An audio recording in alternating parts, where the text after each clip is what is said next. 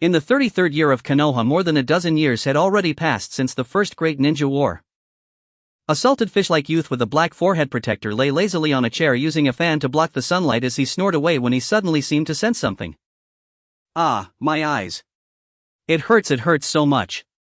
Uchiha Shichiya, who had transmigrated into the world of Naruto 15 years ago, had once been full of grand ambition, yearning to debate the Buddha with the Senju and dance alongside Madara. Yet after more than 10 years of trying, he had watched even the second Hokage fall while he himself never awakened any cheat ability, and not even the slightest sign of his clan's Sharingan had appeared. Thinking that the day of the clan's extermination was still far away, he simply chose to lie flat and give up on striving. His parents were ninjas who had sacrificed themselves for Konoha in the first ninja war. To the proud Uchiha Shichiya's parents were true Uchiha, and thus he enjoyed certain preferential treatment within the clan. For instance, on this very afternoon, while other children were diligently training, he was snoring away, entangled in a wild dream quarrel with some shrine maiden. At this moment, however, he suddenly jolted awake, tortured to the brink of death by the searing pain radiating from his eyes. More than 10 years, do you have any idea how I Shichiya have gotten through these years? I open my mouth and food is served, I stretch out my hands and clothes are ready, the clan even hired a little maid for me. There's no helping it, Uchiha are that domineering. My parents were meritorious heroes of the clan, so there is no reason I shouldn't enjoy special treatment. After nearly half an hour, his entire body was drenched in sweat. He cautiously opened his eyes a slit. I'm not blind. What on earth was that just now? Muttering to himself, he hurried over to the mirror. The same handsome face, the same flowing black hair, the chiseled features, and that pair of Sharingan. Sharingan. They were even Mangekyō. What was going on? System, are you there? System, don't hide, I've found you. He called out softly a few more times but received no response. It seemed there truly was no system. Shichiya felt a faint twinge of disappointment. What followed, however, was immense joy. Not only had he awakened the Sharingan, it was even the Mangekyō Sharingan, 9 triangular tomo forming a ring within his eyes. With a slight activation, he came to understand the unique powers of both eyes. Left eye eternity, his eyes would not go blind from the depletion of ocular power, though they would still grow fatigued. He could even invoke the Mangekyō Sharingan without physically opening his eyes. Right eye limitless, by touching the eyeballs of any living being he could extract their chakra to enhance his own strength. At the current initial stage, it had unlocked the power of Amaterasu. So, does this Mangekyō count as eternal or not? Shichiya was a bit unsure. It felt as though among Mangekyō Sharingan he was quite impressive, yet once upgraded to Eternal Mangekyō in front of other Eternal Mangekyō, such as Madara's, he would seem like a junior. After all, compared to other Eternal Mangekyō, his first ability was practically useless. As for being able to use the Mangekyō without opening his eyes, was this skill meant to turn him into a sneaky backstabber?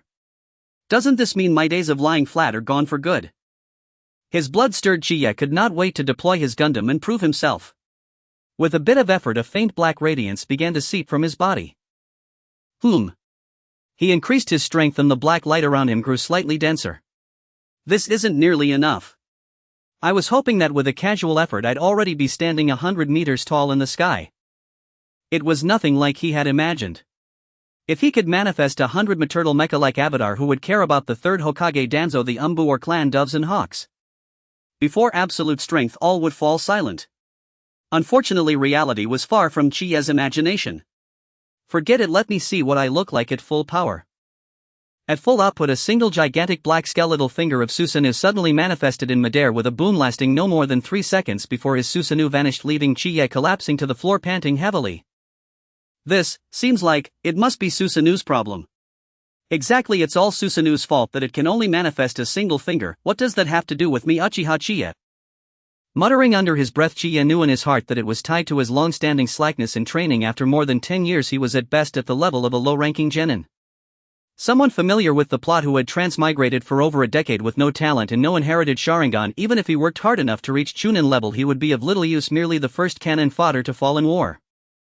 Rather than that, it was better to rely on his parents' merits, cultivate as the mood-struck freeload within the clan, and simply never qualify as a genin nor step onto the battlefield. Would that not be wonderfully comfortable? That had been Shichiya's previous mindset. Now that he possessed this pair of Mangekyō, he could at least attempt to put in some effort. If it still did not work out, he could always go back to slacking off. Even as he was once again sketching out his life plan, the upper echelon of the Uchiha clan suddenly seemed to sense a powerful aura brewing somewhere, yet as if ingested, vanished just as abruptly. Could I have sensed wrong? The Uchiha Great Elder was somewhat perplexed. So our Uchiha clan still has a hidden powerhouse. The Uchiha clan head thought, joy suddenly stirring in his heart. These are troubled times.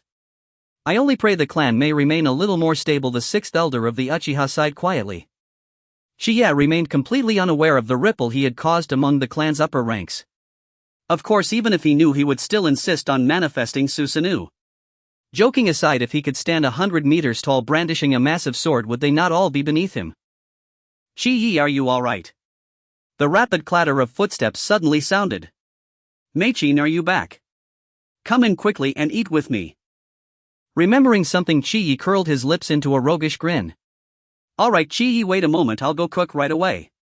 By the way, what would you like to eat? Meichin had already guessed it would be like this. She had sensed an unusually strong chakra and had sprinted back along the way. It seemed this man's heart had already been fed to the dogs. On the surface, Meichin had to maintain the appearance of a gentle, virtuous woman, while inwardly she muttered complaints sentence by sentence. Ever since she was 10, she had been assigned a mission by the fifth elder, who was also her father. This mission in essence was for the sake of Uchiha's future. She had to act sufficiently gentle and tender to draw certain people's attention. The fifth elder's concrete method was to find a war orphan like Chiyi and have Meichin help him from time to time. And this, from time to time, had stretched into 5 full years. For 5 years Meichin had gone from the delight of their first meeting to a deep weariness whenever she saw him. The first time she saw Chiyi, Meichin could not help feeling a little lovestruck at first glance. Even among the Uchiha, his looks would be considered top tier. Back then Chiyi was only 10. Because he had transmigrated into this world, he felt nothing in particular when he saw Meichin. He was merely bored and teasing a little girl for fun, never expecting her to be so gentle. Hello, my name is Uchiha Meichin. What's your name? That first sweet smile at their initial meeting was like sugar. Hey, I'm Uchiha Chiyi. Are you asking my name because you want to be good friends with me? Yes. Uchiha Meichin had not expected their first meeting to progress faster than planned. She had clearly meant to offer a simple greeting just for show. Then, my good friend, I'm feeling a bit hungry. Uchiha Chiyi looked at Meichin, the corners of his lips lifting as he spoke. He knew Uchiha Meichin would never come talk to him for no reason. For 10 years not a single little girl had ever been this bold. After all, he was basically a salted fish at home, rarely going out. If he needed anything, he just went to the elders. Whenever an elder hesitated, Chiyi would let his eyes brim with tears and declare that for the glory of Uchiha he would still go to the battlefield to kill the enemy. In the end, at that crucial moment, the elders' hearts always softened. Moreover, he knew that Uchiha Meichin was from an elder's family. There was no way she had come to him without a purpose. Then, shall I cook some noodles for you? A faint blush crept over Meichin's small face. What on earth was he thinking? Who says they're hungry the very first time they meet? Yet she could not bring herself to refuse. If her father were secretly watching and she turned him down, wouldn't that mean mission failure? With that thought, she cooked for the first time in her life. Then I'll bring you to my house. Right, just like that. You have to light the fire first. Uchiha Chiyi guided Meichin hand in hand while Meichin's small lips puffed out slightly, so he did know how to cook.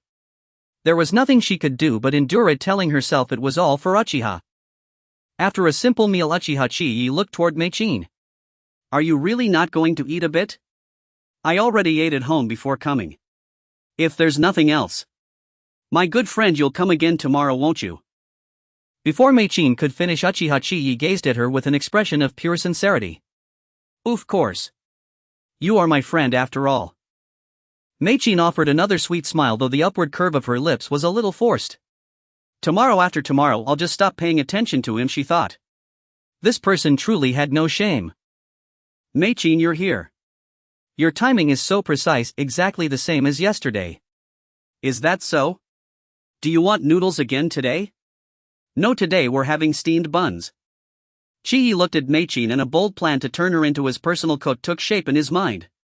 This little girl seemed a bit naive, and she was ridiculously easy to talk into things. Meichin's thoughts, however, were already racing like a roller coaster. Steamed buns. Who's going to make them? Me. How do I even make them? In the Uchiha clan, chores like these were all done by servants. As ninja, they worked so hard to earn so much money, who would still cook for themselves after coming home? Her heart felt bitter, but she swallowed the complaints. Then, how do you make steamed buns? First we buy the ingredients. Come on, you're coming with me. With that Chi took Meichin to the Uchiha commercial district. Ah, Meichin, you're here again, just as punctual as ever. Yesterday I was only speaking casually. Do you really like cooking that much? We're not having steamed buns today. Let's have dumplings instead. This was Meichin's third visit. It had become the first thing she did every day after training. There was nothing she could do yesterday. She had failed to hold herself back and agreed yet again. What? You're not coming tomorrow. But it's so boring to eat alone, my friend. After the meal, Uchiha Shichiya let out a heavy sigh. Then, I'll come again tomorrow. Meichin herself did not know what she was thinking. Muddle-headed, she agreed once more. In the end, Meichin's visits turned into a clockwork routine from Monday to Friday. After dinner, Misaki headed home. Kia knew her family upheld strict traditions, though he remained puzzled as to why she could visit him almost daily. Kia now devoted himself fully to cultivation.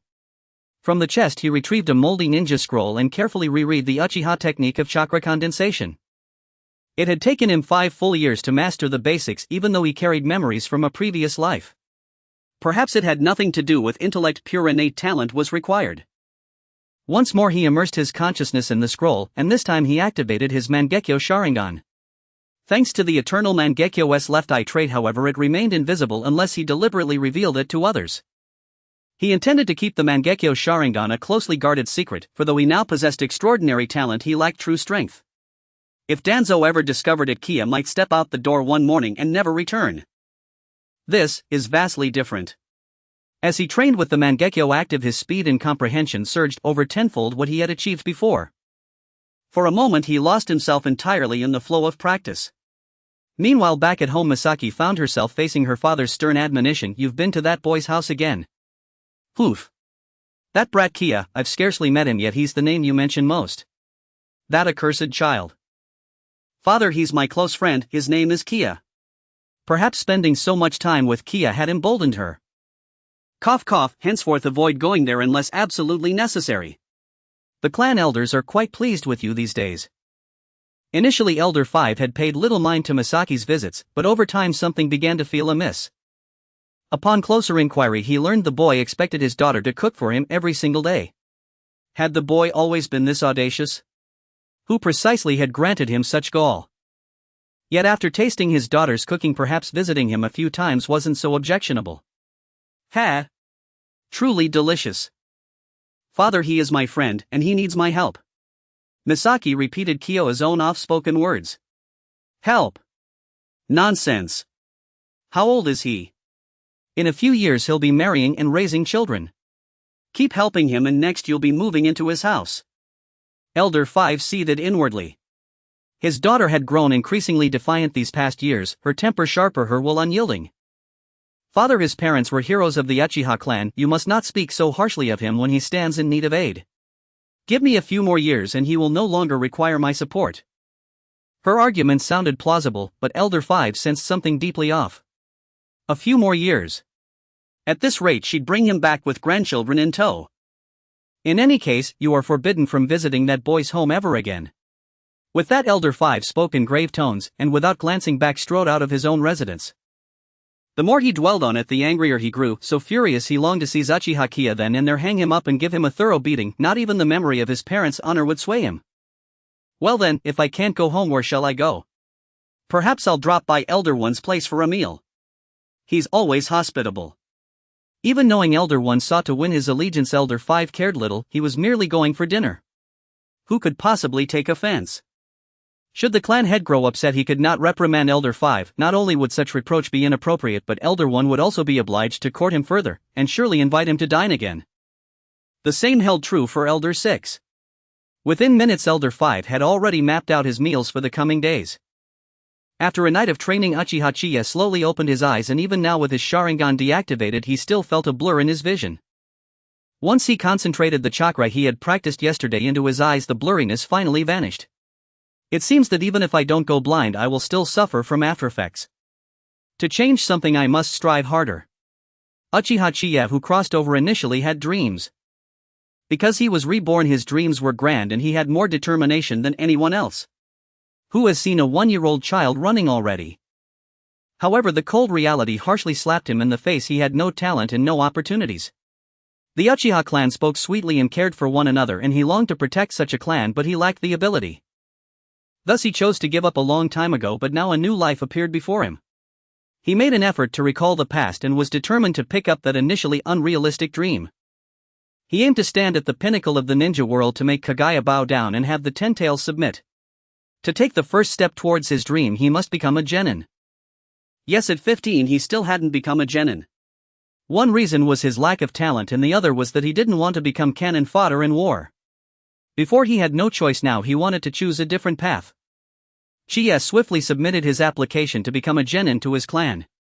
The Uchiha clan enjoyed a high degree of autonomy in their territory, even though they were somewhat targeted by the village. Now it was merely a matter of saying a word for anyone they wanted to make a genin. As long as he passed the clan's assessment, the clan would directly submit an application to the village, which would almost immediately agree and issue the relevant documents. Kai's assessment was in 3 days at the clan's training ground number 3. Shichiya, are you crazy? You want to become a genin? Meichin found it hard to believe upon hearing this news. Yes, she disobeyed her father's orders once again, and the fifth elder had been too preoccupied with recent banquets to pay attention to her. In her eyes, Shichiya was handsome but lacked corresponding talent and strength, and hadn't he already accepted his fate? Meichin, although the days with you are wonderful, I can no longer live a mundane life. I have dreams and things I want to protect. After saying this, Shichiya looked at Meichin seriously. In his eyes, he was determined to fight for the pinnacle of the ninja world and to protect the proud Uchiha clan. But you can't. You still. Maiken's face turned redder as she spoke. She subconsciously thought that Shichiya felt unworthy of her and wanted to train harder to become stronger. However, he had little talent, and even if he barely became a genin, it wouldn't serve him well. Yet despite this, he was still determined to strive. At this moment, Shichiya seemed somewhat handsome. It must be noted that Meichin had watched Shichiya for 5 whole years and unexpectedly found him somewhat handsome once again. At this moment, a seed quietly sprouted in Maiken's heart. Meichin, I understand your concerns. Don't worry, I will definitely protect myself, and I will also protect you. In her fantasies, Meichin automatically filtered out you, leaving only you.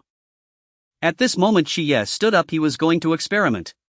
The first step was to take Meichin to the Uchiha commercial district.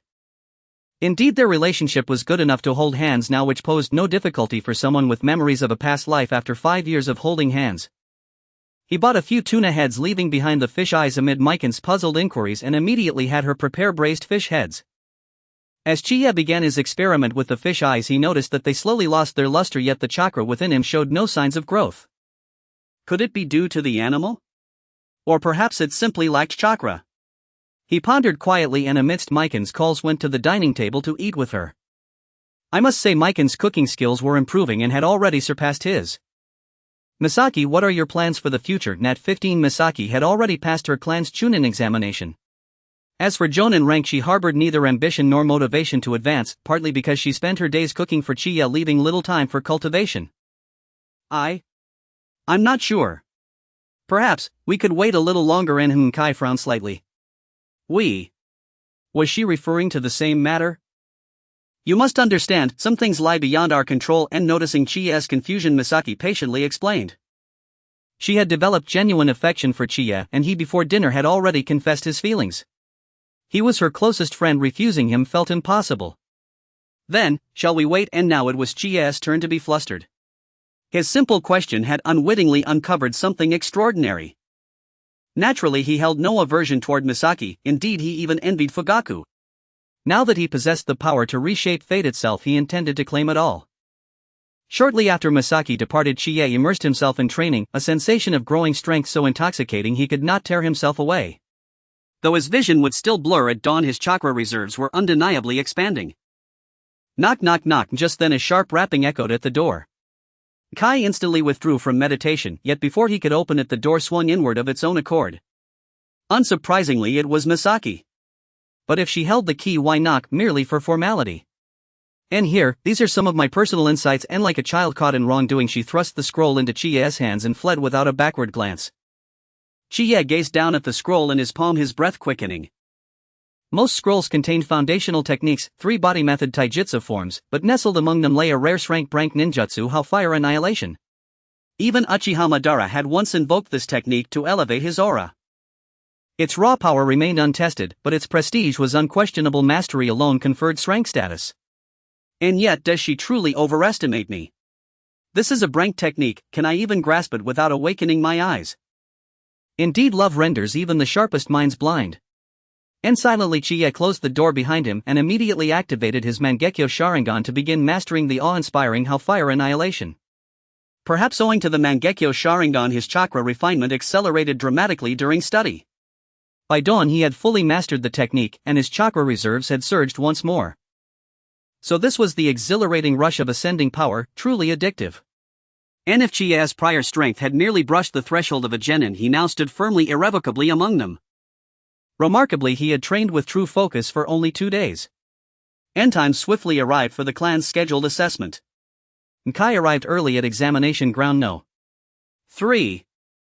The chief examiner was Uchiha Sandan, a special jonin whose name matched his appearance, round-faced, round-bellied, a veritable sphere of flesh, hence his epithet Sandan.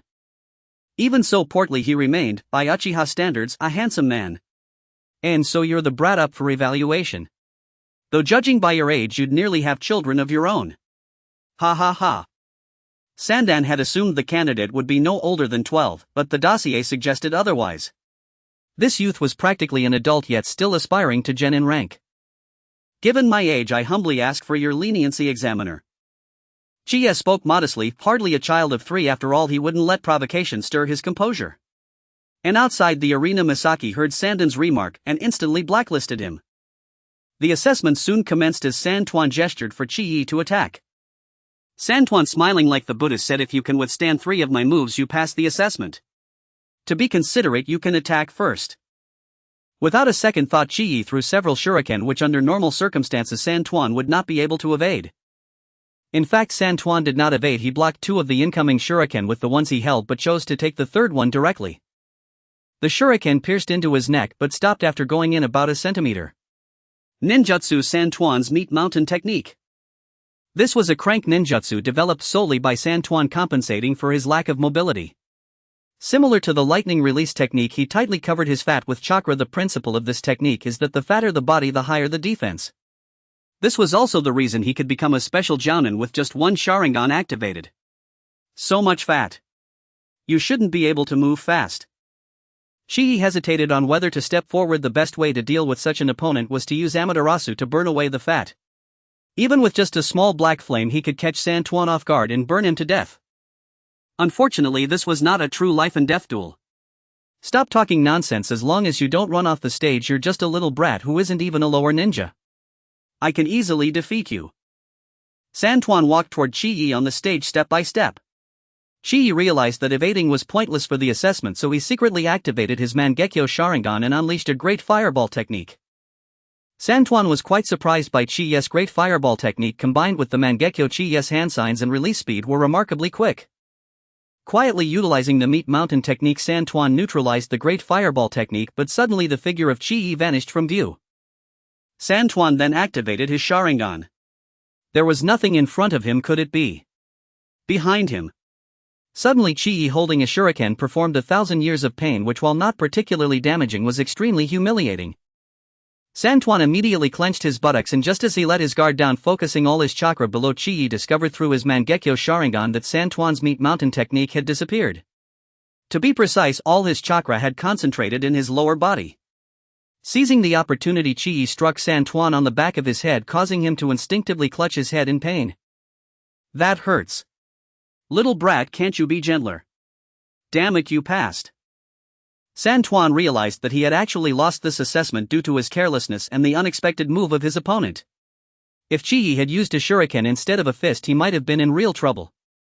Rubbing the bump on the back of his head, Santuan felt a bit of a headache but had no intention of blaming Chie. After all, it was his duty as an examiner. He simply instructed Chie to come back in a few days to collect his ninja headband before walking away. Mei-chin, look, I won. Chie exclaimed with a wide smile as he gazed at Mei-chin. That's wonderful. I'm really happy for you. Mei-chin exclaimed joyfully, running over. Unbeknownst to her, Chie picked her up and spun her around in the air several times. When he finally set Mei-chin down, her face was flushed. Chie, you can't do that. After protesting for a moment, she then said she was going home to cook for him. A month passed just like that, and thanks to Mei-chin, Chiyi learned several ninjutsu and illusion techniques. Although life was blissful, Chiyi still yearned to find the right eyes to absorb chakra and enhance his own strength. Meanwhile, in the Uchiha clan's council hall, the past month had been exceedingly busy. Each family branch submitted profiles of eligible young women hoping to be chosen by the clan leader, elevating their family's status to new heights. The clan leader quietly examined these profiles and turned to Fugaku. Do you have someone you like? No, father. Good. For the sake of the Uchiha clan, you must abandon certain emotions and weigh the pros and cons more carefully. After educating Fugaku, the Uchiha clan leader looked at the 3 carefully selected profiles in his hands. Uchiha Na Shao, aged 18, a special jonin skilled in fire techniques, a child of the Uchiha Grand Elders family. A child of the Grand Elders family, though gifted, unfortunately the clan cannot tread the path of ruin and extremes. The Uchiha clan leader quietly set this profile aside. Uchiha Mei-chin, aged 15, a chunin skilled in cooking, a child of the 5th Elders family. What a joke! Is this the result of careful selection? Skilled in cooking. She's not even a jonin. The Uchiha clan leader heavily tossed this profile into the trash bin. Uchiha Chui Hua, aged 23, a jonin with 2 Tomo Sharingan. Skilled in taijutsu and illusion techniques, a child of the 6th Elders branch family. Although not from the main line, her talent is acceptable. The Uchiha clan leader nodded heavily, indicating his approval of this marriage. Fugaku, I have found you a marriage candidate. Although she is 5 years older than you, she is already a jonin. Her talent is commendable, and you will surely bear the most promising child of our clan together. The Uchiha clan leader, smoking a cigarette, was filled with visions of future offspring surpassing their peers. Father, you are right. Fugaku had no particular thoughts. After all, could his father still trick him? Soon upon learning this news, the 6th elder immediately ordered someone to summon Uchiha Santuan. Thud thud thud. Santuan hurried over. Santuan, you have a wonderful daughter. The room was filled with smoke, and the 6th elder's voice carried a hint of inscrutability. 6th uncle, could it be? Chui Hua has been chosen. Santuan was incredulous, his whole body quivering with joy. It was unimaginable that one day he could become the father-in-law of the future clan leader. It's basically settled. Recently, have Chui Hua eat a little less, and don't forget which lineage you come from and who provided your resources. Santuan will never forget the favor of your guidance, 6th uncle. I will not let you down. Very well, you may leave. Thud thud thud. Santuan quickly left, and had it not been for his overweight body, he might have bounced away joyfully. The 6th elder stood up and quietly opened the window. Cough cough cough. Why is the smoke so irritating today? Chui Hua, stop eating and come here, I have good news to tell you. Back home, Santuan rushed to find his daughter, who was lounging on the sofa eating and drinking. What's up, Dad? I just had a little bit to eat. Chui Hua was being a bit coy at that moment, but Santuan paid no heed and immediately grabbed his daughter. After a slight twist of his nearly dislocated wrist, Santuan solemnly told his daughter, "The family has decided that you will marry Fugaku." Ah, but Dad, I haven't thought about getting married yet. With that, Uchiha Chui Hua grabbed another handful of fries from the table and stuffed them into her mouth. You are confused. Lord Fugaku is the son of the clan leader, the future leader of the Uchiha clan. Marrying him means the Uchiha clan can walk with pride. Then Daddy, will I have endless delicious food to eat? The most concerning issue for Uchiha Tsuihua is still food. Of course, my daughter, as long as the marriage goes smoothly, you will never worry about food and drink in your life. Also, you should eat a little less lately, otherwise it will be difficult for you to step out the door. The grand wedding began 2 weeks later. It was a classic arranged marriage. Almost all members of the Uchiha clan attended the event, and even the proud Uchiha clan was filled with laughter and joy. Fugaku, you did well. Next, you just need to successfully complete the wedding. Looking at the always calm and expressionless Fugaku, the clan leader smiled with satisfaction. Remaining unflustered, this is how a future clan leader should behave. Fugaku Naiko is quite good, you will regret missing her. Of course, I also wish you a successful marriage and may you bear children soon. The elder originally took advantage of the clan leader's absence to whisper a few words to Fugaku, but unexpectedly the clan leader appeared out of nowhere just as he finished. There was no choice but to add another blessing for the newlyweds. Fugaku is young and talented. Not only should you have children soon, but it is essential to have a full house, striving to have 7 or 8 children in 3 years, aiming to double the Uchiha population in the future. At this moment, Elder 6 stepped in, clearly the victor after such a long struggle. Oomph! The elder turned his head away, ignoring Elder 6. Meichin, how big do you plan to make your wedding? A delinquent youth outside the wedding venue held Uchiha Maiken's hand and said, "Let go, there are family members all around here." Maiken's face turned red as she struggled to free herself from Kai's large hand, turning her head away in a sulk. "I want marry you, even if you ask me again, I want marry you." Although her answer was off topic, the pouting Meichin appeared inexplicably adorable in Kai's eyes. This child has grown up. At that moment, thumping sounds approached from a distance. Everyone looked up to see the cheerful Sanchuan arriving, followed by his daughter. That was Uchiha Tsuehua, who was also quite plump, dressed in a bridal outfit. Upon seeing her, Fugaku's heart, which had been calm, began to boil. Her iconic smile turned into an inverted U shape. "Father, why do you treat me this way?" Even the Uchiha clan leader was secretly alarmed upon seeing her. The documents did not mention her weight. Only Elder 6 cunningly added a double Sharingan as a bonus point. At this moment, the arrow was knocked and it must be released. Patting Fugaku's shoulder, the Uchiha clan leader said in a low voice, "Everything is for the Uchiha." The wedding quickly passed amid laughter and joy. From a distance, Chiya, using his Sharingan, could see Fugaku's determined face, sacrificing his own interests for the greater good. Although he was trying to control his expression, the muscle movements of secretly biting his molars were exposed under the gaze of the Sharingan. Although it deviated greatly from the original, he had also worked hard. Chiya originally planned to expose his Sharingan secret to gain the favor of Elder 5. Unexpectedly, before he could make his move, Fugaku was already married. With his biggest rival gone, Meichin was likely to be his Kai's. The moonlight tonight is so beautiful, making one just want to lie down and enjoy the moonlight. Of course, only Fugaku, drenched in sweat, is working hard. "I did my best, don't you feel it?" On the second day of the wedding, Fuyu walked out with a troubled expression. It was a feeling hard to describe, as if he had succeeded yet remained stagnant. The third Hokage, who had been observing the wedding, was also deep in thought.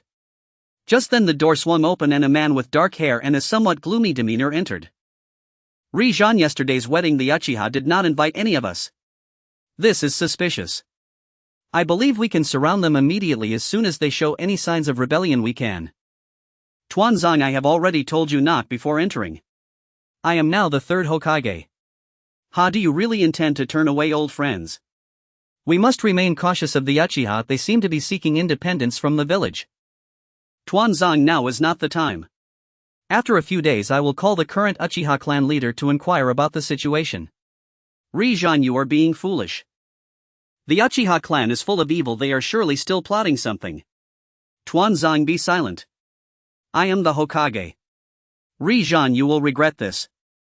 After this exchange, Tuanzang stormed out in anger. "Meichin, I want to apply for the Chunin exam for our clan." "Chi, it has only been a little over a month since you became a genin. Isn't that a bit hasty?" "Don't worry, I am ready. We can team up to take on missions together." After more than a month of practice, Uchiha Chi had already accumulated enough chakra to become a Chunin. To test the abilities of his right eye, he desperately needed to venture outside. Becoming a Chunin was the perfect excuse, and he could bring Meichin along for the ride. After submitting his application to the clan, the date was set for 3 days later. The location was the familiar training ground No. 3. In the days that followed, Meichin constantly thought of creative ways to teach Chi various combat techniques in ninjutsu. "Meichin, you're teaching me the seduction technique. That's unnecessary. Have you learned it yourself?" Looking at yet another pile of scrolls, Chi felt somewhat moved by Meichin's efforts. "Ah, that hurts." In response, Meichin's small hand had struck him, causing Chi's waist to redden. Strangely, Meichin noticed that her normally gentle demeanor was gradually turning somewhat irritable in front of Chi. "Meichin, you can't keep doing this. That kid Chi has no talent whatsoever. You should be associating with young people from the clan who have potential and capability, not a 15-year-old genin without a Sharingan." With that, the fifth elder let out a heavy sigh. After preparing dinner and returning home, Meichin was once again lectured by her father. "Chi has great potential. In a few days he will be a Chunin. Even without a Sharingan, he is still someone I care for." The last part of her sentence was somewhat vague.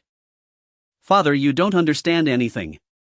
With that, Meichin ran back into the house, leaving the fifth elder looking perplexed. Was this how she used to be? Is this what they call a rebellious phase? On the day of the exam, Chi donned a black combat outfit and carefully checked the ninja tools Meichin had given him as he made his way to training ground No. 3. The examiner had arrived early at the training ground. "Let me introduce myself, I am Uchiha Longtao, a jonin of the clan. This time Uchiha Shichiya, your assessment is to take the bell from me, though you may also defeat me if you wish." Turning to glance at Mei-chin in the distance, Chi-yi nodded to indicate he understood. "Then let the assessment begin." Looking at the bell in Uchiha Longtao's hand, Uchiha Shichiya silently activated his Mangekyō Sharingan. This time he had no intention of testing, he was determined to end the battle with a single move. This was to make a remarkable impression and also to let Elder Wu feel his talent. 2 days ago he had already learned about Elder Wu's attitude from Mei-chin. "Uchiha Shichiya, do you intend to stand there forever?" Suddenly Longtao felt a chilling sensation and the ground beneath him transformed into the sea, slowly pulling him down. It's over, he couldn't swim. The sensation of suffocation surged quickly and he realized that this was an illusion. Yet even with his Sharingan not activated he couldn't break free from the double tomo. Illusion technique Narakujo no Jutsu. As the illusion cast by the Mangekyō Sharingan took effect, Uchiha Longtao naturally fell victim, frozen in place, his face contorted as if he were struggling to breathe. Shichiya casually walked over and took the bell into his hand. In the next moment the illusion was dispelled and Uchiha Longtao gasped for fresh air. "You're quite impressive, you've passed the exam and you're now a chunin." Struggling to stand, Uchiha Longtao quickly briefed Shichiya before hastily leaving the examination site for the family council hall. "Mei-chin, do you think him awesome?" In response, Mei-chin offered a sweet smile, slightly stepping back. "Mei-chin, are you serious about stepping back? I want eat you." After Chie and Mei-chin left the training ground, Uchiha Longtao also arrived at the family council hall. "Clan leader, I've discovered a very promising newcomer from our clan." "Longtao, who is that person?" "Clan leader, his name is Uchiha Shichiya. He hasn't activated his eyes, but during today's Chunin exam he caught me in an illusion and took the bell from me." "He managed to ensnare a jonin like you without activated eyes. Didn't you break free?" "No, his mental strength seems incredibly powerful." "Longtao finds someone in a few days to ask him if he wants to join the Konoha police department," the Uchiha clan leader commanded while tapping the table. "This Chiya shows some potential, after all it was a Sharingan jonin who fell victim to the illusion," the elder remarked after Longtao left. "Humph, without activated Sharingan he doesn't count as a true Uchiha." The sixth elder had recently been fervently arranging for his family members to enter the Konoha police department and he did not want to let this spot go. Regardless, his potential is still worth looking forward to. The usually quiet fifth elder finally spoke up. "Do you have confidence in him? Is it because your daughter is with him?" Sixth elder, how can you casually tarnish someone's reputation? "My Mei-chin is just going to make some food." The fifth elder was somewhat flustered and nearly stood up in agitation. "Let's observe whether he is a promising newcomer for a few years. If he can activate his eyes, I wouldn't mind giving him a position as a squad leader." It was the Uchiha clan leader speaking. His intention was to win over the fifth elder, as it was clear that the fifth elder had some reservations about Chie. Regardless, if Chie truly activates his eyes, giving him a squad leader position would be acceptable. Even if he doesn't awaken his eyes, his entry into the police department wouldn't consume much clan resources and could help win over the fifth elder. A few days later, Chie collected his Chunin credentials and tools, while the clan also hinted at whether he was interested in joining the police department. To this, Chie directly refused, as he wanted to form a team with Mei-chin and take the opportunity to harvest eyes to enhance his strength. In the police department he would likely be despised by the villagers of Konoha, and over time he could become a mere idle slacker. The Uchiha clan leader knew that Uchiha Shichiya was unwilling to join the police department and didn't say much.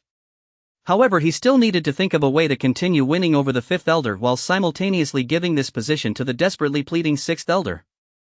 A few days later, the news reached the Hokage's office through the Anbu.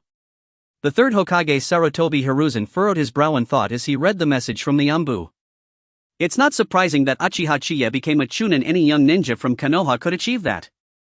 But how did he manage to control an elite Uchiha ninja with a drenched genjutsu? Such talent in genjutsu is remarkable. But why hasn't he awakened his Sharingan? Rinjiao sent someone to monitor Uchiha Shichiya and also investigate whether he truly possesses the Uchiha bloodline. Yes, Hokage-sama. A masked Anbu member disappeared in an instant after receiving the order. Hiruzen, I just received news that there is a young Uchiha. Tuanzang, I already know about this. You must knock before entering next time. Hiruzen, it seems that the young one has not awakened his Sharingan. I want to recruit him into my newly formed route. Let's wait and see Tuanzang. The Uchiha clan won't easily agree to this. Just a short while ago, the third Hokage Sarutobi Hiruzen had a friendly discussion with the Uchiha clan leader. After the Uchiha clan leader's repeated assurances, Hiruzen nodded in satisfaction. If Tuanzang were to recruit a young Uchiha into root at this time, even if he hasn't awakened his eyes, it would still be difficult to guarantee that the Uchiha clan leader's attitude wouldn't change. Hiruzen root currently has only a few ordinary Chunin and Jonin. I lack the means to monitor the Uchiha. This is something you need to solve on your own. Do not act against any Uchiha for now. Hiruzen began to smoke. Hiruzen, you are being somewhat biased toward the Uchiha. You will definitely regret this. Tuanzang, it's fine. You can leave now. I will make the decisions here. I am the Hokage. Once again Tuanzang was filled with impotent rage. Sarutobi Hiruzen watched Tuanzang's retreating figure and murmured, sometimes even if you are right, I am still the Hokage and must be listened to. On the other side, Chiya held Makoto's hand and arrived at the Konoha Mission Hall to apply for a team. They successfully registered for a regular team at the Konoha Mission Hall. They also learned that if they wanted to take on higher difficulty missions in the future, they would need a Jonin leader, and the team size should consist of 4 members. After casually accepting a task to clear wild boars from the fields, Chiya set off with Makoto, followed at a distance by 2 Unbu members. Chiya, do you think we can complete this on our first try? Makoto, if we were genin it might be a bit challenging, but since we are both Chunin now, it's a piece of cake. The main purpose of taking this mission was for Chiya to enjoy some fresh air while also gaining experience. Makoto was overly worried, which was understandable. Usually her only task at home was to cook for Chiya. In fact, she had already awakened her double Tomo Sharingan and possessed strength comparable to a special Jonin. Looking at the golden rice fields ahead, Chiya silently activated his Mangekyō Sharingan. Why are there 2 masked individuals standing on the tree not far away? Could they be from the Unbu? This thought made Chiya recall Konoha's surveillance and hostility towards the Uchiha. This is excessive, just 2 Chunin and they send the Unbu to monitor us. Whatever, as long as it doesn't affect me, and Makoto will ignore it for now. Chiya, look. A huge wild boar. Makoto's voice came from the direction close to the forest. Chiya rushed forward swiftly. Before him loomed 2 jet black wild boars, their massive tusks gleaming, charging headlong toward the fields with a trailing herd of piglets. Makoto, take 1 each. Then be careful, Chiya. Without another word, the 2 split apart and engaged separate beasts in combat. Chiya effortlessly wore down his opponent with precise strikes from his ninjato, then delivered a clean lethal slash across its throat. Meanwhile, Makoto's boar already lay motionless on the ground, its eyes pierced through by kunai, stark contrast to Chiya's method. Chiya silently lamented the waste. The remaining piglets posed no challenge. He instructed Makoto to round them up while he feigned inspection of the slain boar, ensuring it was truly dead, and gently closed its eyelids. As his palms covered the boar's eyes, a faint, almost imperceptible trickle of chakra gathered upon his own, so slight it scarcely rivaled 5 minutes of disciplined cultivation. How gentle he is, even offering silent reverence over the fallen beast. Makoto watched captivated. Most shinobi were cold, detached. This was unlike any she had known. Chiya, what shall we do with these piglets? Bundle them up, we're taking them home. Are we raising them? But there's no space for them at home. Makoto naturally assumed Chiya was a compassionate shinobi. Raise them. No, we'll bleed them by the river and roast them for dinner. Makoto fell silent. Back home, the 2 set to work with fervor. Thanks to Chiya's Mangekyō Sharingan, granting him unparalleled precision over fire-based techniques, the meal was prepared in no time. 2 ANBU operatives reported Chiya's activities that day.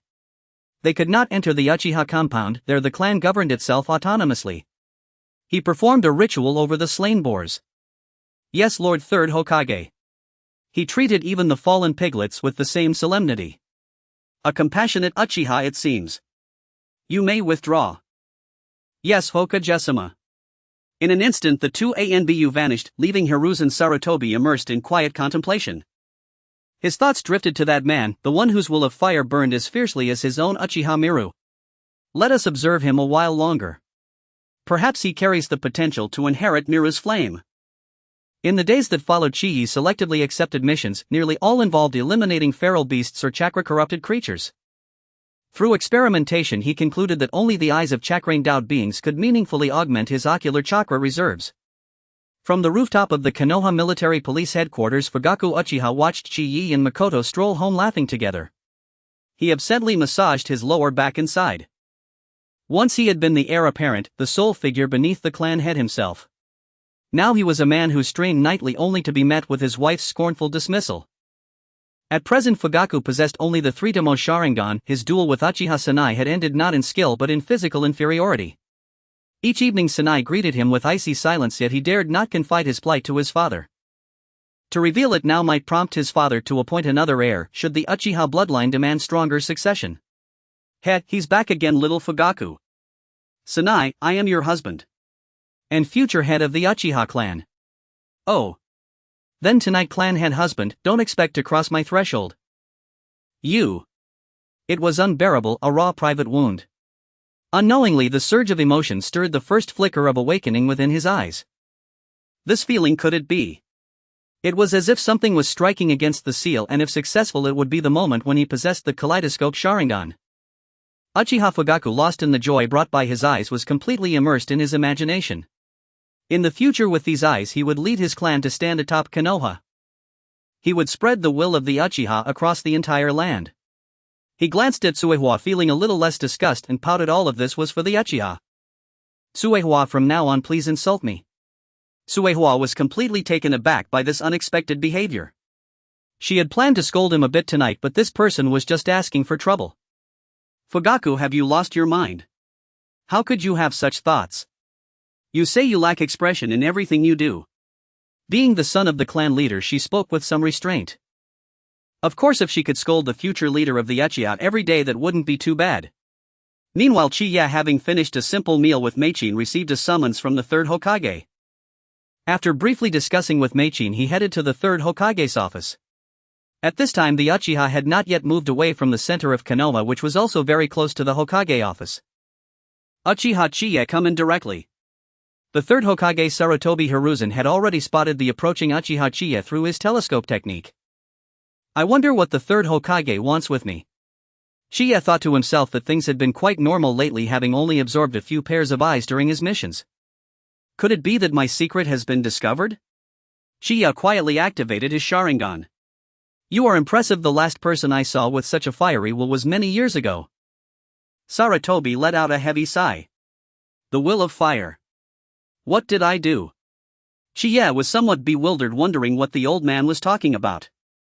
Back then I had a friend named Kagami, Uchiha Kagami. Seeing that Chiya did not respond, Sarutobi began to speak to himself. His sacrifice saddened me immensely. He was the inheritor of the will of fire, and I've noticed the seeds of that will within you, Chiya. Sarutobi slowly sipped his tea, waiting for Chiya to respond. Indeed, where the leaves of Konoha flutter, the fire also burns eternally, and the flames will continue to illuminate this village, allowing new leaves to sprout. Boom! The third Hokage looked at Uchiha Chiya in disbelief. Has his understanding of the will of fire reached such a level? I must remember this for later. You are quite impressive. I want to assign you to Orochimaru's team. What do you think? Orochimaru. Orochimaru is my most outstanding disciple. Following him you will learn a lot. The third Hokage, Sarutobi Hiruzen, did not wish to force Uchiha Chiya into anything, as it would be troublesome if Chiya developed a rebellious mindset. He wanted to cultivate Chiya into a second Kagami. After all, he was a promising seed of the will of fire. Third Hokage, please allow me to decline. Although Orochimaru is your most outstanding disciple, if given the choice I prefer Lady Tsunade's character. Chiya already knew what kind of eyes were needed to enhance the Sharingan. It was clear that Sarutobi was trying to recruit him, but he would rather pass on Orochimaru. The second Shinobi War was about to begin. Being in the same team as him would not bode well. Tsunade. In that case you can go back for now while I consider it. Alright, third Hokage. Chiya respectfully walked out. As long as his eyes were not exposed, there was no danger, and he was willing to leave a good impression on the third. Tsunade. I should talk to her tomorrow. Just thinking of Tsunade made his head ache. Although she was the granddaughter of the first Hokage, she did not seem as good as she appeared. She had a terrible gambling habit and was very violent. What did Uchiha Chiya see in her? Personality. Sarutobi thought it was quite unlikely. There must be a secret behind this. Indeed, Chi-Yi chose Tsunade not solely because of her boisterous personality. The main reason is that she is a medical ninja. With this connection, gaining strength during battles will become significantly easier for him. Imagine a patient severely injured and unconscious being treated by Tsunade, and then Chii comes to assist. If the patient awakens from such serious injuries, he would be fortunate indeed. Isn't it normal for him to end up blind? Early the next morning, the third Hokage Sarutobi Hiruzen summoned Tsunade. "Hey old man third, why did you call me here?" "Tsunade, I'm not that old. I called you here because I hope you can take a newcomer under your wing." "Newcomer?" "Yes, he is from the Uchiha clan named Uchiha Shichiya." "Old man third, are you out of your mind? You want to give me a member of the Uchiha clan? Do you agree?" He is not like the others from the Uchiha clan. I sense a strong will of fire within him." "How, old man third, you're not thinking of cultivating a Sharingan user, are you?" "Let him come to me for an assessment before we decide. Also, I need you to help me resolve some debts I've incurred recently." "Sure, but your debts aren't too much, right?" The third Hokage Sarutobi Hiruzen had already helped Tsunade with her debts more than once. After all, she is the granddaughter of the first Hokage and the princess of Konoha's richest family. The key point is that the third Hokage still needs Tsunade. He requires someone who can monitor the Uchiha and be willing to sacrifice for the village. "Not much, just 5 million. After saying this, Tsunade flashed a brilliant smile, revealing her large white teeth, and swiftly left. 5 million. Sighing, the third Hokage touched his small treasury and realized he was running low on funds. He might as well divert some funds meant for Danzo's root organization. A certain Danzo, eagerly waiting for funds to be allocated, discovered that this month's budget was once again short. Damn it, is Hiruzen jealous of me? A few days later, Chii received a notification from the third Hokage to report to Tsunade. "May, it seems that for a while we won't be able to take on missions together." "Is it a mission from the third Hokage?" "That's right, he wants me to join Tsunade's team." "You know this is the Hokage's order. You must take good care of yourself. I'll be waiting for you to come back home for dinner." After saying this, Mei blushed and ran out. My ties to the Uchiha clan are too deep." Chii sighed quietly. Night fell again and the moonlight was beautiful as ever. However, Uchiha Fugaku was not enjoying it. He was kneeling in his house enduring the insults from Uchiha Tsukihana. "Faceless man, 5-second man, you think you can become the clan leader looking like this?" Each word cut like a knife, carving into Uchiha Fugaku. Fugaku felt distressed. He tried to retort but would only be met with even more exaggerated insults from Tsukihana. Indeed, the reason Tsukihana was acting this way was due to Fugaku's own orders. She was to show no mercy. Just because Fugaku was her husband, she was to insult him harshly until he awakened his Mangekyō Sharingan. This was all for the sake of the clan. Unbeknownst to him, Fugaku's ocular power had improved slightly. In the Konoha medical department, Tsunade was busy with something. "You are Uchiha Chii. Kid, you look quite handsome. Lady Tsunade, you joke you possess unparalleled beauty. You have quite the way with words. Once I finish my work, I will ask you about your details." Tsunade was busy preparing a new type of antidote and was quite occupied. "Very well, Lady Tsunade," and having spoken, Kia cast a fleeting glance around the room before withdrawing. And he was deeply disappointed. He had found no trace of anything related to the eyeball. Before long, Tsunade emerged, having completed her work. And she wore a pristine white lab coat, her striking figure already beginning to blossom. Gazing at the gentle swell beneath her coat, Kia couldn't help but reflect in childhood photographs Tsunade had been slender and flat-chested, yet as she matured her form had blossomed beyond restraint. Could it be the effect of medical ninjutsu? "And hey, have you stared enough?" And Tsunade's tone carried mild irritation. Kia's scrutiny had grown unusually intense. "Please forgive my impertinence, Lady Tsunade," Kia said with polished courtesy. "And don't pretend with me, no gentleman stares like a lecher." "Aha, absolutely right. You've got an uncanny eye for people," and Kia found Tsunade refreshingly direct, a stark contrast to Masaki's temperament. His words eased some of his guarded demeanor, and the initial stiffness between him and Tsunade began to dissolve. "And tell me, what ninjutsu do you command? What are your strengths?" To join her team, she needed full insight into each prospective member's capabilities. Only then could she optimize their composition. "And I am proficient in fire release techniques, taijutsu and jinjutsu. As for strengths, cooking and eating," and Kia spoke with earnest sincerity. For years, more time had been spent shopping for ingredients and preparing meals with Masaki than training itself. "I still don't understand why old third sent you to me." "For now, settle in for a few days. And if it doesn't work out, you know what must be done without my saying it. Tsunade had initially held no particular interest in retaining Kiya, yet this brief encounter intrigued her. Could cooking truly qualify as a strength? Though she too cherished good food, and by the way, here's a medical scroll for you to study first. And master it if you can, Nan. So Kiya left scroll in hand, returning home. The sight of steaming dishes upon the table, and Misaki's note left beside them, warmed his heart. And Kiya, I've prepared your meal. If it cools, just reheat it. It's late, I'm heading home now. At the bottom of the note, faintly sketched, was a delicate heart. And with quiet delight Kiya finished his meal, then turned his attention to the medical scroll. The technique of vital regeneration, a collaborative medical ninjutsu requiring multiple practitioners.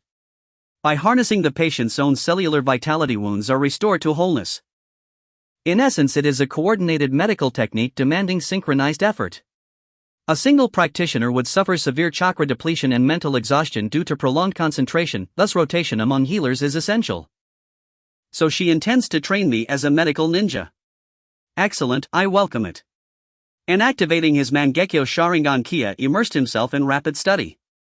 The Mangekyō Sharingan did more than amplify his physical and perceptual faculties, it granted him unparalleled awareness of chakra flow within the body, making it exceptionally suited to medical ninjutsu.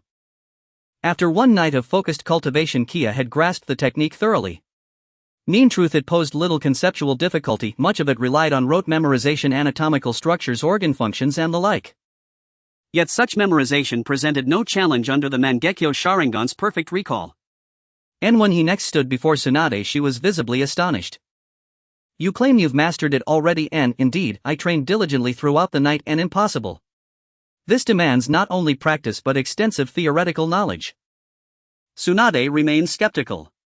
Even exceptional chakra control couldn't account for such mastery. Had Kiya not kept his eyes closed, she might have suspected at least 3 tomo. Very well, I'll test you. Answer correctly and I'll acknowledge you as a prodigy in medical ninjutsu. And Kiya assumed a simple oral examination until Tsunade produced several written exams. You have half a day, fill in every blank, and, of all things I loathe taking tests. And muttering under his breath, Kiya picked up his brush and began writing. In 30 minutes, under Tsunade's stunned gaze, Kiya completed the exam with effortless fluency. Shiyi, you truly are a genius. Gangsho, as if she had unearthed a rare treasure, circled around Yuziba Chiyi. Madam Gangsho, you flatter me, Chiyi replied. Enough chatter, come assist me in surgery. But I have never practiced this before. With your talent, I believe these will be simple for you. With that, Gangsho swiftly led Chiyi to the operating table. After silently activating his Mangekyō Sharingan, Chiyi's taut nerves eased before those eyes. Nothing could remain concealed. Gangsho did not put Chiyi to work immediately. She performed 2 operations herself first, then called him to assist. Chiyi executed her instructions flawlessly and tenderly cared for the patient still under anesthesia. Gangsho regarded Chiyi with a satisfied smile. He possessed the benevolence of a healer. Whether the patients would later awaken with reduced eyesight was something Gangsho did not know. In the weeks that followed, Chiyi shadowed Gangsho each day, mastering fine control of his chakra and studying medical ninjutsu. In theory and practice, his chakra reserves progressed smoothly to the Jonin level. One day, while taking his leave of Gangsho, a red-haired little girl appeared. Chiyi recognized her at once. Was she not Niui's famed scarlet child, Joxan? Ahem, little one, whom are you looking for? Chiyi offered what he fancied a rakish smile. Uncle, don't stand so close. With that, Joxan hurried toward Gangsho. That impudent little girl, Chiyi unusually wished to leave her with a good impression. Joxan Chiyi is only 8 or 9 years older than you. He's hardly an uncle, Gangsho said, ruffling the girl's hair. Ah, Sister Gangsho, don't ruffle my hair. Joxan seemed especially protective of her locks. Chiyi, this is my cousin Joxan. She has only recently arrived in my. Gangsho gave a brief introduction. Hello Joxan, my name is Yuziba Chiyi. Chiyi smiled kindly, though beneath that smile lay a covetous longing for the nine-tail's eyes. That beast was mightier than the other 8-tailed creatures combined, and it existed whole. If I could absorb its ocular power, my eyes would become formidable indeed, he thought with a dark little chuckle. I don't care what your name is, Joxan snapped, turning her face away. By the way, Joxan, your hair is very pretty. That brat's attitude was dreadful, but after all, she would become the future host of the Nine-Tails, so forgive her.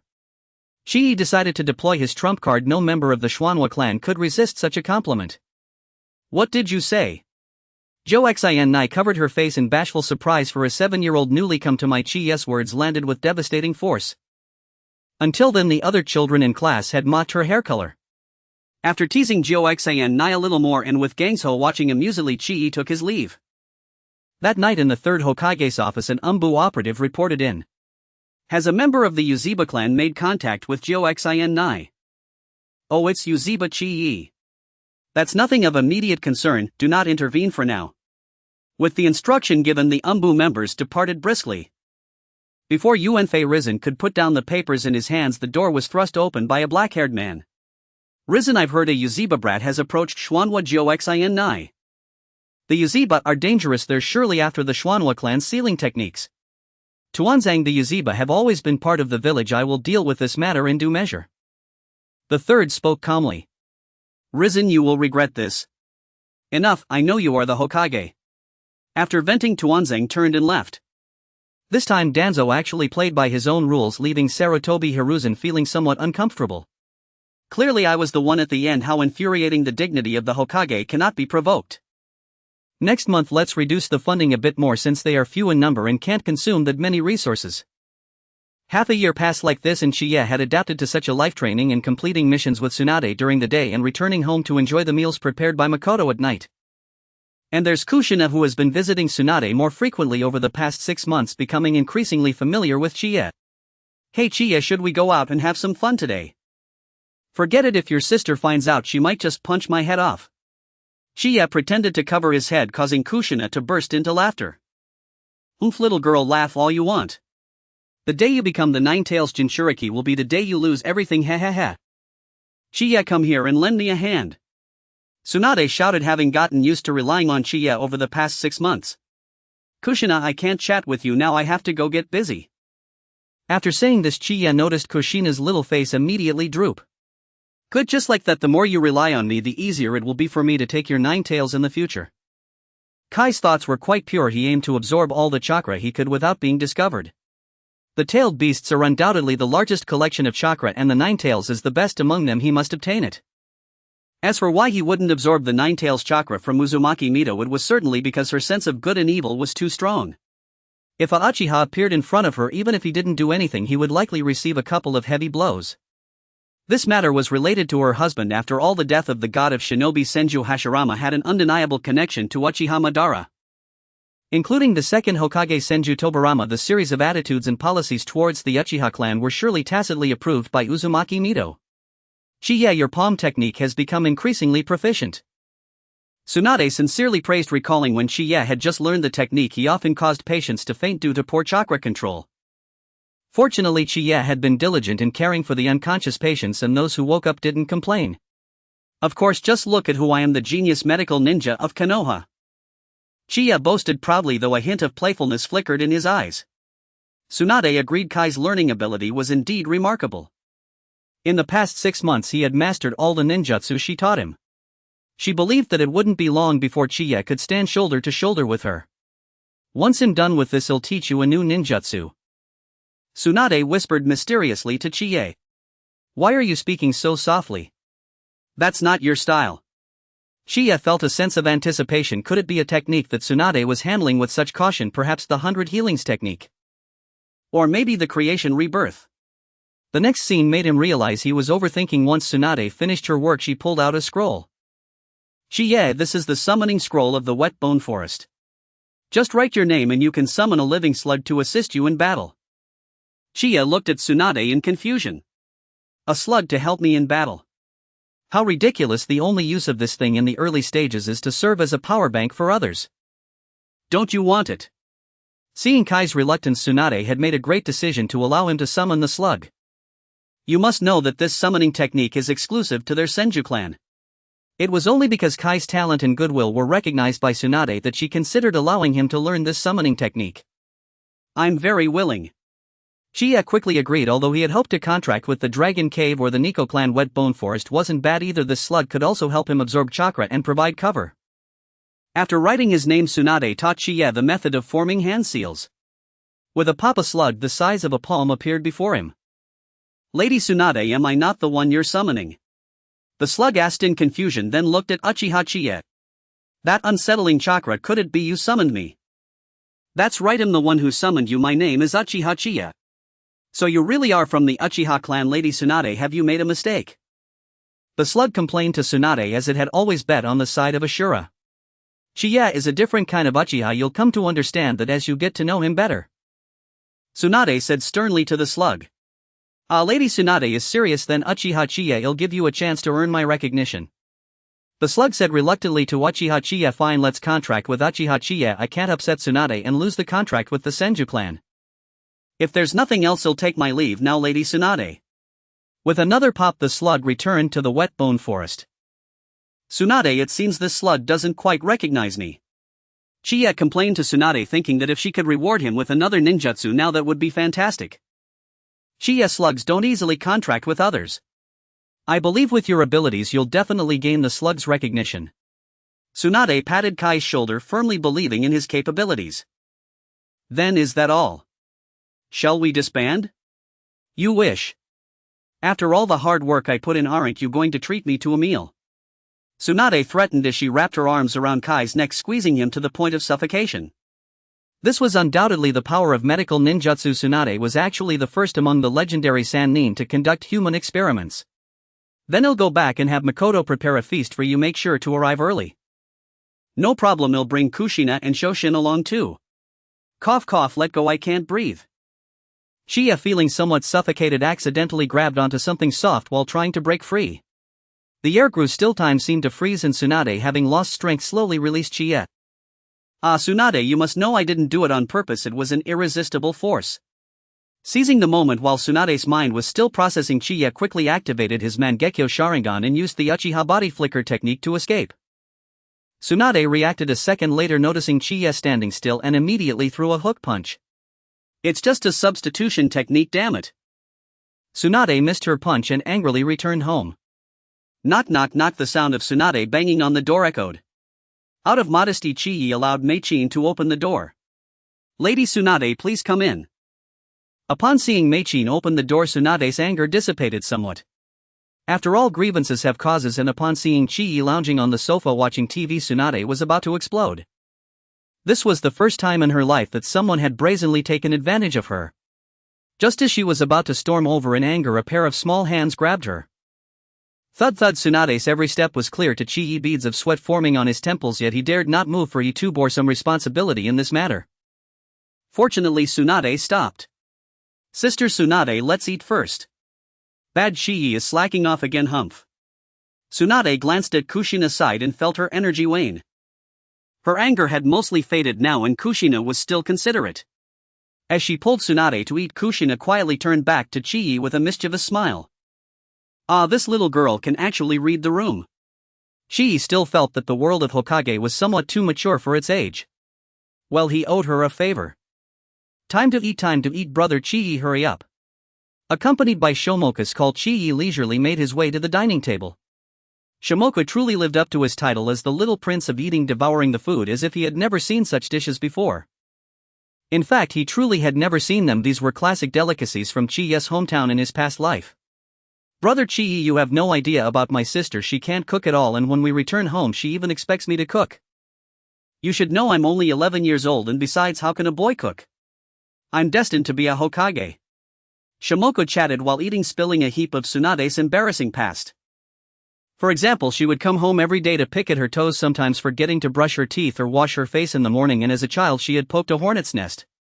Nearby, Tsunade's hands were already gathering strength, the veins standing out. With a loud smack, Tsunade punched Shomoka, sending the food in his mouth flying out. I'll teach you to talk nonsense, you foolish little brother. Tsunade's anger, which had faded earlier, was now rekindled. Indeed, it was best to discipline one's brother early. My head. You violent older sister. Shomoka clutched his head, crying and wailing on the ground. Meichin wanted to check on him, but Chihi held her back. It's fine, Tsunade is the best medical ninja in Konoha. Understanding that, Meichin didn't bother with Shomoka and continued to explain to Kushina how to cook. Before long, Shomoka, who had been wailing on the ground, ran back to the dining table and began to eat heartily. One must admit the physique of the Senju clan was indeed astonishing. Their recovery ability was remarkable. Chihi, you don't even have any wine, otherwise I could eat more. Kushina, Shomoka, let's go. Tsunade shot a glare at Chi-Yi and took the reluctant Shimoku and Kushina with her as they left. Chi-Yi, I should head home as well, otherwise I'm afraid the family will misunderstand. Mei-chin also left, and seeing the mess on the table, Chi-Yi felt a headache coming on. Compared to Chi-Yi, who quietly cleaned up the dishes, there was someone from the Uchiha clan who was even more pitiful. That was a scene unimaginable to everyone in the Uchiha clan. Hey, you still want to eat? You waste who hasn't even activated the Mangekyō Sharingan. Today you're just as useless. If I were you, I would take up embroidery, no tools needed at all. Accompanied by a wave of sarcastic insults, Fugaku felt both angry and a bit pleased. His ocular power had increased slightly. How delightful. Early the next morning, Tsunade assigned a pile of chores to Chi-Yi, clearly intending to take revenge by making him wear small shoes. You really hold a grudge? Yesterday's matters should be left in the past. Seeing Chi-Yi's remarks, Tsunade's anger flared up again. Fine, you keep busy, I will go do my work. With a body flicker technique, Chi-Yi quickly vanished. Having trained for half a year, his chakra had nearly reached the level of 1 card. After some time, Chi-Yi planned to apply for the title of Special Jonin or Jonin. By the way, I seem to have forgotten a little guy. With this thought, Chi-Yi quickly formed hand seals and performed a summoning technique. A small slug appeared before him. I remember you, Uchiha Chi-Yi, we met yesterday. The slug's attitude was neither warm nor cold. Hey, aren't you supposed to grant me your acknowledgement? Are you ready? My acknowledgement is not so easily given, you must. Before the sentence was finished, the slug felt the scenery around it change. It was clearly caught in an illusion. Must what slug, or should I say sage of slugs? Chi-Yi activated his Mangekyō Sharingan and spoke to the slug within the illusion. Do you know my identity? This is not a secret within the Uchiha clan. You are merely a fragment of the sage of slugs. Put away your arrogance, bug. You damned brat. The slug, enraged and humiliated, prepared to spit acid. Just then Chi-Yi snapped his fingers. The surroundings transformed into a vast ocean, with the slug standing lonely on a small rock surrounded by splashing waves. On the sea, Chi-Yi walked over slowly with a handful of salt. What are you going to do? With a whoosh, Chi-Yi threw the salt at the slug. Immediately the slug's body began to turn into water, and just as its consciousness was about to fade, it revived. Back at the familiar seaside, Chi-Yi approached slowly again. How can your visual power be so astonishing? Not knowing how many times it had died, the slug felt a bit numb. I have a dream. This time Chi-Yi did not sprinkle salt, he spoke to himself. I want to accomplish a great feat, and the wet bone forest is quite suitable for that. Uchiha Chi-Yi, what do you want to do? The wet bone forest has no sea, I want you to see the ocean. This madman, the slug realized he intended to flood the wet bone forest with seawater. But he can't do it right. The wet bone forest is so vast, don't dream about it. Is that so? Chi-Yi smirked and the Mangekyō Sharingan appeared before him. You wouldn't want to know the abilities of these eyes, Chi-Yi said with a teasing smile. Alright, you win. What do you want me to do? The slug guessed that Uchiha Chi-Yi must have a big secret. Slug, don't you have dreams? Hearing this, the slug seemed a bit confused. Seeing the slug silent, Chi-Yi continued, you are a fragment of the sage of slugs. In essence, there is no difference between you and the sage residing high in the temple. Why should he be high and mighty while you must toil for him? This remark awakened the slug from its dream. I also have dreams. You are the sage of slugs, but you are not the sage of slugs. After this brainwashing, the slug had begun to dream of itself as that high and mighty sage of slugs. What are your conditions? If you want to become the sage of slugs, you must obey my commands. Know that this is your only chance. Alright, I agree to your terms. The slug thought for a moment and made up its mind. Next time you come, slug, bring all your bodies with you. Okay, Lord Chi-Yi.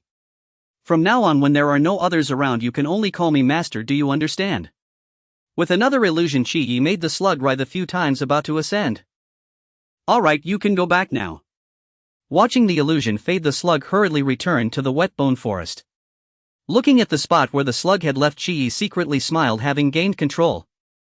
In the wet bone forest, the slug dared not speak carelessly, otherwise the first to die would be it. As for exposure, for Chi-Yi at most it would just mean losing a summoning contract. During the weakest moment of the living slug, Chi-Yi set up a sealing technique. The principle was simple: as long as the slug revealed the secret of his kaleidoscope Sharingan, he would self-destruct. After dealing with the slug, Chi-Yi rubbed his eyes. Prolonged use of illusion techniques took quite a toll on the kaleidoscope Sharingan. He now needed some replenishment. Coincidentally, Kushina walked towards him. Stinky Chi-Yi, what a coincidence. Kushina saw Chi-Yi bouncing over. Yeah, Kushina, thanks to you yesterday. Chi-Yi gave Kushina a thumbs up. Haha, who are we to each other? Kushina, why is your forehead so red? Are you running a fever? Without waiting for Kushina's response, Chi-Yi placed his hand on her forehead and eyes. As expected of the next jinchuriki of Konoha, with the Uzumaki clan's physique, chakra was continuously flowing through Kushina's eyes, gathering into Chi-Yi's. The blurriness in Chi-Yi's vision faded away. Is it? Kushina looked down and felt her forehead. Everything seemed normal. Stinky Chi-Yi, you're lying to me. As she spoke, she was about to punch him like Tsunade, but suddenly her legs went weak.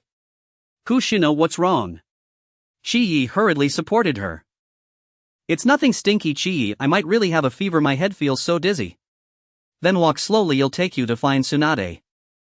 Generally, when a jonin has so much chakra absorbed by Chi-Yi, they would faint, yet Kushina merely felt dizzy. One must admit the Uzumaki clan's natural chakra amount was enviable. After settling Kushina, Chi-Yi went to carry out the tasks assigned by Tsunade. In the Hokage's office. He's quite good, his gentleness and thoughtfulness even surpassed that of Kakashi. The third Hokage sighed as he listened to the report from the Umbu today. No Uchiha could care for a Konoha child like that. The way he showed concern was definitely not an act. Perhaps Chi-Yi could become a sharp blade for me against the Uchiha. Bang, the door was pushed open again. Hizashi, that Uchiha kid is quite different, we need someone like him en route. Danzo, I've told you many times you cannot intervene in this matter.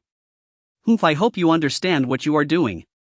Letting such a kid stay in the Konoha medical department is simply wasting talent. I believe he currently possesses the strength of a special jonin. After all, illusion techniques are his gift. Danzo droned on while Hizashi quietly smoked, saying nothing. Is Roots funding a bit tight? Hizashi, for the sake of Konoha, Roots resources are simply insufficient right now.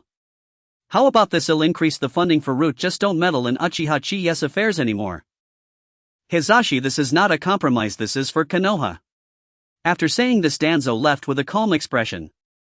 Hizashi smiled knowingly. He had long guessed what Danzo was up to. It was nothing more than using Uchiha Chi-Yi as an excuse to expand his own route. Now that Konoha had regained some strength, giving Danzo some benefits was not a bad thing. Looking at a report in his hand, Sarutobi, Hizashi's previously relaxed brows furrowed again. The report detailed the Rain Village Hanzo of the Salamander and some hostile remarks and plans against Konoha. In such a small land, it should serve as a good buffer zone. Have they forgotten who granted them their living space? The third Hokage Yunfei Risen skimmed the report with a trace of disdain for the Rain Shinobi, yet privately ordered additional agents to reconnoiter Urin Village. In the 34th year of Muyi, Chi-Yi rose early to submit his application for the special jonin exam to his clan. To his surprise, the family informed him that the village would administer the assessment.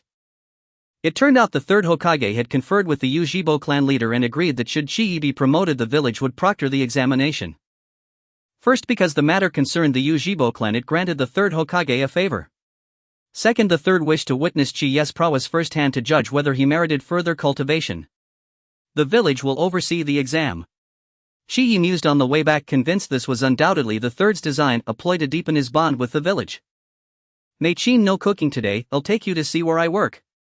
On slack days, Chi-Yi liked nothing more than to take Mei-chin out for a walk and show her his surroundings. Mei-chin, look, isn't that the one constantly scratching her head? Gangso. In a nearby laboratory, Gangso seemed to be wrestling with some vexing problem racking her brain. Chi-Yi, Lady Gangso looks so irritable. That's just her every day, don't be fooled into thinking it's some noble experiment. Chi-Yi eyed Gangso with a smirk, muttering that she was surely concocting yet another dubious enhancement formula. With that, he led Mei-chin on to several other places. They had come to the Muyi medical department, nothing vital, merely a place Mei-chin could look around. As they left, they encountered Jio Nai, the little girl, squatting on the ground and doodling circles. Oh, Jio Nai, why don't you go in and see Lady Gangso? Stinky Chi-Yi. Oh, Sister Mei-chin. They call me Blood Red Pepper. In class I couldn't stand it, so I fought them. You did very well. It was plain to see that Jio Nai had always been a sensible child. Her crimson hair was so beautiful that the fault lay entirely with those mischievous classmates who tormented her. Shichi recalled that Joxin had been given that nickname soon after she began school. He had not expected it would take almost a year before she was targeted. Still, supporting her was the right thing to do. Earning goodwill was essential. Mei-chin nodded in agreement. Stinky Chi, your judgment is uncanny. At those words, Joxin's face blossomed into a happy smile. Chi thought with a dark little chuckle that the child was easily pleased. Stay joyful for now. When I have absorbed the Ninetails chakra, ha ha ha. After bidding farewell to Joxin, they had gone hardly any distance when an umbu approached and handed Chi a scroll detailing the exam venue and instructions. The time was set for the day after tomorrow. Chi, are you confident? Mei-chin asked, anxiety creeping in as if the exam were hers. Relax. What matters most between friends? Friendship. Trust Mei-chin. Trust me. Chi said, yet Mei-chin remained unconvinced.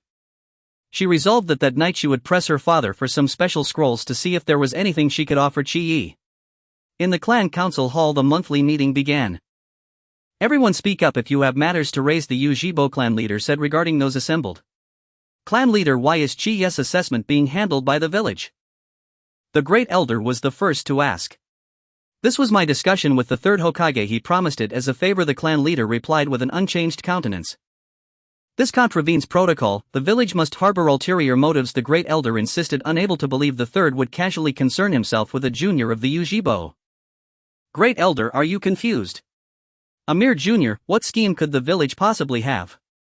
The point is, our relations with the village have eased, the sixth elder retorted, opposing the great elder's suspicion. Agreed.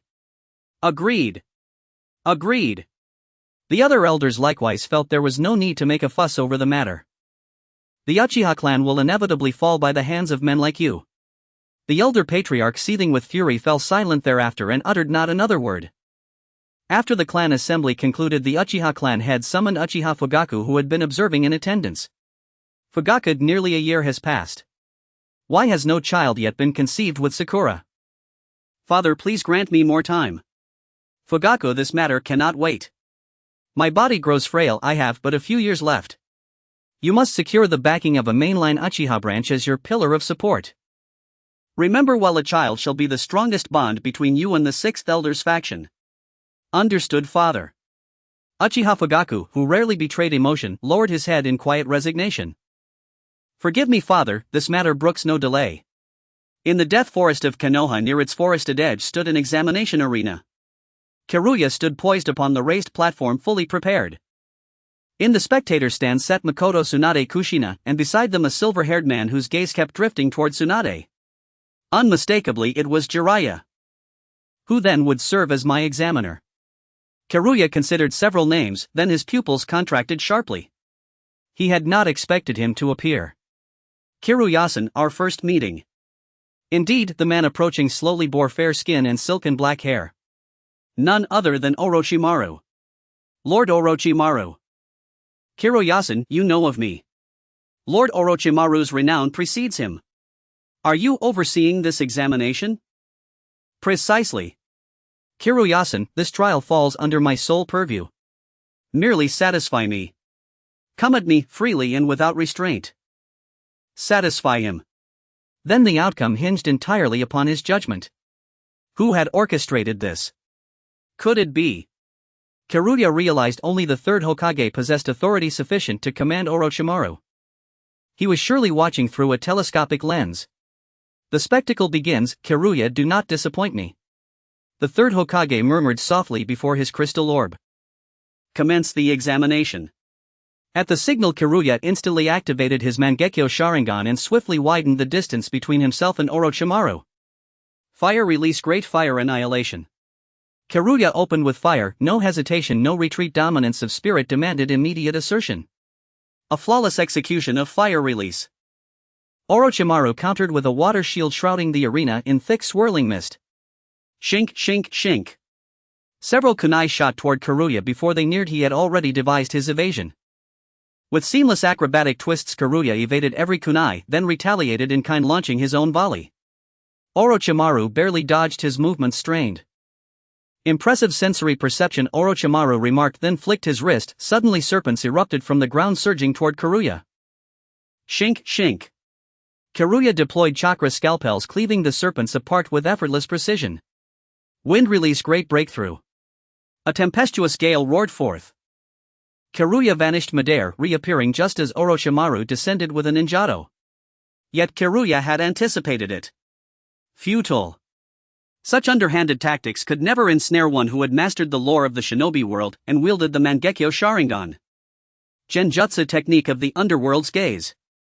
Seeing Karuya parry the blade with a kunai, Orochimaru instantly unleashed his swiftest genjutsu.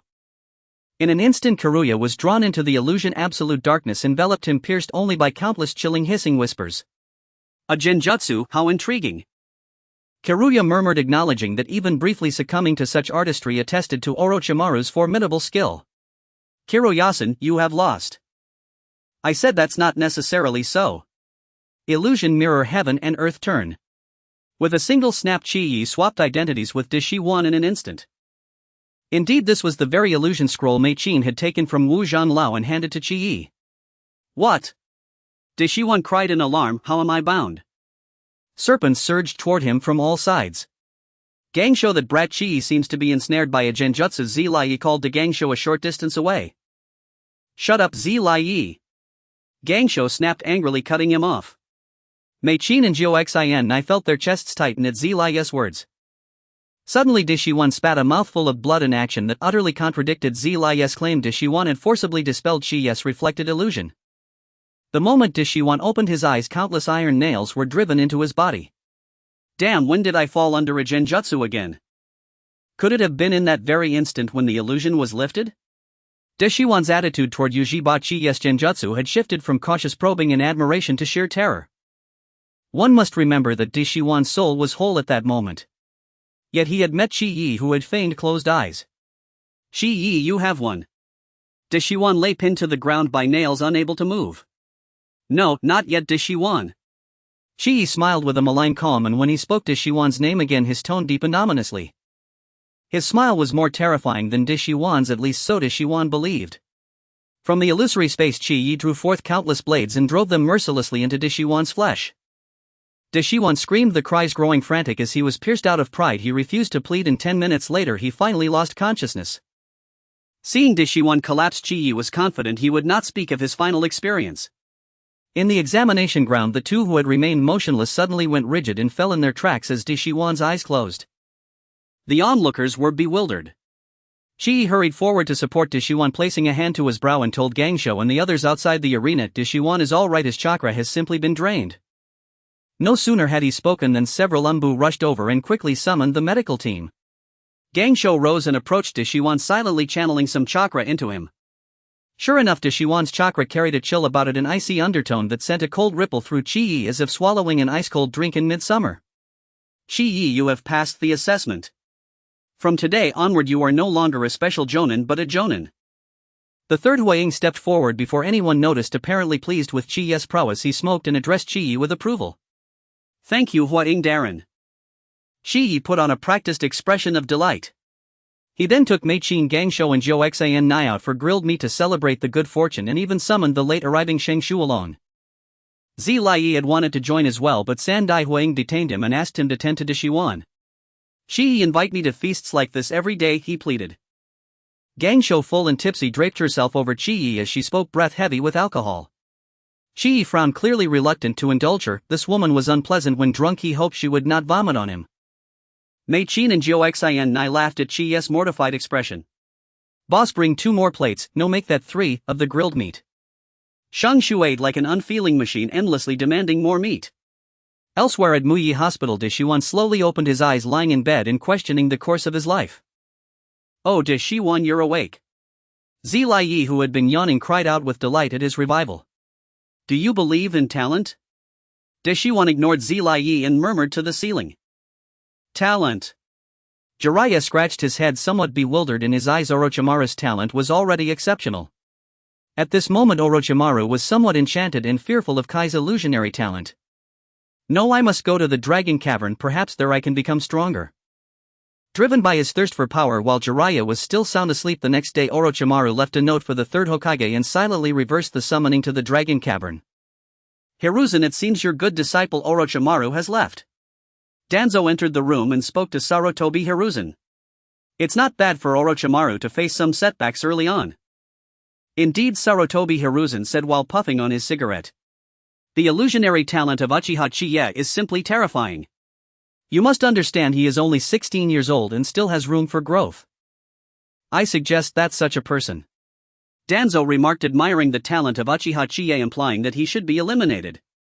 After all, if he is not of their clan, then he must be destroyed lest he becomes a threat. Danzo, your actions will plunge the village into fear and instability. Sarutobi Hiruzen, feeling confident in his ability to easily suppress Uchiha Shichiya, was not yet in the state he would be after the Third Great Ninja War. Hiruzen, you are too weak. Protecting Uchiha Shichiya will lead to your regret. Get out, Danzo, I am the Hokage. Hiruzen was a bit angry this time, slamming his hand on the table and issuing an eviction order to Danzo. Naturally, the angry Sarutobi Hiruzen did not forget to make things difficult for Danzo. For a while, Danzo achieved nothing in Konoha. Damn it, Hiruzen is just jealous of me, Danzo thought, looking at the financial report in his hand, feeling quite distressed. Uchiha Kai's smooth promotion to Jonin caused quite a stir within the Uchiha clan. Only because he had actually defeated Orochimaru using illusionary techniques and he hadn't even awakened his Sharingan yet. Imagine how strong he would be if he did. Indeed, he resembles me in my youth. Nonsense, could you defeat Orochimaru when you were young? The fifth elder sneered at the fifth elder as the current situation saw the sixth elder aligning with the clan leader while the fifth elder leaned towards the great elder. Regardless, clan leader, we cannot let Uchiha's outstanding bloodline be wasted working for the medical department that would squander his talent. I propose that Shichiya report to the Konoha police department immediately. The great elder spoke emphatically, believing that the Uchiha clan leader would definitely agree. A talent like Shichiya must be firmly held onto even if he has not yet awakened his eyes. Great elder, does a Jonin's position outweigh the goodwill of the third Hokage? You must understand the Uchiha clan is currently like a ship sailing on turbulent waves, and a slight misstep could lead to its capsizing. And the third Hokage's assistance at a critical moment is undoubtedly more valuable than that of a Jonin. The Uchiha clan leader said slowly to the great elder, and more than that, he had privately reached a consensus with the third Hokage. The next head of the Konoha police department would be supported by Uchiha Fugaku. At the very least, the third Hokage guaranteed that the village would not cause any disturbances and Uchiha Fugaku would smoothly inherit the position of minister.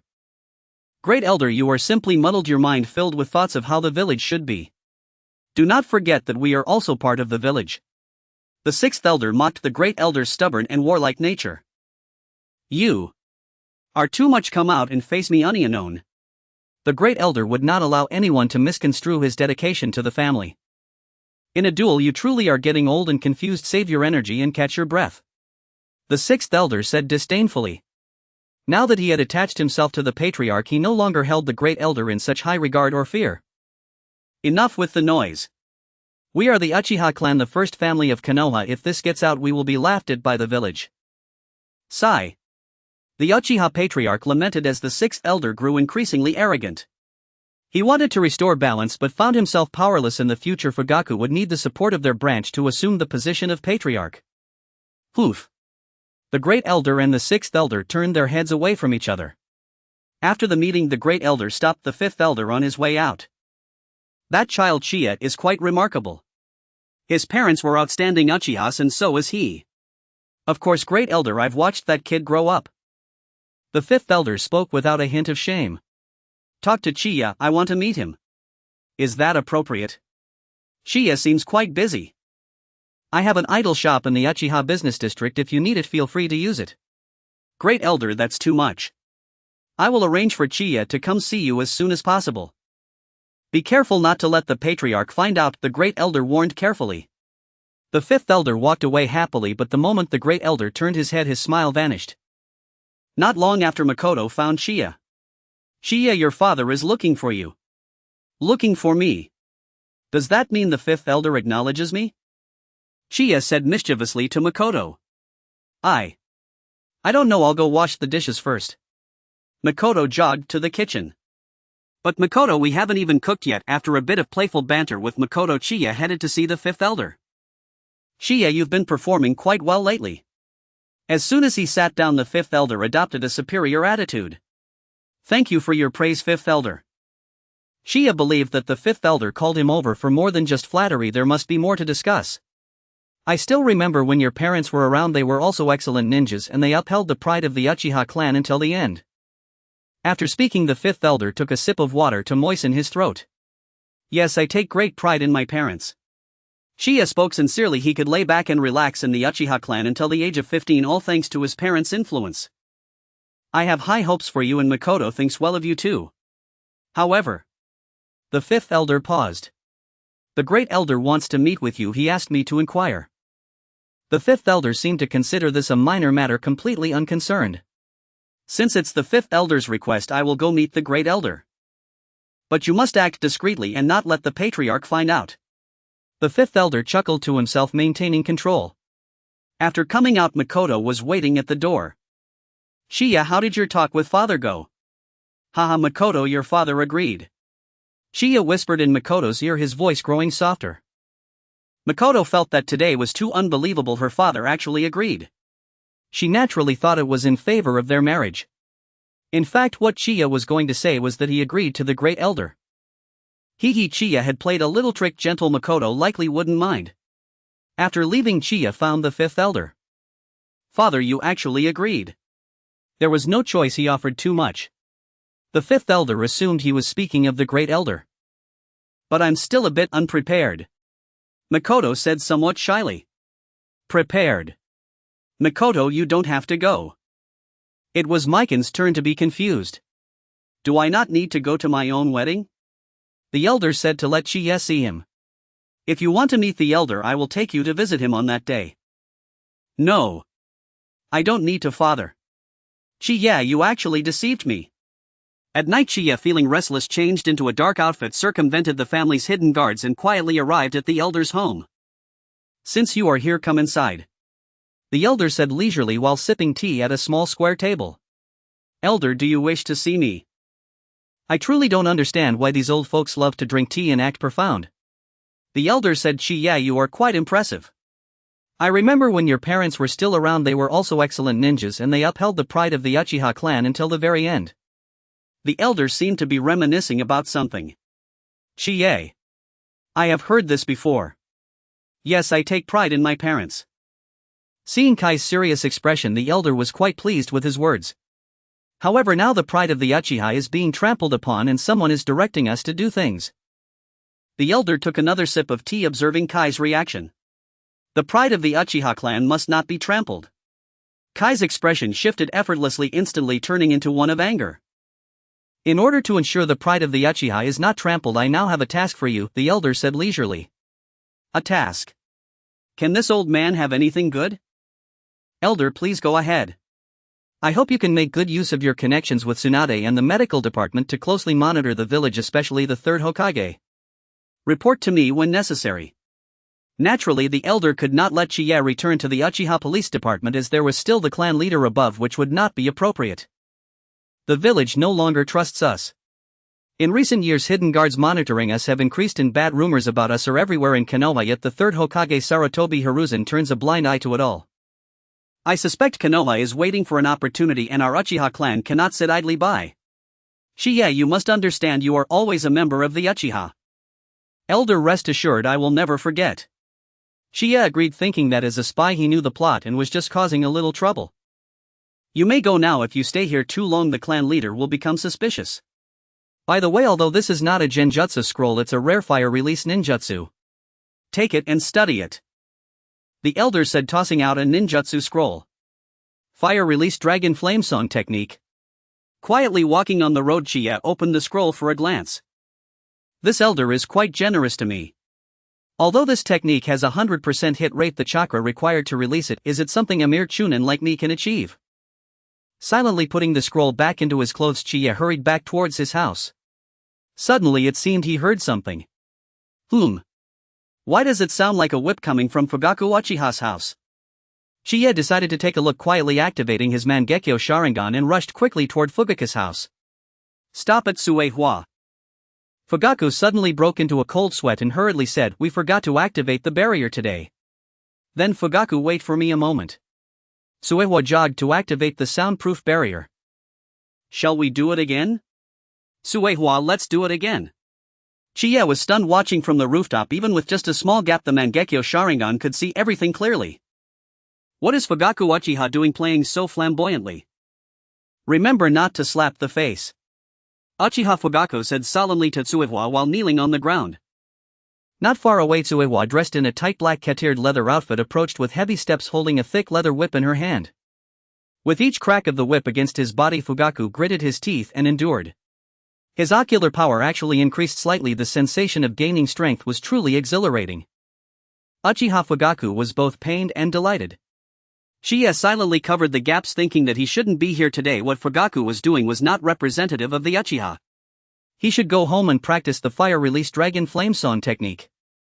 But tonight Chiya was completely out of sorts, his mind filled with Uchiha Fugaku's dead fish face and Uchiha Tsuiwa approaching with the whip. Forget it, no more practice. Today is a rest day and his heart feels a bit chaotic. Early the next morning, Chiya received a summons from the third Hokage. Chiya, you did quite well on the exam yesterday, but you were too harsh on Orochimaru. Hokage-sama, but Orochimaru was the examiner. His illusion techniques are on par with mine. I could only fight with all my might. Bada bada. The third Hokage Sarutobi Hiruzen took a few puffs of smoke, seemingly in deep thought.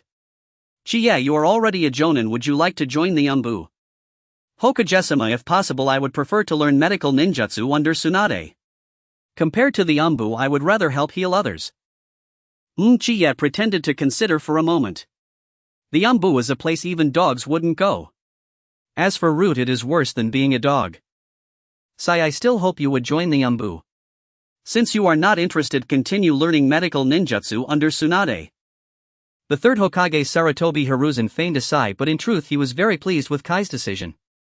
How much threat could an Uchiha dedicated to medical ninjutsu pose? After sending Chiya away, the third summoned Midogate Kaze and Tsukinai Koharu. Kaze Koharu, the Rain Village's hostility towards Konoha has been increasing lately. Prepare yourselves, have the logistics and medical departments ready with supplies. War might be on the horizon. Hiruzen, are you planning to attack the Rain Village? Not for now, but we must prepare for the worst. Alright, but Hiruzen, you must remain calm. Tsukinai Koharu advised. Sarutobi Hiruzen and Midogate Kaze nodded in agreement. Rest assured, Konoha won't easily strike against a small ninja village.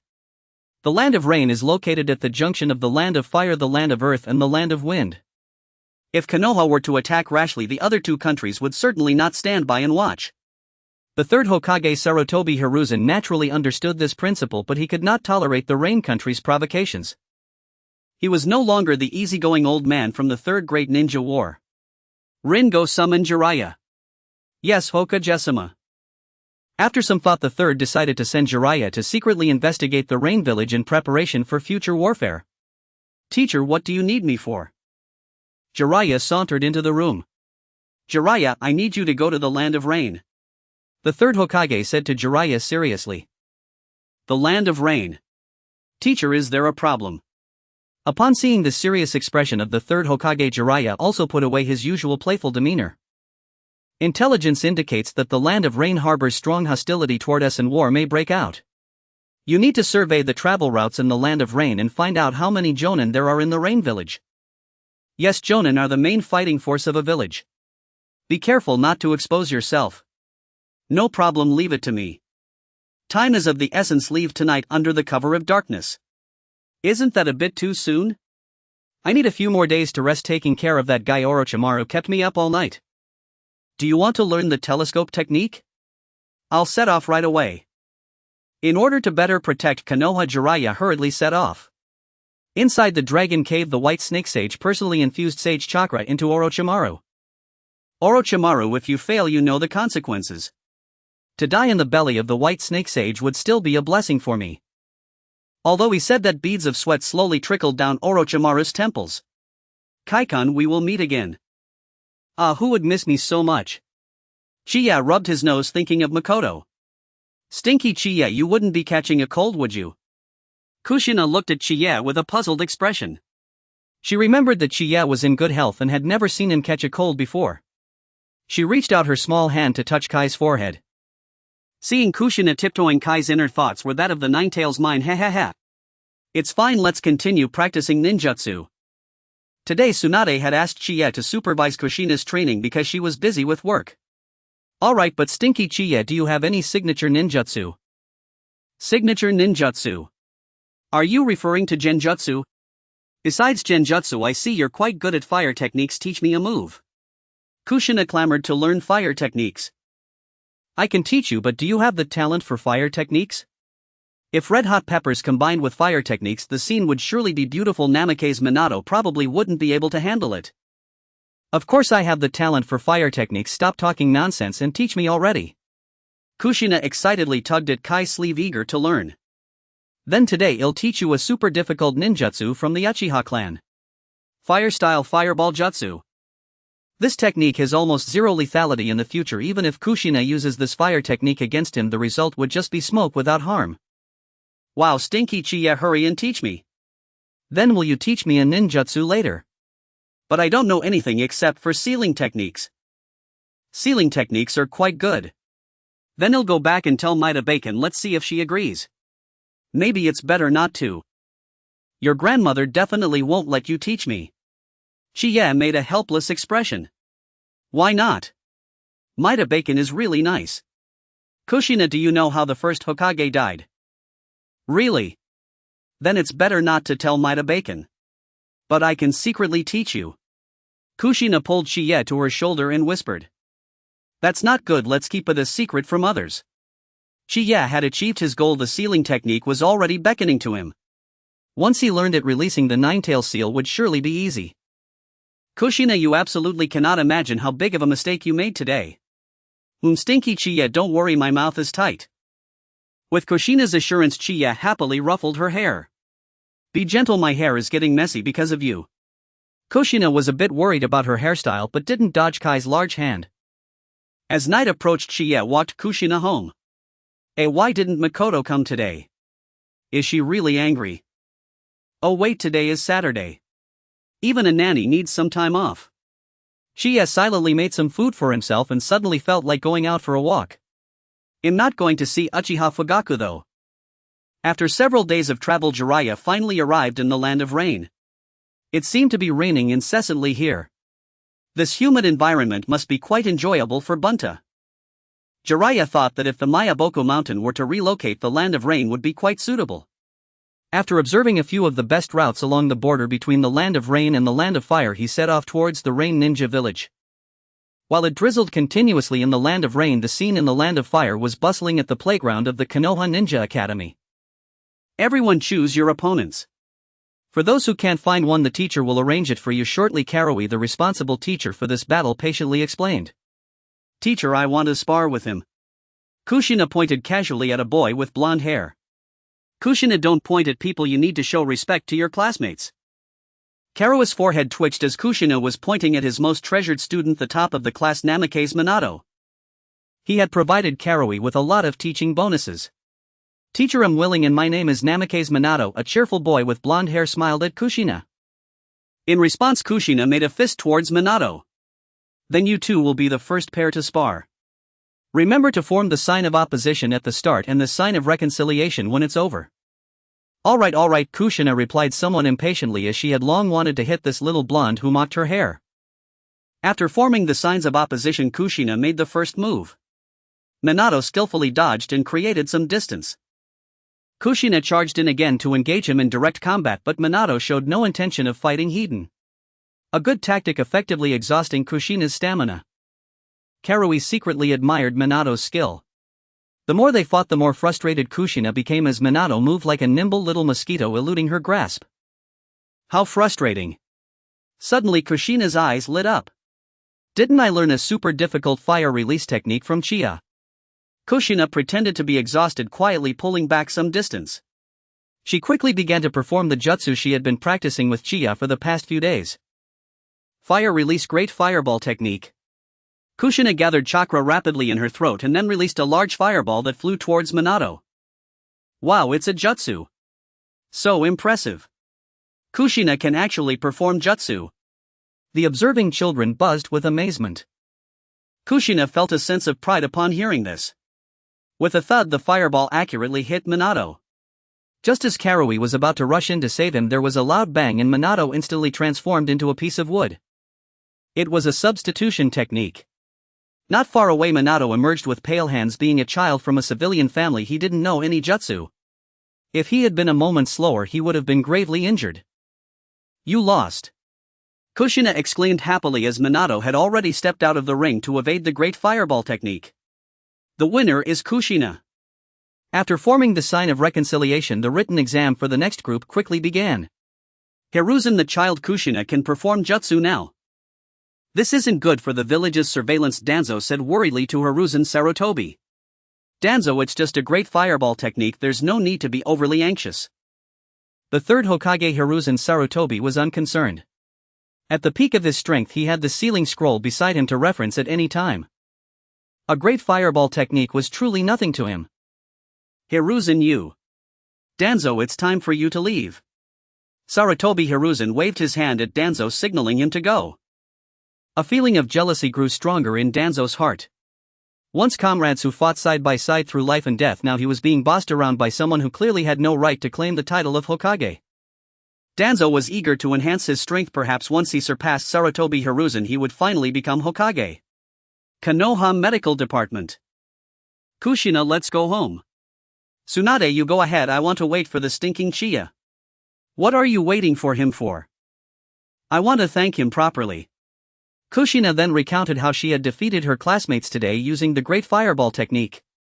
That's great, Kushina. Granny Mito will surely be pleased. Of course, I'm a Uzumaki. Kushina seemed to recall something sad, becoming a bit downcast. Hey Tsunade, you haven't left yet, and Kushina is here too. What's wrong, Kushina?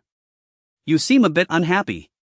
Chiya was puzzled. Had the classmates said something to her?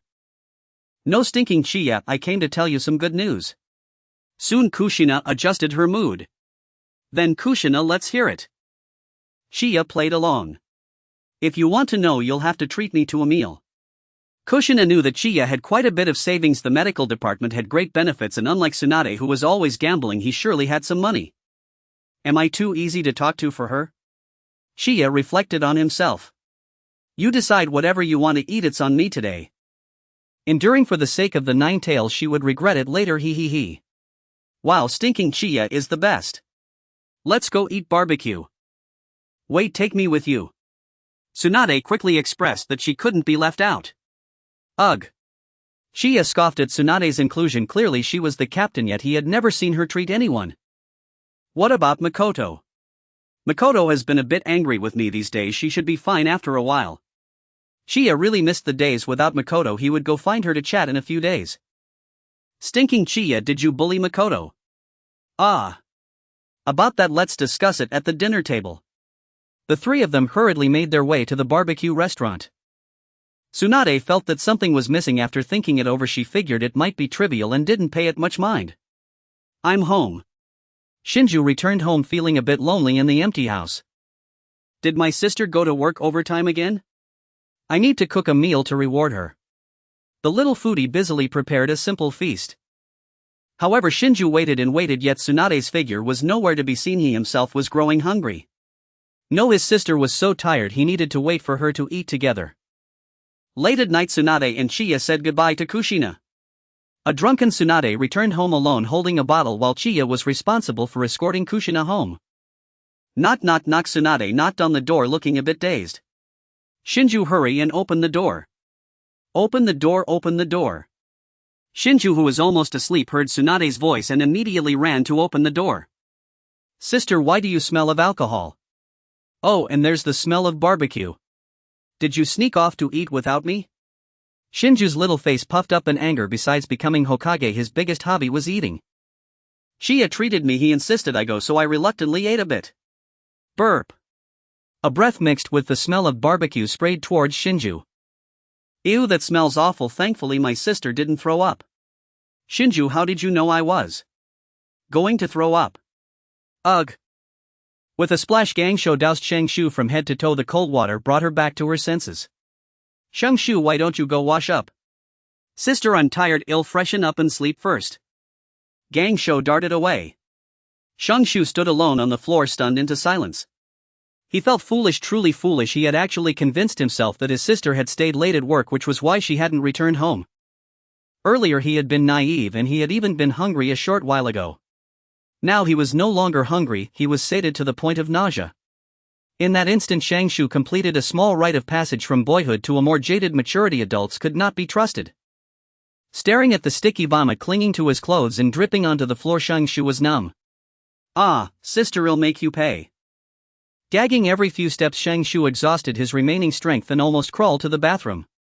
At last, finally here. Huh, no water. His vision went black and he could not hold on any longer. He fainted. When he came to again, the mess on his clothes had already dried. In the Yu Nation within Yurin village, Zilai had altered his appearance and sat drinking with two voluptuous alluring women in his arms. This was unmistakably one of Yurin village's local offerings. I have money to spare, so you'd better attend to me well. Zilai put on an arrogant air. After all, the funds were not his, he was on an expense-paid outing from the village, so what harm was there? Zilai had planted himself in a tavern in Yurin village for half a month. He had learned nothing of consequence. The money given by the third elder had run out and his own purse was nearly empty. No more collecting distractions, he had real business to attend to. He tried to stand, but his legs went weak and he sank back down. The dangers of wine and women, he lamented when two more women brought over drinks and personally fed them to him. Lord Banzang, we found a shinobi from another village. We've been getting him drunk for several days now. He asked many questions about the village but nothing important. Continue to watch him, do not let him leave Yurin village for the moment. Yes, Lord Banzang.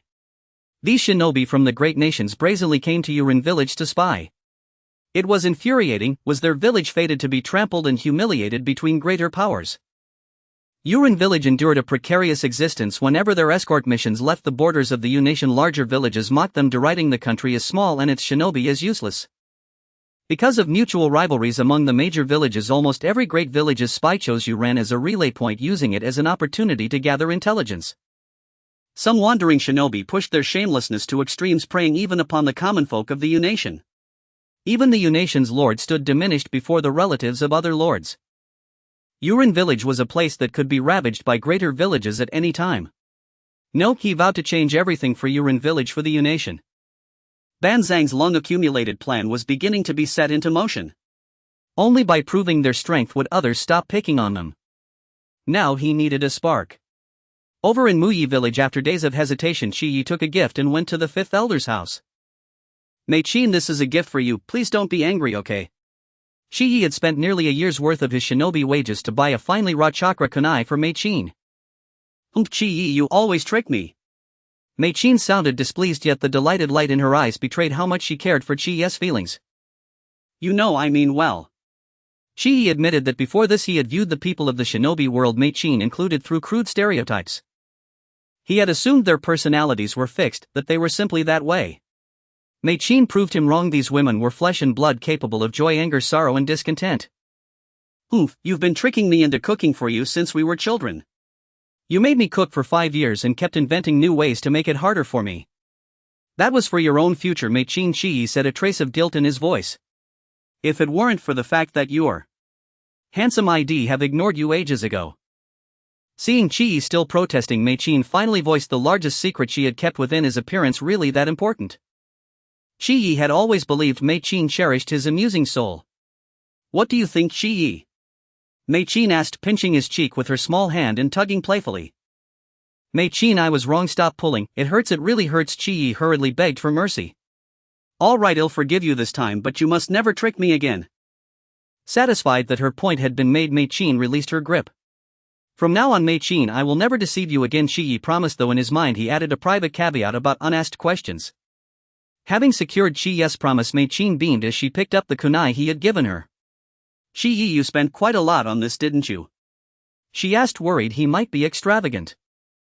If it makes you happy, no price is too great, Chiyi replied earnestly, though he could not afford 5 years of a cook's wages. Buying a single kunai was within his means. Chiyi, wait. Mei-chin cried as she ran into the house. Here, I have a gift for you too. She produced a sleek ninja blade. It's a chakra ninja blade, Mei-chin, where did you get it? My father gave it to me, Chiyi, you can use it without worry. By trading a kunai for a ninja blade, Chiyi had come out ahead. By the way, I intend to advance to Jonin soon, I can't be left behind by you, Mei-chin said. I won't be cooking every day anymore. Mei-chin spoke with a touch of sadness. She wanted to keep pace with Chiyi, not remain silently tending the kitchen. Whatever you decide, Mei-chin, I will support you, Chi-yi said. Chi-yi assented. This was Mei-chin's path and he would not interfere too much. Love, he thought, must never become a chain, each should be granted some space. Chi-yi, thank you for your support, Mei-chin said, still expecting him to be displeased. She wondered inwardly, if I stop cooking for him and he seems unfazed, could there be someone else? For a moment Mei-chin's face darkened, then she forced it back to cheerful composure. None of this escaped Chi-yi, who had silently activated his Wanhwating Xiaolunyan Mangekyō Sharingan. Mei-chin upset again. Why? Women were inscrutable, he thought. After Chi-yi left, the fifth elder sought out Mei-chin. Mei-chin, have you seen the chakra ninja blade that hangs in the hall? Father, I just gave it to Chi-yi. That was our family's showpiece, I spent a great deal on it. But Chi-yi gave me a chakra gift in return, I had to show some appreciation, Mei-chin said, convinced it was only natural and that her father would not mind. Mei-chin. Go and practice first, her father said, vexed. A rebellious daughter, giving treasures away before marriage, was that chakra blade so easy to part with? Years ago he had paid handsomely to purchase it from the great elder. It was a weapon once wielded by Uchiha Ban. The great elder had fleeced him in that deal and he had tightened his belt for many years afterward. Yet because Uchiha Ban had used it, the blade hanging at home had been a mark of status. Ah well, if it's given, it's given. If they have a future together, consider it a dowry, the old man sighed. Under the night sky the old father let out a weary sigh. Half a month had passed, yet Jiraiya had still not returned.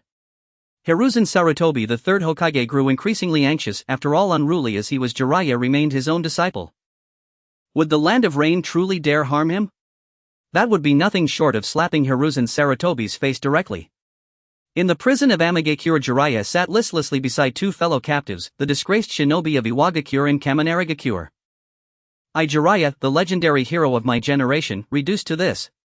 Just days earlier, on the verge of starvation, he had been dragged from a tavern by a squad of masked shinobi. Gently now, I'm a paying customer of Mangekyō. Jiraiya bellowed. Heck, he can take that up with the interrogators, came the cold reply. With practiced efficiency, the shinobi carved chakra suppression seals across Jiraiya's body, then cast him into the dungeon. Fortunately, no torture had yet been inflicted. Now escape was paramount, not a single scrap of Konoha's intelligence could fall into enemy hands. Jiraiya attempted to circulate chakra, but the seals were too numerous, not a trace of chakra stirred within him. All is lost. After 10 grueling years mastering sage art at Myobokuzen, my very first mission ends in abject failure. Tsunade, will you miss me? Lord Hanzo, shall we begin interrogation? No need. Wait until they've lost all value, then speak to them. Leak word abroad: Mangekyō has apprehended several spies. To reclaim them, bring a substantial ransom, no exceptions. Understood, Lord Hanzo. Excellent, if any major village bites, they'll bleed gold. Such windfalls may tilt the balance in our favor when war inevitably comes. Hanzo seized every opportunity to strengthen his village. He had already resolved to launch war against the great shinobi nations within the coming years. Unable to wait any longer, the third Hokage weighed his options and dispatched a covert team to the Land of Rain to locate Jiraiya. Rinkaku lead a unit into the Land of Rain to ascertain Jiraiya's whereabouts. If captured by Mangekyō, rescue him at all costs, but under no circumstances must Konoha's intelligence be compromised. As ordered, Hokage-sama. Rinkaku's team departed immediately for Mangekyō, and within days the report arrived.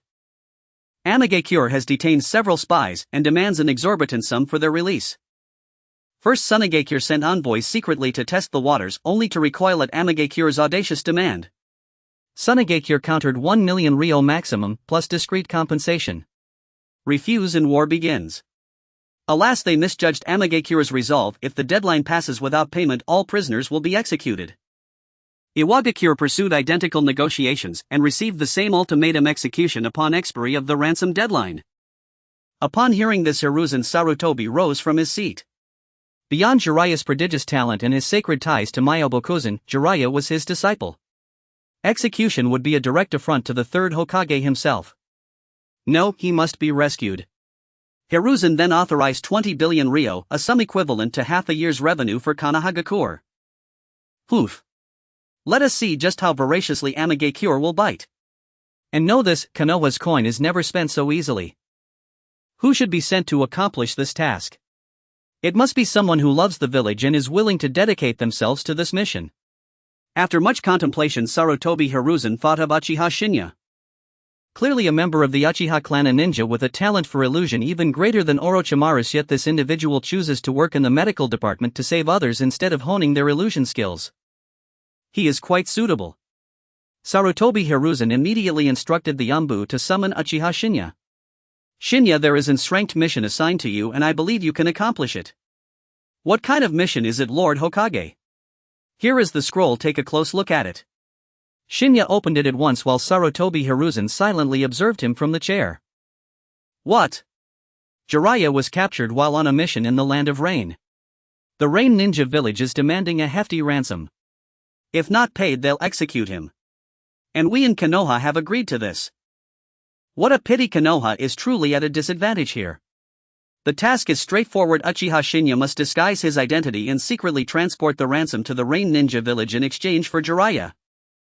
The third Hokage has such faith in me, this matter has fallen upon my shoulders. Is he not afraid that I might abscond with the money? In Sarutobi Hiruzen's heart, Shinya is like Uchiha Kagami, the type willing to make sacrifices for the village. Shinya, can you accept this?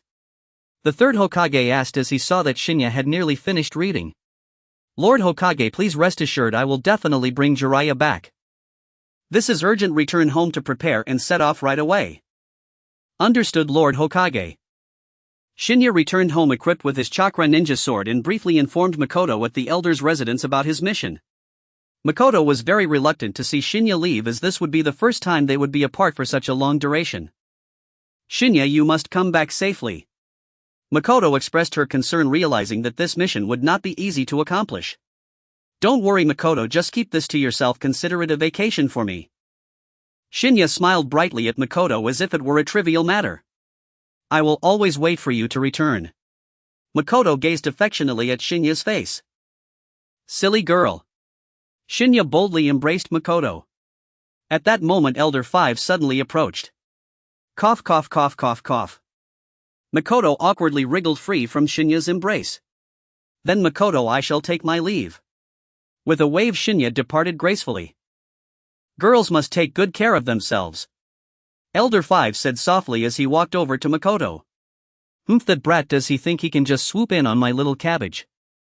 At the Konoha Medical Department, Shinya briefly informed Tsunade about his upcoming task.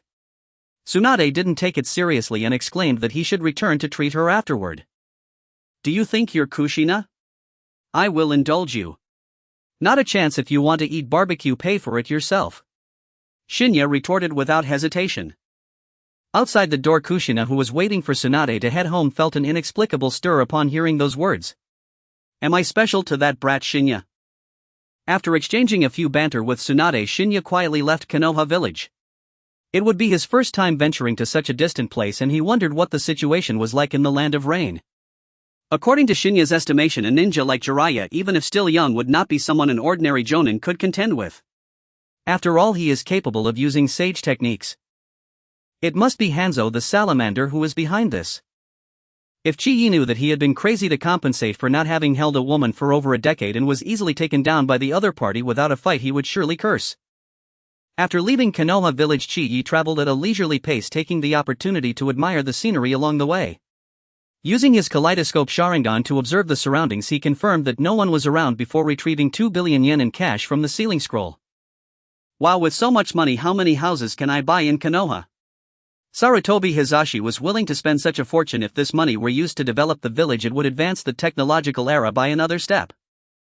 While he lamented Chi's hands were not idle, he took 500 million in cash and stored it in his small treasury. 500 million didn't seem too much, as there would definitely be many places to spend money in the future. Let's take another 500 million. In the end, Chi took 15 billion in cash. As for Jiraiya, he believed that the remaining 5 billion should be about enough. Hopefully. After hiding his small treasury well, Chi quickened his pace. Soon he arrived at the border between the Land of Fire and the Land of Rain. After making some arrangements with the village ninja guarding the border, Chi obtained a map of the Land of Rain. In the Land of Rain, despite being surrounded by many neighboring countries, the rain here was uniquely favored. The weather could change in an instant. As Chi entered the Land of Rain from the Land of Fire, it didn't take long for the rain to start falling. He wondered how those three were doing. According to the story, he knew Nagato had not yet become an orphan. His parents had died during the Second Great Ninja War. As for when he received the Rinnegan from Madara, Chii believed it was at the beginning of the Second Great Ninja War. Should he go see Nagato? Currently Nagato might be monitored by White Zetsu. If he hadn't acquired the Rinnegan yet, White Zetsu would only come to check on him occasionally. If he had acquired it, Chii going now might raise alarms, but the benefits would be immense. By absorbing the ocular power from the Rinnegan, he could very likely transform into the Sage of Six Paths right on the spot. The temptation was too great. Without Indra's reincarnated chakra, it was questionable whether others could awaken the Rinnegan at all. Chii decided to take the risk and go see. In the worst-case scenario, if he encountered Black Zetsu with his current chakra, he could escape with all his strength, which shouldn't be a problem. As for rescuing Jiraiya, he could only apologize to him. But where was Nagato? He decided to check near the Rain Ninja Village first. Chii did not enter the Rain Ninja Village immediately. Instead, he gathered information about Nagato's family nearby. After 2 days, Chii managed to gather information. To be precise, he encountered it on his way. That striking red hair was hard to miss. Chii, do we really still have a family? Of course, Nagato, your father's red hair is the best proof. It's a manifestation of the Uzumaki clan's bloodline. Nagato, your mother is calling you should go see. Nagato's father interrupted the conversation. All right, father. Nagato looked at Chii with a curious expression. Are you a ninja from another village? Nagato's father noticed Chii's probing. Chii had followed Nagato home a day ago. Originally, Nagato's father had refused Chii staying overnight, but Chii offered too much. In a country like the Land of Rain, where resources were scarce and food prices were high, money was life. Have I exposed myself so quickly? I can sense quite a significant chakra fluctuation from you. Chii said with a smile, as if exposure was a trivial matter. You're not welcome here. We are living happily in the Land of Rain. Please do not disturb us, or I will report to Lord Hanzo. Report.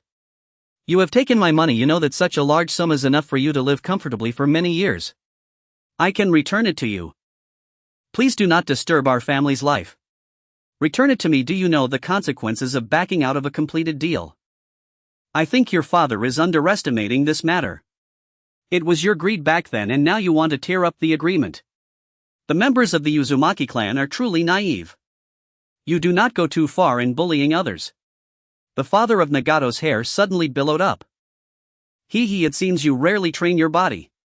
Clearly possessing the chakra of a Jonin, yet your Bodhis chakra circulation is exceedingly slow.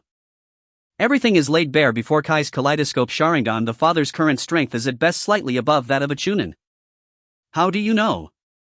The father of Nagato had not noticed any probing techniques from Chii, so how could he be so aware of his own body? Vajra.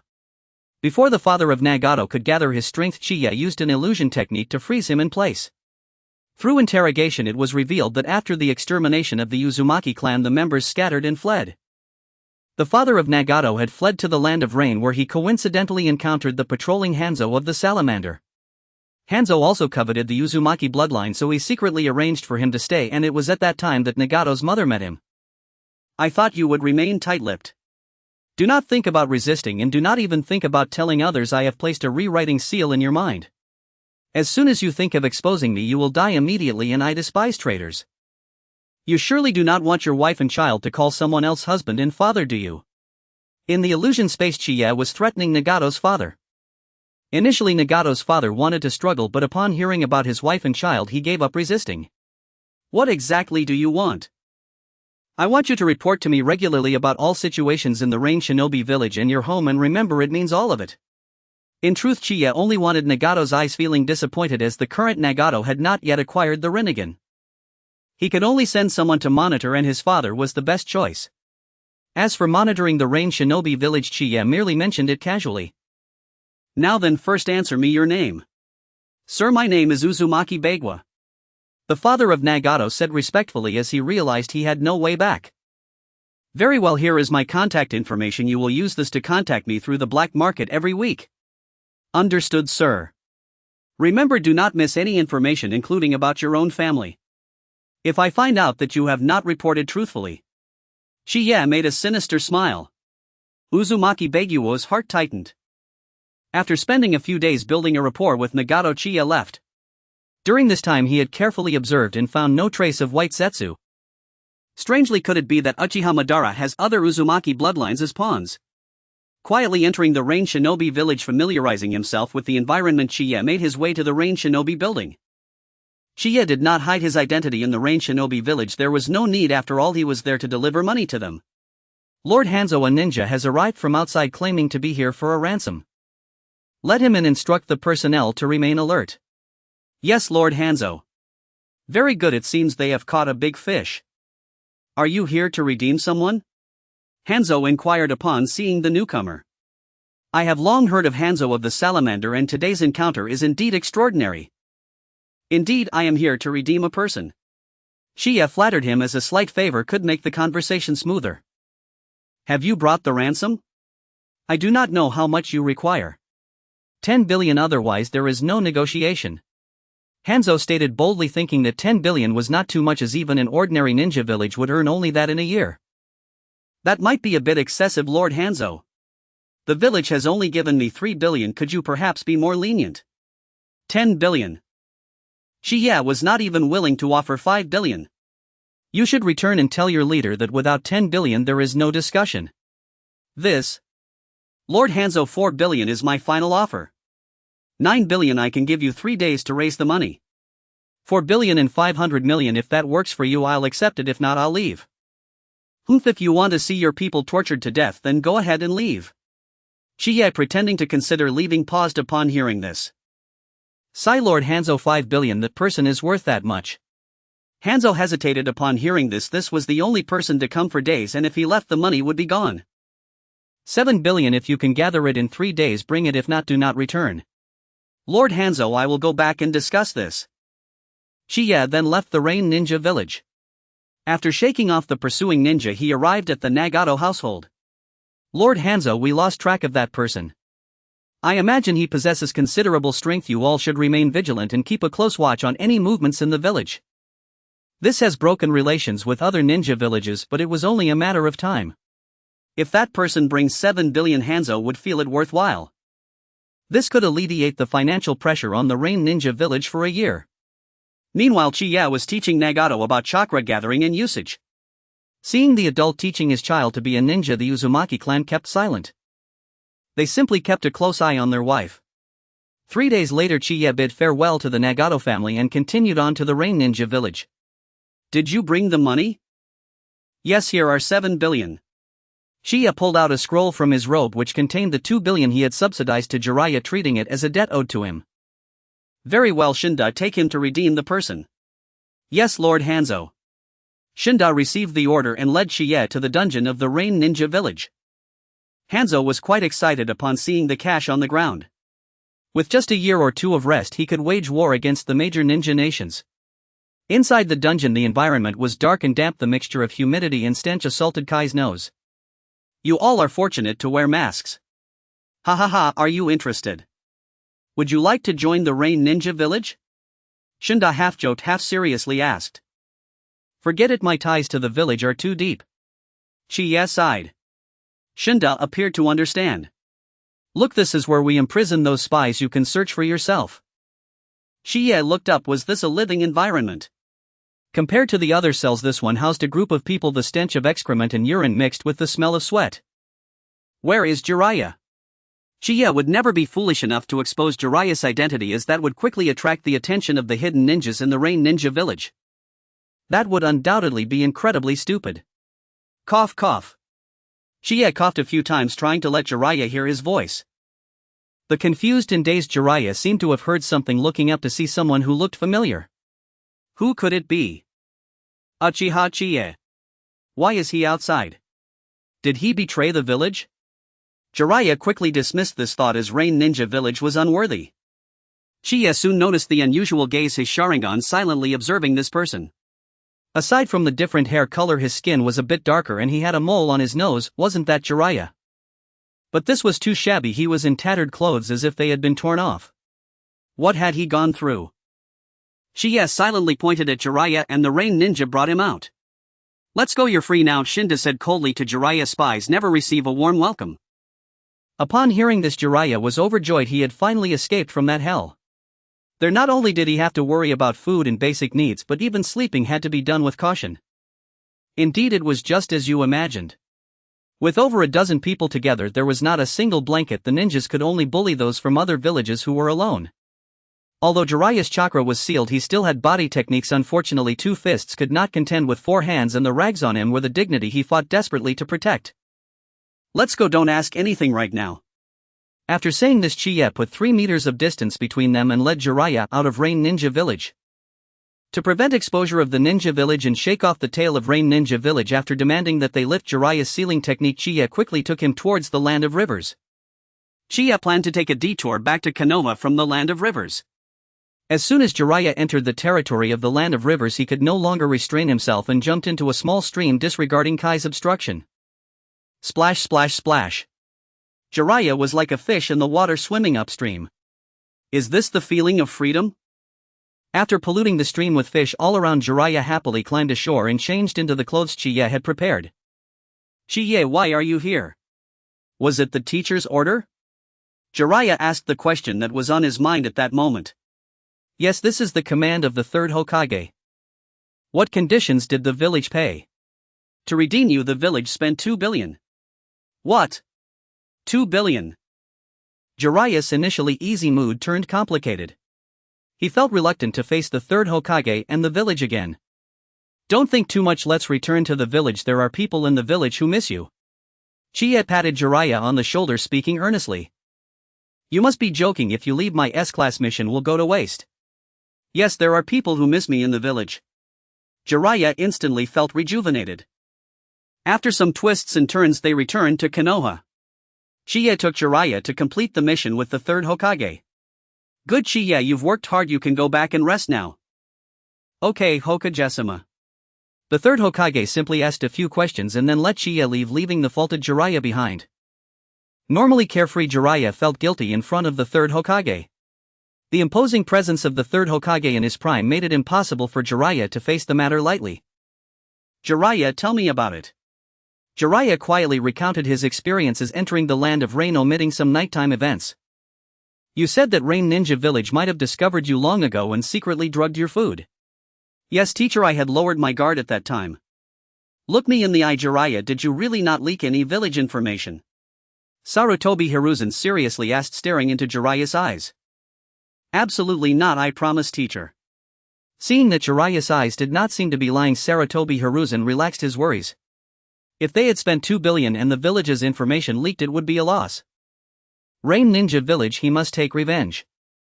From now on you will have no bonuses for the next 5 years. Are you willing? Master, please let me do everything possible to atone for my sins.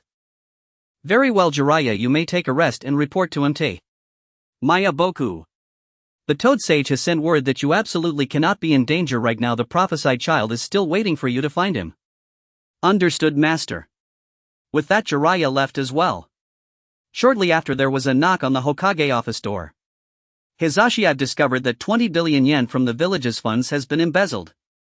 That's not a small amount, it must be thoroughly investigated. Danzo suspected there was a rat eroding Konoha from within. Danzo, this funding was approved by me for a secret mission. What? How could I, as the Hokage's advisor, be completely unaware of this? Danzo was shocked. Hisashi had completed this right under his nose without a sound. The intelligence network of the Root is far behind that of the Ambu. It seems Root needs to clear out some useless personnel and expedite its expansion. This matter involves many aspects, you will know in due time. Then Hisashi, don't you think the development funds for Root this month should be increased? Increased? The village has already spent quite enough on Root. Let's not discuss this further. Hisashi, you. Danzo was furious. He could freely spend 20 billion yen, yet now he was reluctant to provide any development funds for Root. Today he had only been allowed to enter after knocking, and he thought he had caught Hisashi in a bind, only to find that he feared nothing. If this door is knocked again, I'll be treated like a dog. No need to say more, I am the Hokage. Upon hearing Hisashi say this, Danzo was so enraged he didn't even want to argue, and he left the Hokage office directly. Power. Danzo craved power. Recently he had been secretly contacting someone. Although he only received a simple reply, it felt promising. He needed to prepare a laboratory and experimental equipment for that ally.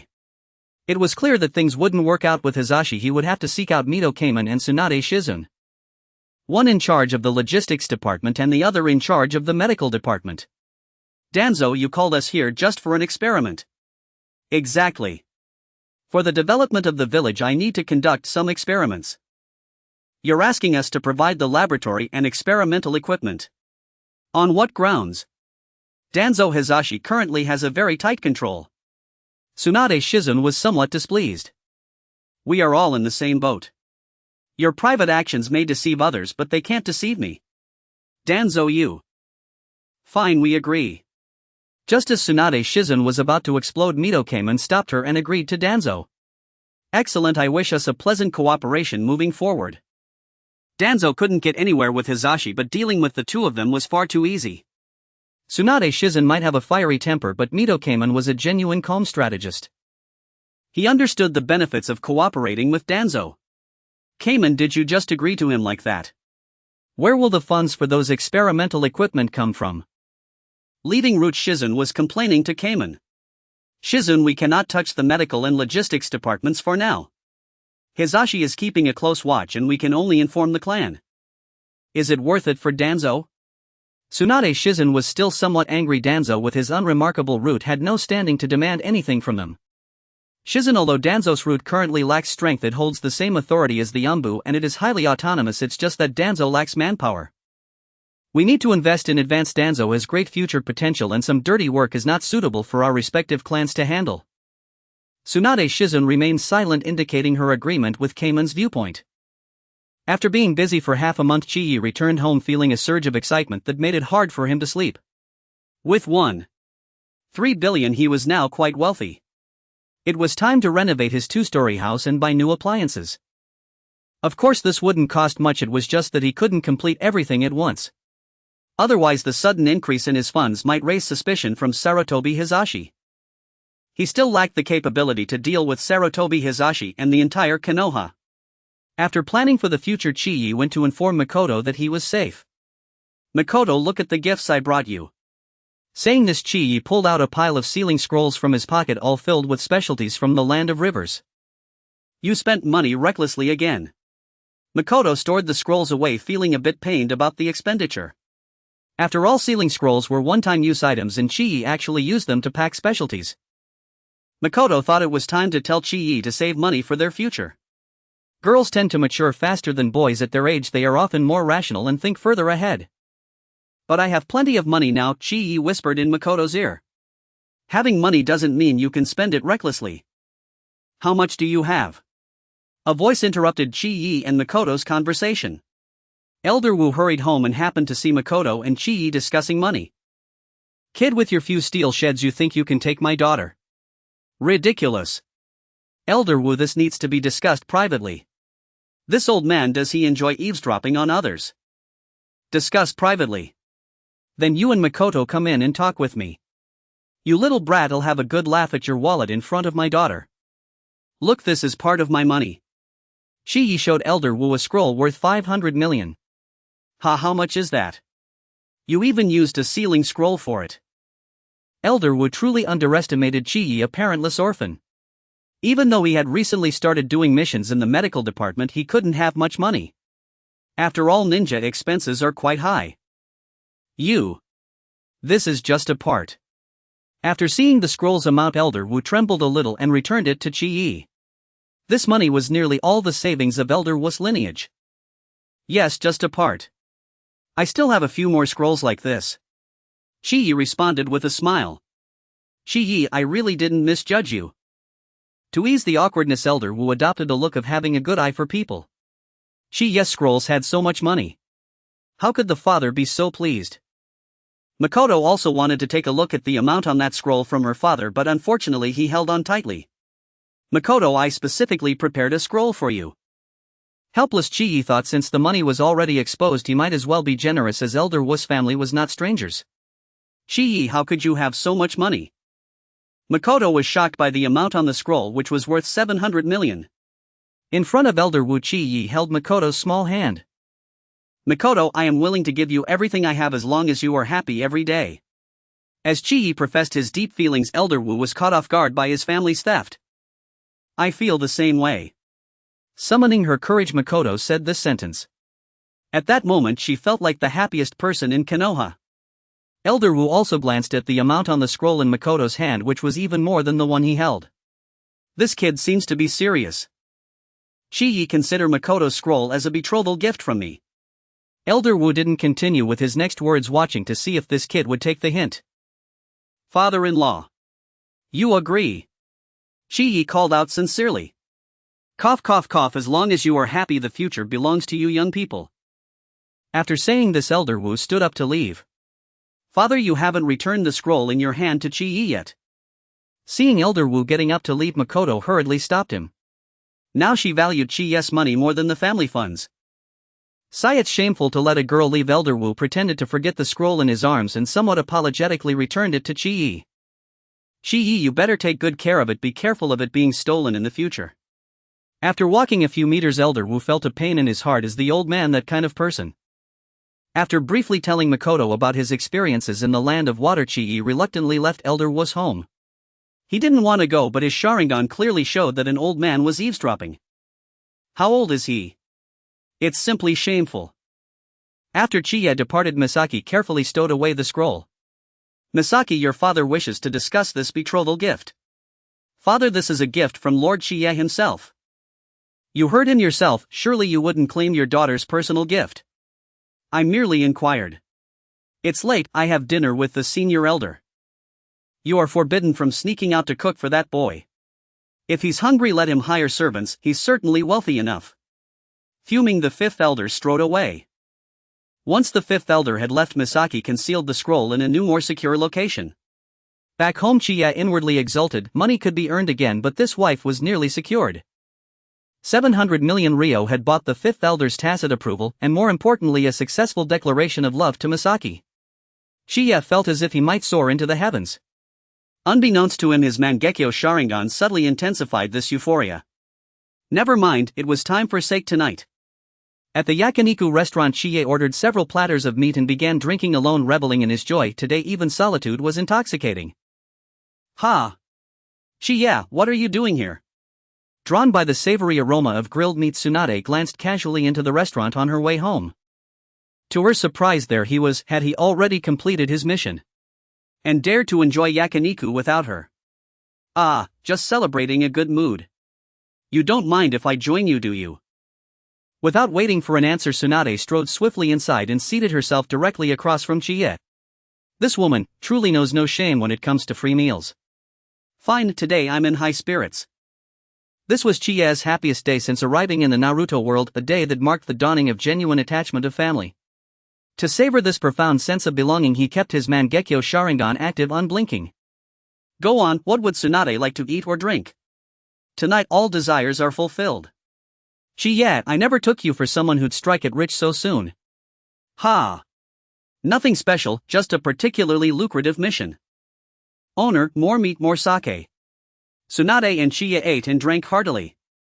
Tsunade sees joy while life is sweet. Come toast with me, 300 cups without pause. Cheers, cheers, cheers.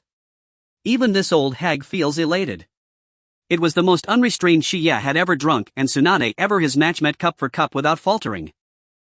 You should have seen Jiraiya, utterly humiliated. The river was littered with dead fish. Ha ha ha, Jiraiya's humiliation is legendary. Slightly intoxicated Chiya recounted Jiraiya's misadventures, sending Tsunade into peals of laughter, her chest rising and falling with unrestrained mirth. Stop laughing, I'm getting dizzy. Then drink on, we'll settle this tonight. Tsunade, ever fond of wagering, immediately challenged Chiya to a contest of stamina. Bring it on, I'm not afraid. Before I held back only to avoid passing out. Come, let not golden goblets face the moon in vain and drink. Chiya raised his voice in spirited defiance. The two drank until the stars blurred, while elsewhere Nawaki simply shrugged. He'd long grown accustomed to Tsunade's absences. What did it matter whether she returned home? He switched off the light and slept. Almost done, let's go home. Tsunade slurred her words. Though she refused to admit it, Chiya still seemed capable of continuing. Let's go home we go. Chiya, thoroughly inebriated, swayed unsteadily as he guided Tsunade toward the door.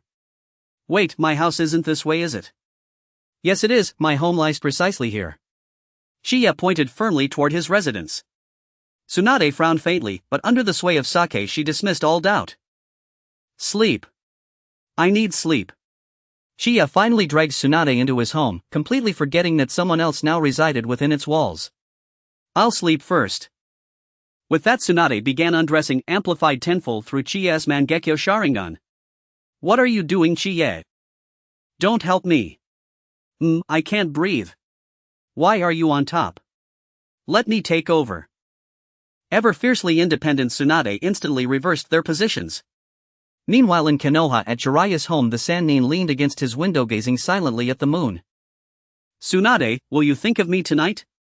At dawn Chiya stirred groggily, his memory fragmented, haunted by vague intimations of something extraordinary having occurred the night before. Better start with brushing teeth and washing face. He pulled back the covers, and there, revealed in stark luminous clarity, lay a flawless snow-white form.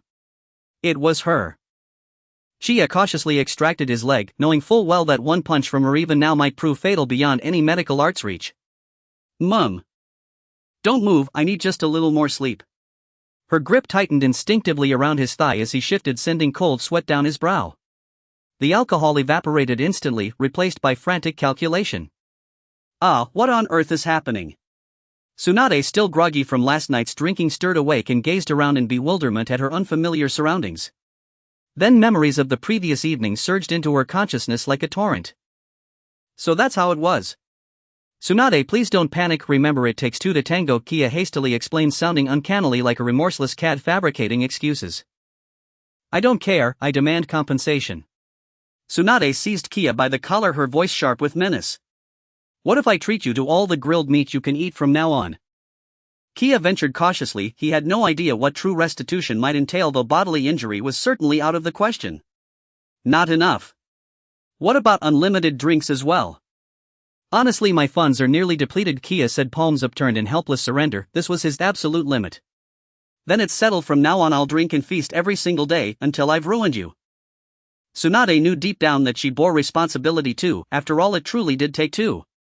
In truth, the latter half of the night had been entirely her doing.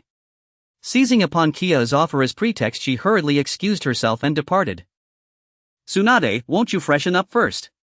Aren't you worried Mei-chin might drop by unexpectedly? At those words, Chiya's heart lurched violently. Safe travels then. Poof. Men. Chiya hurried Tsunade out the door.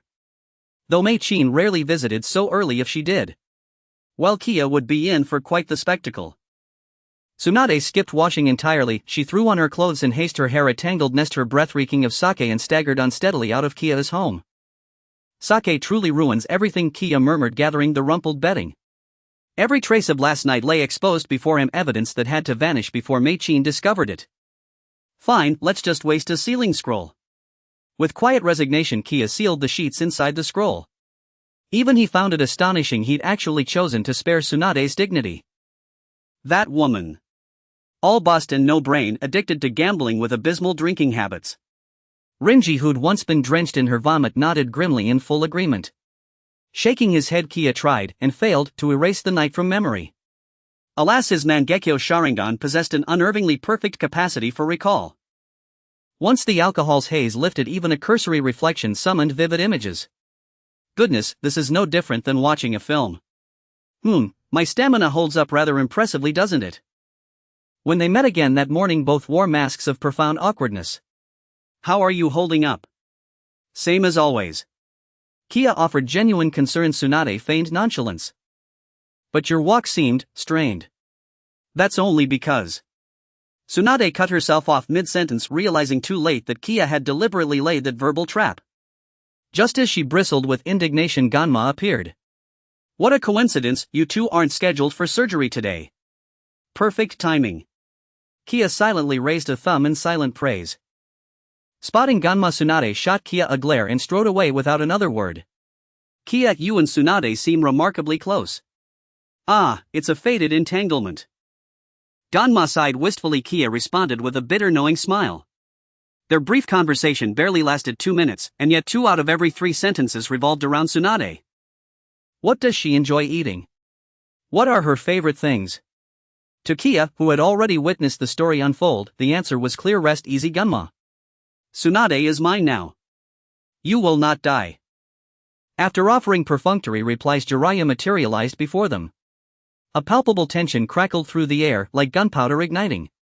Jiraiya watched Ganma with open hostility while Ganma's gentle smile concealed something far more lethal. Fine, you two carry on with your battle of wits. I'll take my leave. Citing urgent surgical duties for Tsunade, Kia withdrew. Jiraiya and Ganma exchanged a long silent stare, then parted with mutual unspoken understanding. At noon, Jiraiya once again rushed to the medical department. This time he found an excuse to have Tsunade treat his injuries. Jiraiya, are you hurt? Shichiya teased him. There's no reason for it, you swam upstream faster than a fish that day in the land of rivers. Jiraiya had thought of an excuse before coming in the morning, but unfortunately he ran into Kato-dan. The two could only size each other up and test the waters, forcing each other to leave. Jiraiya, are you hurt? Tsunade came out of the infirmary scrutinizing Jiraiya closely. He didn't appear to be injured. Tsunade, it's an internal injury. I was poisoned by the rain shinobi village. Then come with me for a blood draw, let's test it out. Tsunade had someone take Jiraiya to have his blood drawn, and soon the test results were out. Everything was normal. You're lively and your blood is perfectly healthy. You're telling me you've been poisoned? Seeing Jiraiya joking and laughing with Shichiya, Tsunade angrily punched him on the head, venting her morning frustration at Shichiya onto Jiraiya. How could I bear to hit him? Is it because he's handsome? After taking that hit, Jiraiya was left with half a life. He smoothly moved into the Konoha hospital. Jiraiya shouted in his heart this wasn't what he had imagined. He only wanted to find ways to flirt with Tsunade. Why did she hit him so hard? This was still Jiraiya being somewhat prepared for Tsunade's violence. After the examination, Tsunade's punch had directly given Jiraiya a concussion. Fortunately, Jiraiya didn't have any missions recently. Just focus on recovering. Tsunade will cover your medical expenses. Shichiya visited Jiraiya in his hospital bed, knowing that Jiraiya was taking the blame for him. That force, Shichiya exclaimed, caused a sonic boom. Ha ha, if someone is paying, I can also take a break for a while. I knew it, Tsunade still has feelings for me. Jiraiya imagined that Tsunade took the initiative to cover the medical fees out of guilt. In reality, Tsunade had the Konoha hospital put the bill on Shichiya as a way to get back at him. When the bill arrived at the end of the month, Shichiya's face turned dark. Put it on my tab. Tsunade was getting back at him. Thank goodness he still had a few billion, otherwise he would really have to thank her. Opening the bill, Shichiya fell silent. Jiraiya couldn't possibly need nutritional fluids. Did he deserve that?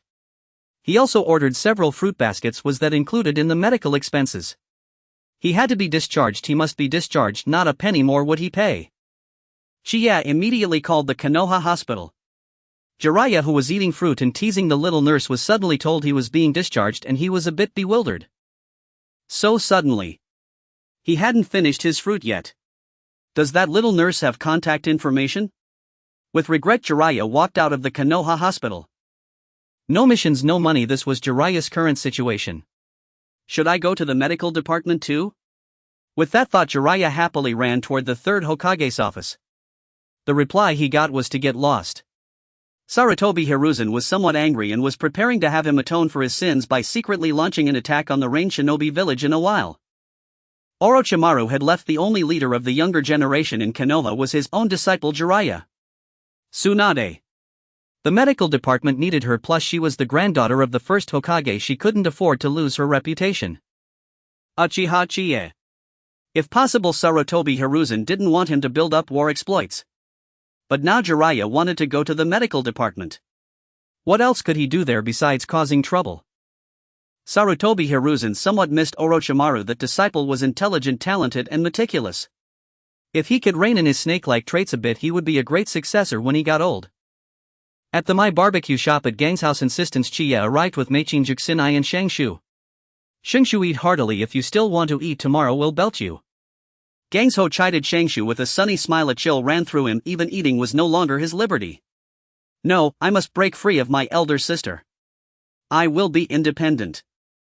Juxinai nibbled at the skewered meat before Shichiya. Juxinai, are you all right? Shichiya watched her deliberate, careful chewing, even slower than Meichin. She answered him with an exasperated eye roll and quickened her pace a little. To be ladylike, this was how Shueisha Nainai had instructed a gentle girl to comport herself. If Shueisha Nainai knew this was being done for a member of the Yaziba clan, she would have slapped Shichiya across the face. Juxinai could never bring herself to strike him. Yes, Juxinai, eat quickly.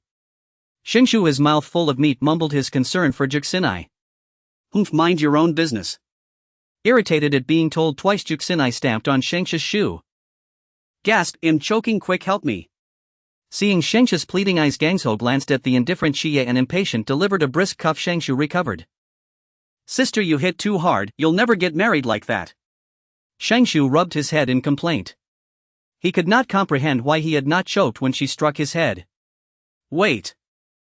Could it be sister did not mean to save me? Those words struck Gangsho like a cat with its tail trodden, her fur bristled. In an instant the lively barbecue shop fell utterly silent. All eyes turned to Shinshu, wondering how badly he had been harmed. Brother Chie, save me. Shinshu reached for Kai's sleeve, but Chie nimbly stepped aside. Shinshu, even I, brother Chie, can scarcely keep myself safe. If I tried to help you, I'd probably be the one getting beaten. Meichin, it's getting late, I'll see you home. Chie, then well, leave for now. Juxinai, you come along too. All right, sister Meichin. Meichin graciously accepted Kai's offer. Sibling matters could be left to the siblings themselves. In the days that followed, Juxinai did not see Shengshu at the Ninja Academy. In long Daidon, signs of serpentine transformation appeared upon Dashuan's body. Dashuan, after all this time you still cannot control your snake transformation. Baishi Xianren, please grant me more time, you may devour me later, it will not be too late then. Dashuan's face darkened as he watched Baishi Xianren warily. Very well. I will give you a little more time, but you must strive. Naturally, Baishi Xianren. The white snake sage departed at a measured pace. Dashuan immediately released his snake form. Immortal arts seem incompatible with my flesh, if only I possessed a finer body. Since those arts elude me, Dashuan must make plans for a return to my. I recall Long Daidong conceals many studies concerning the soul. Dashuan smiled a malignant smile, those materials would be his. Yet to guard against the unforeseen he would prepare a contingency. The Heishi is an organization outside the villages. Some whisper that even the 5 great villages hold investments in it. Its chief purposes are posting bounties and trading intelligence. It also functions as a channel for passing messages. Chie arrived there without a sound and glanced at the scroll in his hand.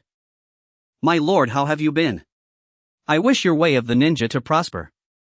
Recently there has been much xenophobic sentiment in Yuruan village. They seem to have begun secret training.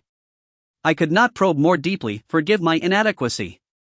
I shall redouble my efforts to gather intelligence on Yuruan village. My household remains unchanged since your last visit. Respectfully, Xuanhua Bagua. This. Has he already become my loyal henchman? Chie had at the time merely asked Xuanhua Bagui to observe Yuruan village to learn more about Changman's affairs. Now it seemed this fellow was unmistakably a traitor within Yuruan village. Excellent. Keep it up. With those few words sent to Xuanhua Bagua, Chie left the Heishi. At my ninja academy, Joshinai sat alone on the grass, lost in a distant daze. Not yet 10 years old, the child harbored worries she could not yet fathom. Today grandmother Shueihu had taught her a sealing art called Sishan, sealing 4 symbol seal. Grandmother Shueihu told her that one day she would have to use this ninjutsu to seal a fearsome tail beast. Xuanhua Shueihu let Joshinai feel a trace of the 9 tails chakra fraught with malice, and Josenai's little face went deathly pale. So terrifying, how can such a dreadful creature exist? Who could have created it?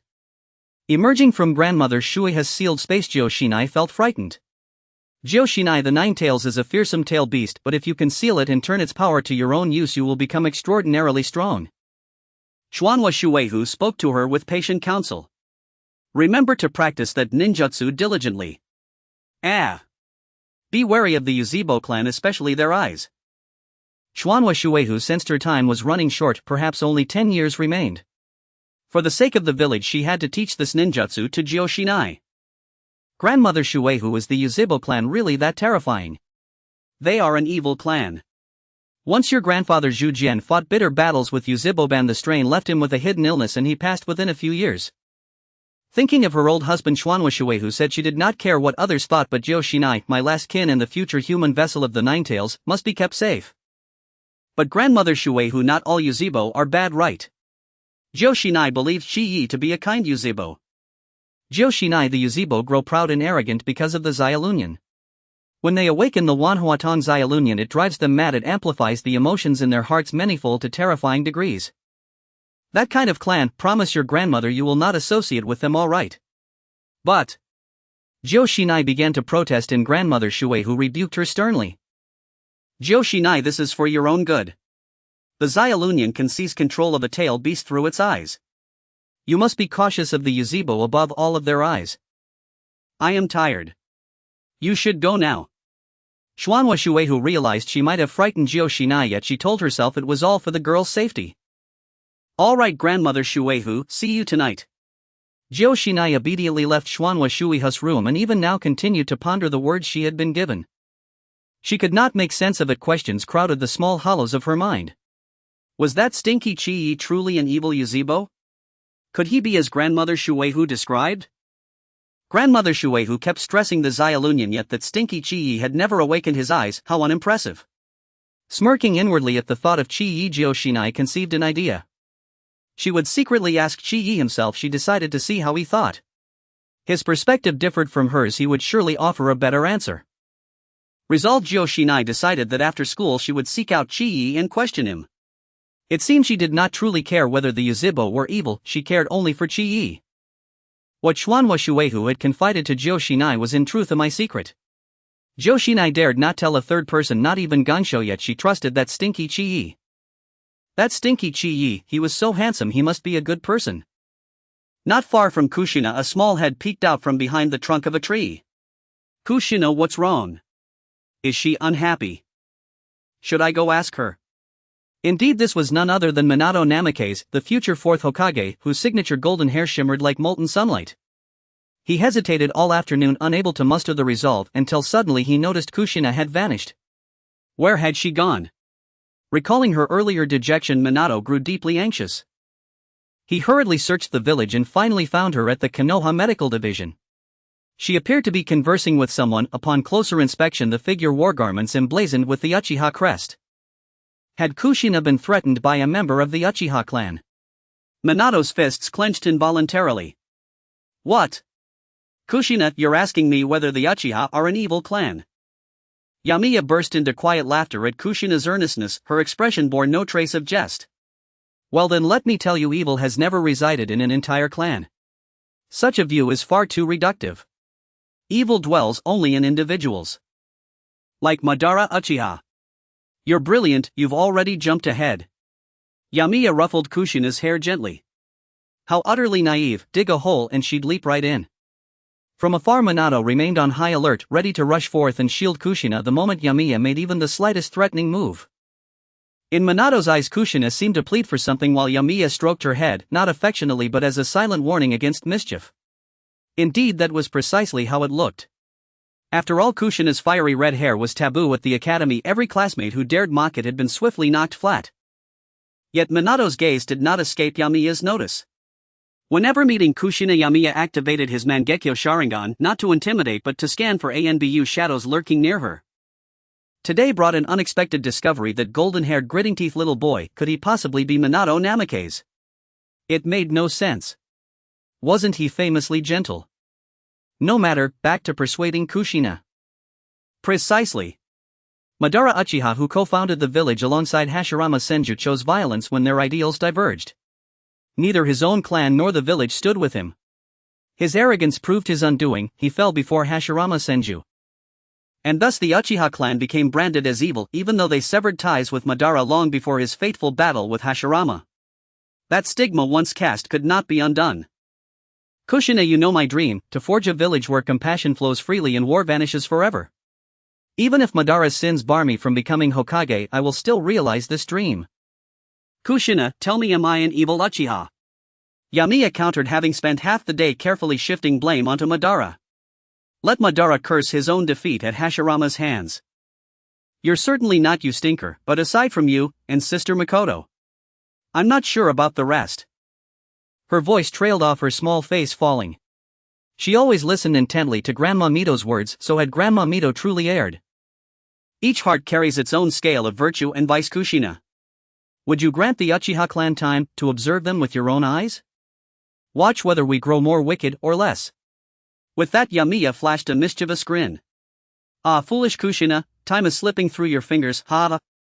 Enough. Release the girl. Little Watergate could no longer endure and stood up. The member of the Uchiha clan displayed an evil expression. How despicable! Kushina is still just a child. Little Watergate decided he could not hold back any longer. Kushina's smile must be protected by me. Namake's Minato. Kushina looked at Little Watergate with a puzzled expression, wondering who he was. He seems to be the one who made a joke about my hair. I think his name is Namake's Minato. What's wrong with him? Is he sick? What if I refuse to let go? The theatrical desire of Chiya began as he pressed down on Kushina's head with his hand. How dare that stinky Chiya press my head? Is he speaking to Namake's Minato? Confused, Kushina chose to observe the situation. I will report this to Lord Hokage. Facing the towering Uchiha Chiya, Little Watergate decided to use his wits. Lord Hokage. He is very busy and doesn't have time to pay attention to this. I need to take Kushina home right now. After saying that, Chiya gestured towards Little Watergate's neck. What? He is so audacious. Little Watergate imagined a bad scenario for Kushina. Kushina looked speechless, as if saying that stinky Chiya could stop now. For Kushina's sake, Little Watergate decided to take the initiative. Not bad, his speed is almost on par with a Chunin. Chiya admired Little Watergate as he charged forward. Suddenly he came up with a plan. If on the day the seal is broken Namake's Minato is not with Kushina, wouldn't my success rate greatly increase? After all, the Flying Thunder God technique can reach the battlefield in a second. With this thought, a brilliant idea emerged in Kai's mind. Casually, Chiya parried a few of Little Watergate's taijutsu attacks, and just as Little Watergate put forth his full effort, he hit. Little Watergate rejoiced. This Uchiha was too arrogant and exposed a flaw. With a loud bang, Little Watergate's fist landed solidly on Kushina's face.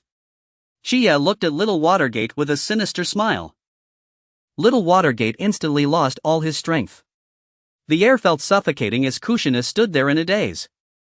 Stinky Chiya, what have you done? Are you using me as a shield? And you, Namake's Minato? I won't let this go. Kushina punched Chiya in the kidney, something Chiya did not expect. It was too close for him to dodge. It's all Little Watergate's fault for using all his strength. This was the most serious injury Chiya had ever sustained. Meanwhile, Kushina's face was swollen, and after hitting Chiya, she was ready to roll up her sleeves to hit Little Watergate. Just as she raised her fist, someone grabbed it. It was Tsunade. What happened to Kushina?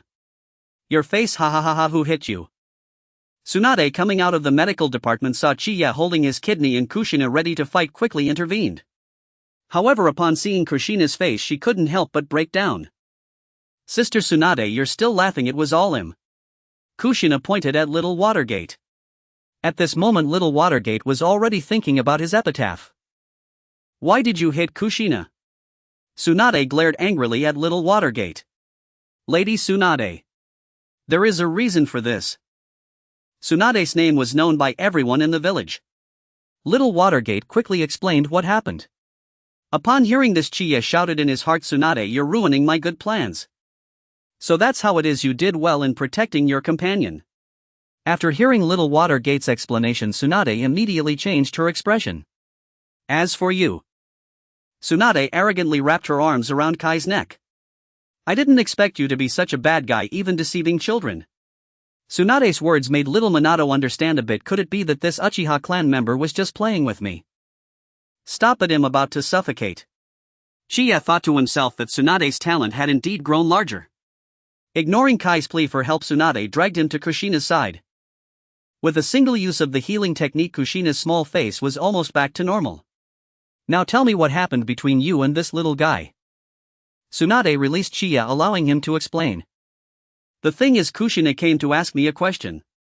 Perhaps it was because I performed an evil Uchiha expression that this boy saw, and then he came to stop me. Chiya spread his hands. That was how it was. You clearly could have explained. You chose to keep teasing him. After saying that, Tsunade pointed at Little Minato. You must know this is my first time encountering such a boy. Isn't it just to see the bonds of the ninja school kids?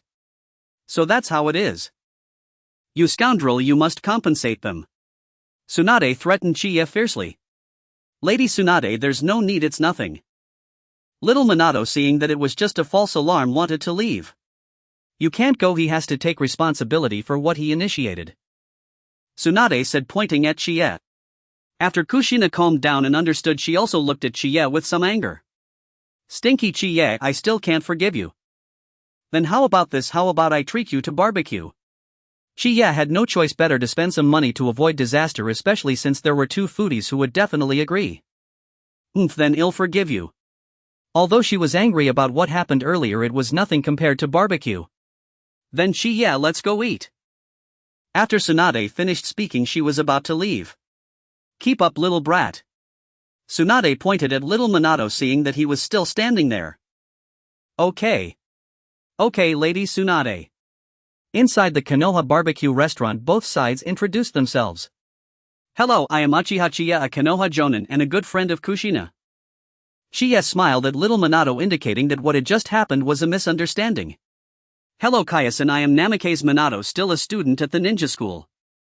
Little Minato realized that the other party was a Jonin, thus his physical skills should have been restrained.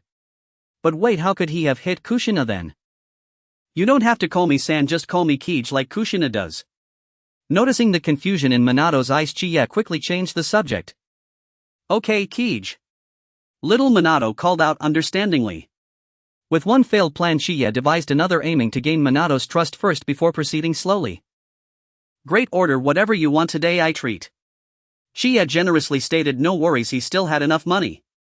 On the other side, Kushina was filled with confusion. Kij. I've never called you that before, it's always been Stinky Chie. Stinky. Kij, I want juice, the pure kind. Kushina shouted for a drink. Haha, no problem boss, 2 bottles of juice. The other bottle was naturally prepared by Chie for little Minato. This was the warmth that comes unexpectedly. Chie knew that Minato was not just a child from a common family, he was also an orphan. Without the protection of a clan, his journey would surely be tough. If not for the slow expansion of his roots, he might have become an elite in the future. Wait, an orphan. Both parents deceased. Why not include him in our Uchiha family tree? There may be no blood relation, but he will certainly be formidable with the Flying Thunder God technique in the future. Although it is rather complicated to handle, there are issues on both the Uchiha side and the third Hokage side. We cannot rush, we must proceed slowly. With this in mind, Kai's Sharingan turned several times in contemplation. During the ordering phase, almost whatever Kushina ordered, Chie would also order for little Minato. However, little Minato's orders did not include anything for Kushina. Sorry Kushina, but right now you are not as important as little Minato. Little Minato felt warmth in his heart. This was the first time he felt such great kindness from a stranger. Why is he so nice to me? Kushina was feeling quite upset. Why does that annoying Chie treat this little blonde so well? For the first time she felt jealousy towards a peer. Differential treatment. Differential treatment. Is it because my red hair isn't beautiful? For a long time after that, Kushina tried to find ways to exclude Minato at the Ninja Academy. Little Minato couldn't understand why she was targeting him. In the third Hokage's office, Sarutobi Hiruzen was focused on the reports coming from the Umbu. Are you saying that because of the distance you overheard Chie say these words to Kushina? Yes, Hokage-sama. You may leave for now and continue monitoring. Yes. To make the village more loving. To stop wars from happening. Even if I cannot become Hokage, I must strive to achieve this goal. How naive and laughable. Chie is like a mirror. War, you see, after becoming Hokage, Sarutobi Hiruzen realized that war can bring prestige, can resolve internal conflicts, and can accomplish many things. Looking at the scroll before him, it also mentioned Minato Namake's an orphan from Konoha village with some talent but no family background, which he didn't care much about. As usual, a group of people gathered together at the barbecue restaurant. Chie, Makoto, Tsunade, Shodai, Kushina, and there was also a new addition, Minato. Minato, I heard you're an orphan. Chie naturally said this to little Minato, who was enjoying his barbecue. During this time he had grown much closer to Minato, teaching him how to train, buying him a scroll of wind release techniques, and even changing his clothes several times. Every time they ate, Chie would have Kushina go to the Ninja Academy to call Minato, and Kushina would wear a reluctant expression. Indeed, does blonde hair attract more attention than red hair? Yes, my parents died in the ninja war. Little Minato calmly said this, but there was a hint of sadness in his eyes. Actually, your brother Chie is also an orphan. When these words came out, everyone except Makoto was quite surprised. Chie was originally an orphan. Shodai was hearing this for the first time. I knew it had to be this way, otherwise why was there no one at his home that day? Tsunade seemed to have guessed it long ago. Ah, so that's how it is. That annoying Chiye is an orphan, no wonder he always loves to play with Minato. I'll forgive that annoying Chiye then. It's like being drawn together by the same fate.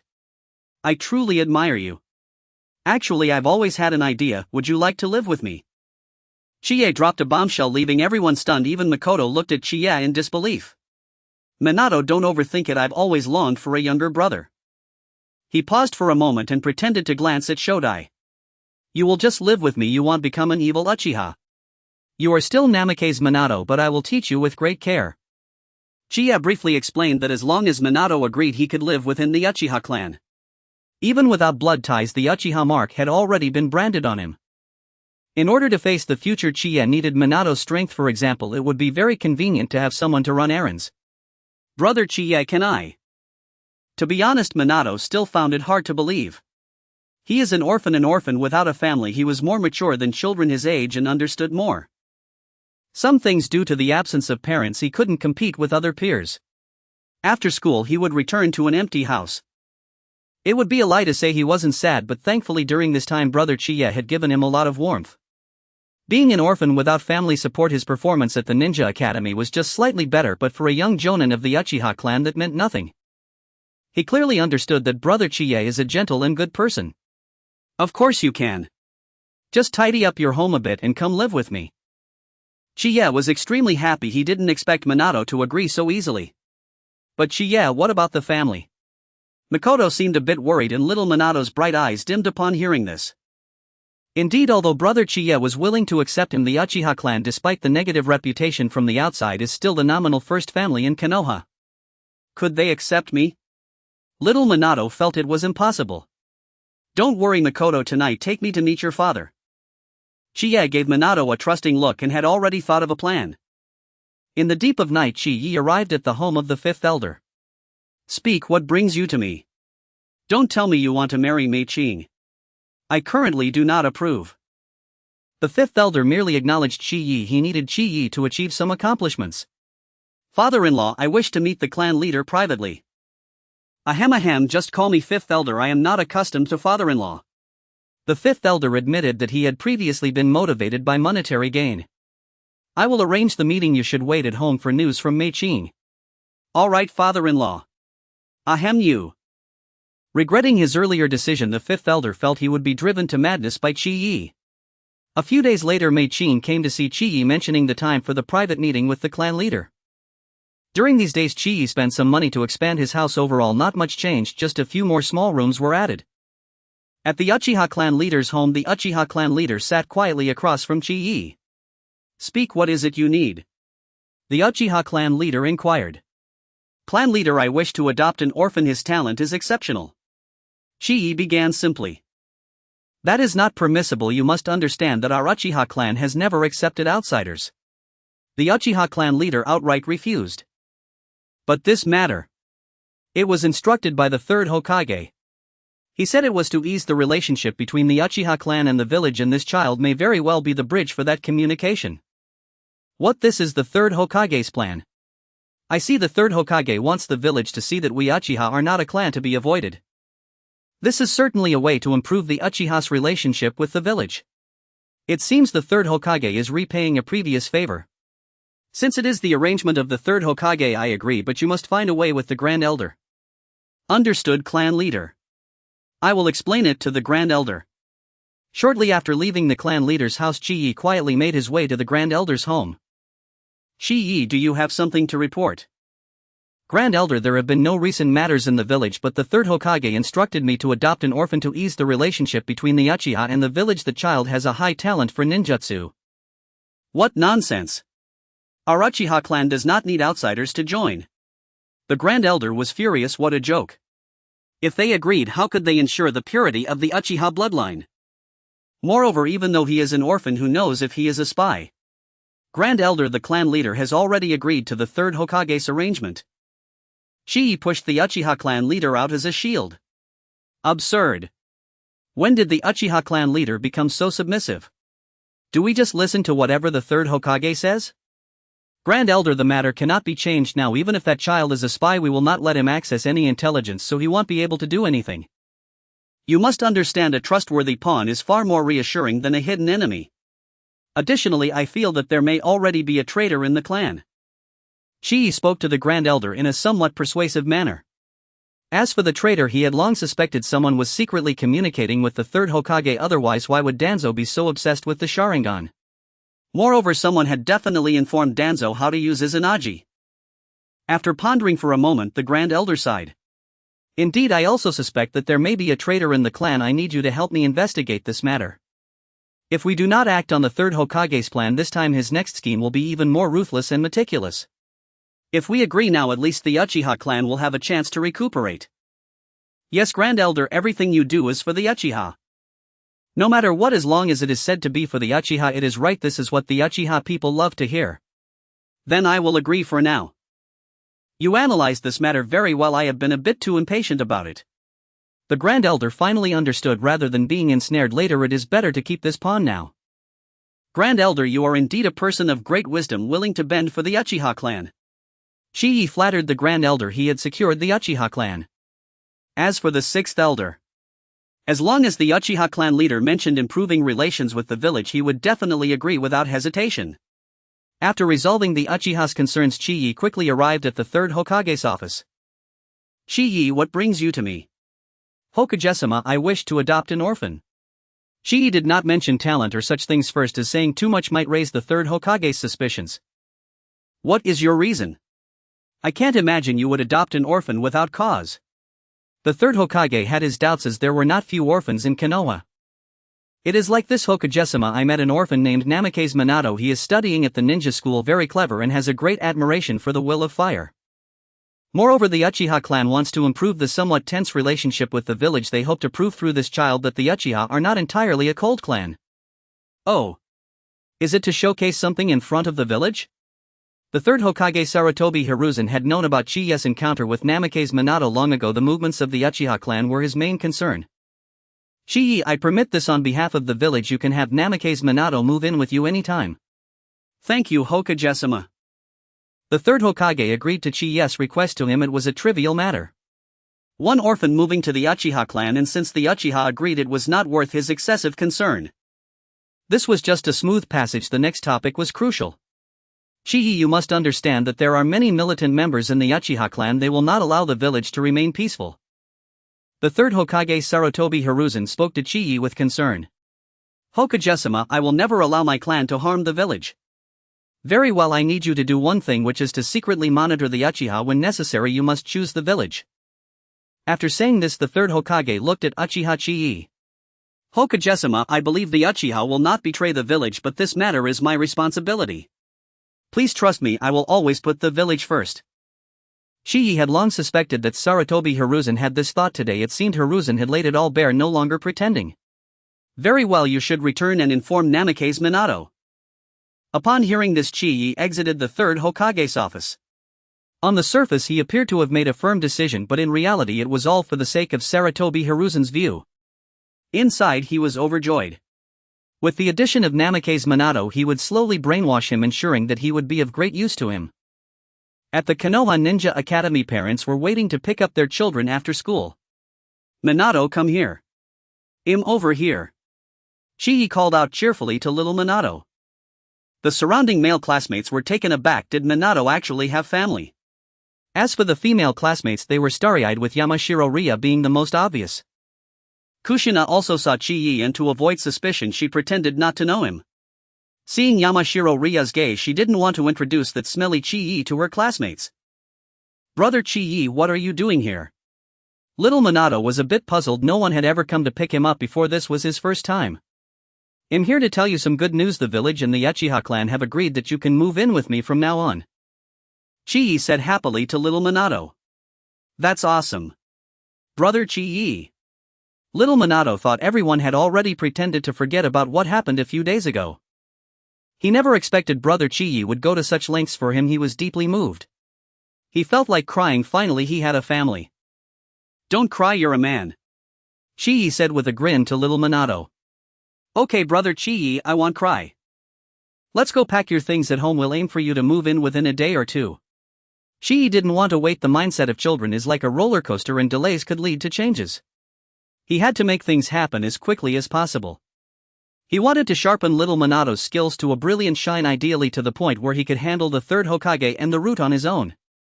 Soon little Minato brought Chi-Yi to his home. "Brother Chi-Yi, this is my house." He pointed to the drafty, leaky home without a yard, feeling a bit embarrassed. "You've worked hard, from now on I'll take care of you." Chi-Yi ruffled little Minato's hair, which was a bit coarse and prickly. Upon hearing this, little Minato could no longer hold back and burst into tears. He had been holding it in at school with so many people, but now he couldn't contain himself. It seemed he was one step closer to success.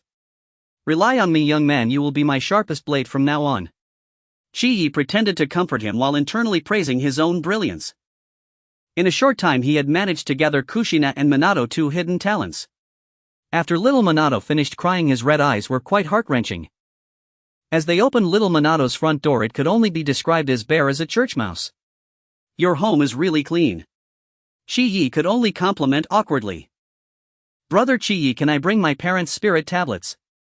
Little Minato was afraid Chi-Yi would mind if he didn't agree. He would only be able to come here to pay respects every few days. "Of course I will respect them just as you do." Chi-Yi's words struck deeply in little Minato's heart. Indeed, brother Chi-Yi was a kind person. In fact, to Chi-Yi it was just adding 2 more tablets. For the enormous benefits in the future, that was nothing. After a simple tidy-up, Chi-Yi took his belongings while little Minato carried the spirit tablets to their new home. "Wow, brother Chi-Yi, your house is really big." Little Minato sincerely told Chi-Yi, as his house had a front and backyard.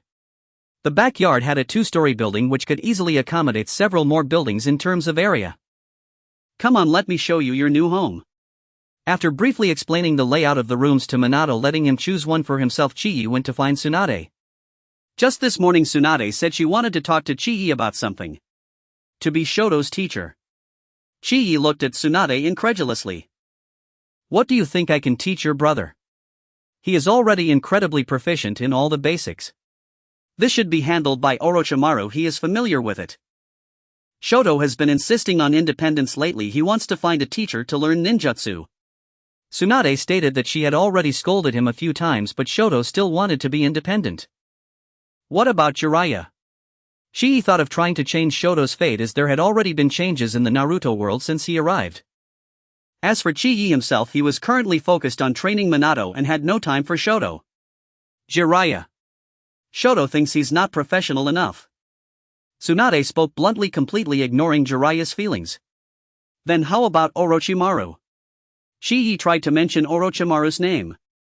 "He's not bad, but unfortunately no one knows where he is now. He might be dead." Inside the Ryuchi cave, Orochimaru had not perished. "Orochimaru, I have granted you ample time, now it is time to collect my interest." The white snake sage flicked out her tongue and lunged to swallow Orochimaru whole. "Honored sage, to perish within your sacred maw would be my greatest pride." Orochimaru feigned readiness to meet his end. "Well done. I did not expect such fidelity from you. Rest assured, I shall swallow you whole and your suffering will be brief." The white snake sage opened her colossal maw and struck toward Orochimaru. At that very instant, a violet serpentine shadow shot past, seizing Orochimaru in its jaws before vanishing into the depths. "Remember your vow, 1,000 sacrifices." Manda fled wildly through the Ryuchi cave with Orochimaru clutched in her fangs, shedding her skin repeatedly to evade the white snake sage's sage techniques. "Fear not, Manda. Should you deliver me safely beyond these caverns, your 1,000 sacrifices shall be delivered, and far greater collaborations await us." Indeed, Manda was his contingency. Among the younger generation of serpents dwelling in the Ryuchi cave, she stood unrivaled. Orochimaru had exploited her gluttonous nature. Precisely this weakness granted him both a sliver of survival and access to invaluable research archives from the Ryuchi cave. Ahead lies the summoning altar bound for Konoha. Hurry and channel your chakra. Understood. Farewell, Manda. With those words, Orochimaru vanished via summoning technique, a masterfully devised jutsu. When he next opened his eyes, he stood near Konoha, accompanied only by the summoning medium, a slender green serpent. "Manda, you released him." The white snake sage erupted in fury. "Ha ha ha. Old hag, it was my choice. What, pray tell, do you intend to do about it?" "Transgression demands recompense. I shall now reclaim the sage chakra residing within you. To expend such painstaking effort cultivating even a trace of sage chakra for a mere human is sheer folly. The white snake sage sneered, then sank her fangs deep into Manda's neck, greedily draining her sage chakra and a portion of her life force. Do not forget your 1,000 sacrifices. We shall meet again, Orochimaru. In the Hokage's office of Konoha, Orochimaru arrived immediately upon his return. Orochimaru, have you mastered sage techniques? Hiruzen Sarutobi asked, curious. No, sensei. My body proves fundamentally incompatible with sage arts. Orochimaru felt a pang of sorrow. If only his vessel could harmonize with sage energy. His body. Why not acquire a new one? A bold, audacious plan crystallized before his mind's eye. Rest well for now. Prepare for the Rain Village campaign in due course. Yes, sensei. Orochimaru departed swiftly, his thoughts consumed by the prospect of bodily transference. Only thus could he attain mastery over sage techniques, withstand Uchiha Shichiya's incomprehensible genjutsu, and ascend to the zenith of the shinobi world. Research on soul-related phenomena was already complete, yet he wondered whether Danzo's laboratory had prepared the necessary foundations. Indeed, Danzo's clandestine collaborator was none other than Orochimaru himself. Circling the village unnoticed, Orochimaru slipped silently into Root's domain. Orochimaru, you've returned. Danzo, seeing him arrive, knew his gamble had paid off. The power he craved was finally within reach. Lord Danzo, have the materials I requested been prepared? Orochimaru understood Danzo's hunger for power, but compared to his own experiments, Danzo was merely a pawn to be wielded. Would release. Achieving tangible results in so short a span is impossible unless we transplant him directly into Hashirama Senju's body. Should I instead implant Danzo's soul into Hashirama's vessel? He dismissed the notion instantly. It was unfeasible. A corpse's body could never sustain such an undertaking. Records from the Ryuchi cave affirmed only a living vital body could host another's soul, and even then required specialized curse seals as conduits. East of the village stands a massive tree marked with Root's sigil. Approach it, channel your chakra, and the subterranean gate to the laboratory will open.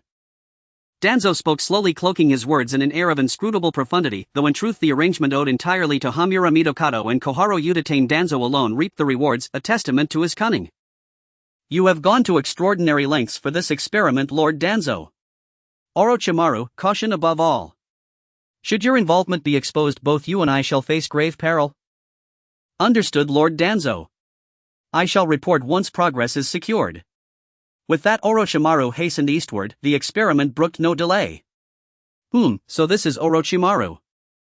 Shichiya silently activated his Mangekyō Sharingan. Indeed, it was him. Had he returned? He seemed frantic. Whatever had him in such a rush must be extraordinary. Shichiya trailed Orochimaru covertly. Upon reaching the village's eastern edge, Orochimaru began searching intently. Was the treasure buried beneath a tree? Shichiya watched as Orochimaru moved like a thief, swiftly inspecting each trunk. He found it, the root insignia.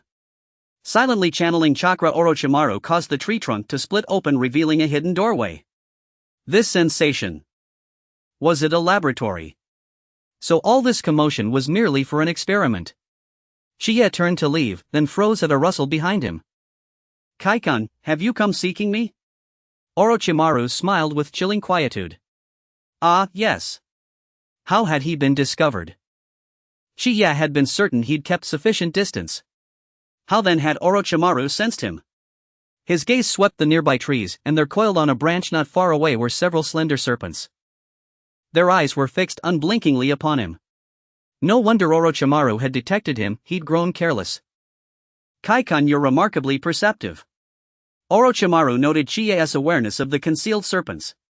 Since I found you, let me speak plainly. Tsunade's younger brother Nawaki wishes to become your disciple. To conceal his discovery of Orochimaru's laboratory, Shichiya chose instead to reveal Nawaki's request.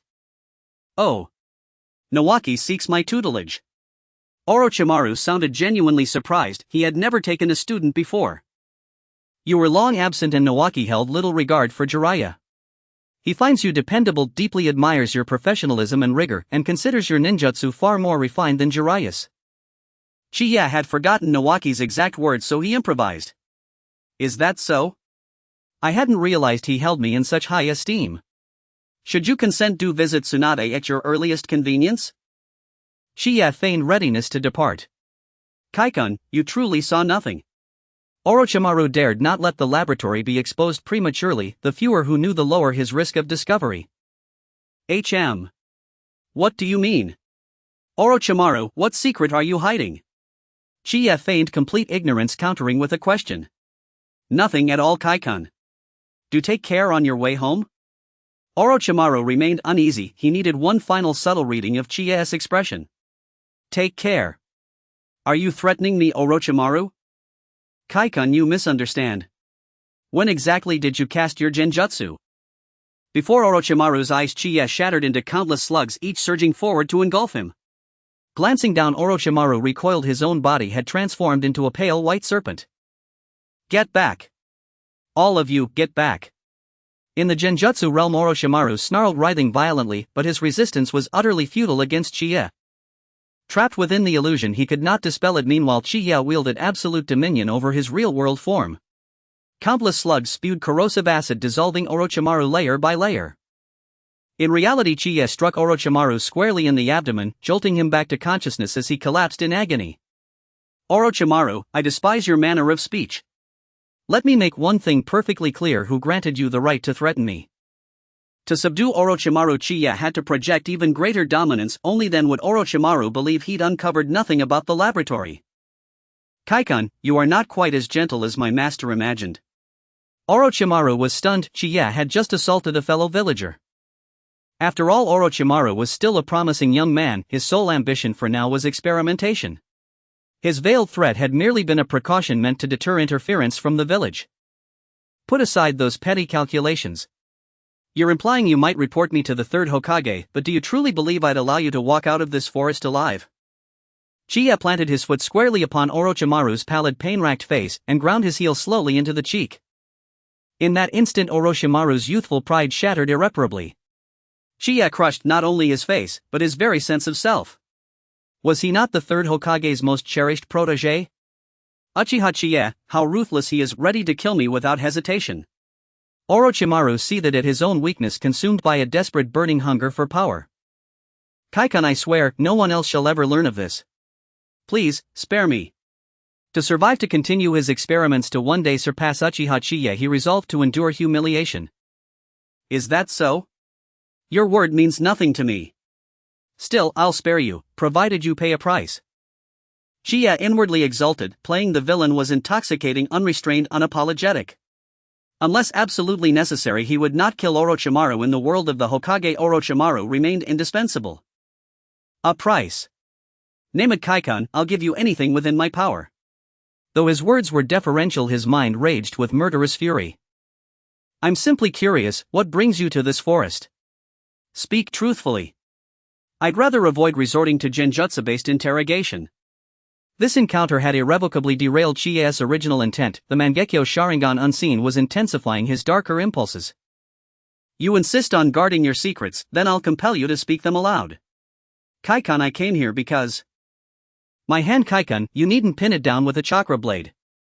Orochimaru barely attempted escape before Chiya pierced his palm with a glowing kunai. Chiya gazed down at the fallen Orochimaru. Before the Mangekyō Sharingan, such furtive movements were laughably inadequate. One of your serpents grew rather unruly. Do you think it deserves punishment? It does. Orochimaru seethed inwardly. This was blatant mockery. Very well. Continue. The matter is this. Oh. I hadn't realized you harbored such passion for experimentation, Orochimaru. What field precisely? Chiya mused. His earlier suspicion had been correct, yet Orochimaru's ultimate objective remained unclear. I study the soul. I am fascinated by its nature. Orochimaru omitted Danzo entirely. Whether he spoke or stayed silent, death loomed equally. Why invite further peril? He had no illusions about Chiya's character. From their first meeting, he'd known Uchiha Shichiya was profoundly, irredeemably cruel. Is that so? Then henceforth I require full access to your research data and findings. Of course, Kaikun. May I depart now? Not yet, Orochimaru. Chiya, you. Enraged, Orochimaru dropped all formal address just as he slipped once more into genjutsu. Shiya seized the moment to implant several transcription seals upon Orochimaru, designed so that should he ever utter, or even write, a word of today's events, the Amaterasu flame sealed within his body would instantly consume him. You've worked hard, Orochimaru. Shiya chuckled softly. Orochimaru crumpled, utterly broken. Kaikan, may I go now? Orochimaru asked one last time. If denied again, he would detonate a paper bomb upon himself rather than endure further degradation. You're fortunate, I'm in a good mood today. I've embedded sealing techniques deep within your mind. Should you speak or inscribe a single word of this day, I guarantee you won't leave behind even ash. Shiya released his foot and strode confidently back toward the village. His chakra reserves were nearly depleted, he needed replenishment. At the Konoha Medical Division, a patient awaiting surgery suddenly shivered, though no cause was apparent. He was finally gone. Gazing at his own wretched state, Orochimaru let out a hollow, bitter laugh. He needed power to exact vengeance upon Uchiha Shichiya. He would betray the village itself if that were the cost. Talent. Orochimaru craved talent. Were he gifted with Shichiya's mastery of genjutsu, perhaps even his master would fall beneath his feet. What? You said Orochimaru has returned to the village. Tsunade, who was having dinner with Shichiya, looked puzzled. She had no idea about this and wondered where Shichiya had learned it. I saw him running on the roof early in the morning, Shichiya casually remarked, and it's likely some of the Jounin in Konoha saw him too. Thus he decided to inform Tsunade first so she could be mentally prepared in case Shinshu secretly sought out a master. She might blame others for not notifying her. Shichiya, do you think it's right for Shinshu to learn from Orochimaru? Tsunade still preferred Shinshu to become Kai's disciple. After all, Shichiya was one of their own. Although Orochimaru has a dark side, I believe he would be a good teacher. Even if Orochimaru turned to darkness later, he never dealt a fatal blow to Hondo, which shows he values the teacher-student relationship, and besides, he hasn't turned dark yet. Since you say so, I will go talk to Orochimaru in a few days. Tsunade was determined to seek out Orochimaru for Shinshu. After all, he was her brother and deserved attention. In Orochimaru's laboratory on the east side of the village, he was thrilled to see so much experimental equipment. I need some ordinary test subjects. Should I continue to talk to Danzo? Orochimaru was waiting for Danzo to send over that important test subject. It wasn't suitable to press Danzo too hard now. Additionally, due to the trust between them, Orochimaru didn't want Danzo to know about his research. By the way, the Konoha Medical Department might have. After a few busy days at the lab, Orochimaru headed to the medical department. Orochimaru, you came at the right time. I have something to discuss with you. Tsunade noticed Orochimaru approaching, which made things easier for her. Coincidentally, Tsunade, I also have something to discuss with you. Orochimaru hadn't reached the point of breaking ties with Tsunade and Jiraiya yet. They were still good comrades, and although he craved power, he wouldn't harbor any ill intentions for now. Shall I go first? Tsunade looked at Orochimaru, always being the proactive one. You go ahead, Tsunade. Here's the thing, Shinshu said he wants to find a ninjutsu teacher and he has his eye on you. Tsunade revealed Shinshu's request to become Orochimaru's disciple. It turned out to be true. Uchiha Shichiya hadn't deceived me a few days ago. It's all my fault for being too cautious back then. Thinking about the events from a few days ago, Orochimaru felt bitter and furious. Even if he had wrongly suspected Uchiha Shichiya, that humiliation left him unwilling to accept it. He resented his own weakness and envied Kai's talent. Tsunade, I'm quite busy right now, Shinshu. Orochimaru was focusing on his experiments, and taking on a disciple seemed troublesome. Then forget it, I'll tell Shinshu myself. Tsunade sighed. Finding a teacher for Shinshu was challenging as the good ones were too busy, and she looked down on the mediocre. I still need to talk to Chie. He still owes me a debt. Tsunade said. Orochimaru, I hope you don't mind. I came today to ask for some human specimens. Orochimaru didn't dare to say he wanted living people, otherwise Tsunade would be the first to report him. I don't have human specimens, but I do have skeletons. Tsunade was puzzled about what Orochimaru wanted. If it's just skeletons, then forget it. Orochimaru just came hoping for luck. Without war, there weren't many usable corpses in the village. Where else could he find experimental subjects? He couldn't let the villagers know as long as they were live experimental subjects. After thinking, Orochimaru set his sights on the nearby villages. Who would care if a couple of civilians went missing? From this moment on, Orochimaru initiated his kidnapping plan. What? You called me here just for this? Tsunade brought Chie back again, this time with Shinshu. Looking at Shinshu's eager eyes, Chiya felt a bit reluctant. However, Tsunade, you need to understand that Minato needs me. I can't find the time to teach Shinshu anymore. Chiya was firm in his decision. Taking care of two was too troublesome, and adding another would just turn it into a team. He wasn't a babysitter. Are you saying you find Shinshu troublesome? Shinshu is a good kid who can even cook.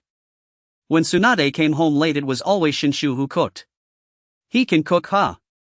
Well, just right, I need a disciple who can cook. Chiya recalled how he had been late coming home because he was helping Tsunade and Minato was the one cooking. He felt a bit embarrassed.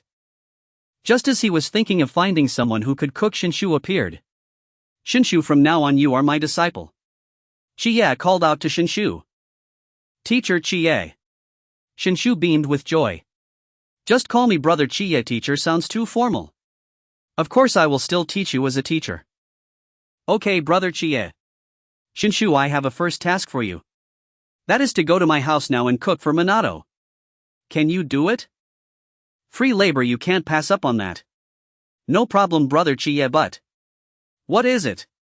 Chiya noticed Shinshu seemed a bit shy. It's just brother Chiya, do you have extra space to live? If possible, I would like to stay at your place for training. How eager he is to leave Tsunade. Luckily I built a few extra rooms.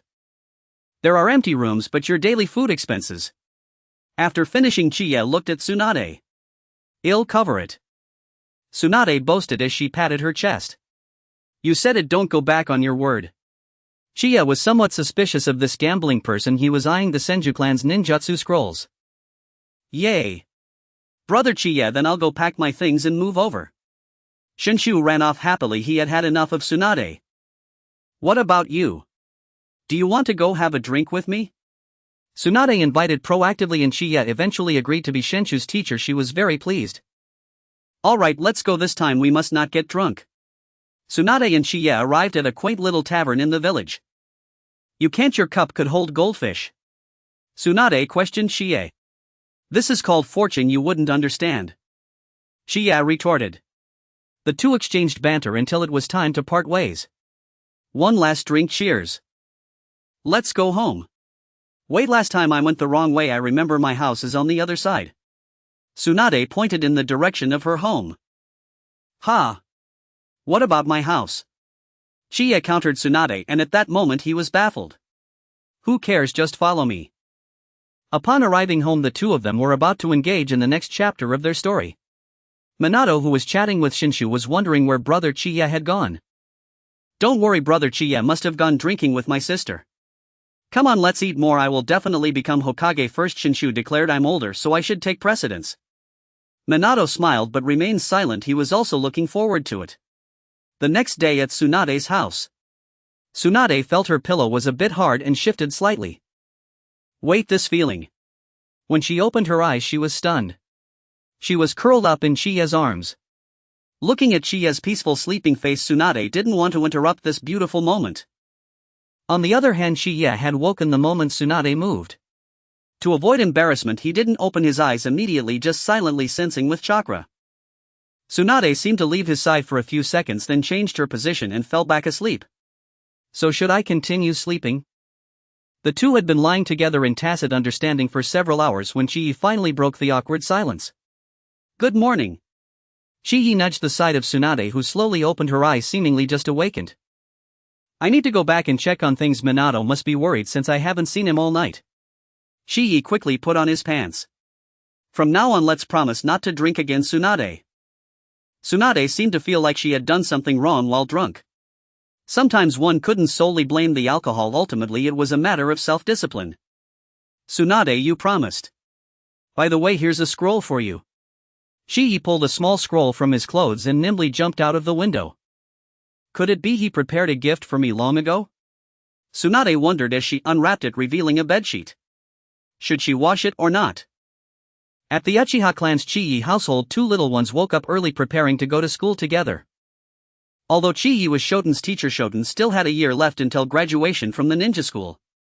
Chiyi was responsible only for teaching him ninjutsu and observing his shortcomings in practical combat. What? Shoten, you found that stinky Chiyi as your teacher? Kushina felt like she was falling behind. Yes, Kushina, when Chii returns I will learn new ninjutsu from him.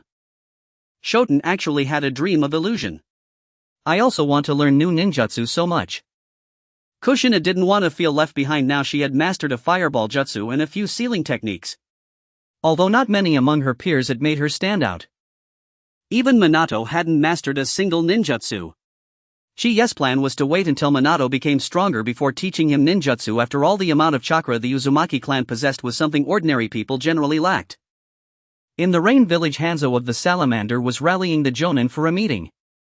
For a long time our Rain Village has been oppressed by the major ninja villages and we hardly receive any missions.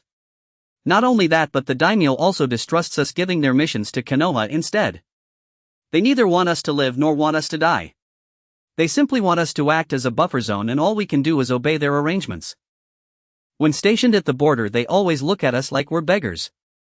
They come here to sample our specialties and pay half price. Ninjas voiced their complaints, especially the last remark, considering that their future wives might very well be among those cheated out of due payment. Quiet. I gathered you all here to resolve this issue. Hanzo waved his hand, silencing the most vocal ninjas. Lord Hanzo, what should we do? Asked the most eager speaker. War. Only through victory in war can we make the major ninja villages pay attention to us and stop treating us like soft persimmons. After that, Hanzo spoke for quite a while, successfully brainwashing nearly all the ninjas present. Lord Hanzo is invincible, shouted a red-haired man first. Lord Hanzo is invincible. Invincible. The other ninjas joined in the chorus. Hanzo glanced at the red-haired man, revealing a look of appreciation.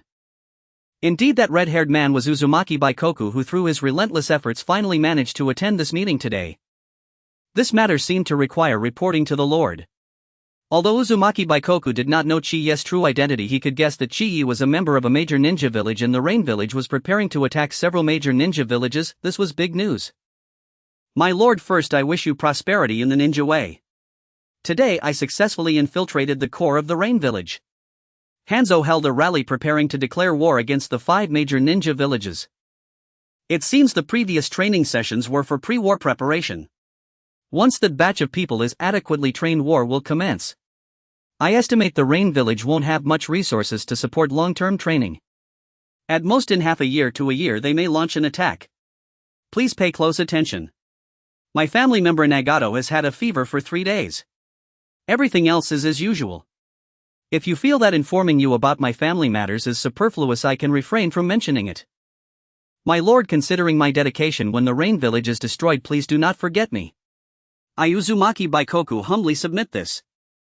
From Uzumaki Baikoku's perspective, Hanzo is simply courting his own demise. Is the land of whirlpools not more powerful than the meager Rain Village? They haven't even declared war yet they have been divided among the major ninja villages. The people of the Rain Village are simply beyond saving. Chii looked at the data before him. It seemed Hanzo had initiated the war somewhat prematurely. However, even if it started now, he didn't mind, as it wouldn't endanger the Uchiha. But what about Nagato? Could it be that Madara is starting to take action? Chii wasn't in a hurry to retrieve Nagato's Rinnegan. There were certainly many white Zetsu and black Zetsu watching over that place. If possible, he would prefer to find the currently weakened Uchiha Madara. Speaking of which, it's strange, after being killed by Hashirama he didn't dare to show himself, living as a hermit underground for so many years. If Chii could ambush the pipe connecting him to the magical beast, Uchiha Madara would surely die shortly thereafter as long as he acted quickly. It seems he is currently hiding in the Valley of the End. Should he go take a look? However, it would be quite difficult for him to handle this alone. Just figuring out how to evade white Zetsu and black Zetsu is a challenge, let alone sneaking up behind Uchiha Madara. It's difficult. One person's power is limited and he needs a teammate and an opportunity. He could only wait for an opportunity because this teammate needed to sense white Zetsu, be able to infiltrate with Chii and safely retreat with him. Otherwise, if the scene was exposed, Chii would have to eliminate witnesses immediately. In the following period, Chii taught Minato the basics in Shoten's ninjutsu.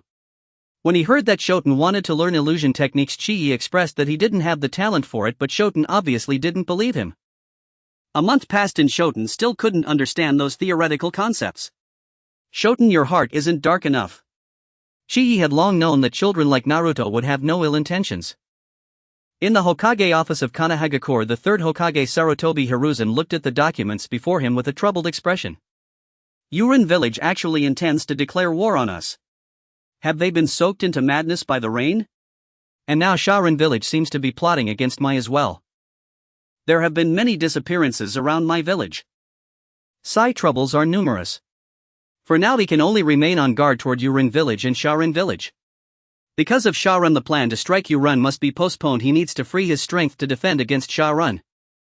As for the missing people nearby, who gave them the audacity to come and kidnap people in the greatest nation of the ninja world, especially so near Mai, an outright provocation.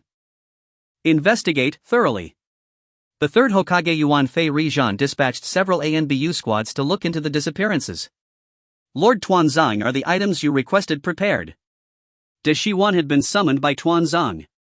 Of course. Deshiwan, be meticulous in your experiments. Even this tiny piece of tissue cost me countless schemes. Indeed, what Tuanzang entrusted to Deshiwan was a small piece of flesh from the first Hokage, the man called the god of shinobi Qianshou Zhujian.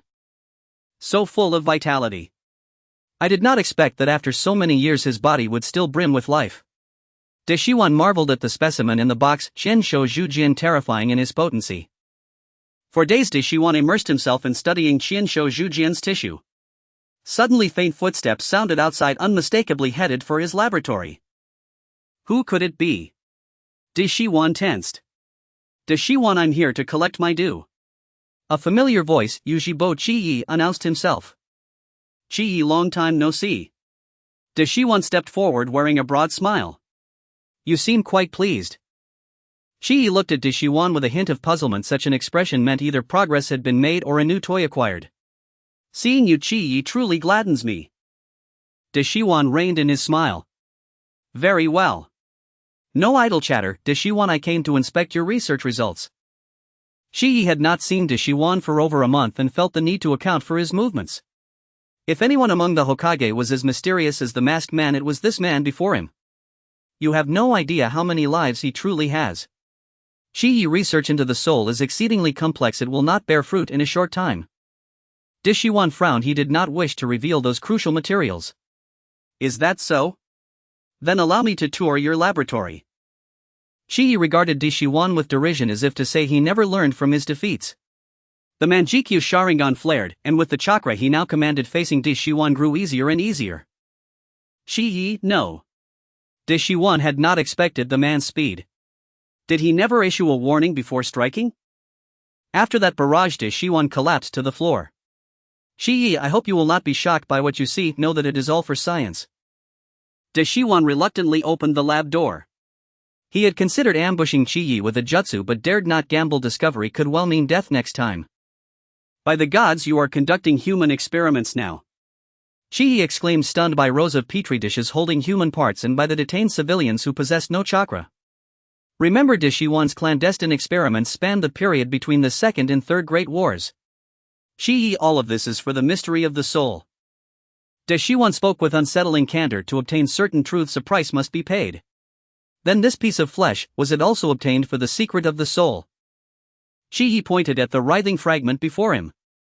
Such vast vitality and chakra, he had never felt anything like it, not even in Joxin. This was a qualitative leap. The life force surpassed Joxin's lineage by a great margin.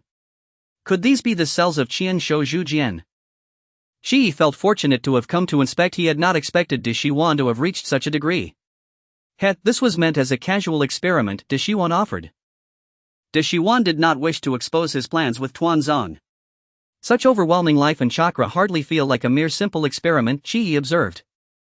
You don't suppose you intended to transplant it into someone? Chi-yi mocked. Deshiwan closed his eyes, but nothing happened. He did not lash out. Ha! Chi-yi, you truly see through things. I was commissioned to assist in this research. Deshiwan said everything except he did not name Tuanzang. Before someone so mercurial as Chi-yi, the more secrets Deshiwan held, the longer he might live. If he had no secrets left, Chi-yi might strike without warning. I see. I do not mind this research. Bring forth your findings on the soul for me to examine. Chi-yi already suspected what Deshiwan might do later. Success was still distant. Wait a moment, I'll organize them. Deshiwan quickly fetched the documents. This is it, Deshiwan. Have you lost your mind? Shiyi mocked the stack of theoretical work lacking practical results, judging Shi-wan overly conservative. Since the matter had shifted, he did not mind giving Shi-wan a further push. Shiyi, what do you mean by that? Despite being unable to best Shiyi now, Shi-wan could not tolerate an insult to his research. Ha! Shi-wan, do you know what separates ordinary people from shinobi? Shiyi looked at him, prepared to plant a startling idea. Is it chakra? Shi-wan asked, puzzled. Do you think the soul experiments in Long Dong were conducted using ordinary people? That revelation jolted Shi-wan awake and spared him perhaps half a year of wasted effort. Shiyi, you are brilliant. Shi-wan praised him. You are still too timid and cautious, you lack the resolve to devote yourself to science. And you know far too little. Shiyi's words stung, yet the final sentence surprised Shi-wan. Shiyi, do you conduct research as well? Or do you know something? Of course, Shi-wan. This world is not as simple as you imagine. I will tell you something, use that somewhat foolish mind of yours to remember it. Shiyi adopted an air of inscrutability which only heightened Shi-wan's anticipation. Shiyi, please, you must tell me. For the sake of methods to gain power, Shi-wan would endure being lectured. Do you know Hui Tu Zhuan Shang? Shiyi sat and sipped his tea. Hui Tu Zhuan Shang, the forbidden jutsu of the second Hokage. Shi-wan asked, puzzled. Exactly. That jutsu can resurrect the dead, restore their former strength, and circumvent final death. Tell me, did the second Hokage use it to study the soul? Shiyi's words struck Shi-wan like thunder. Of course, why had he not considered it? This delved deeper than the Long Dong experiments. Put your jaw away, this is not the time for astonishment. You possess so many materials from Long Dong, you must have been there yourself. Shiyi had long noticed an alien Sannin chakra about Shi-wan, though he had not yet exposed it. Shiyi, truly nothing escapes you. Shi-wan felt a measure of admiration. Hey, you went to Long Dong but remain susceptible to my genjutsu, you must not have mastered Sannin arts. Shiyi sat composed while Shi-wan stood dazed as if a schoolboy being scolded. Shiyi, I find myself admiring you. Shi-wan yielded, Yujibo Shiyi's mind was indeed sharp. Extend your hand, let me sense your chakra. Shiyi ordered, and Shi-wan extended his left hand. Shiyi grasped the slightly cold wrist. Indeed, you still retain Sannin chakra. To conceal his Mangekyō Sharingan, Shiyi pretended merely to sense it.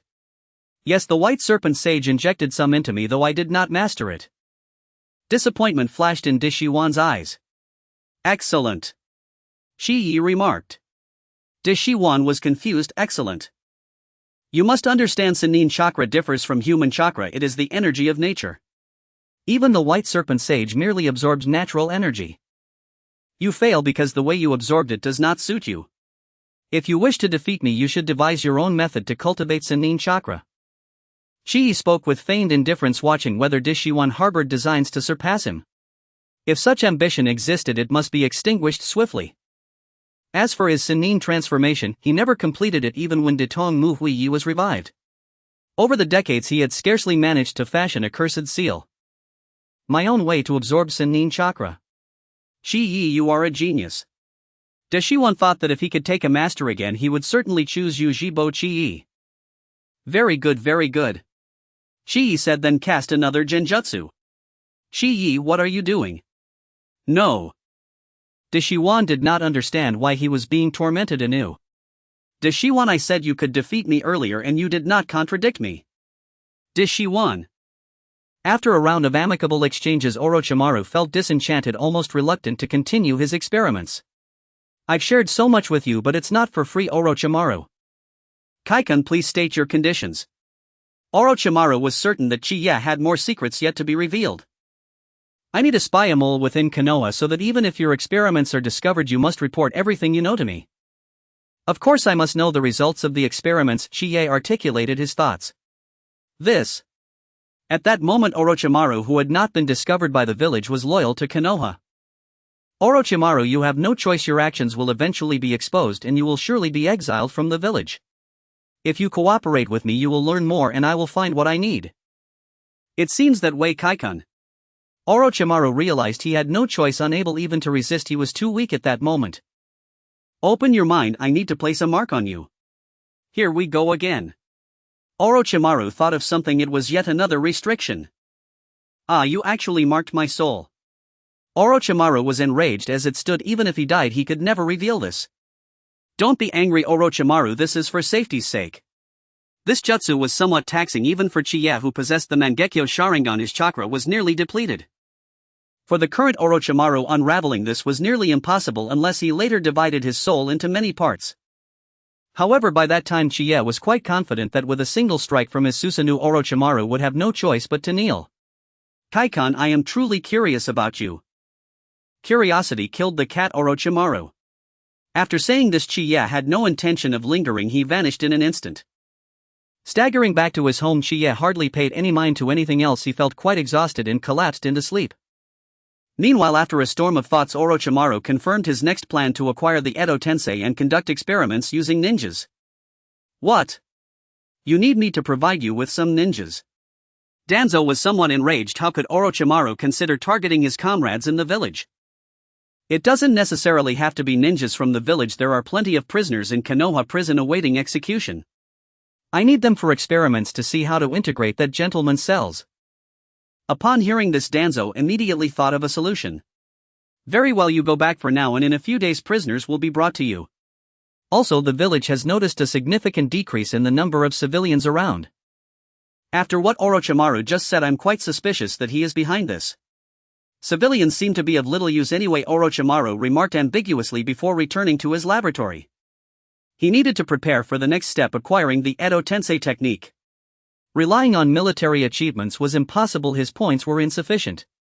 He couldn't simply ask the third Hokage Hiruzen Sarutobi either. As for defeating Chie, he believed it was impossible in the short term. Uchiha Shichiya had nearly attained the strength of a shadow. Moreover, Uchiha Shichiya had left a technique on Orochimaru. As long as Uchiha Shichiya wished, Orochimaru would suffer greatly even if he did not die. Within the Uchiha clan, no one spoke of the arrival of Shoju, a direct descendant of the Senju clan, considering it an equal presence. Cough cough cough. Fugaku, you seem somewhat haggard, the Uchiha clan leader remarked as he looked at his son, wondering if he was putting too much pressure on Fugaku to have grandchildren. Father, there's no need to worry, I've just been training a bit too diligently lately. The little whip training method was quite effective, and Uchiha Fugaku had been urging Suitai to increase the intensity. Sigh, in everything one must balance work and rest. I still have goji berries given by Elder 5, take some to drink, he offered. Father, that's really unnecessary. On the other side at Kai's house, Shoju curiously asked Kaikan, how long has he been sleeping? About 2 days, I suppose. Kaikan must be exhausted, little Minato noted, taking the time over the past 2 days to wipe Kai's face and open the windows for ventilation. By the way, let's have Tsunade-san take a look, Shoju suggested.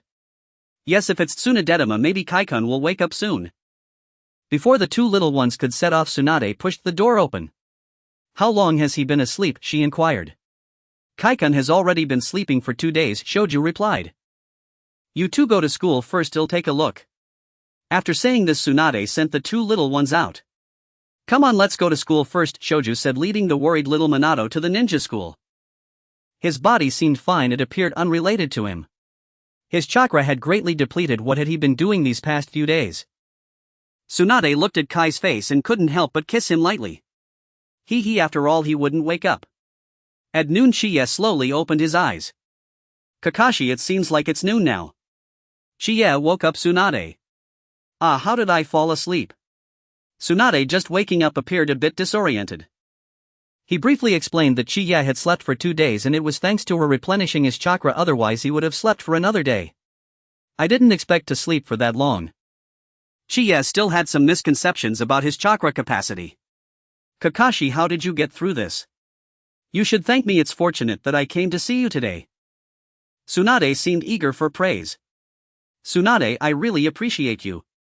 Chie sincerely expressed his gratitude to Tsunade. You're too serious, I'm a bit embarrassed. Tsunade, being continuously watched by Chie, blushed a little. I'm so hungry, let's go eat barbecue and I'll express my gratitude. Then we can't drink. Tsunade recalled something and instructed Chie. Don't worry, I don't like to drink. Chie said he could accompany her but didn't like drinking. How about we just have a little? At the dining table, Tsunade found it hard to resist the temptation of alcohol. Didn't you say you weren't drinking? Come on, eat some meat. Chiya hadn't eaten for 2 days and was very hungry. Just one cup, will go call the owner. Tsunade hesitated for a moment, then couldn't hold back. Okay, but you must know when to stop, have some self-awareness. Chiya instructed Tsunade. One bottle, well, finish this bottle and then. Tsunade happily wrapped her arms around Kai's neck and Chiya expressed his doubt about her judgment. Just this once, let's drink big this time. Tsunade felt that a few bottles were still not enough. She wanted to drink to her heart's content. Then let's go our separate ways. Kai's mouth was full of meat while Tsunade hinted to him to drink more. You're in the east and it's not on my way. Chiya was about to leave when Tsunade grabbed him. I'm not going to your house, you have too many family members. Tsunade pointed in the direction of Kai's house, giving him a look. Goodness, why not pretend a little? Then should we go to your house? Chiya asked tentatively, not minding some things at all. Let's go, we can rest at my place. Tsunade took Chiya back to her home. That night both Chiya and Tsunade rested in a sweaty state. I should get going. If Shuman sees that I've been lying around for 2 days, he'll definitely be worried. Chiya put on his pants. Then take your time on the way, remember not to waste your chakra in the future. Tsunade was rarely gentle this time. Don't worry, this is the last time. After saying this, Chiya felt something was off and Tsunade's expression changed a bit upon hearing it. I meant chakra, don't overthink it. Chiya hurriedly explained, feeling flustered. Haha, I know, hurry and go, it's getting late and they will definitely worry. Tsunade watched Chiya leave, unable to calm herself. What identity will she face Chiya and Makoto with in the future? Forget it, as long as I'm happy. Tsunade then lay down and fell into a deep sleep. Chiya, you're back. Little Shuman, who was cooking with Shuki, happily called out. Yes, I just took care of some things. Chiya ruffled little Shuman's golden hair. There's such a strong smell of alcohol and sweat. Shuki frowned and covered his nose. Does it smell that strong? Then he'll go wash up first. It's worth mentioning that Shuki had a very keen sense of smell. Hurry up, Chiya, we prepared a big meal for you. Really? I must eat more when it's time to eat. During this time, Chiya had gradually given Shuki and Shuman many recipes from his hometown. Though their ninjutsu hadn't improved much, their cooking skills had soared. If they could avoid war and open a restaurant together, perhaps they would find happiness. Just as this thought crossed his mind, Chiya stopped himself. This is the world of Naruto. Everywhere there would be war, and without strength nothing would change. And Shuki had already changed the storyline. One could look forward to his future potential. Little Shuman being the 4th Hokage would be necessary for Kai's future domination of the ninja world, as he would need them as his subordinates. Inside the 3rd Hokage's office. What? Your investigation found nothing. The 3rd Hokage bristled. Every shinobi left some trace, yet the Umbu had discovered nothing. Bring Chimu Shuwamo here. It seemed necessary to enlist a ninja with keen investigative skill. The Chimu clan, bound by contract to the Rinkwon clan, was a natural choice. Chimu Shuwamo was a standout among the Chimu. Shuwamo, I have a mission for you. Speak, 3rd Hokage. Many people have gone missing around my. Go investigate, look for any clues and report to me at once. Understood, Hokage. Shuwamo vanished in a blink.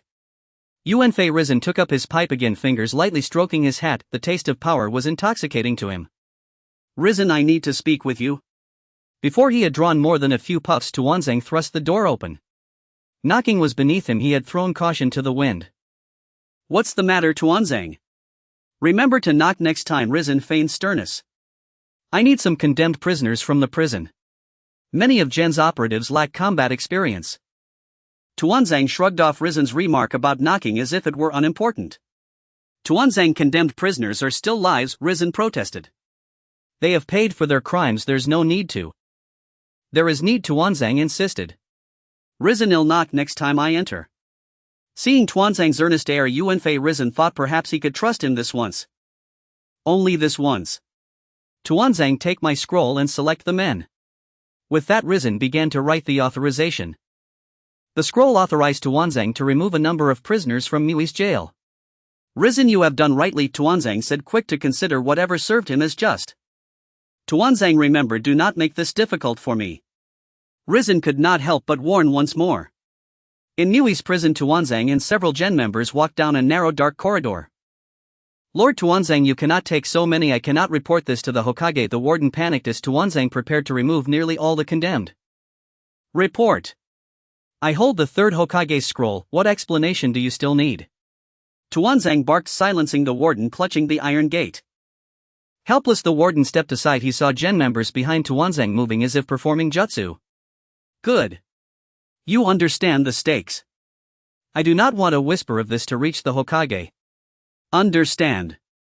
Tuanzang warned the warden, who nodded like a little bird. As for the prisoners' wails behind them, sorry, but their ends were inevitable. The warden reluctantly opened the cells. Deshawan, these are the condemned from my prison. Be careful with your experiments, do not let any escape. Tuanzang handed a portion of the prisoners to Deshiwan and secretly detained the remainder. These people would be kept as commodities for Deshuan's next dealings. If Deshiwan completed his experiments swiftly, Tuanzang planned to eliminate the pests that threatened Mai. In his eyes, their lives were wasted ere their worth had long since been exhausted. That they could finally be used to further his aims was in his view their final honor. Rest assured, Lord Tuanzang, they will not try to flee. With those words, Deshiwan placed several small snakes on each prisoner. If they attempted escape, the snakes would be the first to strike. Back in his laboratory, Deshiwan casually injected one prisoner with cells from Chenshou Zhujian. Before long, the subject transformed into a towering tree. The cellular activity of Chenshou Zhujian is too potent, Deshiwan murmured. In the short term, there was little he could do. He decided to dedicate the remaining bodies to studies of the soul and senjutsu. One by one, their agonized cries filled the air while Deshiwan, undistracted, submerged himself in the ocean of his science. Not long after, Chimu Shuamao reported back to the third Hokage. From traces in the air and the Renquin scent recognition, the perpetrator was identified as Deshiwan. Shuamao, you did well. I will personally summon Deshiwan to speak with him. With that, Yuanfei Risen dismissed Chimu Shuamao. He resolved to suppress the matter of Deshiwan abducting nearby civilians and not pursue it further. After all, a few common folk were a different matter from elite Jounin. Deshiwan, what are you trying to accomplish? The third Hokage piped between his teeth, cast his gaze toward Deshuan's laboratory. Half a year passed in an instant. During that time, Shuaiman had fully adapted to life in Qi Yi's house and Shangshu had settled in with ease. Qi Yi, however, was often absent. In time, the two little ones grew accustomed to it. Meiqin continued to practice diligently, striving to advance to Jounin next year. As for Deshuan's experiments, Qi Yi had visited him several times to offer counsel, yet the scale of those experiments only increased. The third Hokage had also confronted Deshiwan, but with no result. Deshiwan had naturally told Qi Yi about those conversations. They amounted to little more than inquiries and attempts at restraint. Throughout, Tuanzang continued supplying condemned prisoners to Deshiwan, but the latter's appetite seemed bottomless. No test subjects meant no progress. Driven to extremes, Tuanzang began targeting ordinary villagers who undertook missions alone. You must know, he told himself, this was all for Mai. After sealing them, Deshuan's workforce was replenished. Meanwhile, the Yu ninjas grew restless along Niui's border. They made provocative moves. Increase manpower at the border if necessary. Be prepared to strike the land of rain. The third Hokage felt a growing headache from the Yu village's provocations. Were it not for the Sand village's covetous eye, he might have long since shown the Yu village what it meant to be the world's foremost power. Outside tides hid and wait, inside the village retained its calm. Qi Yi gazed up at the blue sky and white clouds, uneasy with this newfound relaxation. Because of the Yu village's actions, the third Hokage had ordered Gansho Deshiwan and Jialai to form separate combat squads. In an unprecedented move, Gangsho suggested including a medical ninja on her team. Several of the Hokage's advisors opposed the idea. Only Uziba Qi Yi supported her, though the proposal was still rejected. Yet the support warmed Gangsho's heart. She thought someone else had backed her as well, but she could not recall who. In her anger, Gangsho decided to stop performing medical surgeries for the time being. Qi Yi agreed. Let Zhuanqin Xiaochun keep herself busy, he thought. These do not feel like Niui's shinobi. Watching figures leap through the underbrush, Qi Yi pondered. Qi Yi had used his Mangekyō Sharingan today simply to admire the scenery, yet it revealed an unexpected discovery. He resolved to follow and see. In an instant, Qi Yi slipped after them, trailing at a distance. How had they come near Juxina's home? Were they not afraid of Xuanhua Shuiha's sensing? With curiosity, Qi Yi peered toward Juxina's house. They waited a long time without seeing Shuaiman appear. Apparently he was not at home. A few ninjas slipped into Kushina's house and soon emerged leading someone. Mission complete. Withdraw. In the moment they turned, Chi recognized their identity: Yun ninjas. Though they bore no headbands, their clothing marked them unmistakably as from the Yun village. Had it already come to the time for Kushina's abduction? The group acted oddly. They could have escaped using chakra, yet chose to let their guard down and walk home by a narrow path. Chi trailed them silently. He weighed his options: should he intervene now and rescue Kushina, or wait until Shueiman discovered what had happened? Shueiman had moved his residence. He should notice this soon. If Shueiman rushed to Kushina's aid and Chi then vaulted forward to strike down the Yun ninjas, Chi would win favor twice over. A young follower of Chi, indebted to Shueiman's Flying Thunder God technique, could one day make his way across the shinobi world. Helping Shueiman now meant Shueiman might be more obliging in the future. A future nine-tails jinchuriki. Chi even dreamed, if it were possible, of extracting the nine tails and fusing it with other tailed beasts to form the 10 tails. Of course he would need the Rinnegan to control the 10 tails. Without it, such power could not be tamed. He would wait a little longer. Perhaps young Shueiman would arrive. Time slipped by second by second. Kushina felt handfuls of her hair plucked away strand by strand. Even the Yun ninjas took notice. Do you think this kid's hair is getting much thinner? Startled as someone tugged at her hair, Kushina gasped. You'd better not play tricks or... A few Yun ninjas closed in on her with cruel intent. Enough. If Shueiman does not come, I'll act myself. Chi, seeing the Yun ninjas encircle Kushina and remembering how they had handled her hair, felt a pang of worry. Let go of the girl. Chi descended from above, landing not far from the Yun ninjas. How did you find us? The Yun ninjas, surprised that only one man stood before them, still believed they could handle the situation. Damn, Chi is here. Kushina, from her long ordeal to sudden relief, felt a surge of emotion. Of course I discovered it with my eyes. Chi said with a hint of teasing as he looked at the group of ninjas. Damn it, I only observed him in the vicinity, everyone together. A perceptive Yunin commanded his companions. Stinky Chi, you should run away. In Zhou Xian's view, it seemed almost impossible for Chi to handle a group of people alone. Zhou Xian, hide and protect yourself. Chi instructed Zhou Xian before engaging in battle with the Yunin. Now he possessed a chakra capacity of 4 cards, which meant that even during the peak period of the 3rd Hokage Sarutobi Hiruzen, he could match him equally. In dealing with these opponents, he hadn't even exerted much effort before they all fell. After all, they were enemies that even the young Minato could defeat alone. Wow, Stinky Chi, you are amazing. Zhou Xian exclaimed after the battle ended, running over to hug Chi. Be careful. Chi protected Zhou Xian, turning to block a flying kunai. He also took out the ninja who was not yet dead. Stinky Chi, what happened to you? Woo woo woo. Zhou Xian reacted, looking at the wound on Kai's back, crying bitterly. Very good, just like this now you are almost entirely reliant on me, he he he. The enemies who were not dead were obviously left alive on purpose by Chi, and he timed Zhou Xian's arrival perfectly. Zhou Xian, cough. It seems I am injured, and quite seriously, you should return to the village. In fact, it was just a superficial injury and Chi was skilled in medical ninjutsu. No Chi, I won't leave you. Zhou Xian stubbornly looked at Uchiha Shichiya. Hurry up, let me drag this broken body to fend off the enemies that may come at any moment. In Zhou Xian's eyes at that moment, Chi seemed like a dazzling sun, selfless and warm. Brother Chi, I will stay with you. In an unprecedented manner, Zhou Xian began to seriously refer to Uchiha Shichiya with respect. Ha, wonderful. When a person opens their heart to another, their weaknesses are all laid bare. At the end, Zhou Xian, when your most respected person took away the tailed beast from you, how would you feel? Brother Chi, don't laugh, I'm scared. Zhou Xian looked at Chi, whose smile seemed to stretch to the heavens, feeling a bit uneasy. Cough, Zhou Xian, I just want you to remember my happy face. Oh no, I got carried away. Brother Chi, thank you, you have always been so good to me. Zhou Xian lowered her head in shame. Since their first meeting, she had not been very nice, and at that time Brother Chi had praised her hair. From then on they shared meals together, and no matter what she ordered, Brother Chi accepted it all. Finally he taught her ninjutsu training, allowing her to show off in front of her classmates. Now he had saved her several times in a row. How could he be so good? It's nothing, this is what your Brother Chi should do. Gently ruffling Zhou Xian's hair, Chi quietly closed his eyes. It seemed that she didn't have much hair left. It really should have been addressed earlier. Don't go. Brother Chie. Nai cried out loudly while leaning on Kai's chest, and Chie silently stopped the healing of his wound. Before closing his eyes, he noticed that the Umbu were about to arrive.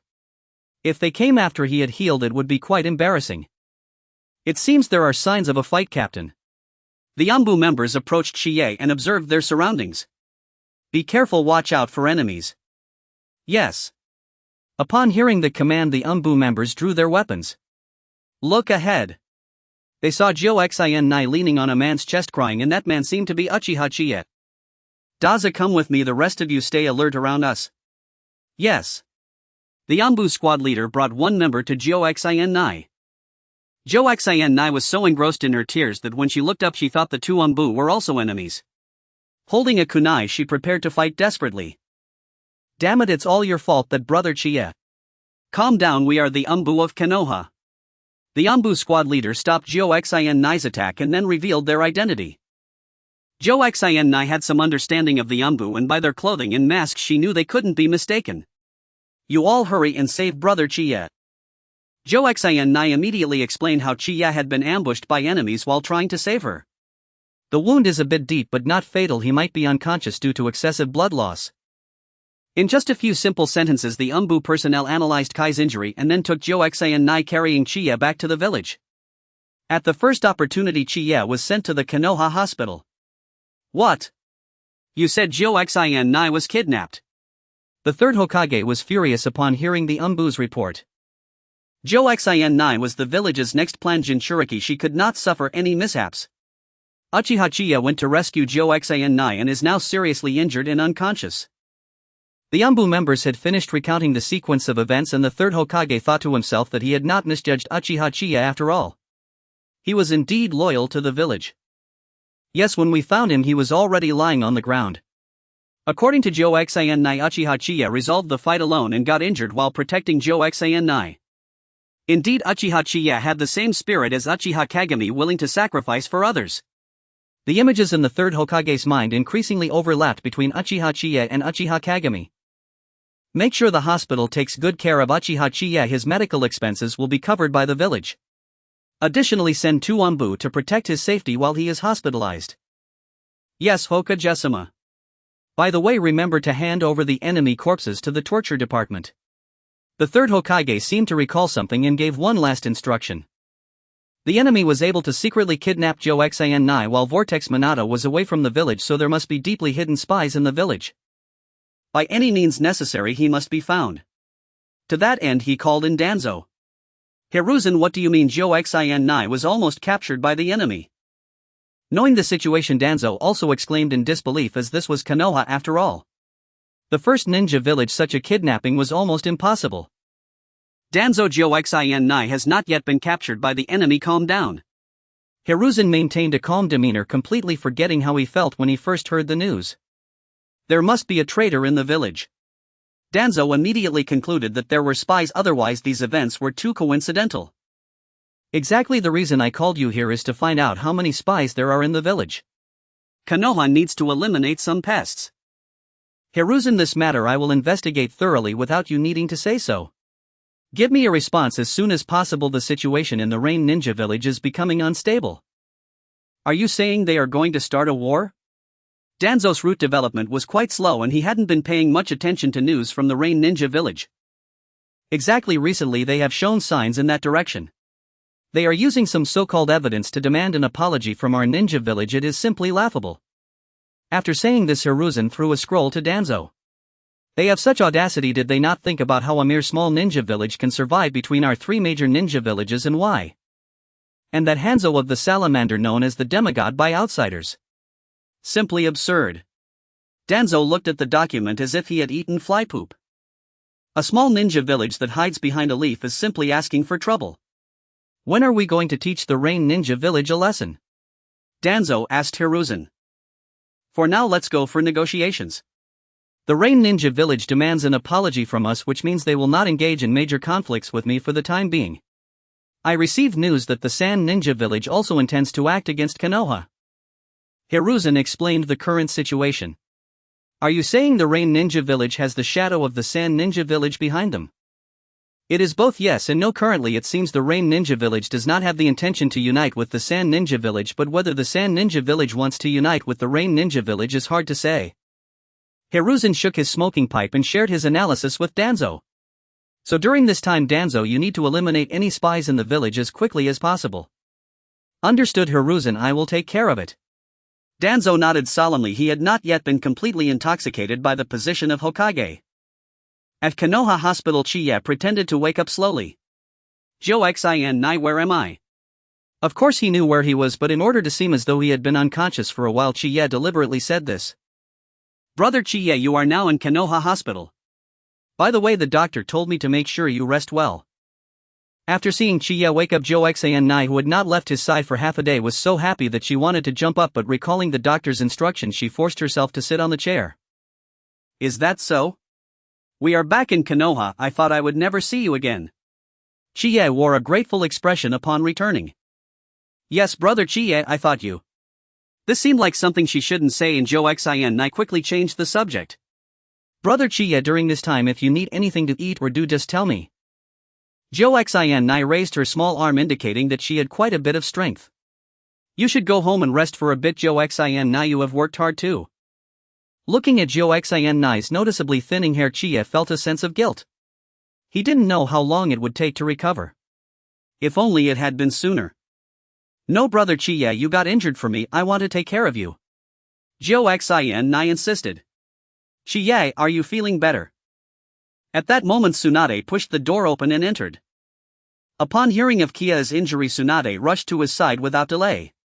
At that moment, Kia was still feigning unconsciousness. After assessing the situation, Tsunade chose not to disturb him. I feel no serious harm. Kia sat up with slight difficulty.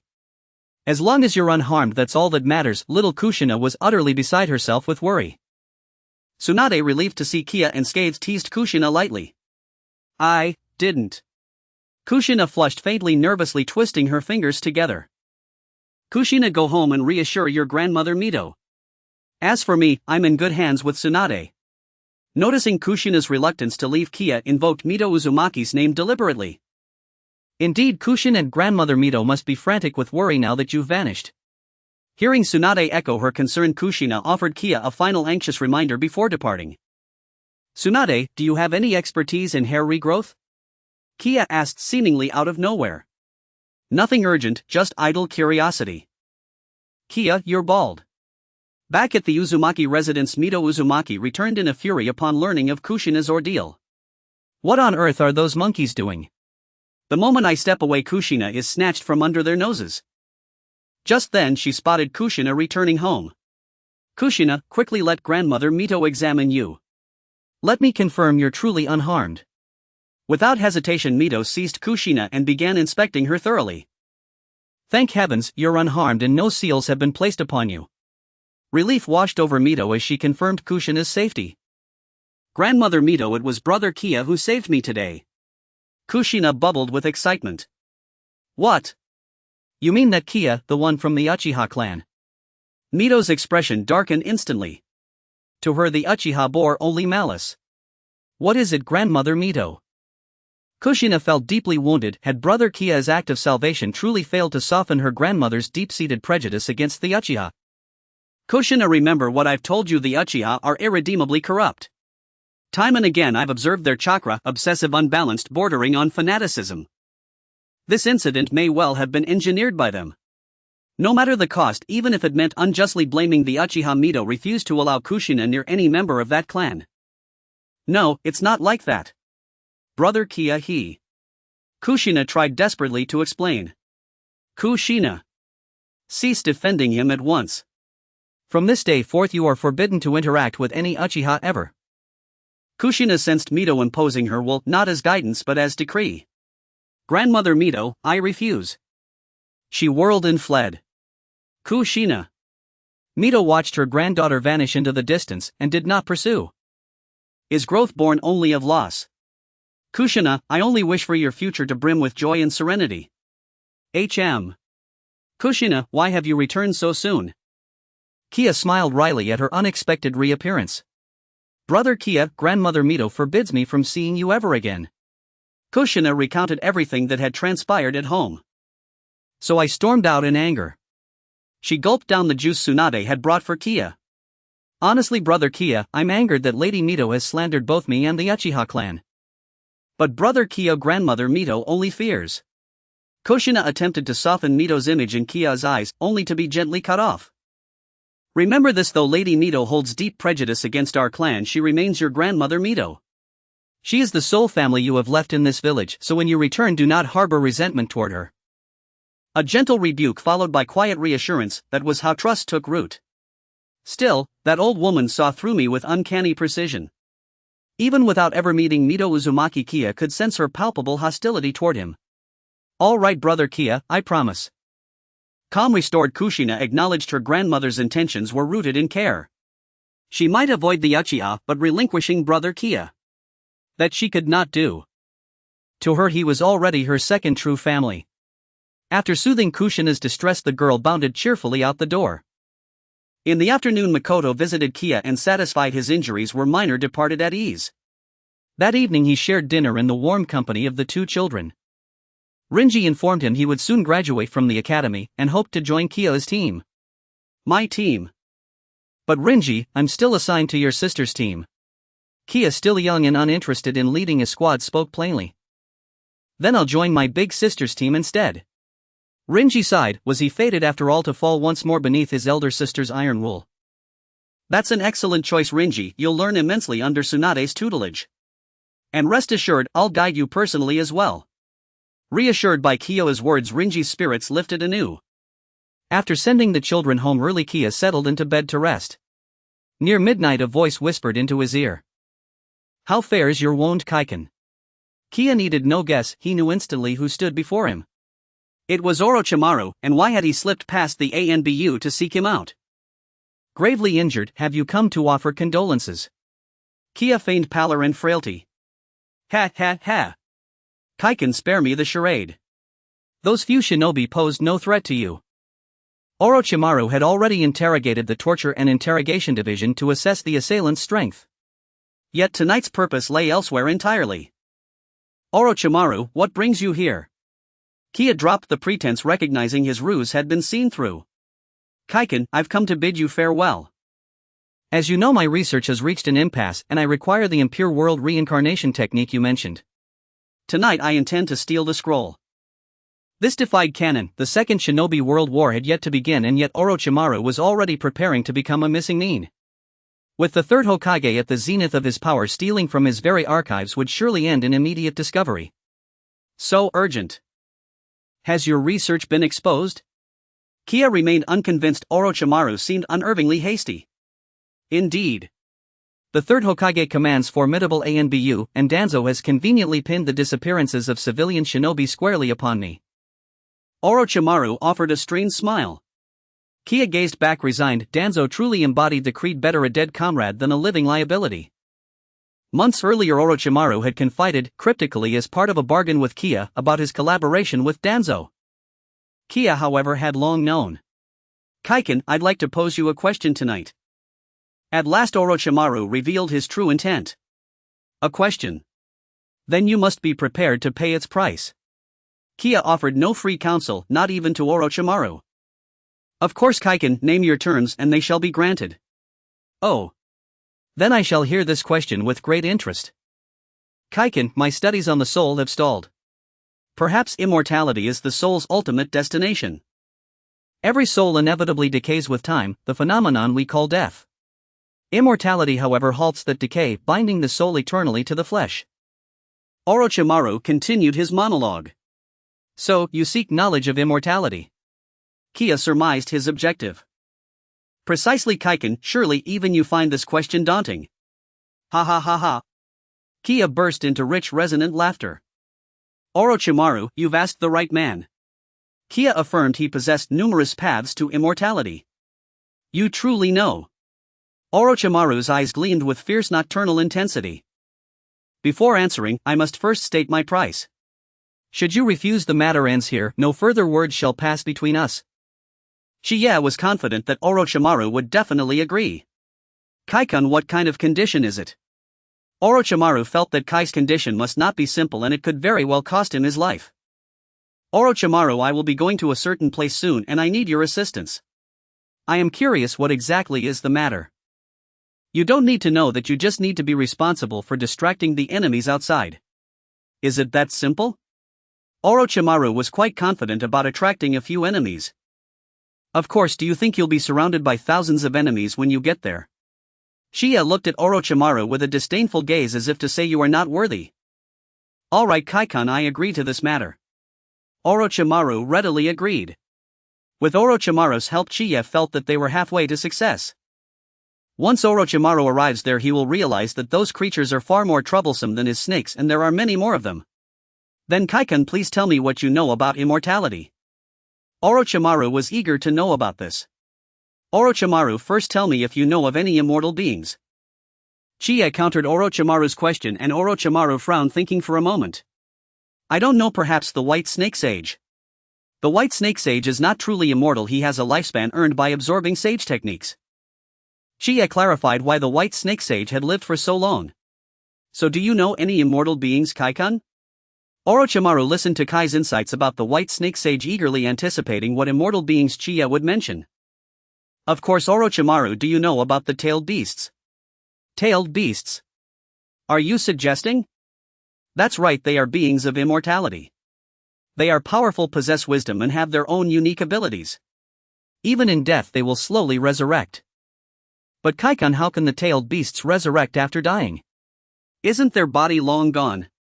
Orochimaru's understanding of tailed beasts was still limited to them being disasters. Death of the body is a concept for us humans. The tailed beasts represent another form of life, they are aggregates of chakra. When defeated, their bodies dissolve into chakra, but given enough time they will perfectly resurrect. This revelation opened a new world in Orochimaru's mind. If possible, he really wanted to meet Uchiha Shichiya sooner. Orochimaru's hatred for Shichiya had long been overshadowed by his desire for knowledge. By the way, I advise you not to have ideas about the Nine Tails, otherwise before you even get close the Uzumaki family will discover you. I don't want you exposing me. Kaikun, you are as cautious as ever. Orochimaru indeed had entertained the thought of stealing the Nine Tails.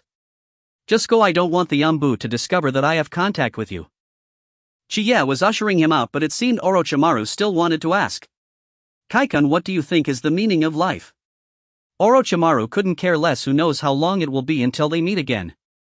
With the first question, Shichiya had opened up a new line of thought for him and he was eager for Shichiya to resolve another issue that had been troubling him. That's your second question, but since it seems you won't be back anytime soon, I'll tell you for free. Shichiya took a sip of water. Orochimaru truly was a curious fellow. My understanding of the meaning of life is it is quite interesting. Interesting. Kaikun, is that all? Orochimaru was full of confusion. How could it be interesting? The way you were curiously probing just now is one kind of interesting. The so-called interesting is like this: I defeat you, you go to the dragon cave, you come back and set up a laboratory, and I defeat you again. That is very interesting to me. Shichiya said with a smile, but Orochimaru felt uncomfortable listening. It's getting late, Kaikun, see you next time. Orochimaru turned to leave. Orochimaru, perhaps the next time we meet I will give you a better answer. Orochimaru's mind suddenly flashed with something and he paused for a moment. Kaikun, you are a very interesting person to me. After glancing back at Uchiha Shichiya, Orochimaru vanished into the darkness. In the Hokage's office in Konoha, Orochimaru carefully infiltrated under the cover of night. He tried his best not to disturb anything here to avoid triggering alarms. Where is the Book of Seals? Orochimaru searched every corner of the Hokage's office. What is this book? Orochimaru pulled out a yellowed notebook from a tightly sealed safe. Could it be that the Book of Seals is not a scroll but exists in the form of a small book? Orochimaru was quite excited about this well-protected small book. Even if it was not the Book of Seals, it was likely to be some sort of secret. He opened it with great anticipation. What a load of rubbish! After glancing at the book a few times, Orochimaru threw it to the ground. It was a complete waste of his life's time. The moonlight slowly illuminated the yellowed notebook and it was clearly written on the cover: Konoha Village Women's Health Record Manual. A strange breeze blew, turning the notebook to the first page. Uzumaki Nito Height. Where is it? Orochimaru pondered a possibility. Could it be? At the master's house. He left a shadow clone behind and instructed it to trigger the alarm after 10 minutes. Indeed, Orochimaru planned to have Sarutobi Hiruzen head to the Hokage office first. During this time he secretly infiltrated Sarutobi's home. At the home of the third Hokage of Konoha, Sarutobi Hiruzen was soundly asleep. Hearing the snoring, Sarutobi Biwako couldn't help but sit up. It was unbearable. Hiruzen's snoring was like thunder. Danzo. Hokage. Sure enough, I knew something was off. Usually Sarutobi Hiruzen and Danzo exchanged glances. Today he even called out his name in his sleep. This life couldn't go on. Sarutobi Biwako kicked the sleeping Sarutobi Hiruzen. What's wrong, Biwako? Just waking up. Sarutobi Hiruzen was a bit dazed. Someone is calling out another person's name in their sleep. Tell me what's going on between you and Danzo. Sarutobi Biwako furious interrogated him like a criminal. Danzo. Are you saying I was sleep-talking, Biwako? He's been coming to me lately because I was thinking about how to refuse him. Sarutobi Hiruzen spoke truthfully. Danzo had been coming to the Hokage office frequently lately due to his investigation into spies. Refusing? Was he the one who initiated that? Biwako, let me explain. Half an hour later, Sarutobi Hiruzen finally shifted the blame to Danzo. You say it's because of the spies that he's been coming to you every day asking for help. Exactly, Biwako, you must believe me. You know I don't want Danzo to gain power. Hearing Sarutobi Hiruzen's explanation, Biwako felt relieved but still remained wary of Danzo. Hokage-sama, a thief has entered the Hokage office and the most secure seals have already been breached. A member of the Umbu reported by the window. What? That's an important cultural heritage of the village. Without a moment to lose, Sarutobi Hiruzen donned his armor and set off. On the other side, Orochimaru, hiding by the wall, slowly revealed his form and charged towards Sarutobi Hiruzen's bedroom. Orochimaru. What are you doing here at this hour? Sarutobi Biwako was somewhat surprised by Orochimaru's arrival. Mother Hiruzen-sensei said the thief's target is the Book of Seals. He's gone to track the thief and I've come to keep a close watch on the Book of Seals. Orochimaru said solemnly to Biwako. So that's the case. Orochimaru, hurry to the study, there's an Umbu. Wait, Orochimaru, does a mere thief require the Hokage to pursue them personally? Sarutobi Biwako was puzzled, her gaze fixed on Orochimaru. Mother, it's like this. While Sarutobi Biwako was waiting to hear the reason, Orochimaru took action. Shadow snake technique. 2 pythons burst from Orochimaru's sleeves and coiled around Sarutobi Biwako. Mother, please remain calm for a while. Please do not move. These snakes only obey commands and have no intelligence. After saying that, Orochimaru politely retreated. In the Hokage office, Sarutobi Hiruzen appeared holding the Monkey King. Orochimaru, what are you doing? Quick, put down that important heritage of the village. As soon as he entered, Sarutobi Hiruzen saw Orochimaru holding the Konoha Village Women's Health Record Manual. Oh. It seems you care a lot about this notebook, Hiruzen-sensei. After triggering the alarm, Orochimaru's shadow clone, having repelled several waves of Umbu, was on the verge of dissipating. In order to buy more time for the main body, he picked up the heavily protected notebook. Orochimaru, why are you stealing the village's important manual? If you put it down now, I can copy a few pages for you. This was already the greatest leniency of the third Hokage. Sarutobi Hiruzen personnel data of a village was always classified and of utmost importance. Hiruzen-sensei, you can say whatever you want, but don't come closer. Orochimaru pretended to tear the book. Stop. You ungrateful disciple, this is the hard work of generations in the village. Seeing Orochimaru about to tear the manual, Sarutobi Hiruzen grew a bit angry. Oh no, it seems the time is up. It looks like this book won't be torn apart. Orochimaru felt somewhat regretful. It's actually a shadow clone. Could it be a strategy to distract me? Not good. Sarutobi Hiruzen secured the manual and quickly returned home. Found it. Orochimaru's lips curled slightly. The Book of Seals was indeed at the master's house. Having copied a version of the impure world reincarnation technique, Orochimaru decided to flee under the cover of night. He had no time to pay attention to the other contents of the sealing book, as he had already received news from his shadow clone. As for why Orochimaru did not directly take the sealing book, It was obvious that if he did not take it, Sarutobi Hiruzen might still spare him out of respect for their past teachings. However, if he were to take the entire book, the Leaf Village would undoubtedly oppose him and he would face the relentless wrath of the entire village. Orochimaru, where are you sneaking off to? The armored third Hokage Sarutobi Hiruzen suddenly descended from above. Teacher Hiruzen, you should be more concerned about Mother Sarutobi. With that, Orochimaru gave a sinister smile. What have you done to Lake Biwa? Sarutobi Hiruzen immediately became furious. You will find out when you see it. There might still be a chance to save her. Orochimaru seemed to be reminding the third Hokage Sarutobi Hiruzen. Fire style fire dragon flame bullet. Without saying more, Sarutobi Hiruzen directly unleashed his jutsu. A ball of flame surrounded Orochimaru from 3 directions. Are you really not going to save Mother Sarutobi soon? Orochimaru twisted his body like a snake, dodging Sarutobi's ninjutsu at an incredible angle. Orochimaru, your body. Sarutobi Hiruzen was surprised to see Orochimaru performing movements that were not human. Teacher Hiruzen, this is one of my research outcomes. Without giving the third Hokage a chance to question him, Orochimaru quickly unleashed his jutsu. Shadow Snake Hands. Numerous poisonous snakes shot out from Orochimaru's sleeves, heading straight for Sarutobi Hiruzen. Seeing the approaching poisonous snakes, Sarutobi Hiruzen did not dare to be careless. Fire-style Grand Fireball Jutsu. A massive flame turned the snakes to ashes.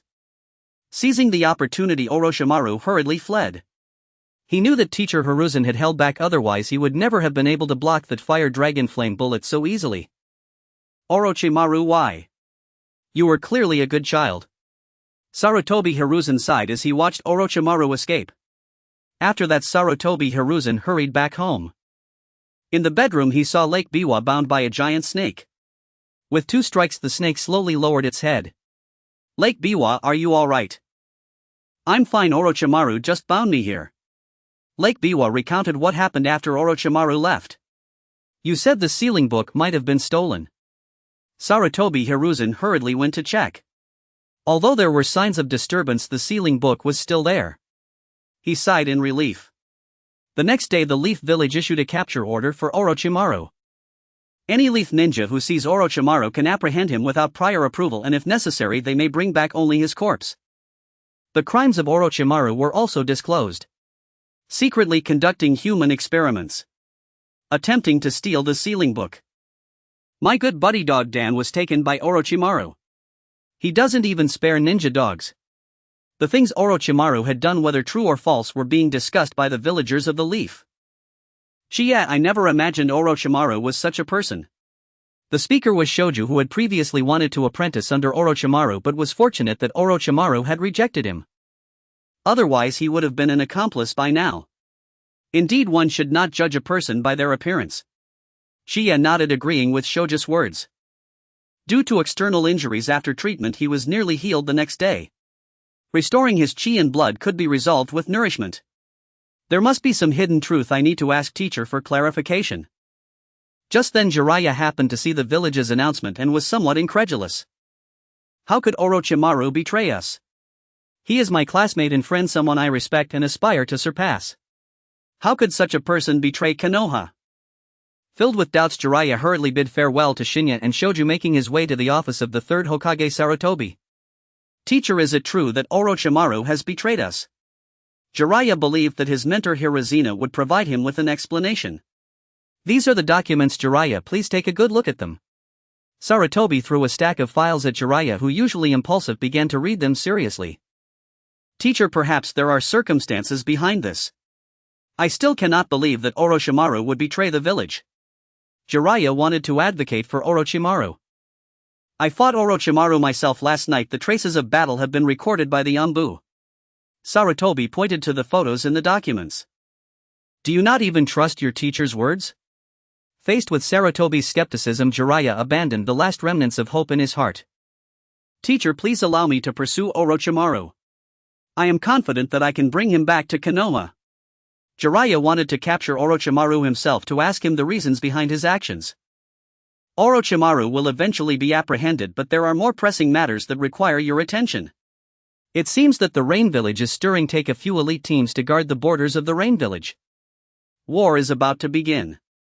The third Hokage Sarutobi had already secretly dispatched reinforcements to the borders. Jiraiya's mission was to prevent an ambush by the elite Jonin from the Rain Village. Understood, teacher. Jiraiya desperately wanted to bring Orochimaru back himself, but with the risk of war looming over the village he had to prioritize the village's safety. Yes, Jiraiya, it is good that you understand. The village is more important than Orochimaru. Remember, we bear the weight of more than just one person behind us as Konoha and the smiles of everyone. Sarutobi's words ignited Jiraiya's will of fire. Teacher, I will set out with my team right away. In that moment Jiraiya felt like the Hokage fighting for the village. This disciple is still adorably foolish even after going to Myobokuzen. He decided to send Jiraiya to guard the borders while most of the Sarutobi clan retreated to Konoha to rest. This was a plan he had long considered. Even if the advisory team knew of his arrangements, they would not question him. On the contrary, they would secretly request that he withdraw their own clan members as well. Sarutobi, satisfied, lit his pipe and gazed at the crystal ball where Jiraiya was already donning his shinobi gear and counting his men ready to depart at any moment.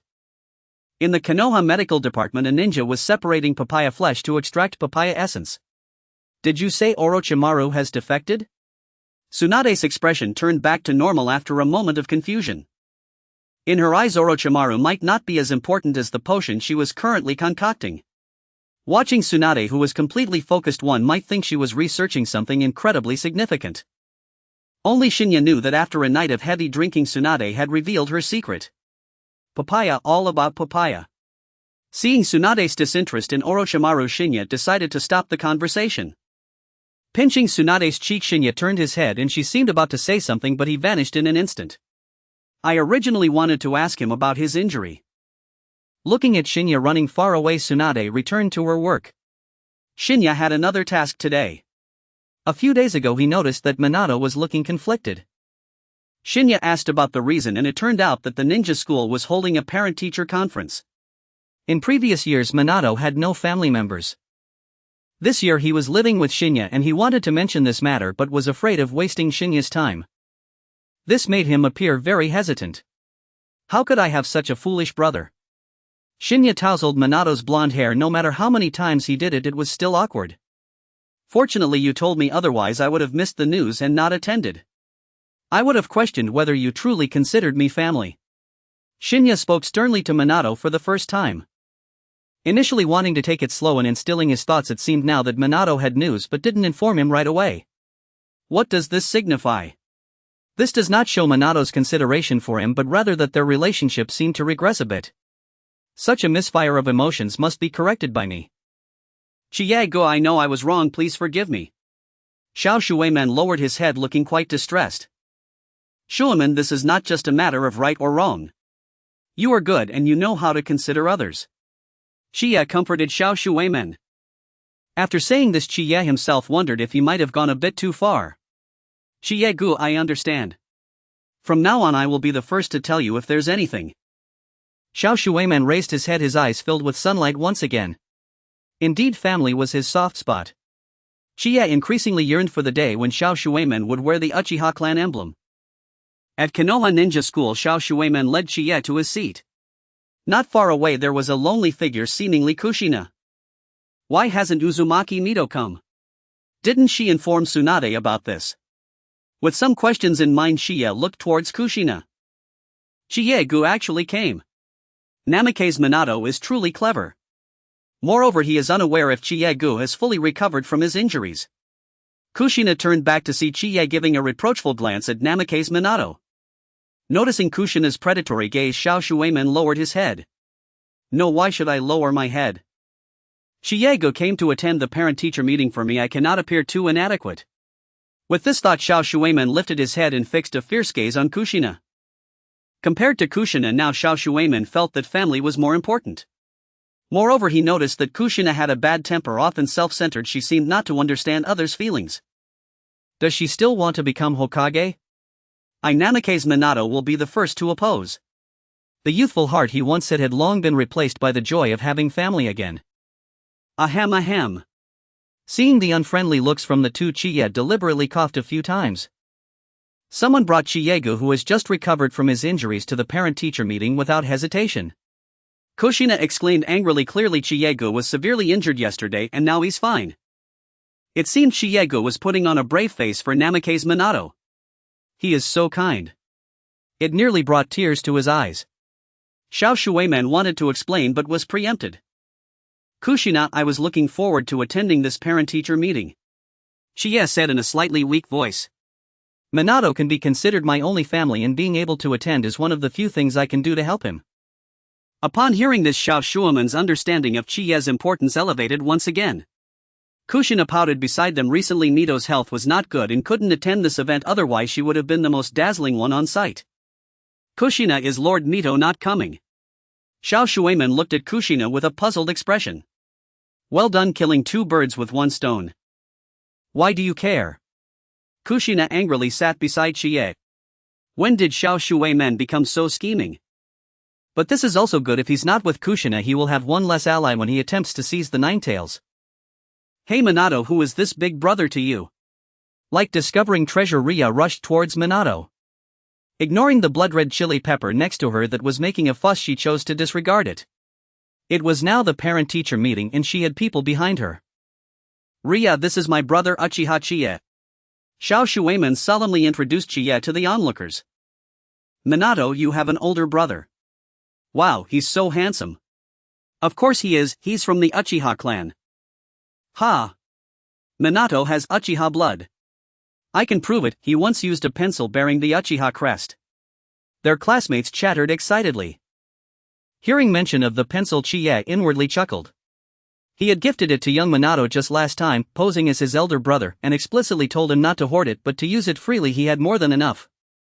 What are you all crowding around for? Brother Chie will feel uncomfortable.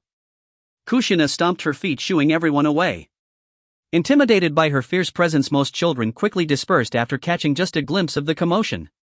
Only Yamanaka Rino remained unfazed by Kushina's bluster. Hello brother Chie, I am Yamanaka Rino, she said politely, bowing slightly to Uchiha Shichiya. Hello Rino.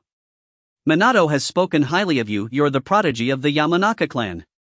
I hope you and Minato get along well at the academy, and Kushina, do remember to be kind to everyone too. Chie smiled warmly in reply, watching Kushina's watchful expression as if guarding her candy from prying hands. It was endearing yet undeniably the essence of youth. Yai's brother Chie. Kushina hastily corrected her expression upon hearing her name. Rino observed this quietly. No wonder this girl had long harbored subtle rivalry toward Minato at the Ninja Academy. Now the reason was clear. Brother Chie, rest assured, I'll look after Kushina. Rino spoke with the poised confidence of someone born into a distinguished clan, while Kushina responded with a playful scowl. That's very kind of you. Chie glanced at the composed, courteous Rino before glancing sideways at the fiery red-haired girl beside him who kept fidgeting discreetly. Kushina, you've lost this round entirely. Everyone please settle down, the parent-teacher meeting is about to begin. Karui stepped forward, notebook in hand. A series of lengthy speeches left the audience drowsy. Now let's announce the top student of the grade, Minato Namake's. Karui called out young Minato's name. Chie, who had nearly dozed off, instantly perked up. Parents of the named students, please come forward to speak. Karui scanned the audience. She knew Minato's elder brother had attended today. Good afternoon everyone. I'm Minato Namake's elder brother. It's truly an honor to stand before you. He is my pride. Please treat my younger brother with kindness and care. A rather verbose speech, but Minato listened rapt every word. It was his first parent-teacher meeting with a family member present, and its meaning weighed far heavier than any before. Orphaned at a tender age, Minato had long understood life's harshness and warmth alike, maturing far beyond his years. Yet instead of succumbing to despair, he resolved to become like the sun itself, radiant, warm, illuminating others. But today revealed something deeper. Even he yearned to be bathed in sunlight. Minato, you truly are a genius, Chie murmured, stepping down from the podium, awed by his academic excellence. No wonder Hiruzen Sarutobi loved giving speeches. Back in the clan, elders held monthly assemblies. There was something deeply satisfying about addressing an audience. Soon Kushina's results were announced, solidly above average at the Ninja Academy. Though not quite matching Minato's flawless record, her performance was still exceptional. Had Uzumaki Mito been here, she'd surely have taken the mic for at least 2 lines. Kushina has worked very hard indeed, Chie offered a gentle perfunctory compliment to the girl seated beside him. Brother Chiya, if I ever rank first next time and Grandma Mito still can't attend, could you represent me at the parent-teacher meeting? Kushina asked tentatively, was it only because Minato ranked first that Brother Chiya had come today? Absolutely, I'd come for you anytime you need me whether or not you're number one. Chiya agreed without hesitation, it was truly trivial to him. What? She dares try to steal my family. Minato clenched his fist tightly beneath his sleeve, he couldn't rival Kushina in anything but grades. And of course Minato, I won't miss a single one of yours either. After all, I am his elder brother, and on those days I'll be both of your guardians. Sensing Minato's unusual tension, Chiya added reassuringly. Renjiro graduates from the academy next week, we should go together and pick out a gift for him. Yes, Brother Chiya. Yes, Brother Chiya. They replied in unison, leaving the air thick with unspoken rivalry. Shui men, what do you want to buy? I'll pay for you, Chi-Yi. Chi-Yi declared grandly as they entered the ninja tool shop. There was still plenty of money not yet spent. What about me, Brother Chi-Yi? A small head popped up vying for attention. You remember to ask your watermaster grandmother for money when you're out of cash. Chi-Yi pinched Kushina's cheek with both hands, indicating he wouldn't spend money on her. Brother Chi-Yi, you're doing great. Although little Shui Men didn't speak, he still agreed with Chi-Yi's approach in his heart. To save Brother Chi-Yi's wallet, little Shui Men chose a cheap kunai to gift to Shoju. Shui Men, this seems a bit too ordinary, doesn't it? Chi-Yi suggested that it wouldn't hurt to spend a little more. This one will do. Brother Chi-Yi, Shoju's throwing skills aren't very accurate anyway. Shui Men implied that it was sufficient. Alright, if you have something you want to buy, do let me know. Chi-Yi reminded him once more, as a small investment now could yield great returns in the future. Oof. Kushina, feeling the difference in treatment, became somewhat upset and busied herself selecting gifts. She realized that Shui Men was the brother recognized by Chi-Yi. But she clearly had known him first. In any case, she was just annoyed. Noticing Kushina's demeanor, Chi-Yi quietly whispered a few words to the shop assistant. What? Did someone pay for the ninja tools I selected? Hearing this, Kushina looked at Chi-Yi with surprise as he smiled. Brother Chi-Yi is the best. Kushina chirped around Chi-Yi like a little bird. Children are easy to please. Chi-Yi slightly compromised and Kushina immediately forgot why she was upset. Shui Men, I'm really curious about your gift. Today Shoju finally graduated from the ninja school. According to tradition, he would receive gifts from family and friends. After being together for more than half a year, Shoju was looking forward to what Shui Men would give him. It must be something he picked after a long time. Looking at Shoju's expectant face, little Shui Men smiled awkwardly. Sorry Shoju, this is for Brother Chi-Yi's wallet. Stupid little brother, first look at the gift from your big sister. Tsunade gifted a necklace to Shoju and Chi-Yi could only bless Shoju from the side, hoping he wouldn't be blown away next. Wow, is this necklace from Grandpa Hashirama? Shoju immediately put on the necklace he received. Shoju, this is a gift from your brother Chi-Yi. Chi-Yi presented a cookbook he had written over the years. Oh, my brother Chi-Yi, are you really giving me such a valuable thing? Shoju was even more excited than when he received Hashirama's necklace. Having spent so long at Chi-Yi's house, he already knew how incredible brother Chi-Yi's recipes were. One must know that any dish in this book could easily cause chefs in the culinary world to fight fiercely over it. It's possible to open a restaurant with just one dish. Now brother Chi-Yi actually gave me this cookbook. Could this be his way of acknowledging me? That's right Shoju, this is a secret that your brother Chi-Yi passes down. You must cherish it well. Only those fated to receive a good recipe are granted one. There's still one book at Makoto's. Hooray! Even if I don't become Hokage, I can still live happily in the future.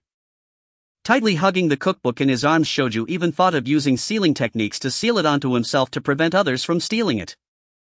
Seeing Shoju's happy expression, Tsunade frowned. Was it really necessary? Shoju, quickly look at my gift. Kushina took out a red gift box. The Wind Demon Shuriken. Komi unwrapped Kushina's gift, nothing bad, and he quite liked it. But the real highlight was yet to come, far surpassing the lavish presents from Tsunade and Kyoru. Komi was even more curious about what Minato had given him. Go on, open it, Minato urged, managing a faint strained smile while Kushina stood beside him with an expression of eager anticipation. The box was small, light in weight. Could it be another necklace? Baffled Komiai swiftly tore open the wrapping. Just an ordinary kunai, commonplace, unremarkable. His expectant cheerful grin faltered into awkwardness. Minato took half a step back, already rehearsing his apology. Kyoru placed a steadying hand upon the young man's shoulder. True friendship is never confined to formality, it is the silent communion of hearts. Minato, you have tried your utmost. This gift reflects your sincere effort and careful thought. There is no cause for shame. Rather, it is Komiai's honor to receive it. Though spoken for Minato's ears, Kyoru's words were truly meant to enlighten Komiai, to let him understand how deeply Minato had labored over this seemingly simple gift, an ordinary kunai, yes, but chosen with quiet devotion. Minato, rest assured, I'll wield this gift with pride and purpose. Komiai wore the look of sudden earnest understanding. Minato flushed faintly with embarrassment. This gift wasn't nearly as significant as Kyoru had made it sound. Yet recognizing that Kyoru had stepped in to spare him discomfort, Minato said nothing further. Kushina shot Kyoru a pointed glance, clearly demanding a hush-money bribe. Kyoru understood her look instantly. Today we celebrate Komiai's graduation from the academy and his official induction as a genin. Let's feast on grilled meat. Only food could seal Kushina's lips. Wow, Kyoru, you're amazing. The boy burst into joyful cheers. And, will we drink too? Any sake? Tsunade asked mischievously. Just juice, I've just been discharged from the hospital. I need to recuperate. Kyoru had no intention of giving the ANBU any excuse to file a discreet report on him. Komiai, report to my team in a few days. At the dinner table, Tsunade, who had long known Komiai would join her squad, granted him a brief reprieve before duty began. Yes, Onisama. Besides you and Kyoru, who else is on your team? Komiai eagerly inquired about his new teammates. One is Makume Koto. The other is a recent addition, Kato. Dang. Kato Dang had recently petitioned the Hokage for assignment to Tsunade's team, a request she accepted despite knowing little about him. They are both your seniors, so behave yourself. Your role will be strictly logistical support. Understood. Standard squads rarely exceeded 4 members. Komiai, grandson of the first Hokage Hashirama Senju, was granted this rare privilege solely due to his lineage. Don't worry, Onisama, I'm ready to begin tomorrow. Komiai practically vibrated with eagerness.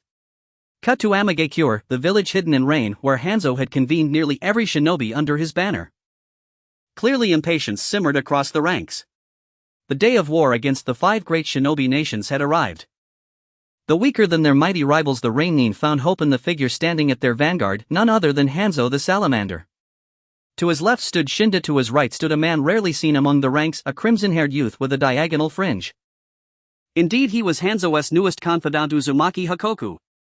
Among seasoned shinobi, Hakoku may not have stood out, but his uncanny ability to read moods and intentions set him apart. Today I shall draft a formal declaration and declare war upon the 5 great nations that have oppressed us for decades. Hanzo announced from the dais. Truth be told, a portion of the assembled shinobi still harbored doubt. Could they truly defeat the 5 great nations? Could Lord Hanzo truly lead them to victory? Lord Hanzo is invincible. We've endured their tyranny long enough, let's strike back now. I'll be the first to charge into battle. A sudden wave of impassioned cries ignited the crowd's fervor. Watching the surge of zeal below, Hanzo cast a quietly admiring glance toward Uzumaki Hakoku. Indeed, those fiery voices belonged to shinobi specially planted by Hakoku himself. Since accepting that mysterious patron's mission, he'd realized, perhaps instinctively, that he was born for precisely this kind of work. The 5 major ninja villages received the declaration of war with differing attitudes. Who can tell me where the Rain Ninja Village is? The Mist Ninja Village looked puzzled, while the Cloud Ninja Village was equally confused, with the third Raikage searching for it on the map. The Rock Ninja Village only arranged for some personnel to guard the border upon receiving the news. To them, the Rain Ninja Village was merely going to strike a rock with an egg. The Sand Ninja Village seemed to be plotting something, having secretly contacted the Rain Ninja Village. Only Konoha expressed that this was intolerable, with the third Hokage Sarutobi Hiruzen waving his hand decisively. Many Konoha teams set off for the battlefield. Minato, I will leave with Brother Chie tomorrow. You can hold on to this book for now. Make sure to return it. Shoju, usually playful, earnestly reminded Minato. He thought about it and concluded that the secret book from Brother Chie was safer with Minato for the time being. The battlefield ultimately carries the risk of losing items. Don't worry Shoju, I will keep it safely. Minato carefully hid the secret book away, and seeing Minato's serious demeanor, Shoju felt reassured he had not misjudged him. At the Uchiha clan leader's house, the current clan leader was in a meeting with several elders. Unlike before, this time besides Uchiha Fugaku attending as an observer, Chiya was also present. Chiya, you say the Rain Ninja village is going to start a war. The elder who received the news immediately brought Chiya to the clan leader's house. Yes, clan leader, the third Hokage Sarutobi Hiruzen just issued the order for us to head to the battlefield at the Rain Ninja village. Chiya knew that even if he didn't mention this today, the village would know in a few days. It seems the village is preparing to go to war with the Rain Ninja. The elder took a sip of tea inside. So what shall we do, clan leader? The sixth elder interrupted the first elder, looking at the Uchiha clan leader. As usual. The Uchiha clan leader maintained a calm expression. Also discreetly instruct everyone to prepare supplies just in case. Konoha will likely need the strength of our clan. The Uchiha clan leader advised a few more things. Clan leader, do you mean we might also have to participate in this war? The sixth elder was a bit puzzled, thinking it was just the Rain Ninja village and not worthy of such attention. Yes, there are fewer and fewer people in the clan with vision. Our clan's Sharingan needs the nourishment of war. If the war becomes stagnant, I will request to mobilize from the third Hokage. The Uchiha clan leader concluded his arrangements and looked at Chiya. Chiya, you did well to convey such important information to the clan. What reward do you want? The Uchiha clan leader needed to rally a base for Fugaku, and Chiya, who was currently in Tsunade's team, was a good choice. Clan leader, I do not seek rewards for contributing to the clan. Chiya had his own desires, but he understood that with his current qualifications he could not ask for much. Very well, not seeking rewards for the clan. Truly worthy of being one of us Uchiha. Chiya, I will note your contributions. Fugaku, you should communicate more with Chiya. He is an important bridge connecting the Uchiha clan and the village. The Uchiha clan leader nodded knowingly at Uchiha Fugaku. Understood, father. Kaikan, I look forward to your guidance in the future. Fugaku understood his father's intentions, as he urgently needed his own team. Especially someone like Chiya, who had proven himself as a jonin. There weren't many like him in the clan that he could recruit. Cough cough. Fugaku, focus on managing the police department for now. If there are matters with Chiya, I will inform the clan. The elder could no longer sit still. Clan leader, are you trying to pull the rug out from under me? I just brought people to report intelligence, and now you want to poach my people. No sense of martial ethics. Elder, you are mistaken. Both Fuyu and Chiyi are young people, and matters concerning the youth should not involve us old folks. Elder 6 looked at Elder 1 with a look of mind your own business. How infuriating, Elder 6, you are clearly biased, and Elder 1 was quite angry. We old folks should just wait for our time to rest in peace. However, it seems that Elder 1, you appear to be somewhat anxious. Elder 6 gazed at the furious Elder 1, continuing to speak. Come out, let's have a duel.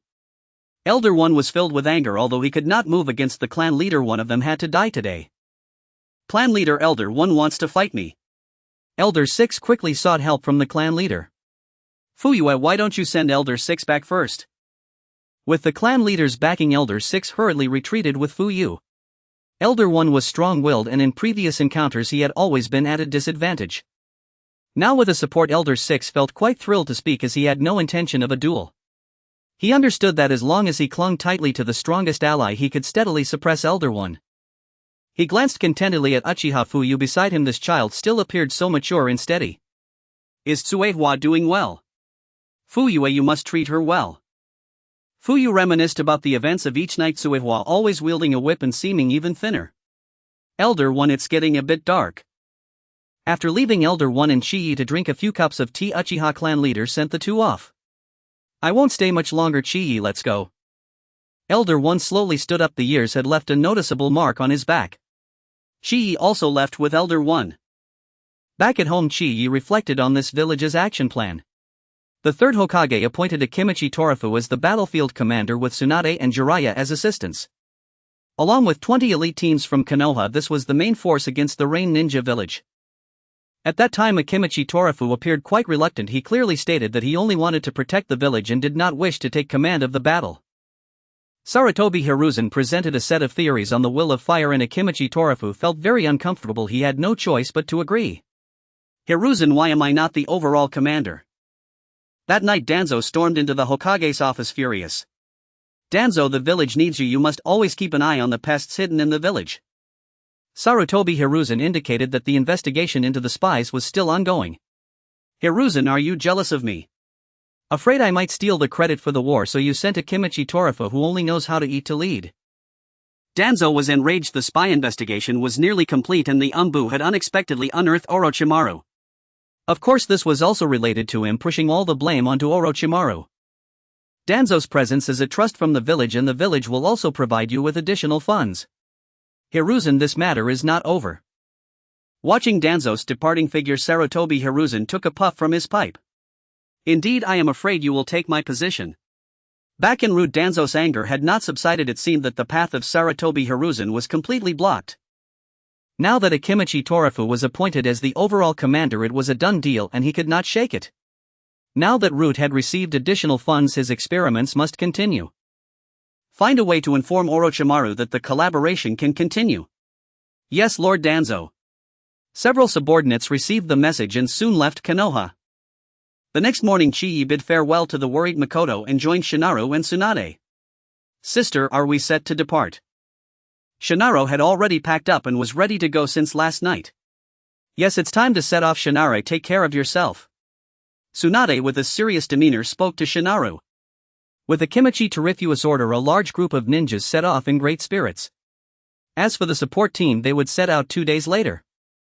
While Chii and the others were advancing towards the Rain Ninja village, Danzo's subordinates successfully found Orochimaru. What? Danzo still wants to collaborate with me. Orochimaru felt somewhat suspicious after being scapegoated once. Yes, Lord Danzo stated that he requests you to continue the research on that organization and the funds will be provided by Root. One among them, who appeared to be the leader, answered.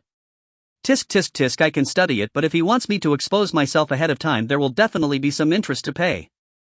Next, if you want to complete the task, only one of you can return alive. After saying this, Orochimaru revealed a smile. He wouldn't need to lift a finger. These people would kill each other until only one remained. As for the corpses, he would make good use of them. Making Danzo pay some price is excellent. Orochimaru recently needed money urgently to complete an experiment. He needed to concoct a potion capable of controlling even-tailed beasts. Now, having escaped the village, he urgently required a large sum of funds. Danzo's collaboration came at the perfect time. By the way, it seems he promised Chii that he would communicate with him after leaving. But there's no rush, it's still early. Orochimaru continued to fiddle with bottles and jars as the experiment proceeded smoothly. Tsunade, you've arrived. Jiraiya saw Tsunade running over eagerly.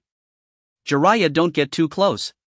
Tsunade's feelings towards Jiraiya still remained at that of quarreling friends.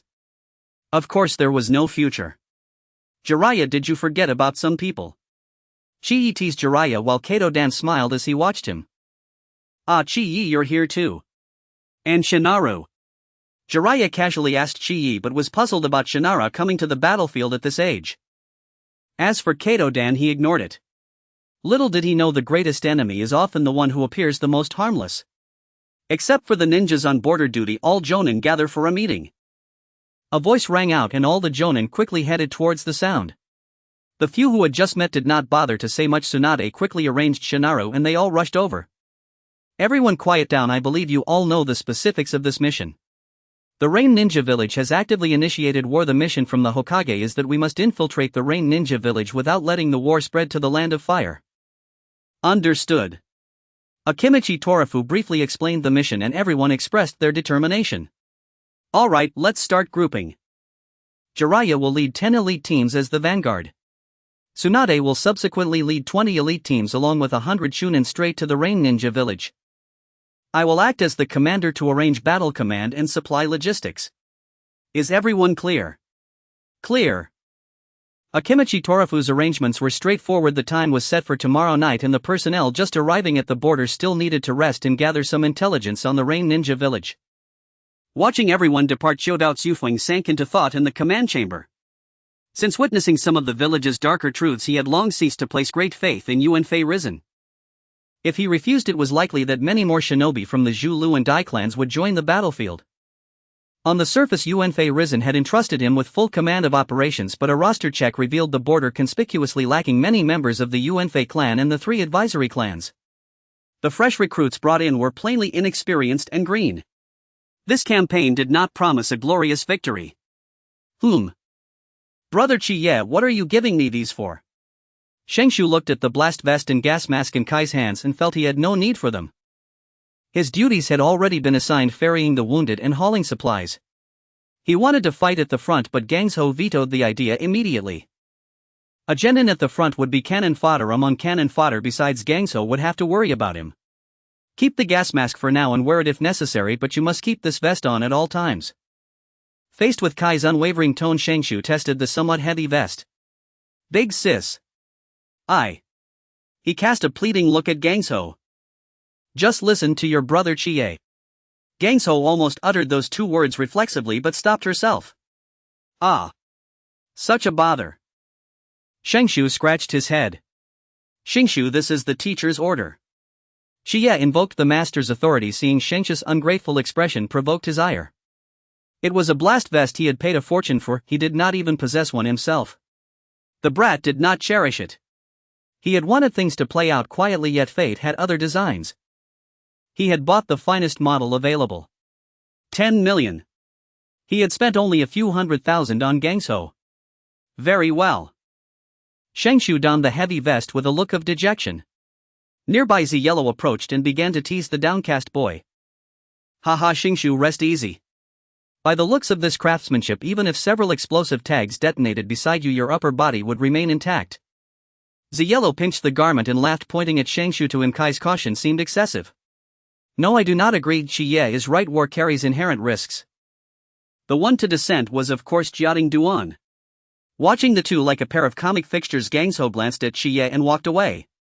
Chie, what sort of man do you think Gangzhou likes? Ziyellow was puzzled. Who could rival his own wit?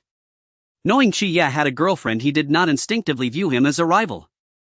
Indeed, Chie, I am curious too. For once, Jiating Duan and Ziyellow posed the same question. Well, perhaps she favors a domineering sort. Given Gangzhou's temperament, she might yearn for a tumultuous, all-consuming love. One could hardly claim she merely prefers dark hair or looks. That would be too obvious. The two fell into thoughtful silence. Gangzhou, let me handle it. Seeing Gangzhou casually helping Shengshu hoist the supplies, Ziyellow abandoned his usual levity and approached with deliberate steps. Gangzhou regarded Ziyellow with mild puzzlement, handed the gear to him and went off to discuss the route with Chie. Ziyellow took the burden with effort. It proved heavier than it had appeared. Not far away, Jiating Duan watched it all and thought the plan might actually work. On the morning before departure, Kato Danya joined the formidable faction. Tsunade, I don't want your opinions, I want. Tsunade felt a headache coming on early in the morning, wondering if these two were out of their minds. If it weren't for their imminent journey to the Rain Shinobi village, she would have wanted to beat these two up. I'll leave it to you to take care of her big sis. Shengshu suddenly said something that left Chie feeling overwhelmed. Don't worry, trust your brother Chie and make sure to protect yourself. Don't take off that vest, okay? Could it really not be salvaged? Shengshu's words were definitely leading to disaster. Shengshu was simply worried about his sister, as it was his first encounter with war. Little did he know Chie had already thought of his tombstone. Inside the Rain Shinobi village, Hanzo of the Salamander was seriously contemplating the scroll in his hand. Let's have Rain Shinobi village hold back Konoha. Once the plan is in motion, they promise to elevate our status in the shinobi world and grant us 1/5 of Konoha's territory. Looking at this information, Hanzo felt somewhat tempted. In the original plan, he only wanted to make a name for Rain Shinobi village. After all, Konoha was the only one to actively declare war on Rain Shinobi village this time. But if they were to hold back Konoha's main force, it would require a war of attrition, forcing Konoha to send troops continuously. The village would also suffer greater losses. Tell San Shinobi village that he'll consider it. Hanzo didn't want to completely offend Konoha. If the plan failed, Rain Shinobi village would likely bear even more of Konoha's wrath. Hanzo only wanted Rain Shinobi village to earn some respect in the Shinobi Wars, making several major Shinobi villages understand that Rain Shinobi village was not to be trifled with. He originally planned to personally take action at the start of the war. Now it seemed prudent to delay a bit and see how anxious Sand Shinobi Village was. Meanwhile, the vortex from the Land of Water was extremely anxious, unsure of what the scroll contained, but the information needed to be relayed to the higher-ups. He had been closely monitored lately, making it nearly impossible to visit the black market. Lord M. Incompetent. The Sand Shinobi Village was somewhat angry. How could a mere small shinobi village refuse such favorable terms? Of course they wouldn't genuinely agree to anything. It seemed necessary to test the strength of Rain Shinobi Village, especially Hanzo of the Salamander. Chiyo, please lead the troops to Rain Shinobi Village. The third Kazekage instructed Chiyo, who was seated. As for Izo, you will lead the elite of Sand Shinobi Village to infiltrate secretly, ready to act at the border of the Land of Rivers. Once they crossed the Land of Rivers, Sand Shinobi Village's troops would reach Konoha. Leave it to me, Kazekage. After receiving the response, the third Kazekage's plan was officially set in motion. Lord Jiraiya, it seems you are quite familiar with the road to Rain Shinobi Village. That night a newly departed Konoha ninja curiously asked Jiraiya. Well, I received some intelligence before departure. Jiraiya attempted to brush it off. He didn't want any embarrassing matters about himself to be revealed. This intersection branches off. If we encounter the enemy, we will sound the alarm first. Understood. The ninjas split into 3 groups, with Jiraiya leading one group down the first road. The second and third groups have encountered enemies too. Jiraiya was engaged in combat on the first road, surprised to see that the number of Rain Shinobi Village's forces was quite substantial, and they fought fiercely, even having reinforcements. In the unique environment of Rain Shinobi Village, Konoha's ninjutsu did not hold an advantage. It appeared they had somewhat underestimated Rain Shinobi Village. Hold on, wait for Tsunade's team to arrive. Jiraiya yelled on the battlefield, trying to boost morale. On the other side, Tsunade, who had just set out, also saw the signals from the 3 roads. Did Rain Shinobi Village prepare in advance? Kato Danya, you're responsible for leading part of the personnel to the first road.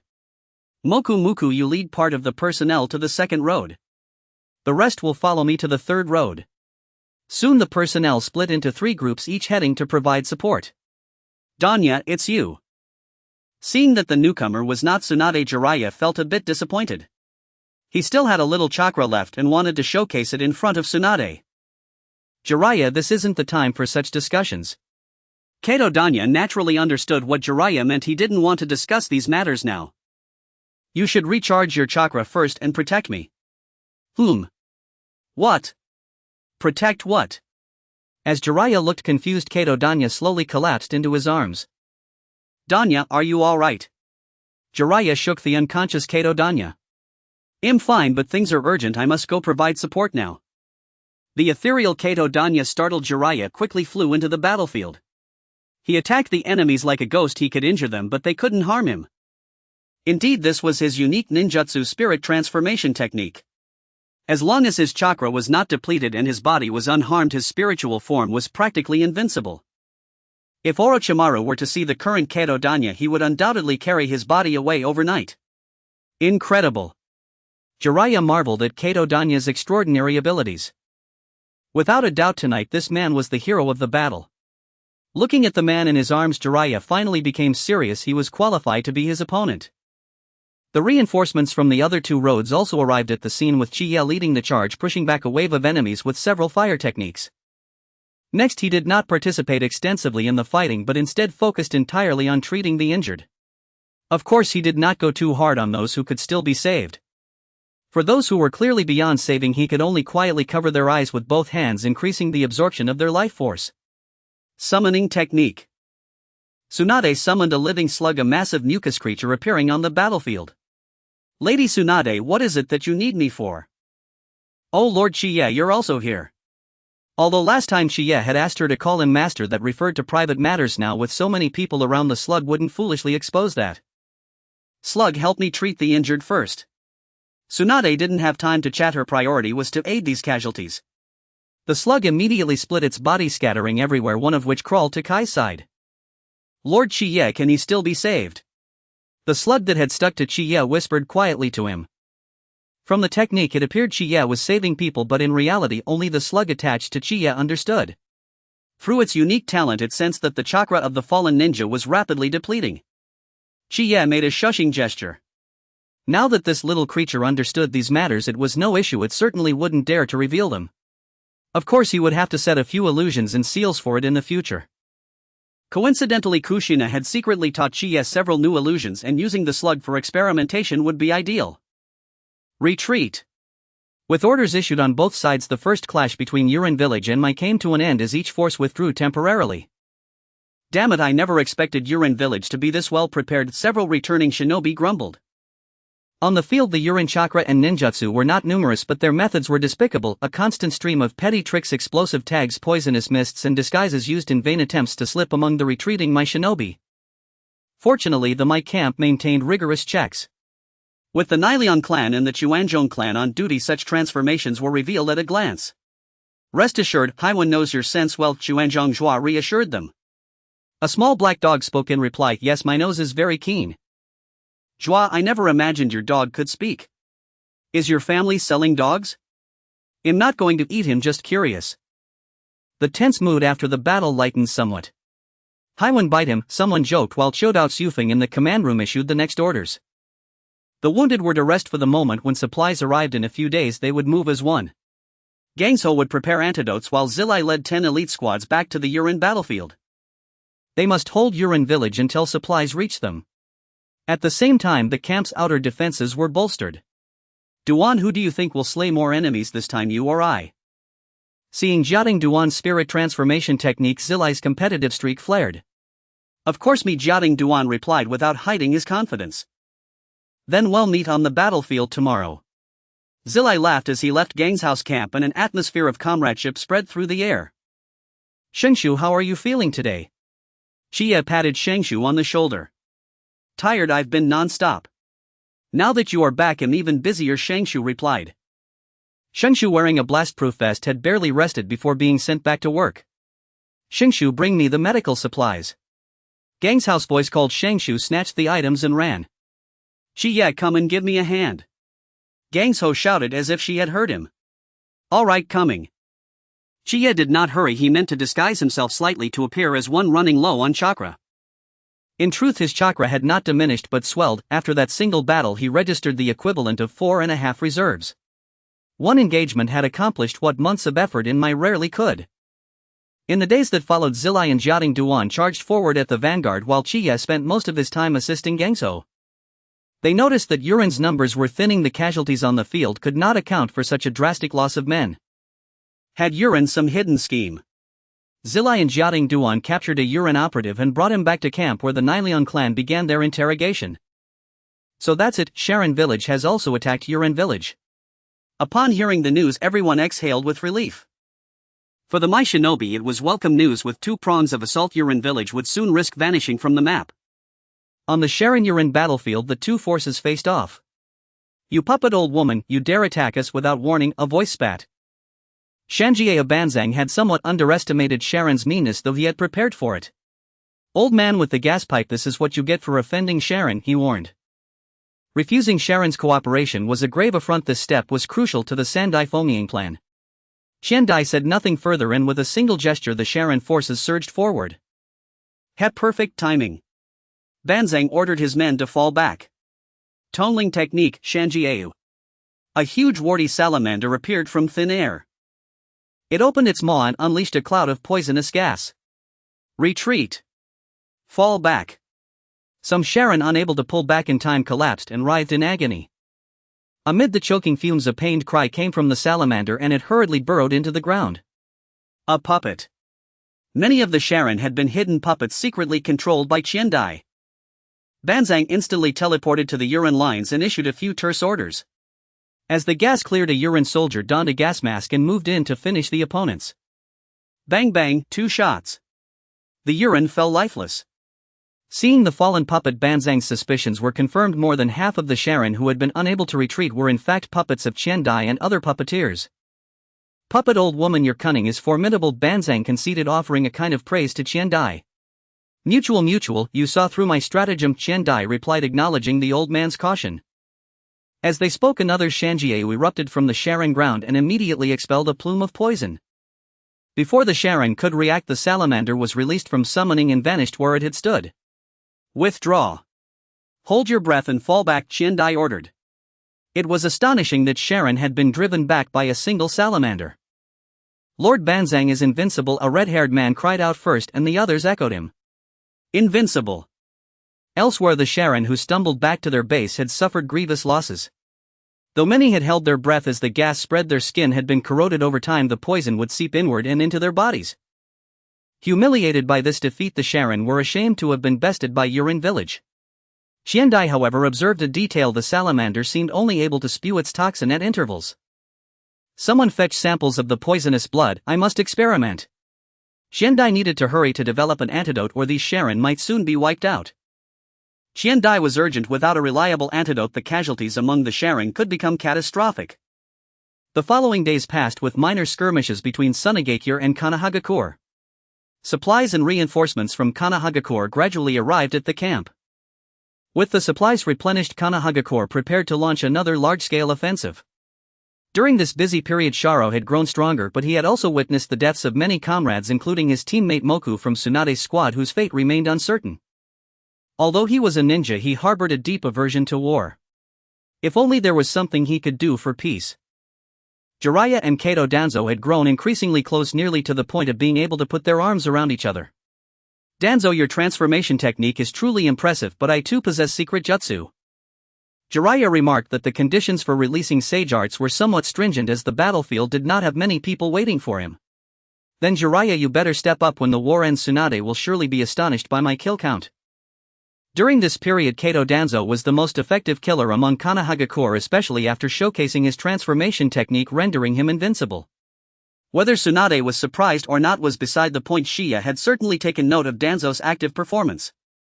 He also contemplated future methods to counter the transformation technique, starting with the Mangekyō Sharingan, as even a transformed individual could not resist it. For instance, while Obito in his intangible state was immune to physical attacks, he still feared Itachi's genjutsu. Additionally, eliminating Kato Danzo's physical body would mean that even if he completed his mission, he would not be able to return to his body to replenish his chakra and would ultimately perish. Of course, Danzo's jutsu remained quite troublesome. If this technique were developed to its peak, traveling back and forth to the Pure Land would likely not pose a problem. Wait, was there someone who could freely traverse the Pure Land? It seemed that everything bore the marks of his influence. The birth of the two brothers, their differing physiques. The rift between the brothers, and the endless disputes in later generations. It appeared all of this was somewhat orchestrated by him, including the powers granted to those two during the final battle.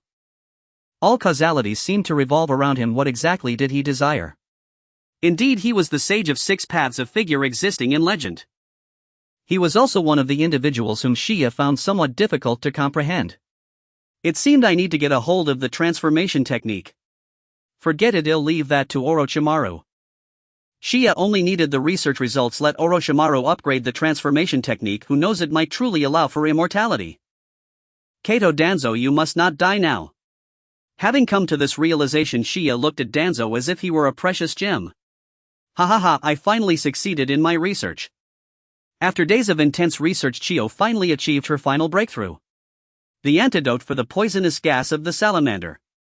After administering it to the Tsunade ninjas, their conditions noticeably improved. Prepare yourselves, we are about to assault Mangekyō once again. This time Chiyo was brimming with confidence, convinced that Hanzo would submit. This time, even if they couldn't defeat Konohagakure, they would at least plunder in the Land of Fire. There was no choice, the Land of Wind was too barren, and the daimyo preferred to spend time in the Land of Fire. With each passing day, expenses naturally increased, resulting in less money for Tsunade. They could only rely on themselves. Ha! You old hag, how dare you come here? Upon receiving the news, Hanzo hurried to the battlefield near Tsunade. Gazing at the lively Tsunade ninjas, Hanzo had a foreboding feeling. Summoning technique. A gigantic salamander appeared before everyone. This time the Tsunade ninjas showed no fear, instead they seemed eager to engage. Indeed, it appeared they had figured out how to counter the salamander's poisonous gas. Old hag, you're not here to wage war against us Mangekyō, are you? Hanzo stood atop the salamander, looking down with a softened tone. Hee hee, you old man with the breathing tube, you must have realized by now that I have countered the toxic mist of your summoning beast. And according to my estimates, it can't keep spewing poison forever, right? Chiyo confidently gazed at the salamander and Hanzo, and seeing the surprise in the latter's eyes, she knew that what she said about the salamander was correct. If you wish to fight then fight, but if we are to go all out against Kanahagakure, our manpower and funding are limited. Perhaps we can sit down and talk about this. At this point Chiyo spoke up, recognizing that her objective had been achieved and she no longer intended to continue fighting. It seemed that if they wanted Mangekyō to contribute, it would simply require more funding. For such a small ninja village they could afford that. Following this, Hanzo and Chiyo each brought their guards and engaged in secret negotiations. Mangekyō needed to hold off Kanahagakure with all their might, while Tsunade would provide Mangekyō with 2 billion ryo in support. Although Mangekyō was asking for a hefty sum, this 2 billion ryo was nearly equivalent to a year's income for Tsunade. But now Tsunade had no option but to pay up. Lord Hanzo, are we really going to stop Kanahagakure with all our might? A Tsunade ninja could not help but ask Hanzo. Let us be the shield, dream on. After seeing Chiyo leave, Hanzo indicated that they could only act if money was provided. Without funds things would remain as usual. In the coming days, even if Kanahagakure launched a large-scale attack, Mangekyō would continue to fight and retreat, harassing along the way. Damn it, what is this Hanzo thinking? Finally Chiyo could no longer sit still, and the Kazekage was also getting anxious. After questioning Hanzo, she had no choice but to send the 2 billion to Mangekyō. Fire release, great fireball technique. On this day Jiraiya was once again leading a team to pursue a lone Mangekyō ninja. Water release, water barrier technique. Several Mangekyō ninjas in the woods executed a water release defensive technique, neutralizing Jiraiya's attack. Not good, it's an ambush. Seeing the numerous Mangekyō ninjas appearing before him, Jiraiya felt a twinge of panic. It was all his fault for being too focused on his competition with Kato Danzo. Chase them down, why have you stopped chasing? The Mangekyō ninja being pursued taunted Jiraiya. Everyone get into formation, give it our all. After saying this, Jiraiya fired a distress signal, but it seemed too far from the battlefield of Kanahagakure. By the time reinforcements arrived they would likely be long dead. Do not be afraid, there are no cowards in Kanahagakure. Jiraiya encouraged the few in his team. Yes, killing so many Mangekyō ninjas is worth it. For Kanahagakure, for the village. At this point Jiraiya had no good options. Even if he wanted to use sage arts, he had no time to gather chakra. Looking at the throngs of Mangekyō ninjas before them, it would be a miracle if they could last a few minutes. A signal from the east. At this moment Kato Duan felt a hint of anxiety. After spending this time together, he had already acknowledged Jiraiya. Senyu, please guard my body well. Having said that, Kato Duan collapsed into his teammate's arms. He hoped he could still make it in time. Urin, even if I leave this world first, I must take some of you with me. After just a few exchanges, everyone around Jiraiya had fallen to the ground. Do not struggle any longer, it's your turn now. The first rain ninja who was pursued eagerly took out a kunai. Water style, water dragon bullet. Water style, great waterfall technique. The rain ninjas combined their efforts to unleash these two jutsu, waiting for Jiraiya to be knocked to the ground so they could be the first to strike the finishing blow. Summoning technique, Toad Ken. At this point Jiraiya had no choice but to sacrifice a summoning beast. He hoped it could withstand the attack. Though I am rather foolish, but... Before Toad Ken could finish speaking, it was severely injured and sent back to Myobokuzen. Seizing this precious opportunity, Jiraiya tried to escape, but the number of rain ninjas was simply overwhelming. Let's see if you can withstand this second strike. The rain ninjas quickly formed hand seals to unleash their attack. Jiraiya felt a sense of despair. He could no longer use the summoning technique from Myobokuzen for a short time, and it would be difficult to defend against the next strike. Ninja technique, Needle Earth Prison. Jiraiya's hair instantly enveloped his entire body and then shot outwards. He actually has such a jutsu, damn it, we were careless. Due to their underestimation, many ninjas from the rain village fell victim to the needles. However, Jiraiya was in a worse position. His hair had started to bald due to blocking the water style attack and shooting out. To regrow hair as lush as before would take at least a few years. Moreover, his body had multiple fractures and his consciousness was gradually fading away. Jiraiya stood unsteadily. He wanted to die fighting like a hero. Tsunade, please do not miss me. This was the last thought in Jiraiya's hazy consciousness. In the moment Jiraiya fell, a ray of dawn descended from the sky, gently embracing him. Jiraiya, am I too late? No, Duan, you arrived just in time. After saying this, Jiraiya fell into a coma. Kato Duan, right. Your name is quite renowned in our rain village. But even if you have the spirit transformation technique, you cannot contend with so many of us. Just hand him over and we will let you go. The Rain Village encountered the most troublesome ninja. Defeating him would surely come at a great cost. Then I will leave. Kato Duan suddenly said. Is he really going to leave? The ninjas from the Rain Village found it hard to believe.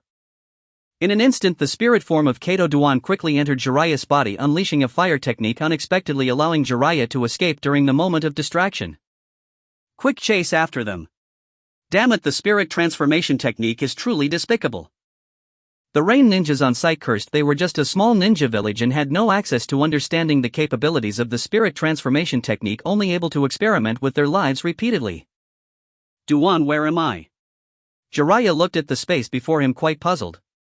Could this be paradise? Did you and I both die, Duan? Jiraiya asked his doubts upon seeing Kato Duan before him. Don't worry, Jiraiya, you and I are not dead. This is a consciousness space I created similar to an illusion. The you outside is currently being possessed by me and heading towards the camp. Right now you are just a spirit. Is that so? No wonder all my wounds have disappeared. Jiraiya shook his hand, feeling very light with no sensation. Thank you, Duan. Jiraiya knew that without Kato Duan he would likely have met his end here.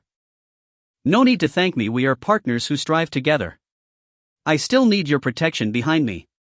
After saying this, Kato Duan and Jiraiya exchanged smiles. At this moment both men saw recognition in each other's eyes. However, Duan, I will not let Tsunade go. Jiraiya, then let's see who wins Tsunade's heart first. Of course it's me. No, it's me. It's me. Me. Ha ha ha ha ha. To the outside world, the conversation between Dan Kato and Jiraiya lasted but an instant.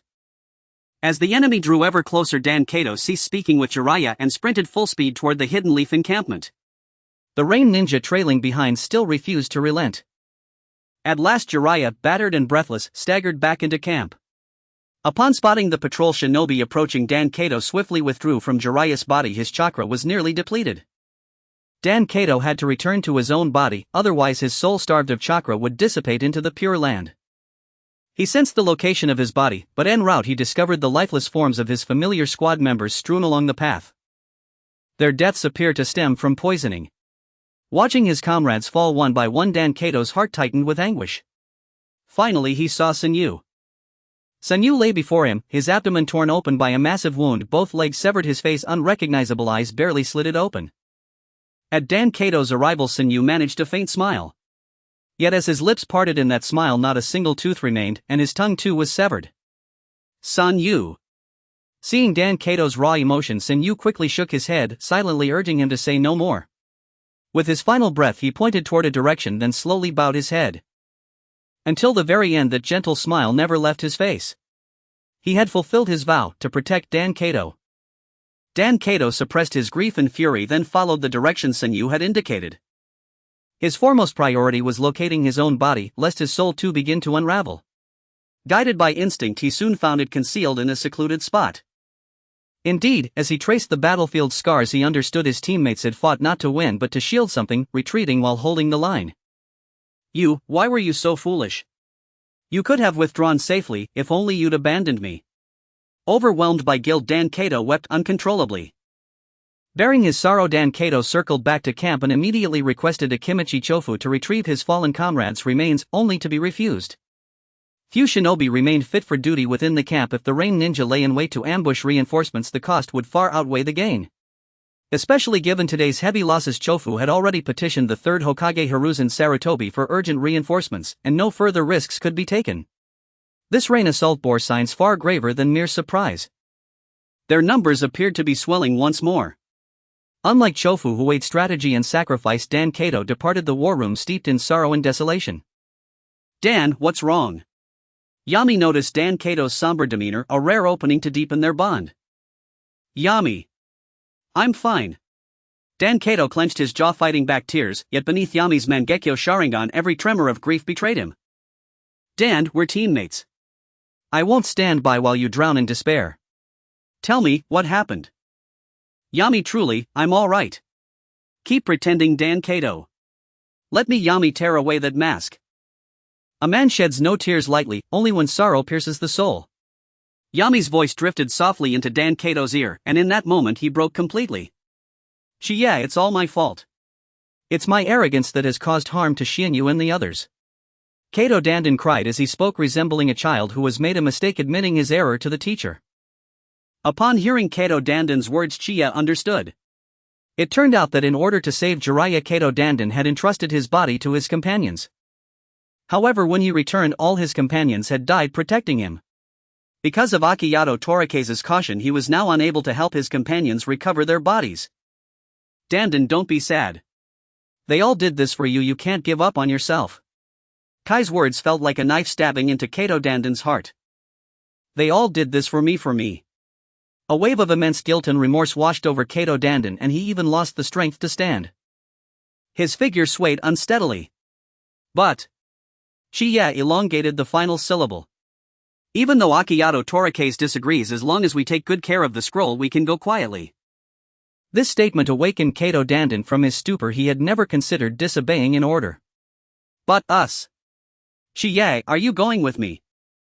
Kato Dandan, overwhelmed by guilt, only wished to properly bury his teammates, even willing to sacrifice himself. But Shichiya was still young, he didn't need to take risks. Indeed, I was inspired by their powerful will of fire. This is what we ninjas are meant to do. To protect our companions, we must do whatever it takes. Shichiya spoke with righteous fervor, but in his heart he was constantly devising how to send Kato Dandan to Orochimaru. Shichiya believed that if Orochimaru succeeded in his research and developed an upgraded version of this technique, his spiritual power might reach a new level, perhaps even allowing him to glimpse some of the power of the Rinnegan.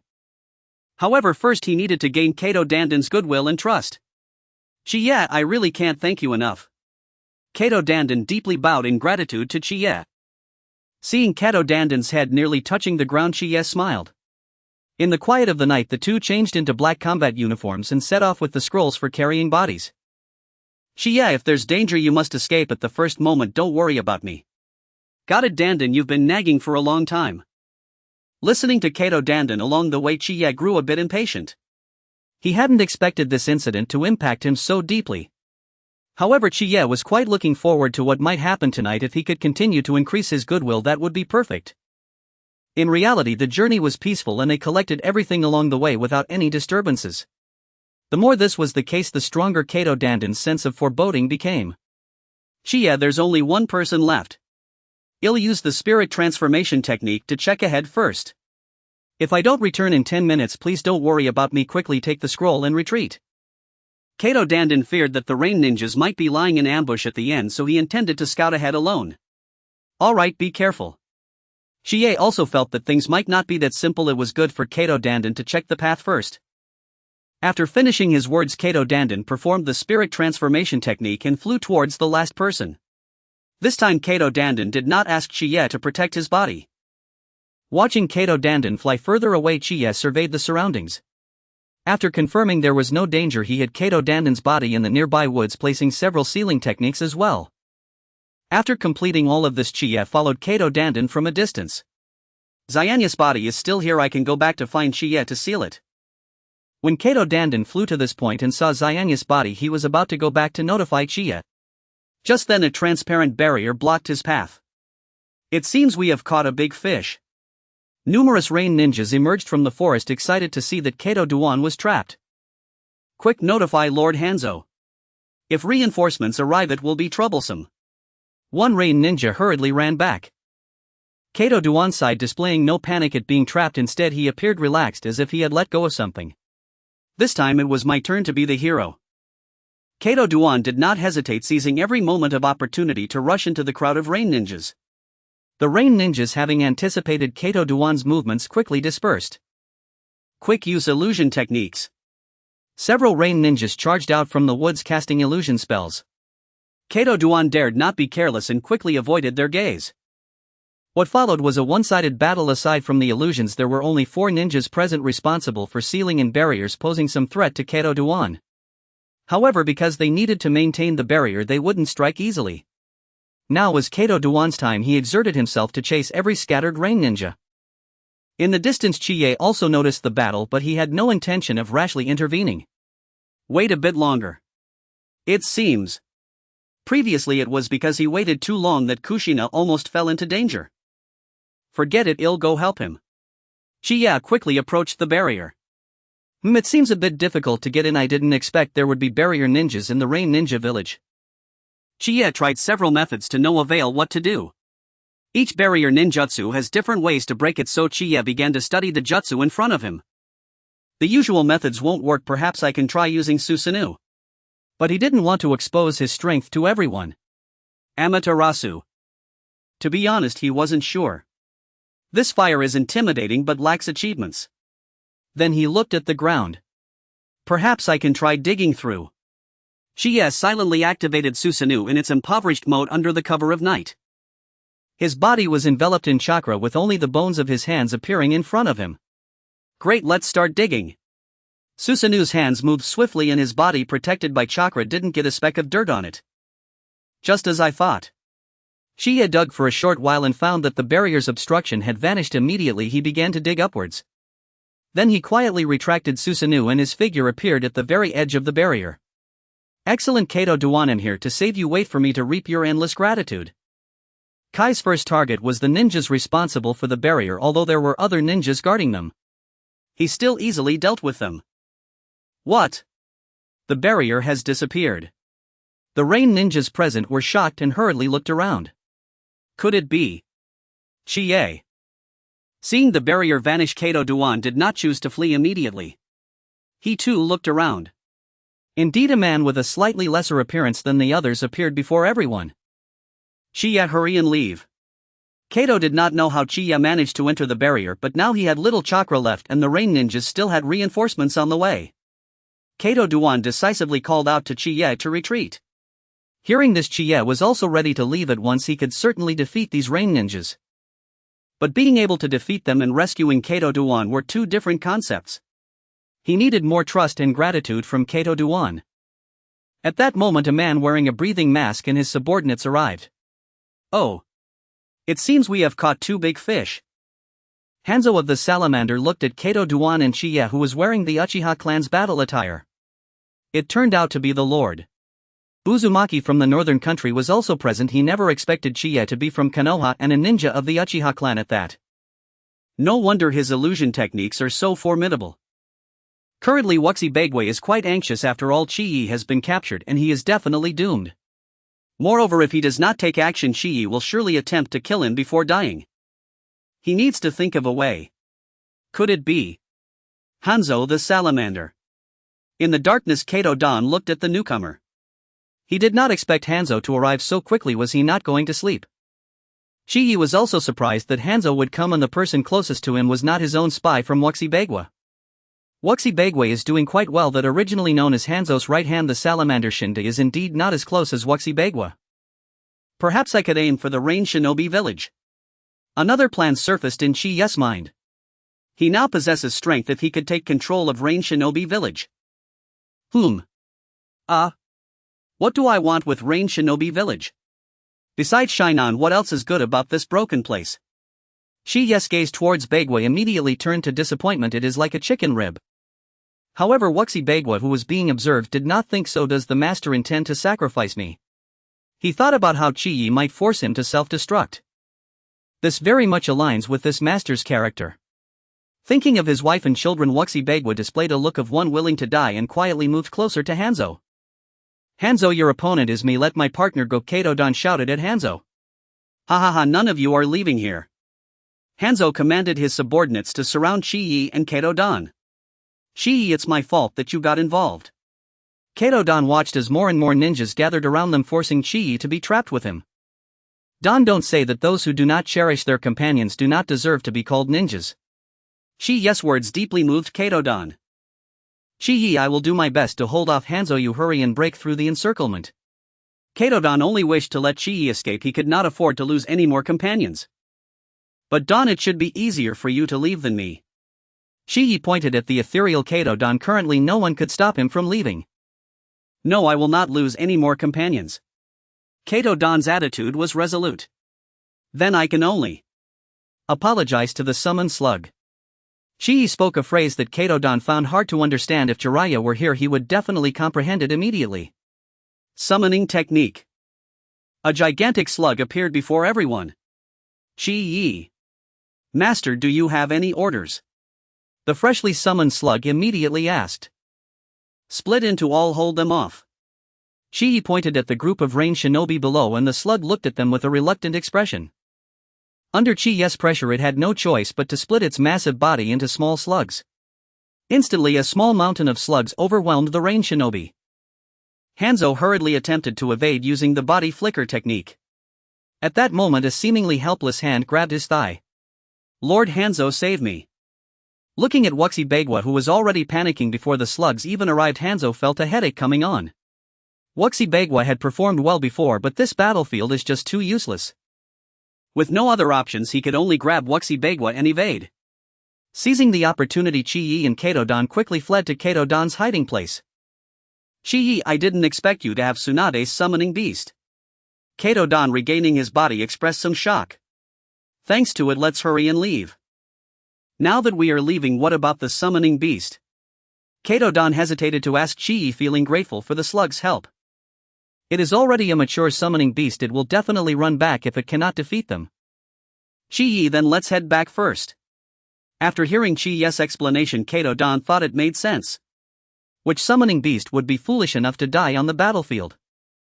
In the end, the body of the rain shinobi can only wait for an opportunity or for the war to end to be retrieved, hoping there are no wild beasts nearby. On the other side, the battlefield of Yuren and the living slug. The living slugs were ruthlessly slaughtered by Yuren as they were merely small split bodies lacking the power to hold back the Yuren.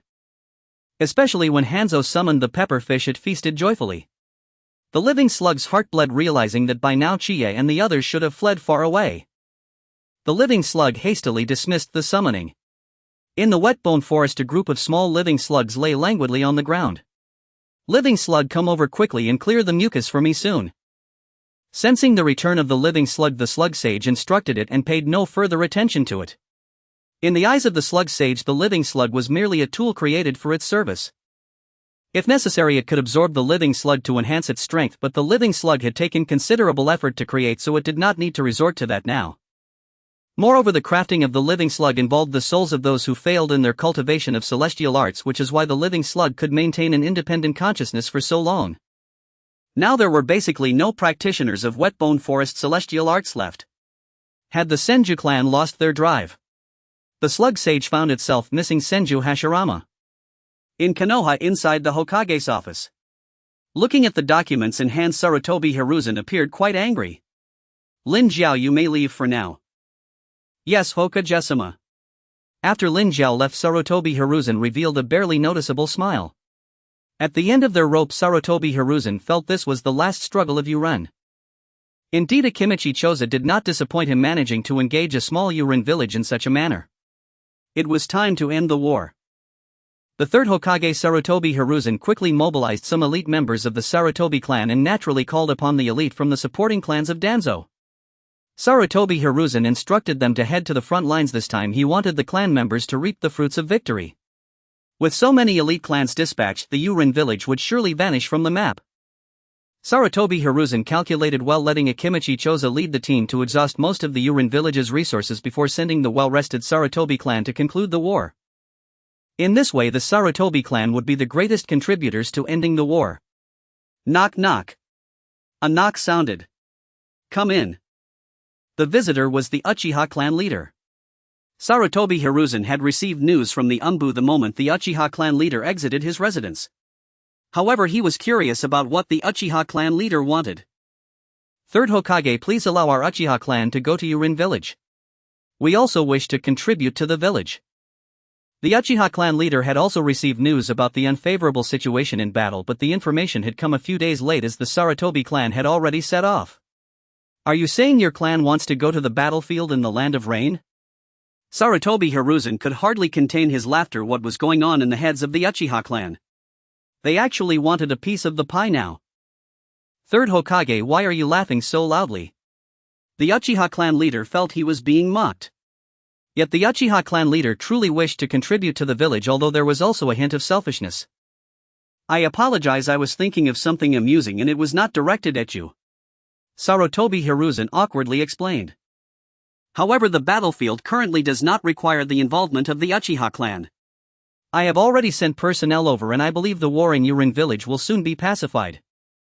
The Uchiha clan is an important part of the village and the responsibility of the Konoha police department during this war is significant. You must ensure the stable daily lives of Konoha residents. Do not underestimate the matters within the village, they are of utmost importance. Sarutobi Hiruzen smoothly dismissed the Uchiha clan leader. Rijan, I heard that the Uchiha clan leader visited. Soon Danzo received the news and hurried over. Yes, he also wants a share of the spoils in the war. Rijan spoke straightforwardly. Just relying on him. The Uchiha clan indeed harbors ill intentions, they must have ulterior motives. Rijan, we can't wait any longer. Danzo once again advised Rijan, finding the Uchiha clan intolerable. This matter. It's merely the Uchiha wanting to gain some benefits from the war. Danzo, you are being overly concerned. Rijan frowned, he was at the peak of his power now. The Uchiha clan leader's open request did not worry him at all. He was confident he could suppress the Uchiha clan.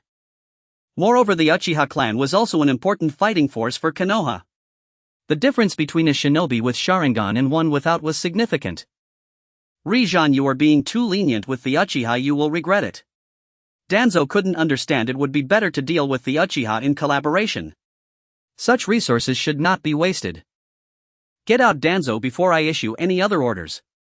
Rijan was somewhat angry, didn't he realize Danzo's little schemes? Isn't it just that you want to accumulate power to push me aside?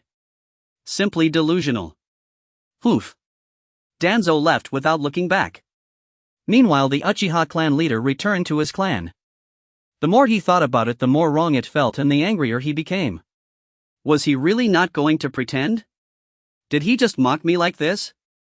Suddenly the Uchiha clan leader collapsed to the ground. Father. Upon entering the courtyard and seeing his father lying on the ground, Uchiha Fugaku hurried to check on him.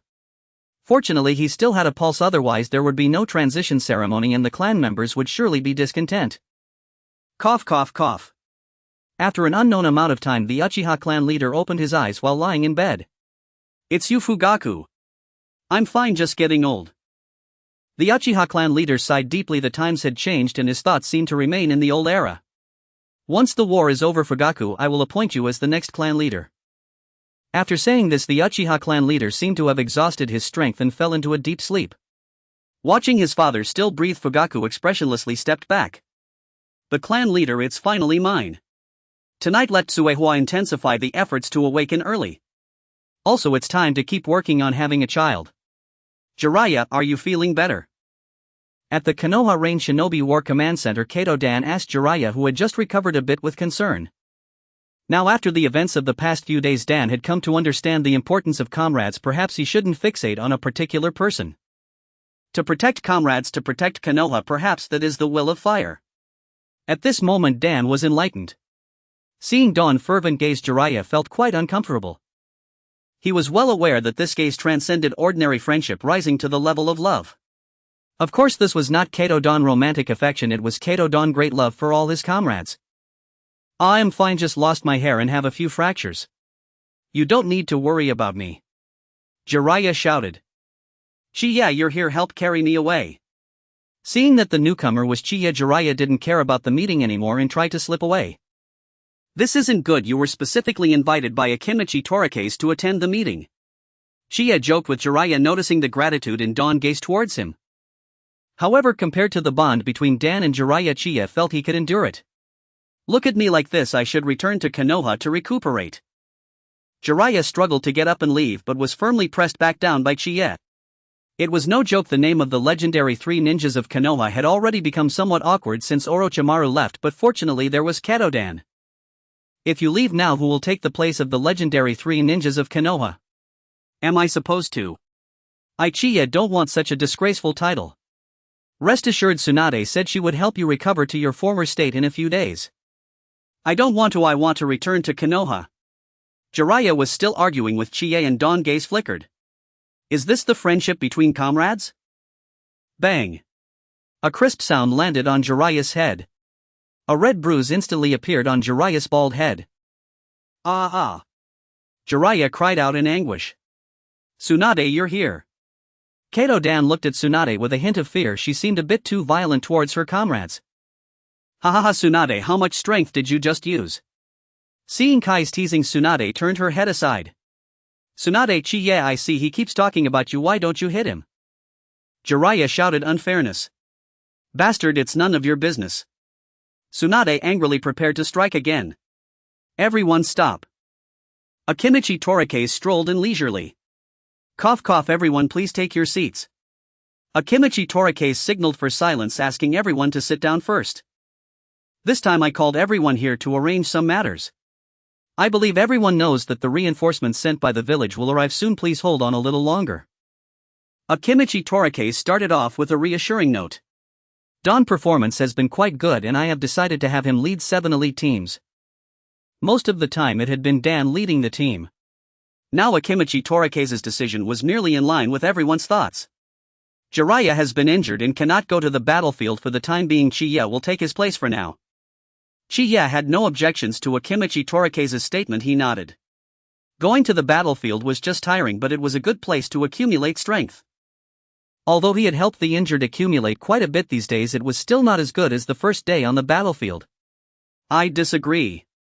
Chiya is my important assistant. Tsunade pounded the table and shouted. To Akimichi Torikase, others might feel respect and fear, but in her eyes he was nothing.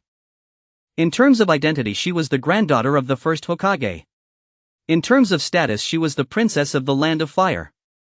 To put it bluntly, even if she were captured during the Shinobi War, she would be fine. If something happened to her, the daimyo of the Land of Fire would be anxious. Who would dare to capture Tsunade? They would be slapping the daimyo's face. Now Tsunade was very dissatisfied with Akimichi Torikase, he was too moderate. Tsunade, this is also unavoidable, there aren't any outstanding ninjas available to lead the teams right now. For the sake of the village, please bear with it for a while. Akimichi Torikase's words seemed less like a command to subordinates and more like an equal conversation carrying a hint of pleading. Chiya, what are your thoughts? Tsunade ignored Akimichi Torikase and asked Chiya instead. Tsunade, for the sake of the village I will obey the arrangement, even if there are sacrifices it will be worth it. Chiya displayed a righteous demeanor, shining as the light of Konoha. Was he usually that upright? Tsunade felt this was not in line with Kai's style. The closer she got to Chiya, the more she understood that this man seemed to have ulterior motives. Seeing Chiya say this, she no longer obstructed him. Tsunade also wanted to accompany Chiya to the battlefield, but in these days the number of injured rain ninjas had increased and she was overwhelmed with the injured. Chiya, rest assured I will definitely protect you on the battlefield. Suddenly Kato Dan blurted out this sentence. Cutting ties. Absolutely unnecessary. Chi awkwardly declined Dan Kurenai's offer. Lately Dan had seemed strangely different. Had he been overwhelmed by emotional trauma? Yes, that must be it. Chi could only conclude that Dan had suffered severe psychological shock from his teammate's departure. If he were of the Uchiha clan, he'd have awakened the Mangekyō Sharingan several times over. Brother Chi, I heard you're replacing Jiraiya.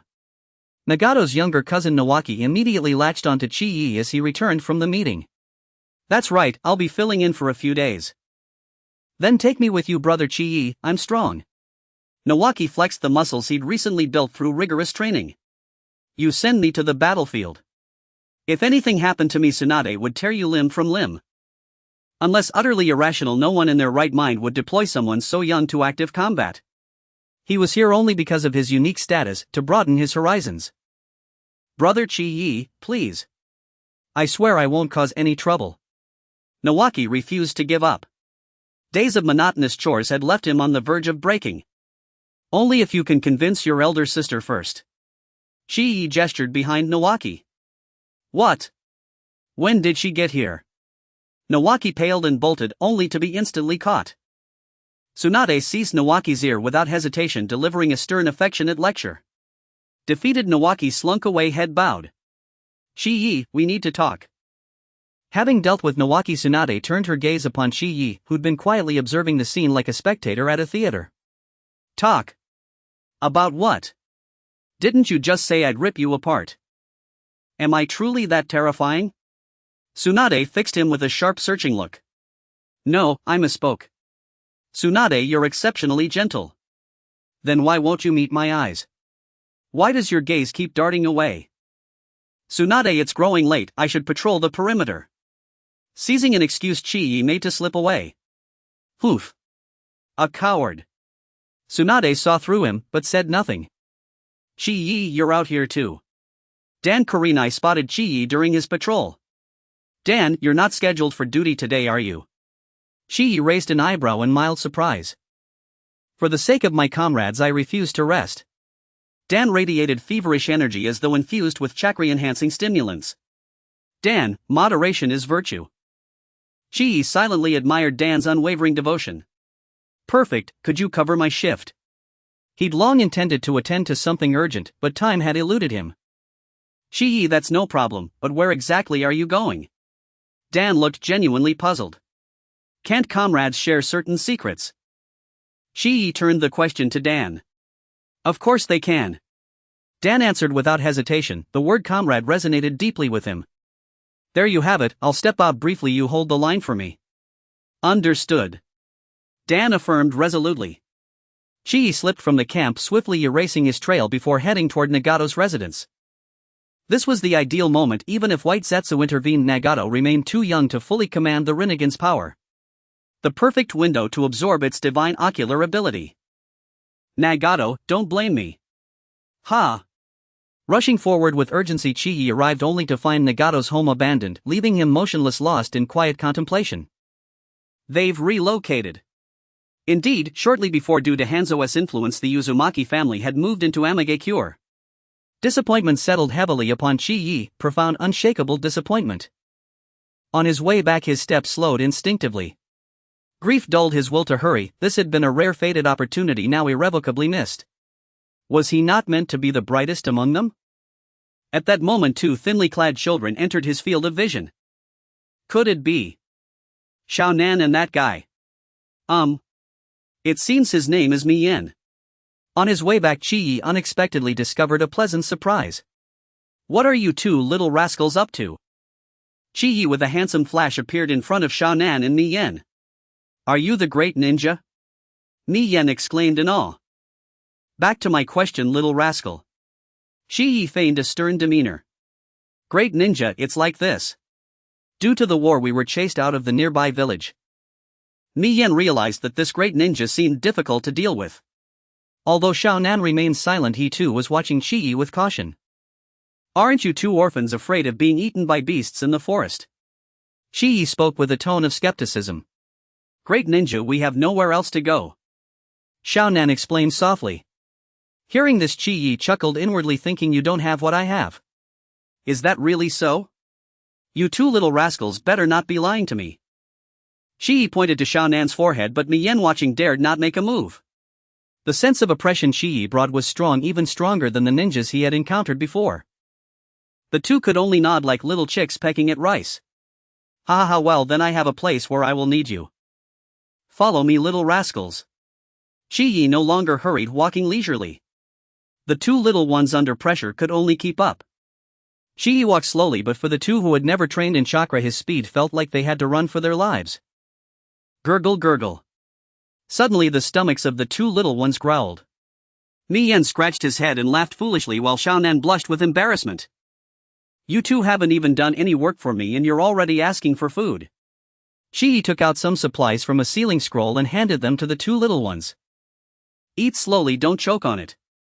Watching the two devour their food, Chii couldn't help but remind them they looked like they hadn't eaten for days. Once you finish eating, let's get moving. We need to reach our destination before dark. Yes, great ninja. Mien replied cheerfully. In fact, Mien and Xiaonan had not eaten for several days. They had come to the forest hoping to hunt some small animals to stave off their hunger. However, they had spent hours with no success, and just at that moment Chii arrived. At first Mien thought he was a bad guy, but these two kids whom they could easily kill didn't seem worth the trouble for this ninja to ask so many questions. He simply inquired and was already planning to take them away. Though somewhat skeptical of the great ninja's motives, he felt that even with one hand he could defeat them. There was no need for him to deceive them, especially by providing them with food. Perhaps he was a good person. Despite seeming naive, Mien had many thoughts of his own. Where did Chii go? He still hasn't returned. Tsunade wondered, saying he was just going on patrol, yet nearly a day had passed. Chii wouldn't Shoju's words made Tsunade's heart tighten. Just then a figure came charging towards Shoju's face. Shoju, something feels off, don't move. With another strike, Tsunade's anger dissipated somewhat as she looked at Shoju's symmetrical cheeks. But her worry grew. At that moment Chi-Yi returned leading the two little ones with Kato-dan following behind looking vigilant. Chi-Yi, are these two little rascals really as you said? Homeless orphans. Met them in the woods. You want them to assist you? Kato-dan was somewhat skeptical. He didn't want these two unidentified individuals to come into contact with his companions and deceive Chi-Yi's trust. Rest assured, Dan, I've explained it several times. You go do what you need to do and keep patrolling. Once reinforcements arrive, we still need to fight side by side to attack the Rain Ninja village. Fighting side by side. Hearing this, Kato-dan felt reinvigorated. He glared at Mien and Shonen, giving them a warning glance before leaving. Chi-Yi, you brought back two children. Tsunade was taken aback and Shoju looked at these kids who were younger than him, not understanding what Chi-Yi was planning. Isn't it because Shoju was too lonely and tired on his own? I happened to be out scouting and found them, so I thought they could be companions for Shoju. After saying this, Chi-Yi let Shonen and Mien introduce themselves. Mien was overjoyed, thinking this was a dream come true. It seemed he wouldn't have to worry about food and drink anymore. Shonen was a bit shy, glancing at Chi-Yi while speaking, seemingly afraid that something she said might upset him. Shoji, you take them to get acquainted first. Chi-Yi sent Shoju and the two little ones off, thinking that only the older Shoju was suitable for taking care of children. Chi-Yi was too lazy to babysit. All he needed to do was break Nagato's wings. This way Nagato would be isolated and helpless in the future. Chi-Yi, are you sure they are okay? Tsunade couldn't help but ask Chi-Yi after Shoju took the two little ones away. Tsunade, trust my instincts. Besides, what could two kids who don't know chakra do? Chi-Yi patted Tsunade's shoulder, signaling that she was being overly anxious. Well. Okay, what did you do today, Chi-Yi? Patrolling, but I wanted to scout the perimeter, so I asked Dan to cover for me for a while. Really? Really? Then be careful in the future. I sent away a few people who were asking where you were. Tsunade, you're really nice. Chi-Yi conjured a small flower and handed it to Tsunade.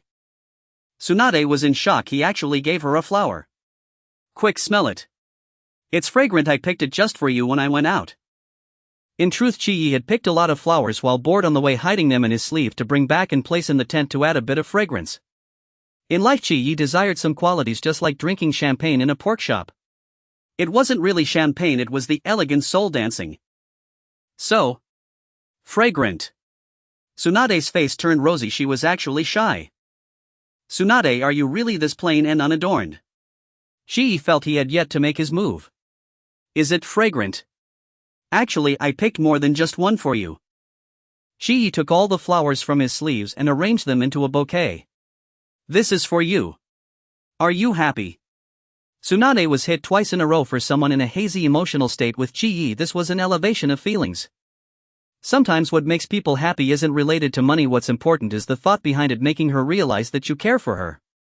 Of course, the Tsunade family isn't short on money either. I'm very happy. Tsunade couldn't suppress the smile that appeared on her face. As long as you're happy.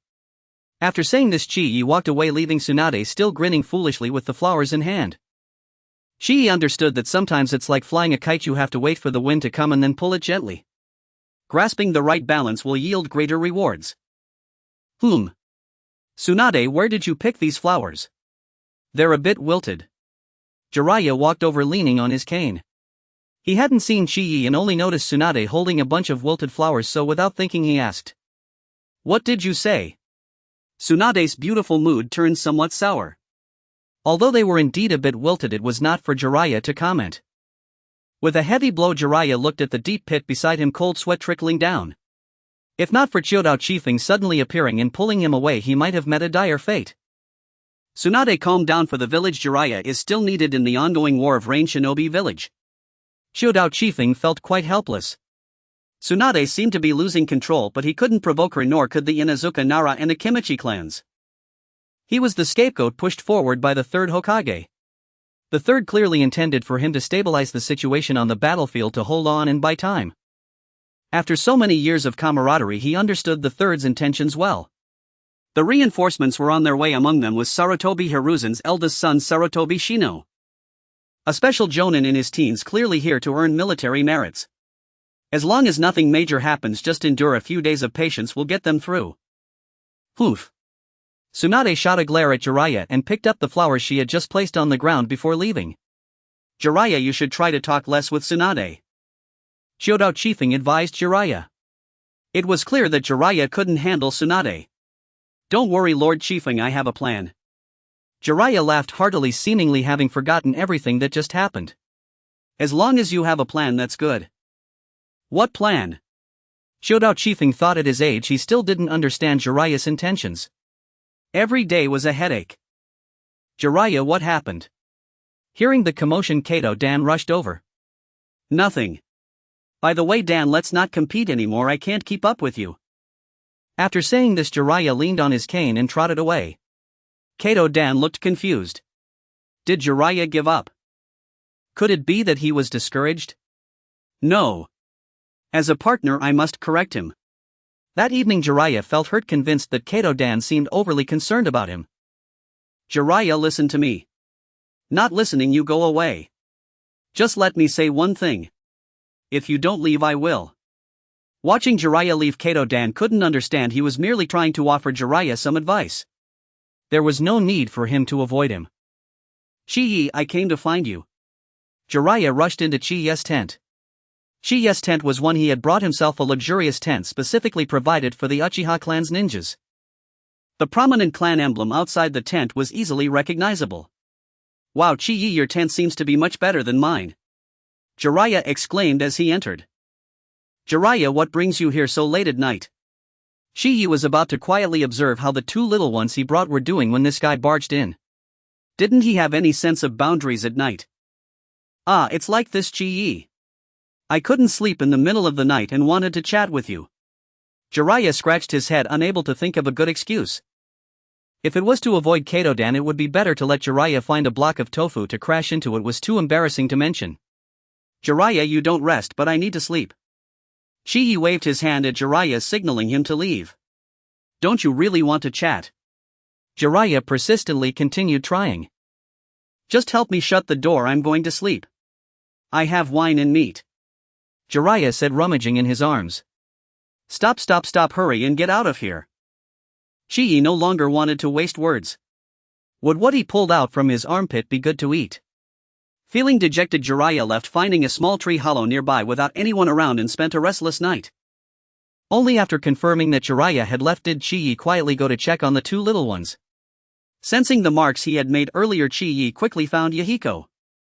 He was sleeping soundly, but why was there no blanket? Shoji, you are really unreliable. Chi-Yi was quite disappointed in you. And what about Konan?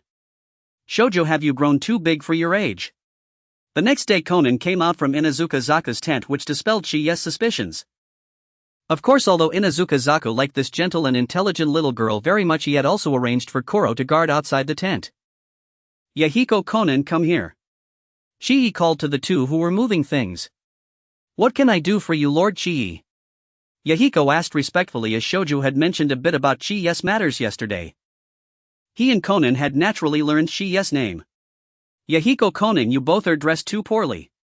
Here are some of my outer clothes, you both change into them later. Chi-Yi tossed out some luxurious clothes and Yahiko hurriedly caught them. Konan looked down at the clothes in Yahiko's hands, seeming to be brand new. Chi-Yi had no habit of giving others his old clothes. These were a few of the many spare outfits he had brought with him. Who, being wealthy, would wash their own clothes? Besides, during wartime, if they got dirty, just throw them away. Yahiko also knew that the clothes in his hands were brand new, but why did Lord Chi-Yi, who was so kind, have to pretend to be serious? Yahiko couldn't figure it out. After Yahiko and Konan left, Chi-Yi called Shoujo again. Looking at his seemingly careless personality, Chi-Yi doubted whether he could help him take care of those two little ones. What's up, brother Chi-Yi? Am I finally on the battlefield? Shoujo pulled out the kunai gifted by Minato, appearing somewhat serious. I noticed that the two kids I entrusted to you yesterday don't seem to be in good spirits. Did you neglect them? Chi-Yi casually found a reason to question Shoujo. About that. Shoujo felt very disappointed after hearing this, and the kunai was stuffed back into his tool pouch. After Konan finished her tasks yesterday, she was taken by Inazuka Zaka. She said there were too few girls in the camp and she wanted to protect her. Is that so? What about Yahiko? Yahiko was resting in a small tent. Shoja thought he had done quite well. Was there something he overlooked? Did you provide them with living supplies? Their supplies. Shoju really hadn't thought about whether it was necessary to go to such lengths. Shoju actually sees them as having great potential and possessing that tenacious and unyielding spirit. He wants to take them as disciples. They might become your junior brothers and sisters in the future, so pay more attention to them. All right. Brother Chi-yi. So that's how it is. Shoju suddenly realized no wonder Chi-yi brought 2 orphans back. Another day passed and the main force of the Konoha reinforcements arrived faster than Shodao Chifeng had anticipated. A contingent of several hundred shinobi marched into the camp in full force. Shinojo, you've arrived. Did anything untoward happen along the way? Akimichi Chufu did not address the unit's commander. Instead his gaze settled upon Shinojo, the eldest son of the 3rd Hokage Hiruzen Sarutobi. Uncle Chufu, the journey was smooth. We're ready to strike Rain Village. When do we begin? Shinojo asked eagerly, his impatience mirrored by the clan standing behind him. You've just arrived. First familiarize yourselves with the intelligence and terrain. Chufu well understood the ambitions of the Sarutobi Shimura and other clans present. Yet since they had come, their safety was non-negotiable. If any harm befell them, he would have no satisfactory explanation for those who sent them. After issuing 2 brief instructions, Chufu departed. Ha! Why is there a Uchiha tent here? A murmur rose among the newcomers. He's a member of Tsunade's squad, Uchiha Kiya. Ah, so he's clung to Lady Tsunade's coattails, how fortunate. While other Uchiha still chase petty thieves around Konoha. Ha ha ha. Don't speak so harshly, Cheetah, the Uchiha heart is fragile after all. But I simply couldn't help myself. Ha ha ha ha. The newly arrived reinforcements erupted in laughter. Shinojo watched silently, offering no rebuke. According to his father, the 3rd Hokage Hiruzen Sarutobi Uchiha Kiya was precisely the kind of shinobi who would sacrifice himself without hesitation for the village, so trivial remarks like these hardly warranted concern. Such a man would inevitably swallow his pride for the sake of the village, selfless yielding. This was Shinojo's first impression of Kiya. Who dares speak ill of brother Kiya? With that, Nawaki stepped forward. Whom? And who might this brat be? Is this battlefield some child's playground? Do you imagine yourself Lord Shinojo? Ha ha ha. One Sarutobi clan member jeered, and once again the reinforcements burst into raucous laughter. Shinojo. He's here. Nawaki's eyes swept swiftly across the assembly, then fixed instantly upon Shinojo amid the crowd. Silence, all of you. Nawaki is the grandson of the 1st Hokage Hashirama Senju. Seeing that Nawaki had spotted him, Shinojo abandoned pretense. He had intended to let matters unfold naturally, to subtly diminish the Senju clan's prestige. A pity though, if only Cheetah hadn't named him. Forgive my insolence, Lord Nawaki.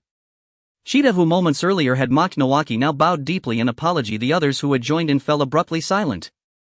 Were word of this to reach the village, even Hiruzen Sarutobi could not shield them. The least consequence would be formal reprimands for each. Who spoke against brother Kiya? Ignoring the Sarutobi shinobi, Nawaki turned his gaze upon the entire contingent of hundreds.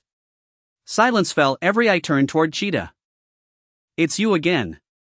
Come, you'll apologize to him at once.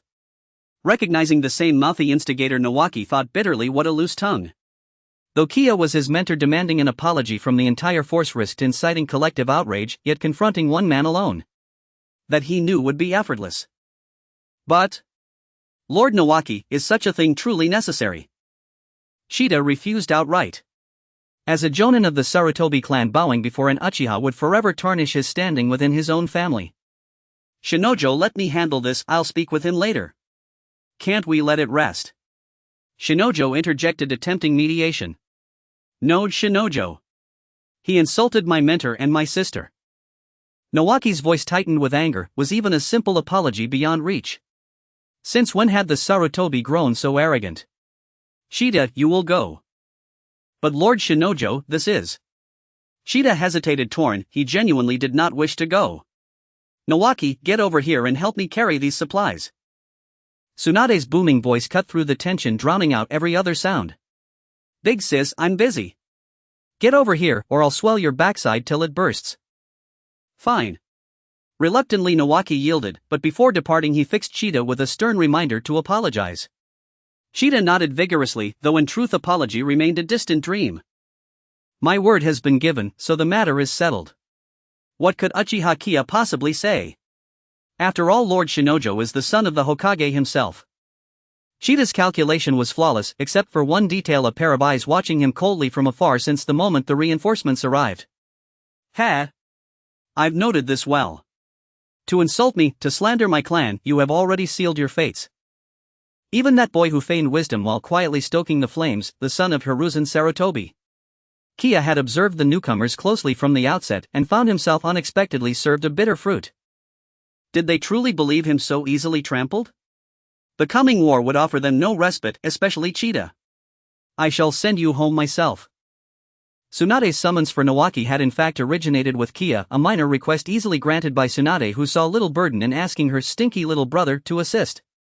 Kia chose not to reveal his true strength, not yet. Doing so would only multiply his enemies. Moreover, should Cheetah defy Nawaki outright, the affront would wound not only the Uchiha but also the Senju. Nawaki stood up for him, and Kia refused to let the boy shoulder undue hardship. This little one does possess loyalty when it counts, no wonder he devours my meals so heartily. Ha! Big sis, you dragged me over for this. Nawaki glared at the overflowing sacks of refuse, irritation flaring. Are you refusing? Tsunade sensed her stinky little brother verging on rebellion. I was handling something important. Nawaki puffed up, cheeks flushed with indignation. What important matter? Who dared provoke you? Tsunade frowned, given Nawaki's lineage few possessed the audacity to challenge him. Well, big sis. And so Nawaki recounted the recent incident. So that's how it stands. Enraged Tsunade slammed her palm onto the table, shattering it instantly. Nawaki instinctively recoiled, sweat beading on his brow. How terrifying! Any man who marries her truly walks the path to certain death. Having vented her fury, Tsunade surged toward the door, then halted abruptly as if struck by sudden recollection. Kia sent for Nawaki deliberately, he must have foreseen this. Perhaps. I should trust him to resolve it. With this thought in mind, Tsunade halted her steps. Why aren't you moving, sister? Shinshu wondered, as this was not typical of her. Are you just waiting for me to go fight? Tsunade said with a hint of anger towards Shinshu, initially wanting to give him a reprimand but reconsidered after noticing his earlier behavior. No, are you no longer angry, sister? Shinshu was surprised to find that his sister could actually endure. If you're fine, then go find some work for me, I don't want to see you resting today. Tsunade shouted at Shinshu, who hurriedly scampered off. Shichiya, those two children you brought back look quite good. Jiraiya greatly appreciated the two children Shichiya had brought back. They were hard-working, had good characters, one was lively and outgoing while the other was gentle and understanding. Yes, they are quite good, but Jiraiya, don't tell me you have any intentions. Could it really be fate? Was Jiraiya looking to take on disciples again? At this moment there was no Nagato. Shichiya believed that it was due to Jiraiya's education and indoctrination that Yahiko had faced tragedy. The paths ahead for those two little ones would also be quite challenging. Perhaps it was better to let my strict education correct Yahiko's erroneous thoughts. The reason Shichiya was cold and strict towards Yahiko was that he did not want to witness any more tragedies unless absolutely necessary. He did not wish for this world to feel pain. Yahiko and Konan were worth Kai's attempt to save. They persisted in goodness while being in darkness, though they were a bit too naive. Of course, fully aware that he was not a good person, Shichiya did not wish to be an evil one. He just wanted to remain himself in this world. He aimed to save Yahiko and Konan in his own way. Once everything succeeded, who could judge him? Hearing Shichiya say this, Jiraiya scratched his head and chuckled awkwardly. Shichiya, you guessed right, I do want to try and mentor those two. Perhaps they are very suitable for my ninja way. Well, never mind, I have already reserved them for myself. What? So that's how it is. Jiraiya looked disappointed. He did not have a habit of stealing other people's disciples. To avoid lingering dreams after finishing his chat with Jiraiya, Shichiya found Yahiko and Konan, who were working. Lord Shichiya, do you need something? Konan asked weakly. You and Yahiko stop what you're doing, I have something to discuss with you both. Okay. Obediently, Yahiko and Konan immediately stopped and waited for Shichiya to speak. The thing is, my foolish disciple Shinshu needs 2 companions to progress with him, and I need you 2 to accomplish this task. Not giving Yahiko and Konan a chance to refuse, Chiya was uncertain of his image in their hearts. His words left no room for objection. Brother Chiya, I'm not a fool. Shinshu, who was working nearby, heard himself being called a fool and felt quite displeased. What? Lord Chiya, do you mean you also want to take us as disciples? Yahiko's mind raced, unable to believe it. Konan said nothing. Yahiko served as her mouthpiece. It's just for Shinshu to improve better. You 2 will have to work harder for me in the future. Also, I'm not that old, just call me Brother Chiya. With just those 2 simple sentences, Chiya accepted Yahiko and Konan as his disciples. In the future, could Shinshu, Yahiko and Konan form a small team together? Thinking bigger, wasn't it time to organize a secret group? Similar to Akatsuki. At this moment, Chiya was merely contemplating. It was still too early. Brother Chiya. Chiya. Brother. Yahiko said loudly, which represented that he had a master and a backing. Konan, on the other hand, felt somewhat uneasy. Chiya looked fierce, and although he asked her to call him that, she felt a bit hesitant. Very well, here is a scroll that details the basic training methods for chakra. You 2 pay close attention. If you don't understand, ask Shinshu. During this time, I want to see your progress. Handing the scroll to Yahiko, Chiya then left. Seeing that Yahiko and Konan had finished talking, Shinshu approached. Haha, you 2 will be my junior brother and sister from now on. You can use my name when you go out, and I guarantee no one will bully you. Shinshu patted his chest in assurance. Wow, you 2 are really lucky. This chakra refining technique is quite advanced, only slightly inferior to our Senju clans. Shinshu marveled at how good Chiya was to Yahiko and Konan. In reality, this scroll was something Chiya bought at a high price from the black market, previously meant to verify the differences between Uchiha chakra refining techniques and some higher-level chakra refining techniques. Experiments proved that Uchiha's was indeed superior, and today this scroll was conveniently given to these 2 little ones. Really? It seems Brother Chiya is too good to Konan and me. It's just that he can be a bit too strict. Shinshu was excited in the first half of his sentence but became somewhat dejected when recalling Kai's attitude in the latter half. Brother Chiya is actually a really nice person. Shinshu spoke frankly. He could say that he ate and drank from Brother Chiya every day in Konoha, and he had never seen Brother Chiya unhappy. Of course, he did feel that Kai's attitude towards Yahiko and Konan was indeed somewhat harsh over the past few days, but Brother Chiya still cared for them. Thus Shinshu couldn't understand, did Brother Chiya have any thoughts? Keep striving, you'll earn Chiya brothers' recognition someday. Komi offered gentle encouragement to Nagato and Konan, though his certainty wavered faintly. Yes, we must strive. Nagato's resolve surged instantly while Konan remained quietly troubled. Would Chiya brother truly acknowledge them? Along the borderlands of the Land of Rivers, where no conflict akin to that with the Rain Village had erupted, the station Konoha Shinobi maintained a relatively tranquil vigil. What is that? A Konoha sensor neem detected several monkey-like figures hurtling toward them at startling speed. Attention, situation developing. At the warning, every shinobi on border duty snapped into full alert. The lead jonin surged forward to investigate. They're puppets, beware. Leaping into view were several intricately controlled puppets. From their mouths erupted volleys of poison needles and concealed weapons. Evade, now. The foremost Konoha jonin hastily retreated. Earth release, earth flow wall.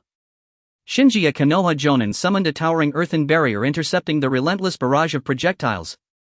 Fall back, lure them into open terrain for elimination. Faced with an enemy whose strength and numbers remained unknown, Shinji decisively ordered retreat. Retreating to regroup would minimize casualties, yet upon their return they stared in stunned disbelief. Their comrades all lay fallen. He arrived a little too late. Hiruzen chuckled softly as he addressed the returning Konoha jonin. Now it was their turn. Send the distress signal, Tsunade is invading Konoha. Unlike minor skirmishes, Shinji, standing at the vanguard, immediately recognized Hiruzen. His presence signaled the prelude to war. Amid desperate resistance, Shinji finally launched the signal flare, though he and his comrades fell where they stood. Yet they did not know the signal's transmission mattered little now. Every other border patrol unit had likewise been ambushed without exception. Survivors were few and far between. This was no raid, it was a meticulously orchestrated invasion. Issue orders, secure the battlefield swiftly. The time for harvest has come. Understood, Lord Hokage. Triumphant Suna shinobi swelled with renewed confidence. Konoha was weaker than imagined. What? The news struck the third Hokage's office like thunder. Hiruzen Sarutobi stared in utter disbelief at the intelligence report. Had Tsunade truly betrayed Konoha? Who dared grant them such audacity? Fight and strike back with crushing force. Rinkaku, deliver my order. Summon Tsukumo Hatake. Received, Lord Hokage. Rinkaku seemed to have melted into the floorboards. How Hiruzen Sarutobi could even discern his presence remained unfathomable. Lord Hokage, you summoned me. Tsukumo Hatake arrived without delay. Indeed. Konoha stands at a perilous hour, and the village needs your strength. My lord, command me. I, Tsukumo Hatake, will risk life and limb for Konoha. Excellent. I've just received word Suna forces are pillaging villages near the Land of Rivers border. The border garrisons have likely already been overwhelmed. You are to deploy immediately to halt Suna's advance. Engage and conclude the battle beyond the village walls. Understood, Lord Hokage. Go now, I shall reinforce you shortly. Tsukumo departed the Hokage's office at once. The urgency demanded haste to the Land of Rivers frontier. Hiruzen admired Tsukumo's prudence and unwavering composure, precisely why he entrusted him with this mission. Hiruzen. Tsunade has invaded our borders. Danzo arrived, as always, just a beat behind the intelligence. Yes, I've already dispatched Tsukumo Hatake. What? Hiruzen, why didn't you choose me? Danzo slammed his fist on the table, roaring in fury. Calm yourself, Danzo. This is not yet the moment for your intervention. Hiruzen Sarutobi leisurely puffed at his tobacco pipe. How am I supposed to stay calm? Another chance at glory slips away. The air fell abruptly silent. Hiruzen's pipe remained unlit and Danzo, flustered, shifted uncomfortably. Damn, it slipped out. Danzo, carried away by emotion, had let his true thoughts escape. You may leave. Hiruzen gestured toward the door with quiet finality. Indeed, Danzo sought glory not for the village but to supplant him. After all, it's long past my turn. As Danzo departed, his voice trailed off, weary and hollow. Tsunade's intelligence delegation appeared sizable. Could Tsukumo Hatake's contingent alone secure victory? After Danzo's departure, Hiruzen sank into deep contemplation. At present, elite forces from the Sarutobi Shimura and other clans were deployed in Mangekyō. Only ordinary chunin remained behind, mere cannon fodder. Sending them as reinforcements would serve no purpose. The Yambu were tasked with surveillance and village defense. Only the great clans could provide aid. The Inoshikacho trio might still contribute. Even the Hyuga with persuasion could spare a few. Except the Uchiha. Hiruzen had only recently mocked their clan head. Seeking their aid now was unthinkable. Little did he know soon Orochimaru and Kumobakure would strip him of dignity entirely. Root, the underground branch where Danzo humiliated in the Hokage's office, now returned. Gazing upon his motley cadre of subordinates, he felt a pang of despair. He needed elites, not necessarily from the great clans but at least competent shinobi from minor houses. Even those among his ranks who held jonin rank, commoners by birth, lacked true combat prowess. Then again, there was Orochimaru. Though several operatives had been lost earlier, cooperation had resumed. How advanced was his research now? Hiruzen, once I attain that legendary power, you'll be utterly astounded. Amid frenzied experimentation, Orochimaru sneezed sharply. Who's thinking of me? Kuroyo. Impossible. He never regarded me as human, not even remotely. Those early days were sheer torment. Orochimaru reflected bitterly. He'd been nothing more than a disposable tool in Kuroyo's hands, and escaping Konoha had in truth been salvation. Had Kuroyo continued his periodic inspections, Orochimaru might have endured. His insights were revelatory, but one misstep meant instant genjutsu torment. Even for him, that was unbearable. Bowing his head once more, Orochimaru resumed his work, suppressing all memory of Konoha's past. He was synthesizing a novel genjutsu-based reagent, one potent enough to subdue even a tailed beast. Funds are running low again. What's Danzo doing? Why hasn't he sent money yet? Orochimaru's expenditures were colossal. Danzo diverted over half the proceeds, from village coffers, clan treasuries and illicit operations under his command, straight to him. Yet even this vast sum left Orochimaru unsatisfied. On the battlefield between Konoha and Mangekyō, Jiraiya, after several days' recuperation, had nearly regained full strength, and Choza Akimichi had devised a new operational strategy. The original deployment remained unchanged. Tsunade and Jiraiya each led a squad, but this time they served as flank units. The main assault force consisted of newly arrived reinforcements commanded by the widely endorsed Shinzo Sarutobi, whose numerical superiority would crush Mangekyō. With personnel reorganized, Kuroyo naturally resumed his support role alongside Tsunade. Look at that Uchiha, always hovering like a shadow behind the woman. The most spineless Uchiha I've ever seen. Ha ha ha. From a distance, several Sarutobi and Shimura shinobi whispered quietly about Kuroyo. Kuroyo heard every word, yet chose silence, immersed instead in a deeper design. If these reinforcements suffer total annihilation, will Hiruzen Sarutobi choke on his own rage? Leaving behind a shadow clone, Kuroyo slipped from Konoha's encampment without a trace. Excellent, you arrived precisely on schedule, Hokkaido. Under moonless skies and howling wind, Kuroyo met Hokkaido Uzumaki in a secluded grove. During this period, Hanzo had deliberately tested Hokkaido's capabilities. How could his right-hand man shrink from battle? Thus Hokkaido was ordered daily to harass Konoha's forces on the front lines, retreating when overwhelmed, always protected and discreetly monitored by a small escort. Clearly Hanzo held him in high regard. The moment Kuroyo laid eyes on Hokkaido, he anchored their rendezvous with a subtle genjutsu. Lord, never imagined you hailed from Konoha. Idle talk serves no purpose. I summon you for a task requiring your full cooperation. Lord, are we finally moving to crush Mangekyō? Shall I poison Hanzo's meal? Or abduct his family? Could it be you wish me to? Think no further. When Konoha launches its full-scale assault, you will lure the Sarutobi and Shimura contingents directly to Hanzo. You recognize their clan insignia, do you not? Lord, why would you? Ask no questions. Obey, else your wife and child, though relocated, remain within my reach. Though baffled by his lord's motives, Hokkaido obeyed, because the very fact that Kuroyo knew of his family's relocation proved his omniscience. Cut to the Uchiha compound. Upon hearing of their clan head's sudden illness and collapse, senior members gathered urgently to pay respects. Clan head, fear not. Should you fall, I stand ready to carry on. Elder 6, watching the clan head teeter at the edge of exhaustion, finally bared his fangs. He hadn't originally sought succession, yet now the clan head seemed perilously close to death. Nonsense. Who gave you leave to speak before the clan head himself? Elder 1 of course opposed him. Power, after all, was his own coveted prize. You forget, there is still Fugaku. Summoning the last of his strength, the clan head rose shakily, speaking in broken gasps. His condition was worse than anticipated. Crushed by both physical decline and Hiruzen's betrayal, he likely had only days left. Yet he resolved to shield Fugaku just a little longer. Clan head, please lie down at once. Rest. Elder 6 rushed forward, feigning concern, uncertain whether this resurgence signaled recovery or final fleeting lucidity. Instantly the assembled elders grew guarded once more. Uchiha Sancho, father-in-law to the clan head, did not visit the ailing leader. Instead he went straight to Fugaku and Suewa's residence. Father-in-law, what brings you here? Fugaku's face betrayed no emotion, yet inwardly he scorned this ever-smiling man.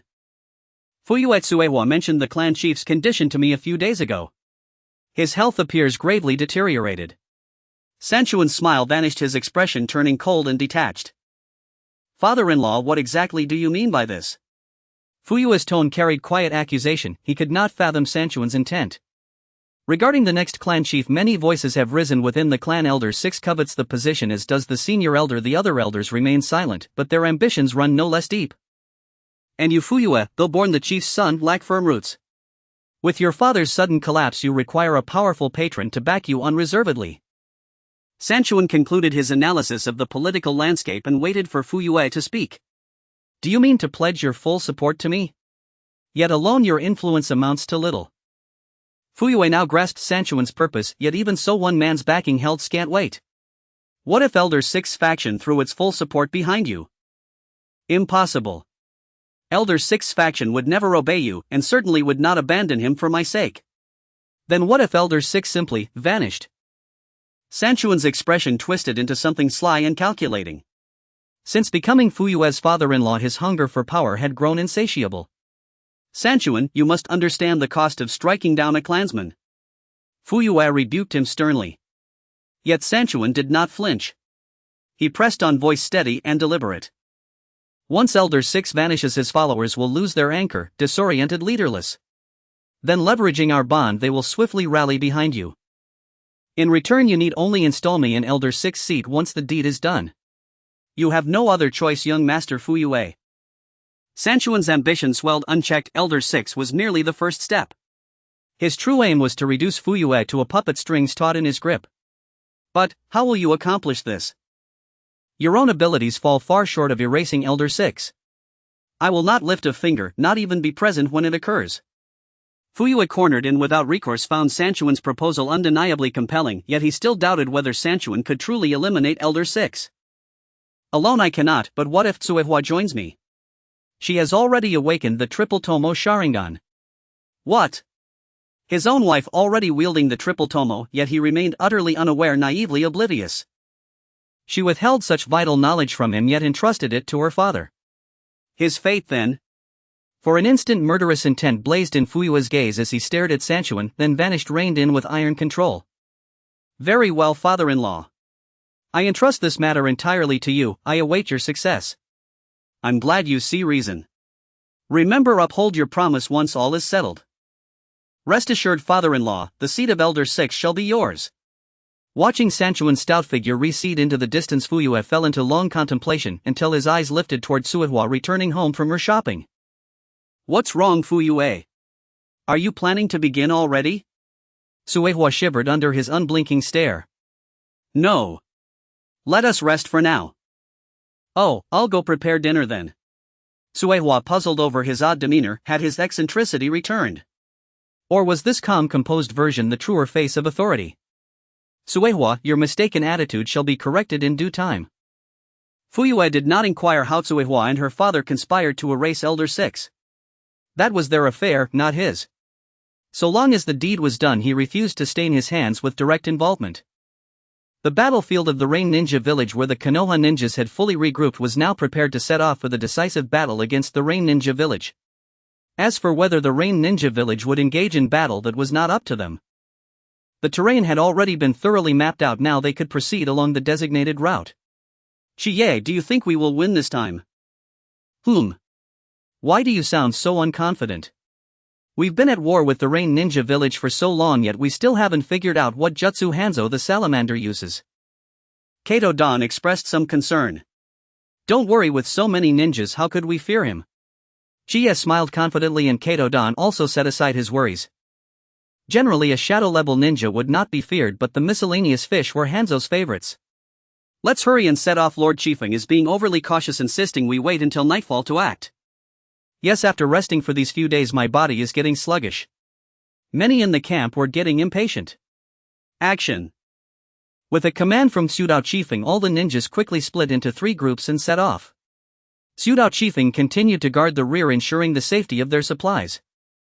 Jiraiya, having previously encountered an ambush, led his team at a slow pace. Tsunade's team was the same. After traveling a short distance, Dawn would use the transformation technique to scout ahead for any enemies or traps. On the contrary, the newly arrived Konoha reinforcements moved very quickly. It seems there are a few Rain ninjas ahead. A sensing ninja in Sarutobi Shinji's team spotted several individuals hiding in the woods. They probably don't know about our operation tonight, so let's silently take care of them first. This strategy by Sarutobi Shinji aimed to boost morale. After staying for so long, he was no exception, bottling up his strength without releasing it. A group of ninjas charged toward those few individuals. Are you sure you didn't see wrong? Hundreds of them.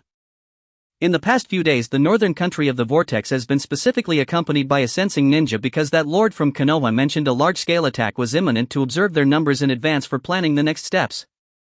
Lord of the northern country, this is not wrong. We should withdraw quickly. Let's go, we should gather at Lord Hanzo's location. But won't that lead the enemy to Lord Hanzo? The accompanying ninjas were somewhat puzzled. Don't you trust Lord Hanzo? Can a few of us really outrun those hundreds? The northern country of the vortex couldn't care less, they just ran. Those hundreds should be from the Konoha's Uchiha and Sarutobi clans. He certainly did not want to confirm that. It was simply impossible.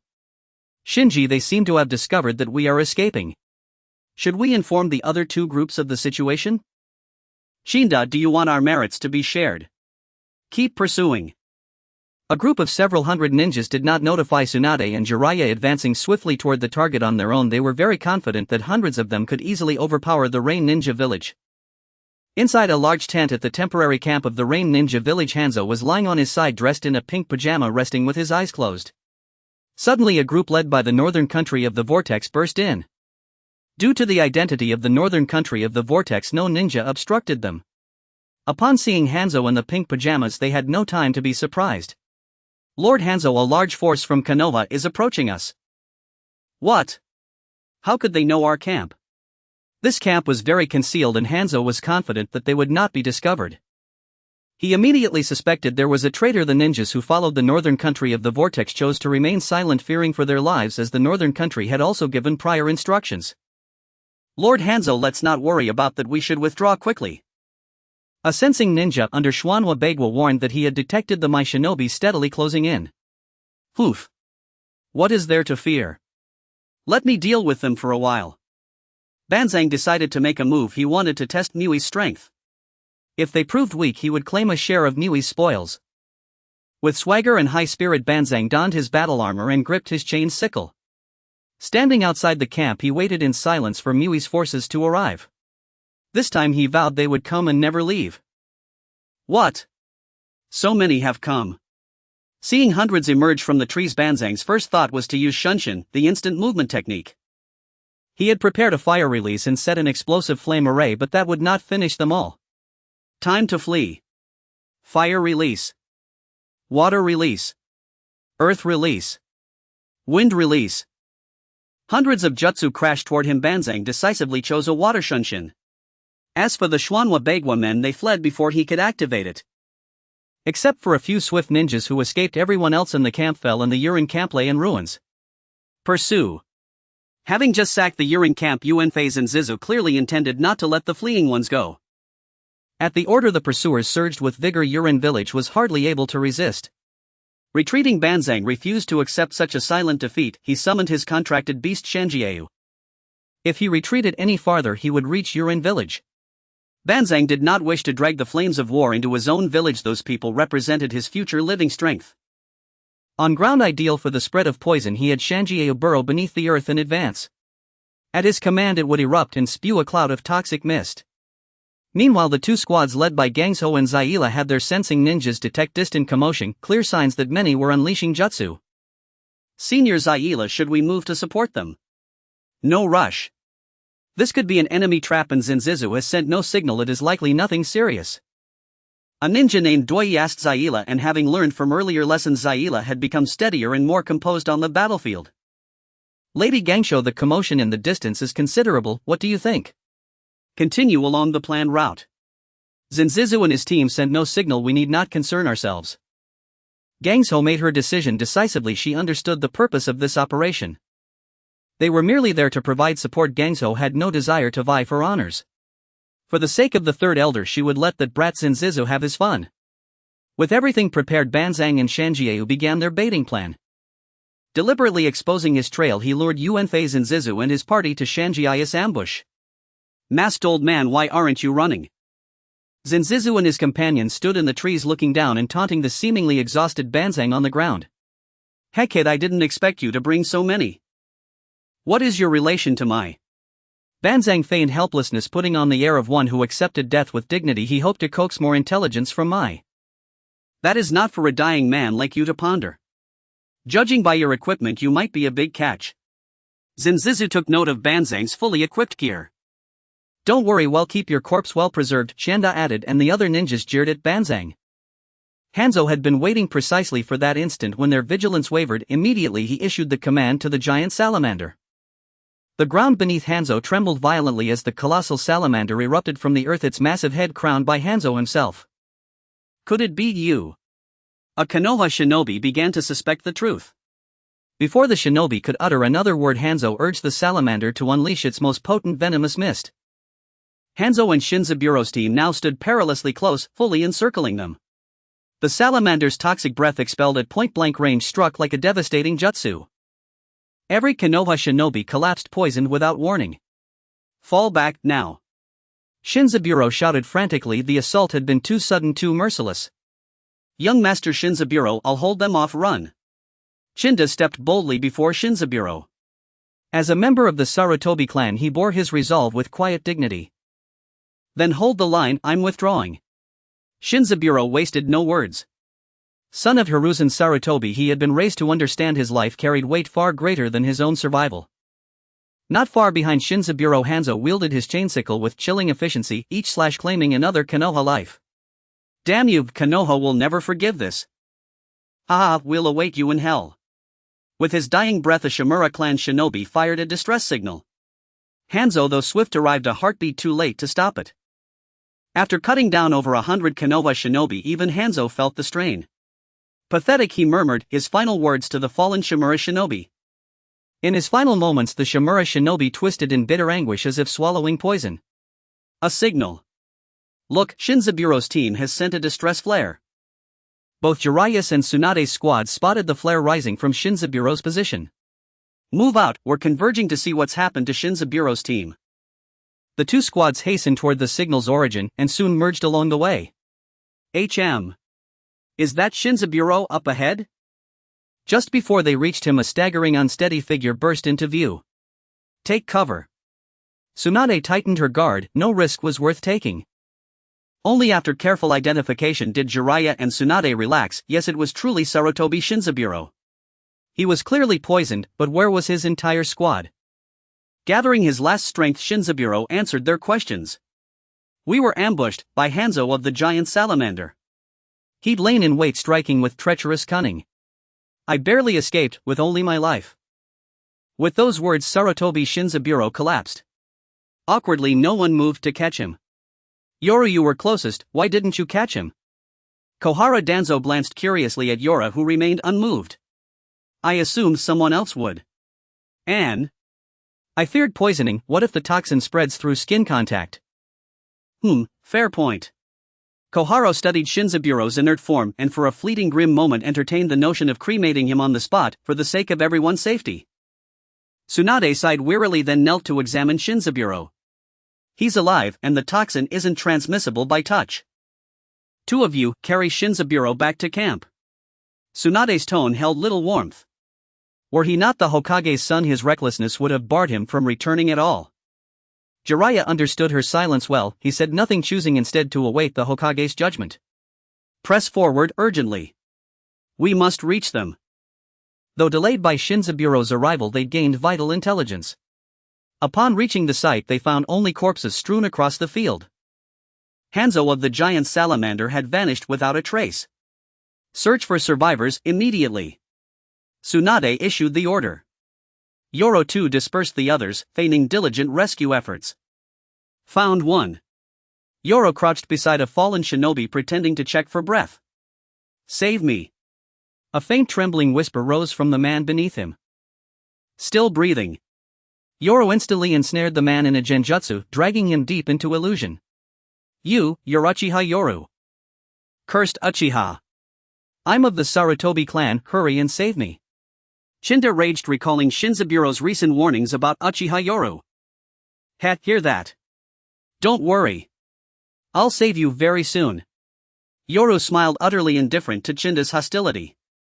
But that smile chilled Chinda to the bone. Still, before treatment you'll first endure a private examination of mine. What are you doing, Uchiha Yoru? Hope you can bear it. No.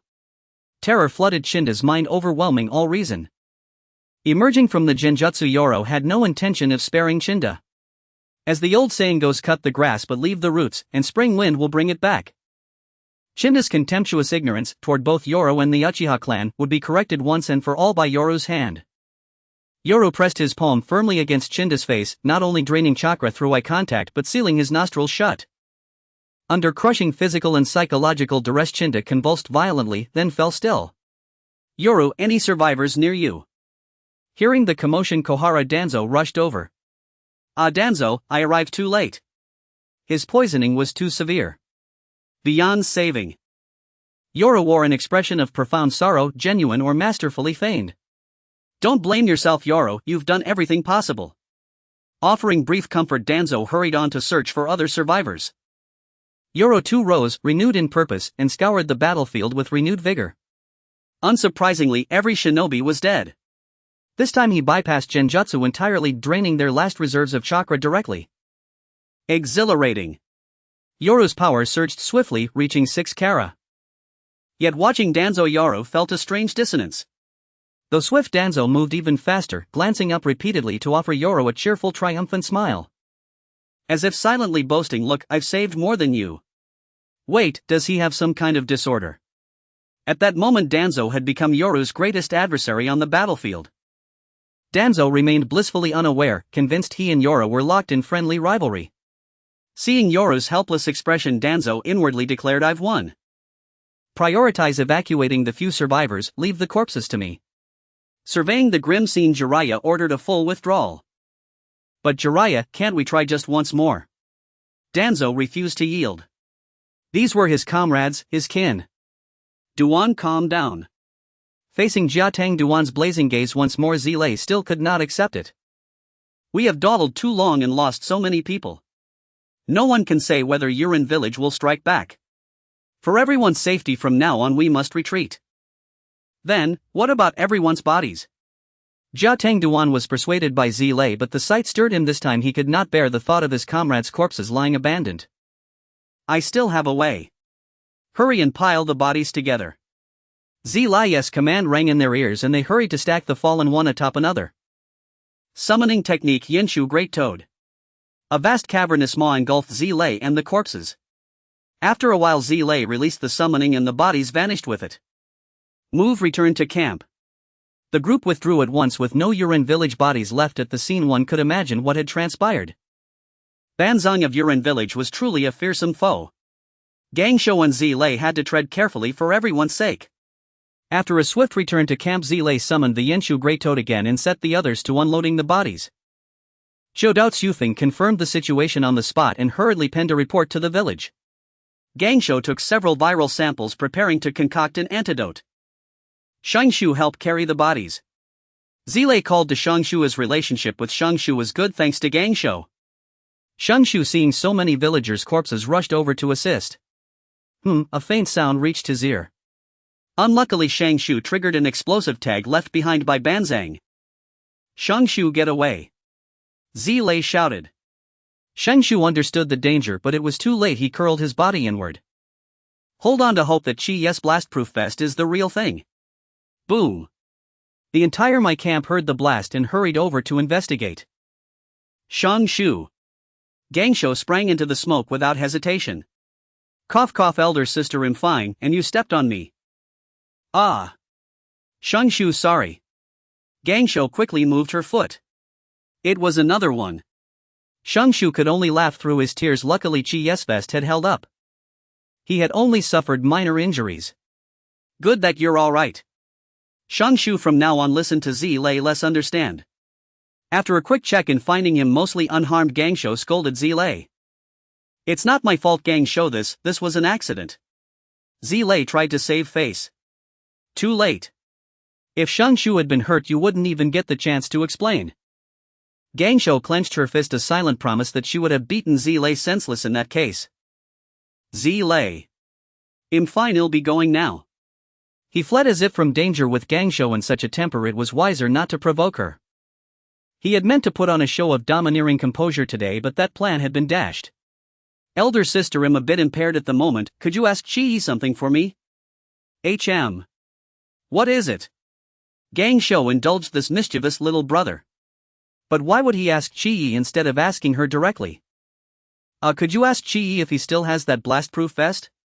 The vest had been blown to pieces this time, but its protective quality had proven excellent.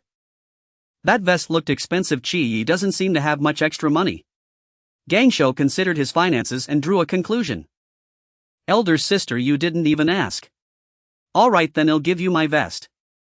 Gangsho pointed to the one she wore, earning only an eye roll from Shangshu. What good is that? Elder sister, I'm hurt, don't hit me. Stop hitting, I was talking about the vest. Chi had intended to check on Shangshu, but when he lifted the curtain he found Gangsho furiously beating him. Disturbed, Chi left without even glancing at Shangshu. After checking Nian and Xiaonan's chakra training progress, Qi returned to his tent. Tonight he had a plan. According to the few shinobi who returned alive, they had demolished Yurin village's camp. This was good news. Yurin's defenses would surely be far from what they had been. Qi decided to slip in under cover of night to see if he could steal chakra from the Rinnegan. Zhang Men's Rinnegan contained chakra of many attributes that Qi hungered for, especially any trace of Yinchualuo's attribute. If he could obtain it, he might find the opportunity to awaken his own Rinnegan. Thinking of Yinchualuo, Qi's mind turned to one man, Yujibwa Ban. Zuozhu had not yet been born, so where was Yinchualuo's soul? Still inside Yujibwa Ban's body. Would a Xioluo simply let Yinchualuo wander free and ignore it? These questions demanded Qi's investigation. So under the cover of darkness he left behind a shadow clone, put on a homemade mask, slipped past Jiatang Duan's patrol and made for Yurin village. With 6 units of chakra to spare, he was confident the round trip would take only a day and that his shadow clone would hold out. After a long night's journey, he arrived at Yurin village before dawn. Using his Sharingan to scan the area, he found Yurin village's defenses not as tight as they seemed. Spotting a gap during a guard rotation, Qi slipped inside unnoticed. Next he searched for the chakra trace left on Xuanhua Bagua. Feeling the imprint of his own chakra to the southeast, Qi hurried in that direction. Soon he stood before a 2-story house and slipped quietly inside without disturbing anyone. Bagua and his wife slept soundly. Qi had no interest in watching others slumber. He moved on toward other rooms. At last, in a ground floor room, Qi found Zhang Men. Now he would see whether Zhang Men had obtained the Rinnegan. After placing a deeper Sharingan Genjutsu on Zhang Men, Qi pried open his eyelids. To his disappointment, the eyes were still ordinary. Had the transplant been performed when his parents were killed? Perhaps it seemed his timing had been wrong. Suddenly several white zetsu rose from the ground. Though Qi had taken precautions before coming, he was nevertheless startled by their sudden appearance. So many white zetsu before any Rinnegan. No, perhaps the transplant had already occurred. At that thought, Qi burned with the desire to seize Zhang Men's ocular power at once. However, there were still a few troublesome creatures at the scene that he needed to deal with. Illusion technique Sharingan. Qi had no intention of wasting words and immediately unleashed the illusion technique. As expected, the white zetsus fell victim one after another. Such power. Even if there are 100,000 people, does Kaguya think she can use them to block the Otsutsuki clan? Is she out of her mind? Qi scoffed at Kaguya in his heart while his hands kept moving swiftly, taking the lives of several white zetsus with his kunai. Gazing at Nagato, who was sound asleep on the bed, Kai's eyes burned with fervor. Indeed, Nagato had obtained the Rinnegan. The sensation of this power is truly exhilarating. Kai's chakra surged rapidly, not only from Nagato's chakra but even more from the chakra inherent to the Rinnegan itself. Especially the In chakra from Madara. Qi felt as if his Sharingan had experienced a breakthrough. Let go, what are you trying to do? Black Zetsu appeared behind Qi, reaching to extract his organs. With no choice, Qi dodged away. Seeing that the newcomer didn't target Nagato's eyes, Black Zetsu finally relaxed. Who are you? Black Zetsu asked first. Me. Have you forgotten I am the one who once taught you to gain power? What should I call you now, Black Zetsu? You are. Black Zetsu was taken aback as he had only manipulated one person to gain power. That's right, I am Indra. After a long time we finally meet again. Impossible. You have long since died. Black Zetsu couldn't believe the words of the person before him, but these secrets should be known only to him and Indra. Moreover, how could he know that I am now called Black Zetsu? Who exactly are you? I am indeed Indra. Thanks to you, my complete Susanoo could finally be unleashed. You actually are still alive. Although he couldn't comprehend it, Black Zetsu could only believe that the person before him was indeed Indra. What are you doing here? Black Zetsu inquired further. Do you remember what you told me back then?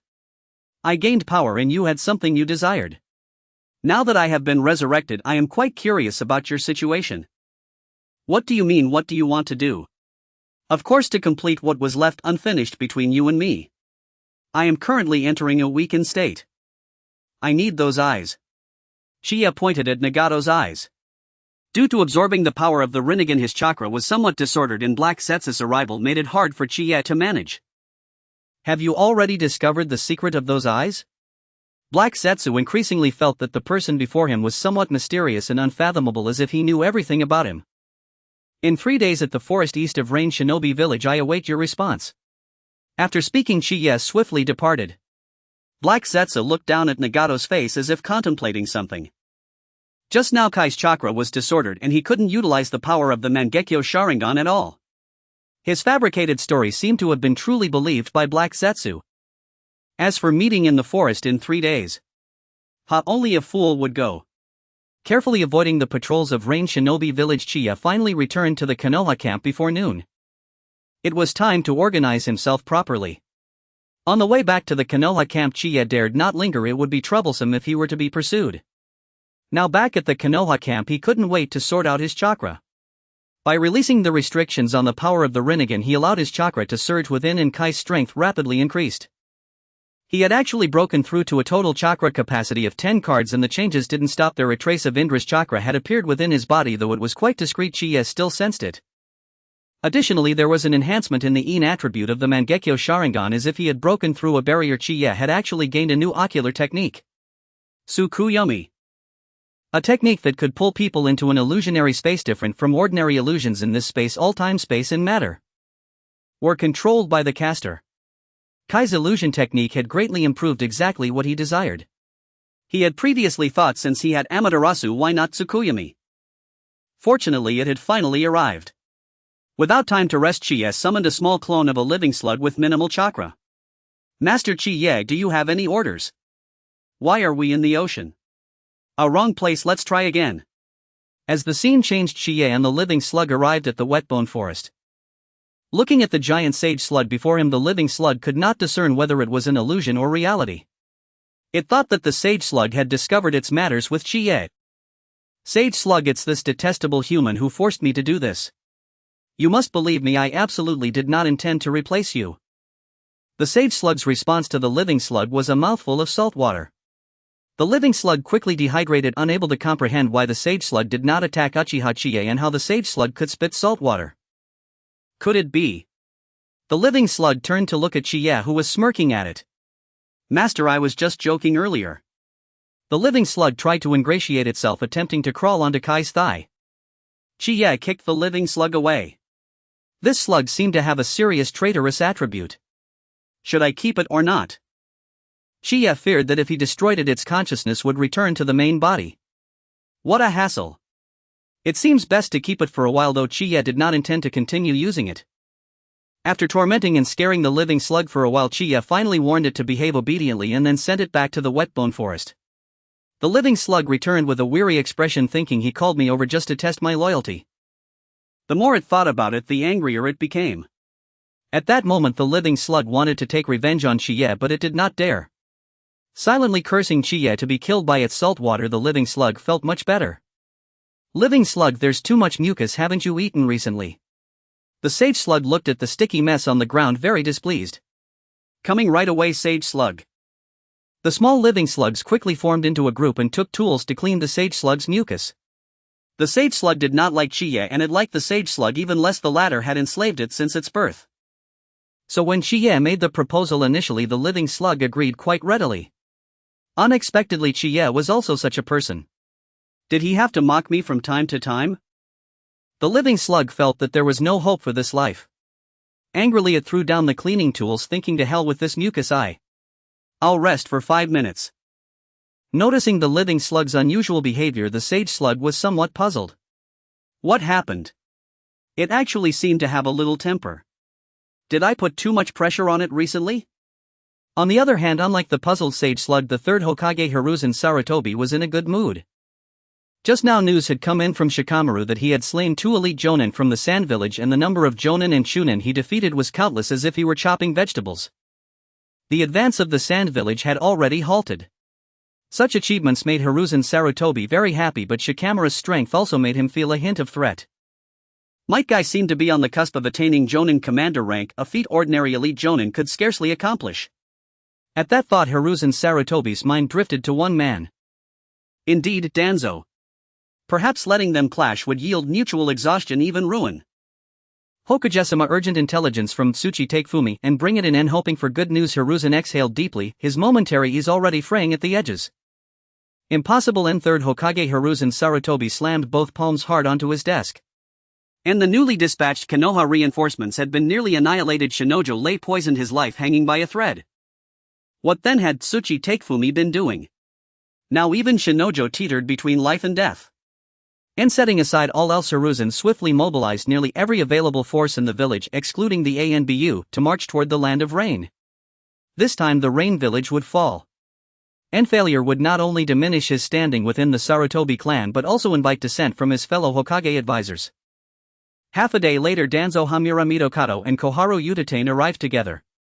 And you've heard the report? And Hiruzen fixed them with a grave unblinking gaze. Hiruzen, those were our clan's finest warriors. And Koharu Utatane spoke first, voice trembling with suppressed fury. And the Sarutobi bore the heaviest burden, and now Shinojo lies dying. This insult cannot be swallowed. I have already dispatched the third wave of reinforcements to the rain battlefield, and I understand your anguish, but our immediate imperative remains defeating the rain village. Hiruzen made no mention of his own misjudgment. According to the latest intelligence, Shinojo himself might be implicated. And yet Hiruzen, must our clan's elite perish in vain? Fallen clan members will receive triple compensation from Konoha, and their children shall enter the Konoha Ninja Academy tuition-free. Then the funds must be dispersed immediately, or I cannot quell the unrest within my clan. And Hamura and Koharu exchanged stunned glances. Had Danzo truly defected first? Was this not the same man who once raged loudest? Now bought so easily with coin. Where then was his Fire Country resolve? Danzo's compromise was no surprise, he needed the money. His very purpose here was to claim it if he could embezzle those compensations. Then Orochimaru's research would accelerate dramatically. And Danzo departed first, smug and satisfied, leaving Hamura and Koharu staring blankly at Hiruzen. With the main forces withdrawn, they had little leverage. They'd been complicit all along and now lacked the will to resist. And after hours sipping tea, they left muttering curses against Danzo. No funds secured, and Hiruzen claimed the village treasury was depleted, insisting payment wait until war's end. It was plain he saw them as easy targets. There was nothing left to do but endure, and inside Suna village a 5-year-old boy turned to an elder woman. And Obaken, will mama and papa be home soon? Soon, Sasori, just wait a little longer. And after soothing the child, Shio's heart twisted in silent agony. The truth had long since arrived. Sasori's parents were dead, slain by the same hand, Tsukumo Hatake. Tsukumo Hatake, I will take your life. And Shio swore inwardly, teeth clenched in venomous resolve. Nina forest east of the rain village. Black Setsu quietly erased all traces of recent events. Uchiha Madara remained utterly unaware. He arrived at the appointed grove as promised and waited nearly a full day. And not a soul appeared. And I have been deceived. Black Setsu seethed, rage boiling over. He was this close to accepting Indra's terms. To be so thoroughly tricked. An agony. Time to enact Plan B. In the days following their defeat, Konoha did not lash out in blind fury, but instead regrouped, gathering strength anew. And wife, I'm home. Come sit down, dear, I have a surprise for you. And a surprise. Is Nagato home? Far too late, he's long asleep. And then let me see this wonder. And Naruto Kitakuni settled onto the sofa with a warm, expectant smile. A sharp shink, a kunai, pierced his throat clean through. And Naruto clutched his neck, eyes wide with disbelief. How could his wife do this? And before his dawning horror she shifted, her features melting and reforming. A pale-skinned man with green hair stood before him. And you are. And Naruto choked out the words, pointing weakly at White Setsu, desperate even in his final breath to know who this was. And where had his wife vanished? And but no answer came. Naruto crumpled lifelessly onto the cold floor. Mission accomplished. Both targets, Naruto and his wife, had been eliminated. And White Zetsu had executed the assassination flawlessly. Now the next act began. Silently disposing of the bodies, the White Zetsu assumed their identities. And deep in slumber, Nagato jolted awake, startled by the sound of violent struggle. What was happening? Nagato crept from his room into the living space and froze. Ni's mother lay dead before him. His father fought on, battered but unbroken. Nagato run. Ni's father's final cry was cut short by a fatal strike. And with the father fallen, 2 masked shinobi surged forward, eyes locked on Nagato. Overwhelmed by grief and terror, Nagato could no longer contain the power surging behind his eyes. And the Rinnegan manifested, its vast dormant chakra untouched by Kiryu's earlier shallow extraction.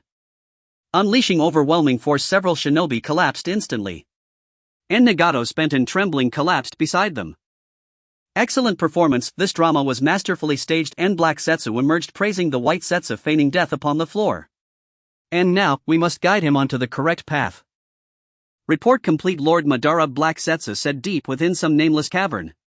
And so, the Rinnegan awakened under emotional duress. Madara stroked the demonic statue of the outer path, deeply pleased with Nagato's emergence. And Lord Madara, what is your next course? And Black Setsu, erase every trace. It is time Nagato tasted the world's true suffering. As you command, Lord Madara. At dawn, Nagato awoke to find his home reduced to ashes, his parents remained scattered like dust. Too young to grasp why, he knew only survival mattered. He fled the Rain Village, forever severed from trust, from home, from the people who had failed him. From that moment, Nagato's wandering life began. Many years passed. Uchiha Kiryu had long since ascended to godlike power. Gazing across the star-strewn void, returning home no longer seemed impossible. Yet the distance remained immense, even the divine tree's power permitted but a single transit. And beside him sat Tsunade, pregnant with her third child Makoto, carrying her second Kushina, Uzumaki holding their firstborn, and a constellation of devoted admirers, Shizune, Yugugo, Yuzuki, and others. And more would surely follow. And must I truly return? And the past was irrevocably gone, perhaps cherishing those beside him was the truer path. After long contemplation, Uchiha Kiryu chose to remain, not out of weakness but devotion. He could not bear parting from family or friends.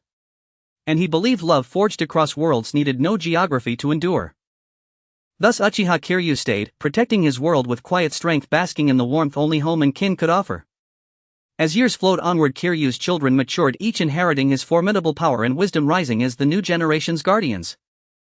And Kiryu watched in silent pride, steadfast, unwavering, as they grew. And brother Kiryu, something feels wrong. On the moon, far beyond the Naruto world, Kushina sensed the subtle shift in Kiryu's expression. They're coming in. Kiryu frowned, his gaze fixed on the abyssal depths of the cosmos. Non a barren lifeless planet, Momoshiki, Otsutsuki and Kinshiki prepared dimensional transit. So this is the wretched nest of that disgraced clan NHM. A lowly creature still lingers here. And Momoshiki descended upon Kiryu with contemptuous disdain, his gaze sweeping over him like refuse. Lord Momoshiki, and Kinshiki's plea ended mid-sentence, his head cleanly severed, sliced by an invisible force, the wound impossibly smooth and precise. Kinshiki and Momoshiki recoiled in shock. What unspeakable technique had this lowly creature wielded? And cursed vermin. Momoshiki unleashed Shinra Tensei, a crushing gravitational force slamming toward Kiryu. And today, you die. Momoshiki sealed his hands in rapid succession, then hurled a colossal sphere of chakra straight at Kiryu. A thunderous boom, the ground where Kiryu stood erupted into a crater of staggering depth. Even villagers in Konoha, light years away, stared skyward dumbstruck. May that great soul be unharmed. Villagers clasped hands in prayer, more and more converging upon the central plaza where a towering stone monument rose, bearing the likeness of a figure unmatched in Konoha's history. His brows were sharp as blades, his eyes bottomless voids ready to swallow all light and life. Nias, the statue, depicted Uchiha Kiryu.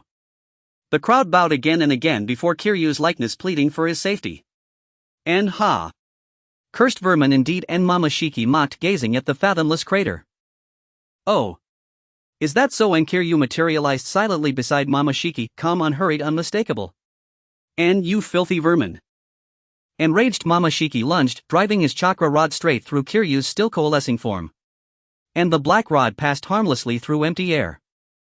Farewell, Momoshiki. And drawing on memories from his prior life, Kiryu toyed with his foe, then delivered a flawless spatial cleave, unstoppable, absolute. That was your father's battle, time for bed. And Hanabi gently tapped the two small children on their heads, urging them to sleep. But we want to hear more. And the children tugged at Hanabi's sleeve. And go ask your mother, Hinata. Hanabi gave each child a firm, affectionate pat, sending them off crying. And above Konoha, in the silent vastness of outer space, Kiryu stood alone, gazing upon the celestial beauty below. Rest assured, I will protect you all. And Kiryu pressed a hand to his chest, quiet, solemn, as if sealing a vow.